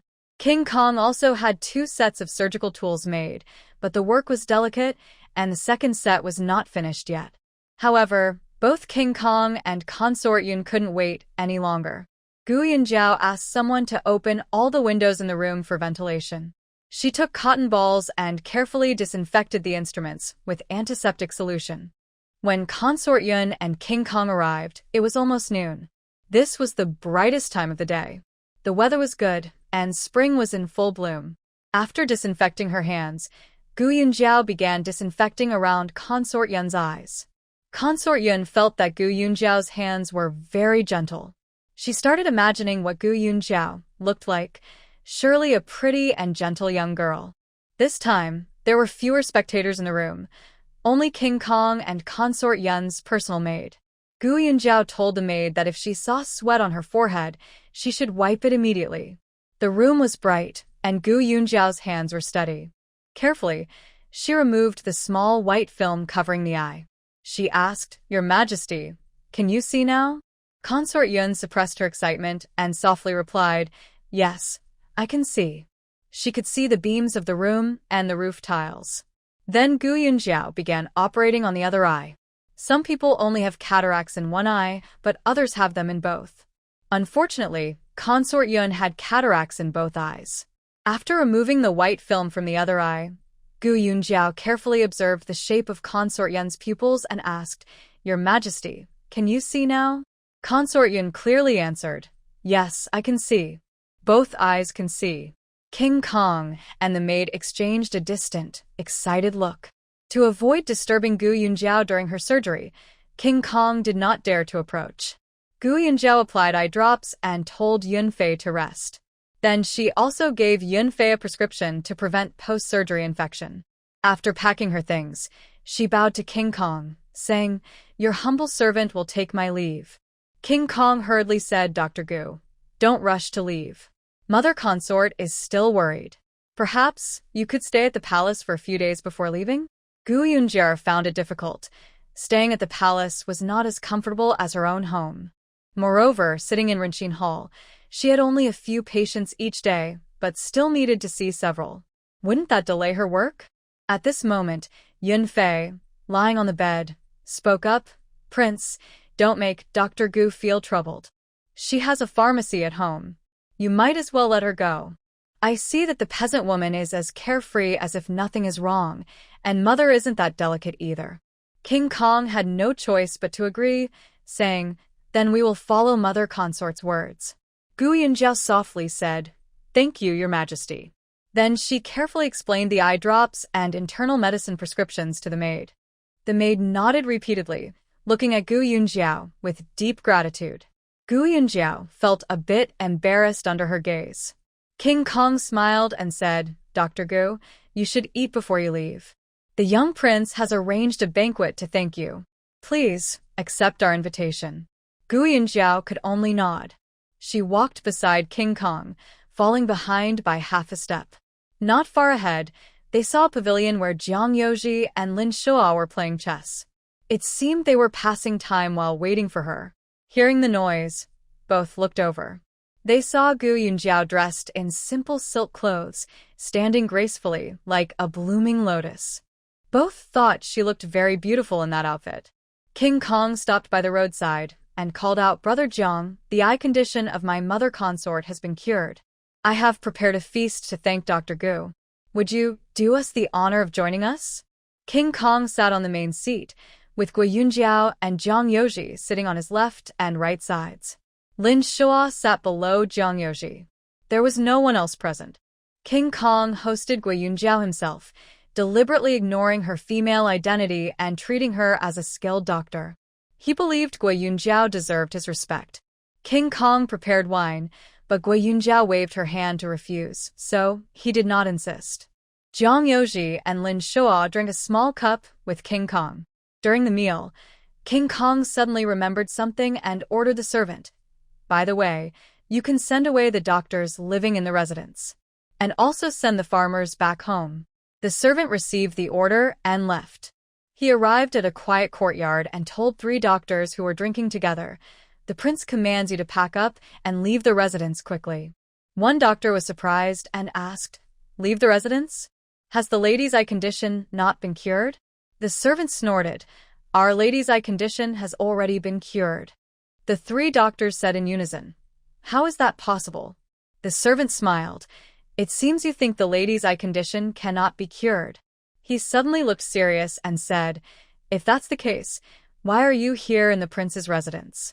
Are you just here to eat and drink for free?" They hurriedly stood up and said they dared not. One asked, "May I ask which doctor cured the lady's eye condition?" The servant thought it was nothing shameful and replied, "Dr. Gu from Rinchin Hall. I heard Dr. Gu is very skilled. He cured the lady in just half an hour." The 3 looked at each other in surprise. One asked, "Do you recognize Dr. Gu from Rinchin Hall?" Another stomped his foot and said, "Oh, I remember now. That's the young girl from that day. Back then, Dr. Zhang from Qilin Hall said she even saved a dying person, which no one believed." The other 2 recalled, "Is it her? Does such high-level medical skill really exist?" The servant snorted, "Dr. Gu's medical skills are beyond your imagination." Now, many people in the residence were talking about going to Rinchin Hall to see Dr. Gu. The servant waved his hand. "Hurry up, finish your meal, and leave. Our prince is kind and won't pursue this matter." The 3 looked awkward and smiled. The servant then went to the neighboring courtyard and told the maids to send the farmers away carefully. The farmers already knew the news. The one who was cured by Gui Yunjiao in the morning told them when she was packing her things. Now, they eagerly want to leave the residence and go to Rinchin Hall to find Dr. Gu. The young servant listened to their words and kindly said, "Dr. Gu is still having a meal at our house right now, so she's not free. Prince Wang is personally accompanying her. By the way, don't get it wrong. Dr. Gu is a young woman, and she's still quite young." Everyone remembered the servant's words carefully. They quickly went back to their rooms to pack their bags, planning to visit Dr. Gu at Rinchin Hall early the next morning. Gu Yunjiao had finished eating as well. Meanwhile, Yun Fei sent someone to say that Empress Yun wanted to see Dr. Gu. Gu Yunjiao went over, just as Yun Fei had finished her meal. She washed her hands and looked at Gu Yunjiao with a gentle smile. After observing her, Yun Fei said, "I thought you would be different." Gu Yunjiao resembled her father, with willow-shaped eyebrows and peach blossom eyes. When she smiled, her eyes looked like 2 crescent moons. She had a bit of baby fat on her face, making her look young, but she also had a calm, scholarly air. Gu Yunjiao smiled and asked, "What do you think I should be like, Your Majesty?"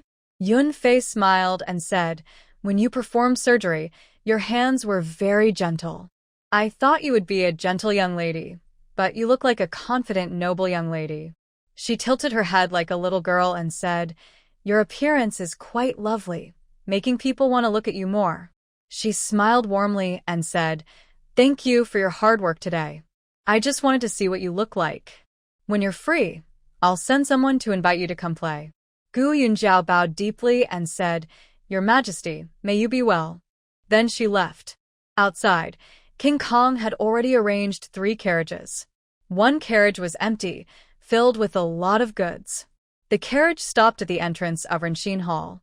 Gu Yunjiao got out, and the servants from the prince's mansion began to carry things inside.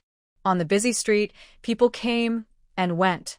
Many paused to look at the beautiful boxes and silk bolts, whispering and asking about what was happening. Hearing the gossip, the servants from the mansion happily explained, "Dr. Gu cured Empress Yun's stubborn illness. These are gifts and rewards from the Empress and the Prince." The mansion also wanted to maintain a good reputation, showing gratitude and kindness. Some passers-by envied them greatly. Shopkeepers and assistants from nearby shops also came out to see the excitement. Even the distant Qilin Hall was disturbed. Shopkeeper's son saw the crowd gathering nearby and ran out quickly, standing on the steps to look over. The items given by the prince's residence were truly numerous. 2 servants carried back and forth for a long time before finally emptying the carriage of its goods. Shopkeeper's son quickly found out that Dr. Gu from Rinchin Hall had cured Lady Yun. His face twisted in anger, and he angrily returned to his shop, muttering, This girl doesn't know what kind of luck she has. She actually cured Lady Yun's stubborn illness. Dr. Zhang, who was sitting there uninterested in the commotion, was startled and exclaimed, "What did you say? That girl really cured Lady Yun?" Sun, feeling annoyed, replied, "Haha, there's no way that's fake. Right now, the prince's residence's rewards are probably about to flood her house." Dr. Zhang felt a strange feeling in his heart. He had initially wanted to ruin her, but it turned out to be a kind of blessing. He stared blankly at the street outside, a vague thought rising in his mind. The Kirin Hall might soon have to close. Then, where would he go to find his next meal? In the main hall of the backyard of Rinshin Hall, various items were piled up. Mrs. Chen closed the door, smiling so broadly her eyes disappeared, and directed Ah Tai, "You read out the list, I'll match the items. Once matched, I'll pack them away." Ah Tai started reading from the first item, 1,000 taels of gold. Mrs. Chen was startled. Heavens! Which box contains the gold? Such a large amount of gold needs to be found quickly, so no one can steal it. Third sister pointed at a small box on the ground. "Mother, is it this one? I saw 2 people carry it in earlier." Mrs. Chen patted her head. "Look at me. I'm getting more forgetful. Must be this one." 1,000 taels of gold is no small amount. She then opened the box and looked inside. The gold shimmered brightly, almost blinding her. Third sister curiously said, "Is this gold? There's so much of it." She wanted to touch but didn't dare. Mrs. Li, however, wasn't looking at the gold. Her gaze was fixed on the bolts of silk, which looked shiny and beautiful. If worn, they would surely look stunning. Then she heard Ah Tai reading, a set of headpieces in red gold with pearl embellishments. Mrs. Chen looked around and finally found a black lacquered box with mother-of-pearl inlay. When she opened it, the women in the room all widened their eyes in amazement. Even the youngest, third sister, and Ingzi, looked excited. Mrs. Chen touched her heart, recited a prayer, closed the box, and set it aside. Ah Tai continued reading, a set of headpieces in red gold with gemstone embellishments. One set of 7 treasure jewelry in red gold. A pair of imperial bracelets made of mutton fat jade. A pair of jade bangles. 8 bolts of yunjin. 8 bolts of shujin. At this moment, Gu Yunjiao was at the front, seeing patients. After the recent busy period, many people on the street, whether sick or not, crowded into Rinshin Hall like they were crazy. The long row of empty chairs finally found use. Lin Shoa and Ah, who were busy maintaining order and guiding people to queue. Jiang Yoji had to stand next to Gu Yunjiao, watching out for anyone trying to push forward. The large 3-shop storefront was packed to capacity. Gu Yunjiao first told Lin Shoa and Ahu, "Ask around if anyone can check small pulse readings, especially for children, and please send them away. I'm not good at that. Also, anyone here for dental issues should be sent away. I can't handle that either. Don't let people waste their time waiting in line." Lin Shoa and Ahu patiently asked around. Lin Shoa, a noble young man, had never done this before. He didn't know why, but he felt pretty good. At least he could help some people. Gu Yunjiao used pulse diagnosis to prepare prescriptions. Zhang Shun and Lu Zhu were busy grabbing herbs and couldn't keep up, so they called Lao Jiao and a Tai from behind to help. Lao Jiao was responsible for packing. A Tai backed up the prescriptions. Seeing the order was maintained, Jiang Yoji also came to help copy prescriptions and sent a Tai to fetch herbs. Gu Yunjiao looked at the lively scene in the shop, estimating that the popularity from today could last for several days. If business stayed this good, she might have to implement a numbering system. At this moment, the shop assistant at Qilin Hall was standing at the door, looking toward Rinshin Hall.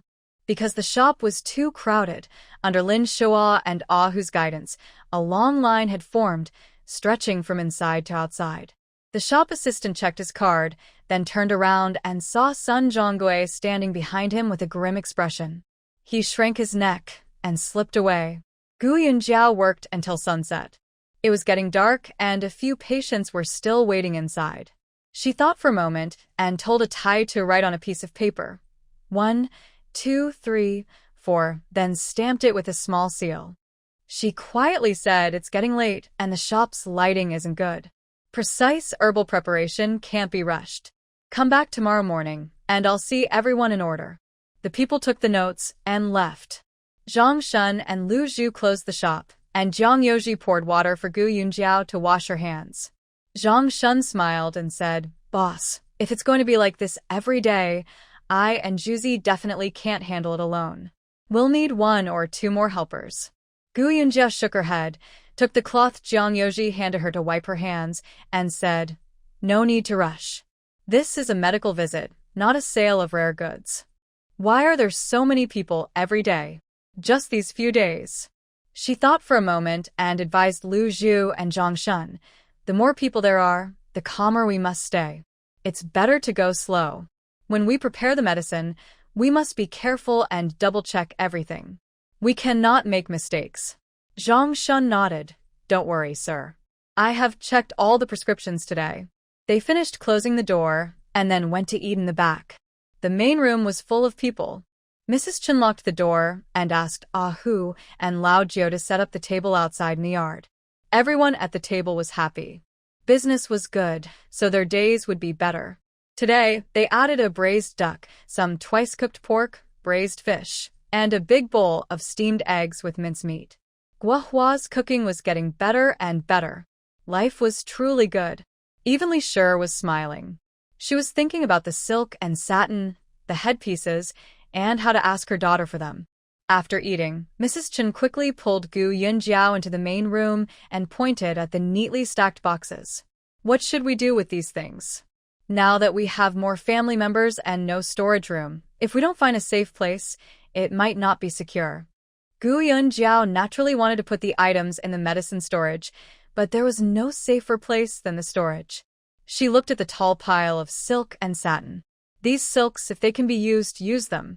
If not, maybe we can exchange them with the neighbors. Other things, I will store in the warehouse over there.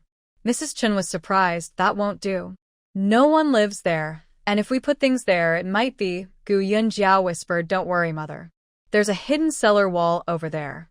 I've hidden everything well, and no one will find it." Mrs. Chen nodded. "You must keep it safe. Don't leave any traces." Afterward, Gu Yunjiao asked Ah Hu to bring the cart over and started moving the items upstairs. Li Shi watched Ah Hu carry box after box and became anxious. "Where are you taking these things?" Gu Yunjiao replied vaguely, "There are many people here. It's not safe to leave things here. I will move them to a better place." Li Shi was worried. "Where to? These items are useful. Why hide them?" Gu Yunjiao didn't think these things could be used. She couldn't wear those headpieces or jewelry all at once, then go ask patients. She was afraid it would distract the patient's eyes. The jade bangles were the same. They had to be worn carefully. One careless move, and they might break. Clothing and jewelry should match the occasion. In this small neighborhood courtyard, if you bring along those priceless-looking items, isn't it obvious you'll be robbed? These flashy jewelry pieces are only suitable for wealthy ladies, grand ladies, and young misses who stay inside big houses and compete for beauty. Seeing the boxes getting emptier, Madame Li became anxious. She pointed at a large black lacquered box and said, "Don't move this one. I want this." She remembered clearly that inside was a complete set of pure gold and pearl hair accessories. She had long wanted it. She wasn't interested in gold or other valuables. She just liked the delicate jewelry and silk fabrics. Ah Hu glanced at Gu Yunjiao. Gu Yunjiao waved her hand, and Ah Hu quickly loaded the items onto the carriage. Only then did Gu Yunjiao say to Madame Li, "These are not suitable for you. If you want jewelry, I can take you to a silver shop later when I have free time." Madame Li looked upset. Can a silver shop's jewelry compare to what the palace sends? She couldn't help but complain, "I don't care for the jewelry from the silver shop. You're so selfish. I raised you, and all I ask is for a piece of jewelry, but you won't even give me that. How can I rely on you to show filial piety in the future?" Gu Yunjiao laughed bitterly. "Filial piety? Are you still expecting me to be filial? Today, I'll tell you, don't count on me. The only reason I can give you a bowl of rice is because I was born to you." In this era, such words were considered extremely disrespectful. However, the people around Mrs. Zhou, Ahu, and Zhang Yoji and Gu Chuan in the side room corridor acted as if they hadn't heard anything. Ahu finished loading the items, and Gu Yunjiao got into the carriage, which left through the side gate. Madame Li watched as the house was emptied, and she got nothing. She couldn't help but cry in frustration. Mrs. Zhou, who had been watching nearby, was worried Ahu might bump or break something. Seeing Gu Yunjiao and her daughter upset, she left early. Gu Chuan came over from the side room corridor and had seen everything earlier. Why is mother crying? There's no such thing as a daughter's duty to support her parents. And there's no reason for a married girl to support her younger brother. He pursed his lips. Big sister has already had a hard time. Didn't you hear her voice was hoarse? Taking care of you should be my responsibility. I'll buy you what you want when I grow up and can earn money. Big sister is already married. Even if she earns mountains of gold and silver, that's hers. Madame Li was stunned by the words of the less than 8-year-old Gu Chuan. Zhang Yoji sat quietly under the corridor of the east wing, not making a sound. Xiao Chuan knew how to be grateful and cared for his sister. He was a kind-hearted child with clear thoughts and logical words. He waved to Gu Chuan, saying, "Xiao Chuan, bring your homework over. I want to check it." Gu Chuan obediently went back to his room to get his homework. Who drove the car to the warehouse and helped move things inside. Then, he wisely stepped outside to guard the main gate. Gu Yunjiao went back and forth several times, finally placing all the items into the medicine storage. There was a whole box of gold that she couldn't lift alone, so she moved it in parts. When she left the storage, she took 2 ingots of 20 taels of gold, clutching them to her chest. She was busy carrying some medicinal herbs in and out before finally leaving. Back home, Gu Yunjiao saw Mrs. Chen sitting in the main hall, mending shoes under the lamp. The shoes were made for her, and Mrs. Chen had measured her size a while ago. Li sat nearby, lost in thought.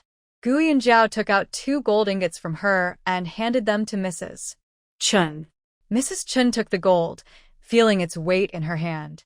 Gu Yunjiao smiled and said, "Mother, the gold from the prince's residence is good quality. Tomorrow, you can take it to the silver shop to make some jewelry. Make a bracelet for third sister, a pair of earrings, and don't stuff tea leaves into her ears again. Also, mother, make a bracelet for yourself, some gold hairpins and earrings with chains." Mrs. Chen hurriedly replied, "That's too much.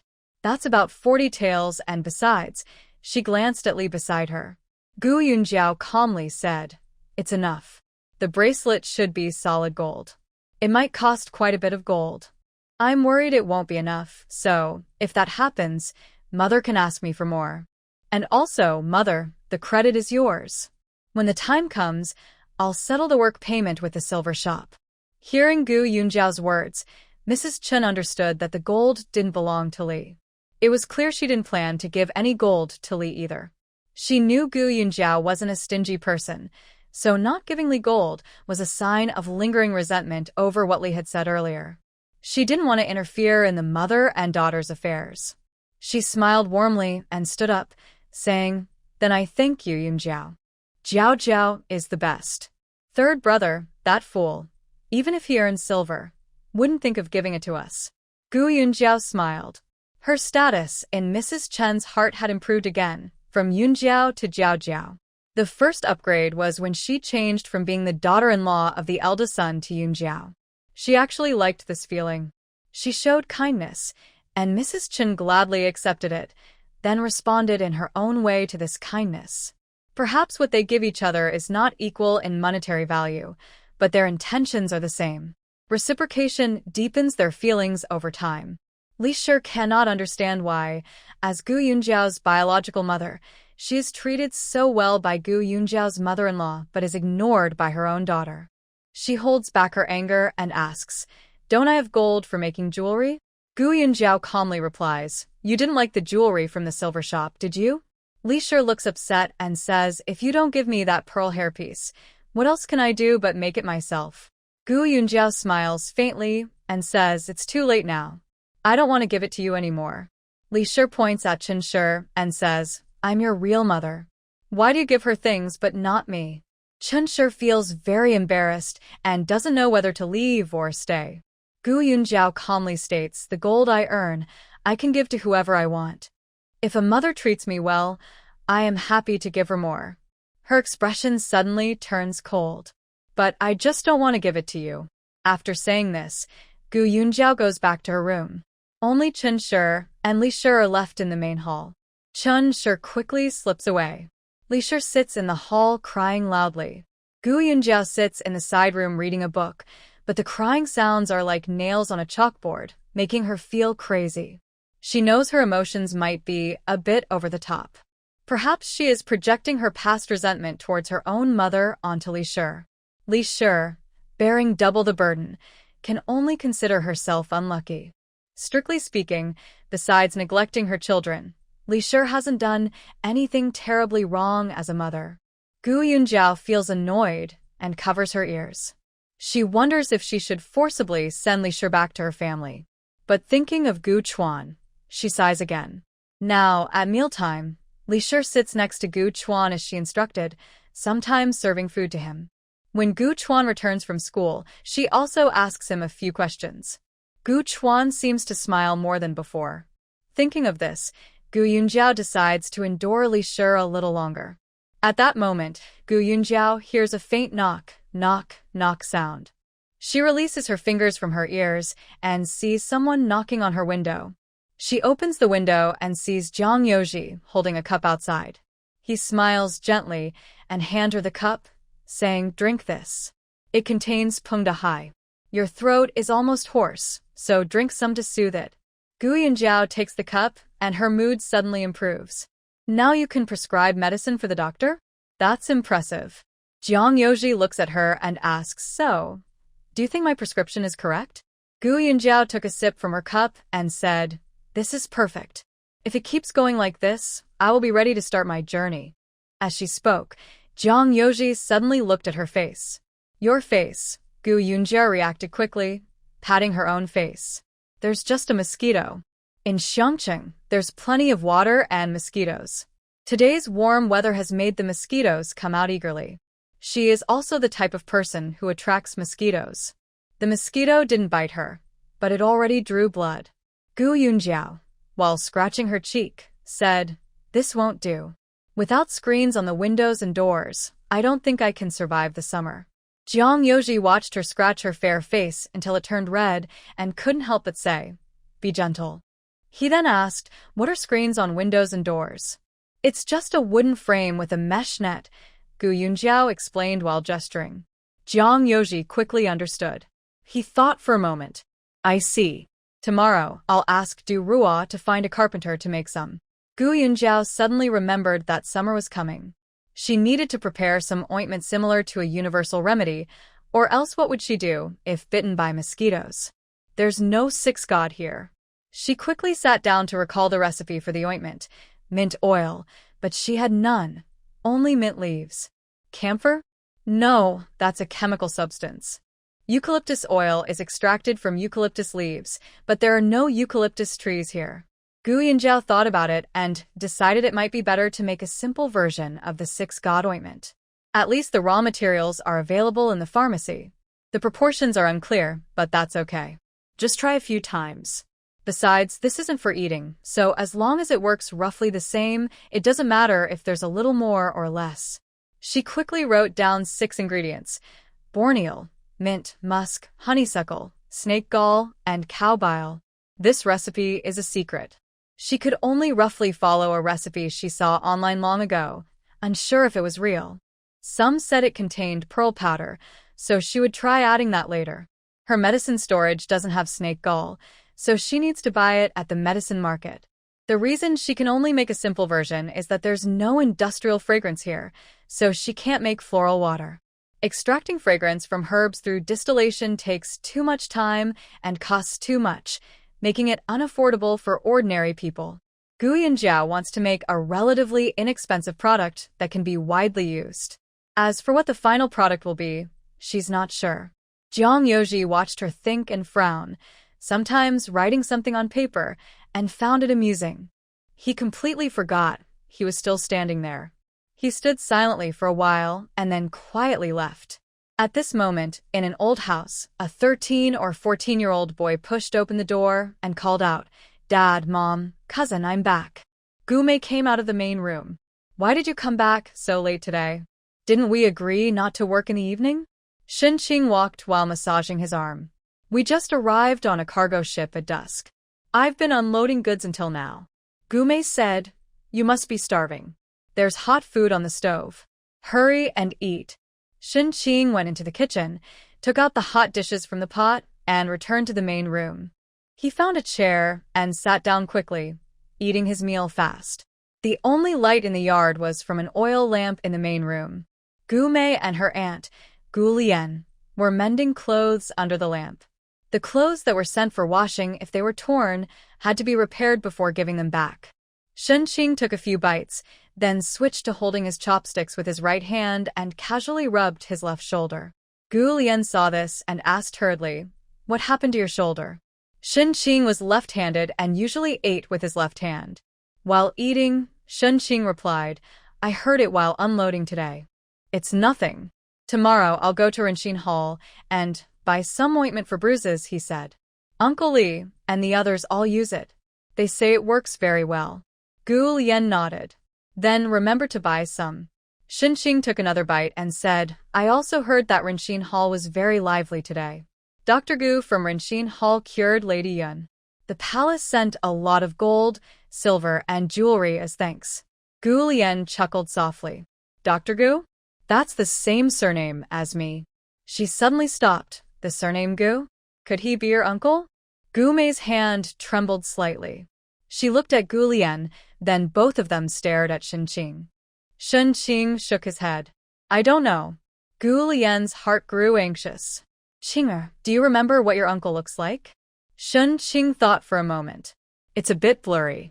I haven't seen my uncle in over 3 years." Gu Lian lowered her head and sewed a few stitches. "Tomorrow I'll go to Rinshin Hall to buy some ointment and see if Dr. Gu is really your uncle." She sighed. "If he really is your uncle, that would be great. It's been a year, and no one has seen him or heard from him." Gume kept her head down and said nothing. If he really was her father, that would be wonderful. For a moment, she wondered, if he was her father, what would happen when he returned to Chunlin County and found out what she had done? Would he beat her to death? Gume shivered. For a moment, she didn't know whether she hoped that man was her father or not. The next morning, Gu Lian finished washing and hanging up her clothes. She told Gu Mei and then hurriedly headed toward Rinshin Hall, asking around along the way. When she reached the entrance of Rinshin Hall, she saw a long line of people coming out from inside. The sight surprised Gu Lian, and she quickly grabbed an older woman in line to ask, "Do I need to wait in line to buy medicine?" The woman shook her head. "No, everyone here is seeing Dr. Gu. Just go inside to buy your medicine." Gu Lian felt relieved and became even more curious about Dr. Gu. She hurried into the hall and looked at the end of a line. At the end, there was a table with a young girl, about 15 or 16, sitting behind it, checking people's pulses. Gu Lian didn't understand much. She saw a tall young man walking around, seemingly managing the crowd. She quickly asked, "Young man, excuse me, who is Dr. Gu here?" Tiger pointed to Gu Yinjiao. "Look, the one seeing patients is Dr. Gu." Gu Lian was disappointed. "It's just a young girl?" Tiger shot her a glance. "What's wrong with a young girl? Are you here for treatment, or just to look at people?" Gu Lian hurriedly waved her hands. "That's not what I meant. I just want to ask if there's another male Dr. Gu, around 30 years old." Tiger shook his head. "No, we only have one Dr. Gu here." Gu Lian realized she had mistaken the person. She shook her head and walked over to the counter, saying, "I want to buy some muscle ointment." Zhang Shun and Lu Zhu were busy, and Tai handed Gu Lian a bottle of muscle ointment, saying, 2 coins. Gu Lian was surprised. "That's so expensive?" Tai explained, "The ointment contains sanqi, which has become very expensive in recent years." Since Gu Lian was from a family of traditional medicine, she knew sanqi was a rare and costly ingredient. She didn't argue and carefully took out 2 coins, handing them to Tai. She held the porcelain bottle and was about to leave. Just a few steps away, she heard a voice behind her. Yunjiao, I'm going to buy vegetables. What do you want to eat today?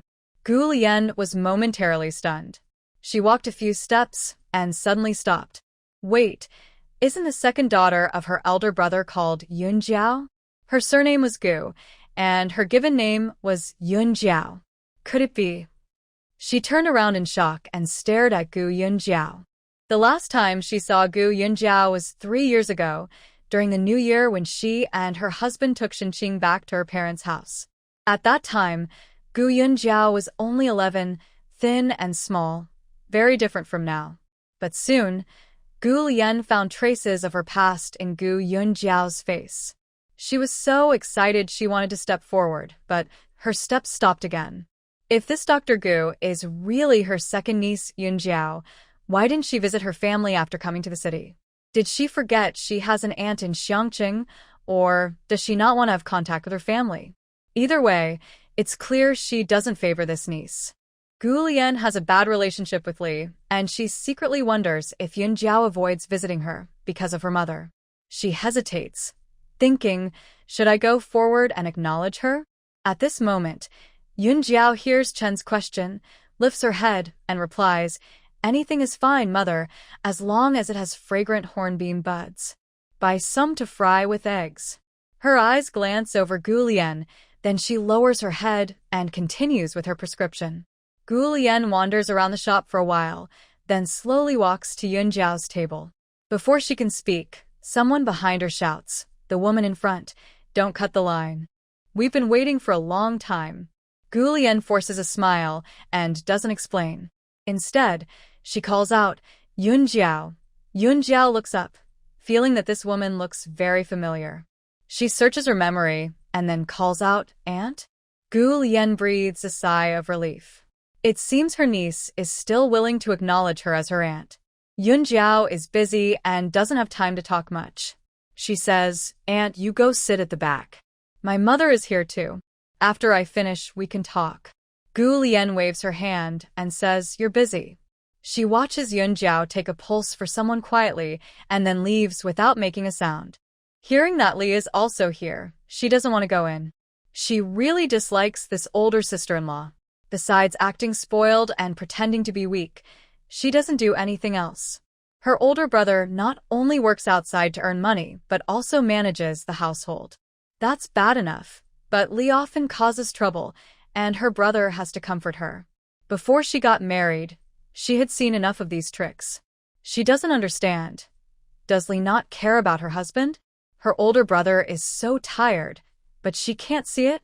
When Gu Lian heard that her older brother was missing, if she didn't know he was a responsible person and wouldn't abandon his children, she would have suspected he left because he couldn't stand Li. When she returned home and saw Gu Mei, she was about to speak, but Gu Mei asked first, and went to Rinxin Hall. Is Dr. Gu really my father? Gu Lian chuckles and shakes her head.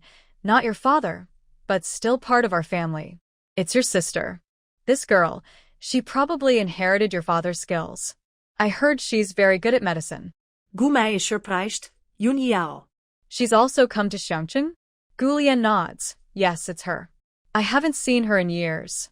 She's grown up a lot. I almost didn't recognize her. Gu Lian said to herself. I heard your mother is also there. She paused. That's good now. You don't have to suffer with your aunt anymore. Yunjiao will definitely take you in. Her pharmacy is doing very well, with long lines outside. She probably makes a lot of silver each day. Gu Mei lowered her head. She wondered, what right did she have to see Yunjiao? If it weren't for her fear of being sold again like in her past life, she would rather run away to a place where no one knew her and start a new life. But that was impossible. A weak woman traveling alone would soon attract attention. In her previous life, she was even kidnapped in her hometown, caught in a sack. Also, when she left home, Yunjiao gave her 10 taels of silver. She understood that this money was Yunjiao's last act of kindness to her. Gu Lian finished speaking, expecting Gu Mei to be happy. But she said nothing, her face full of worry. Gu Lian immediately understood that something was wrong. Maybe the sisters had a disagreement. Perhaps that was also why Yunjiao didn't come to visit her. Gulien didn't say anything else and went to pick greens in the small vegetable garden behind. Yunjiao was busy until noon before rushing to eat behind the house. She picked up a bowl of rice and took a few bites when she suddenly remembered her aunt. She asked Li Shi, "Where is Aunt?" Li Shi pursed her lips. Why bring her up all of a sudden? She really disliked her little aunt. Yun Jiao frowned. "I told her to come in and sit. Didn't you see?" Li Shi shook her head. "No, I didn't see." Yun Jiao looked at her suspiciously. Her aunt and her mother didn't get along. They always argued when they met. It wasn't really arguing. Her aunt would criticize Li Shi, who would then cry. Then her father would step in to calm things down, telling her aunt to stop and comforting Li Shi. She suspected that Li Shi had driven her aunt away. Thinking back, when she was little, her aunt would visit her family and buy pretty dresses for her and Gu Mei, even buying velvet flowers. Sometimes during the New Year, she would secretly give her money. People's feelings for someone often come from memories, shared experiences from the past. Thinking of these things now, Yun Jiao felt a bit warm inside. She didn't say anything more to Li Shi and hurriedly finished her meal before going to see patients at the front. Today, several people came to see her eyes, similar to Lady Yunfei's condition.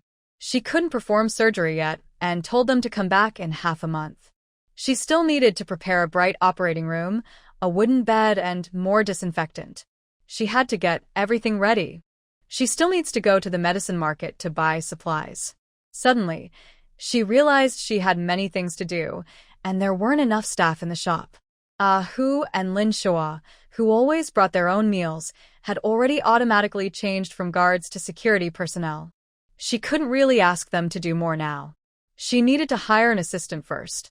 While Gu Yunjiao was busy and happy, the opposite side, in Qilin Hall, was very quiet, like a tomb. Since opening in the morning, a few customers had come in to buy medicinal oils and white medicine, but shopkeeper's son angrily drove them away. Afterward, the assistants and Dr. Zhang tried not to make any noise to avoid upsetting shopkeeper's Sunday. Shopkeeper's son paced around the shop many times, then stood at the door, staring coldly in that direction. He had run a pharmacy for over 20 years and had never seen such a busy scene across the street. Not only his own shop, but all pharmacies in Xiangqing had never seen anything like this. It seemed like everyone might go hungry. Shopkeeper's son squinted and thought for a moment, then turned to give some instructions to two assistants before leaving quickly. There were rules in Xiangqing. There were also rules for pharmacies in Xiangqing. He couldn't let this continue. Not long after leaving, shopkeeper's son hired a carriage to head east into the city. When he arrived at a large courtyard gate, shopkeeper's son got out of the carriage and said to the gatekeeper, "Please inform Mr. Qin at Qilin Hall that I, son from Qilin Hall, wish to see Mr. Qin." The gatekeeper went inside to report, and soon a young servant came out and led him in. The servant took shopkeeper's son into a hall where an old man with white hair was sitting, drinking tea. Seeing shopkeeper's son, the old man smiled and said, "Sit down. What wind blew you here today?"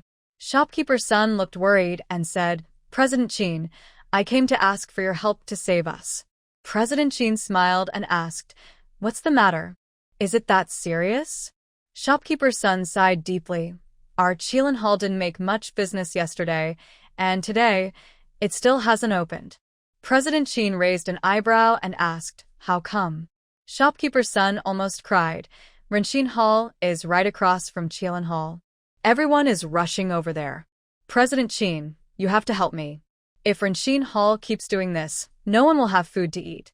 President Qin thought for a moment and said, "I've also heard about Dr. Gu curing Yunfei. This is all over the place now. People go crazy, and her good business is only for these few days. Just bear with it." Shopkeeper's son stood up and said, "You speak so easily. Are all the people in my shop going hungry?" Chairman Qin frowned and asked, "So, what do you suggest? Should I tell the patients to all go to your Qilin Hall?" He snorted. "Besides, Renqin Hall hasn't joined the Xiangqing Medical Union, so I can't control her." Shopkeeper's son was slightly surprised. "She hasn't joined the union either?" "Old Qin, she clearly doesn't take you seriously." Chairman Qin waved his hand. "Not necessarily. I heard she's young and from out of town. Maybe she doesn't know the rules of Xiangqing. He thought for a moment, then said, all right, listen to me. Let's wait a few days. Things will surely be different after some time. Shopkeeper's son left Qin's residence feeling tired and listless, then suddenly remembered something. He walked a little further, then turned into a nearby pharmacy. He entered and bowed. Shopkeeper Chen, after exchanging greetings, son asked, have your business been much worse these past few days? Shopkeeper Chen nodded. Yes, it's a bit slow. I heard people are going to Renqin Hall. These folks believe everything they hear, even trusting a young girl. Son said business is slow. Don't you want to think of a way to fix it? Just sitting and waiting won't help. Shopkeeper Chen looked at him sideways. What do you mean? Is your Qilin Hall being pushed out of business? Want me to help you fight Renqin Hall? Son shook his head. That's not right. Our businesses are both affected. We need to save ourselves, yes, self-help. Otherwise, we'll have no food to eat. Chen gave a mysterious smile. You first tell me how you plan to deal with that girl? Son got excited. Renqin Hall hasn't even joined our Xiangqing Medical Union. Since that's the case, why not work together to drive her out? Chen smiled again. If you want to chase her out, I won't do it. I dare not offend King Kong. Chen's attitude was clear. No matter how much Sun argued, he wouldn't change his mind. Sun had no choice but to leave, walk a bit, then enter another pharmacy. After exchanging pleasantries, Sun repeated his previous arguments to Chen.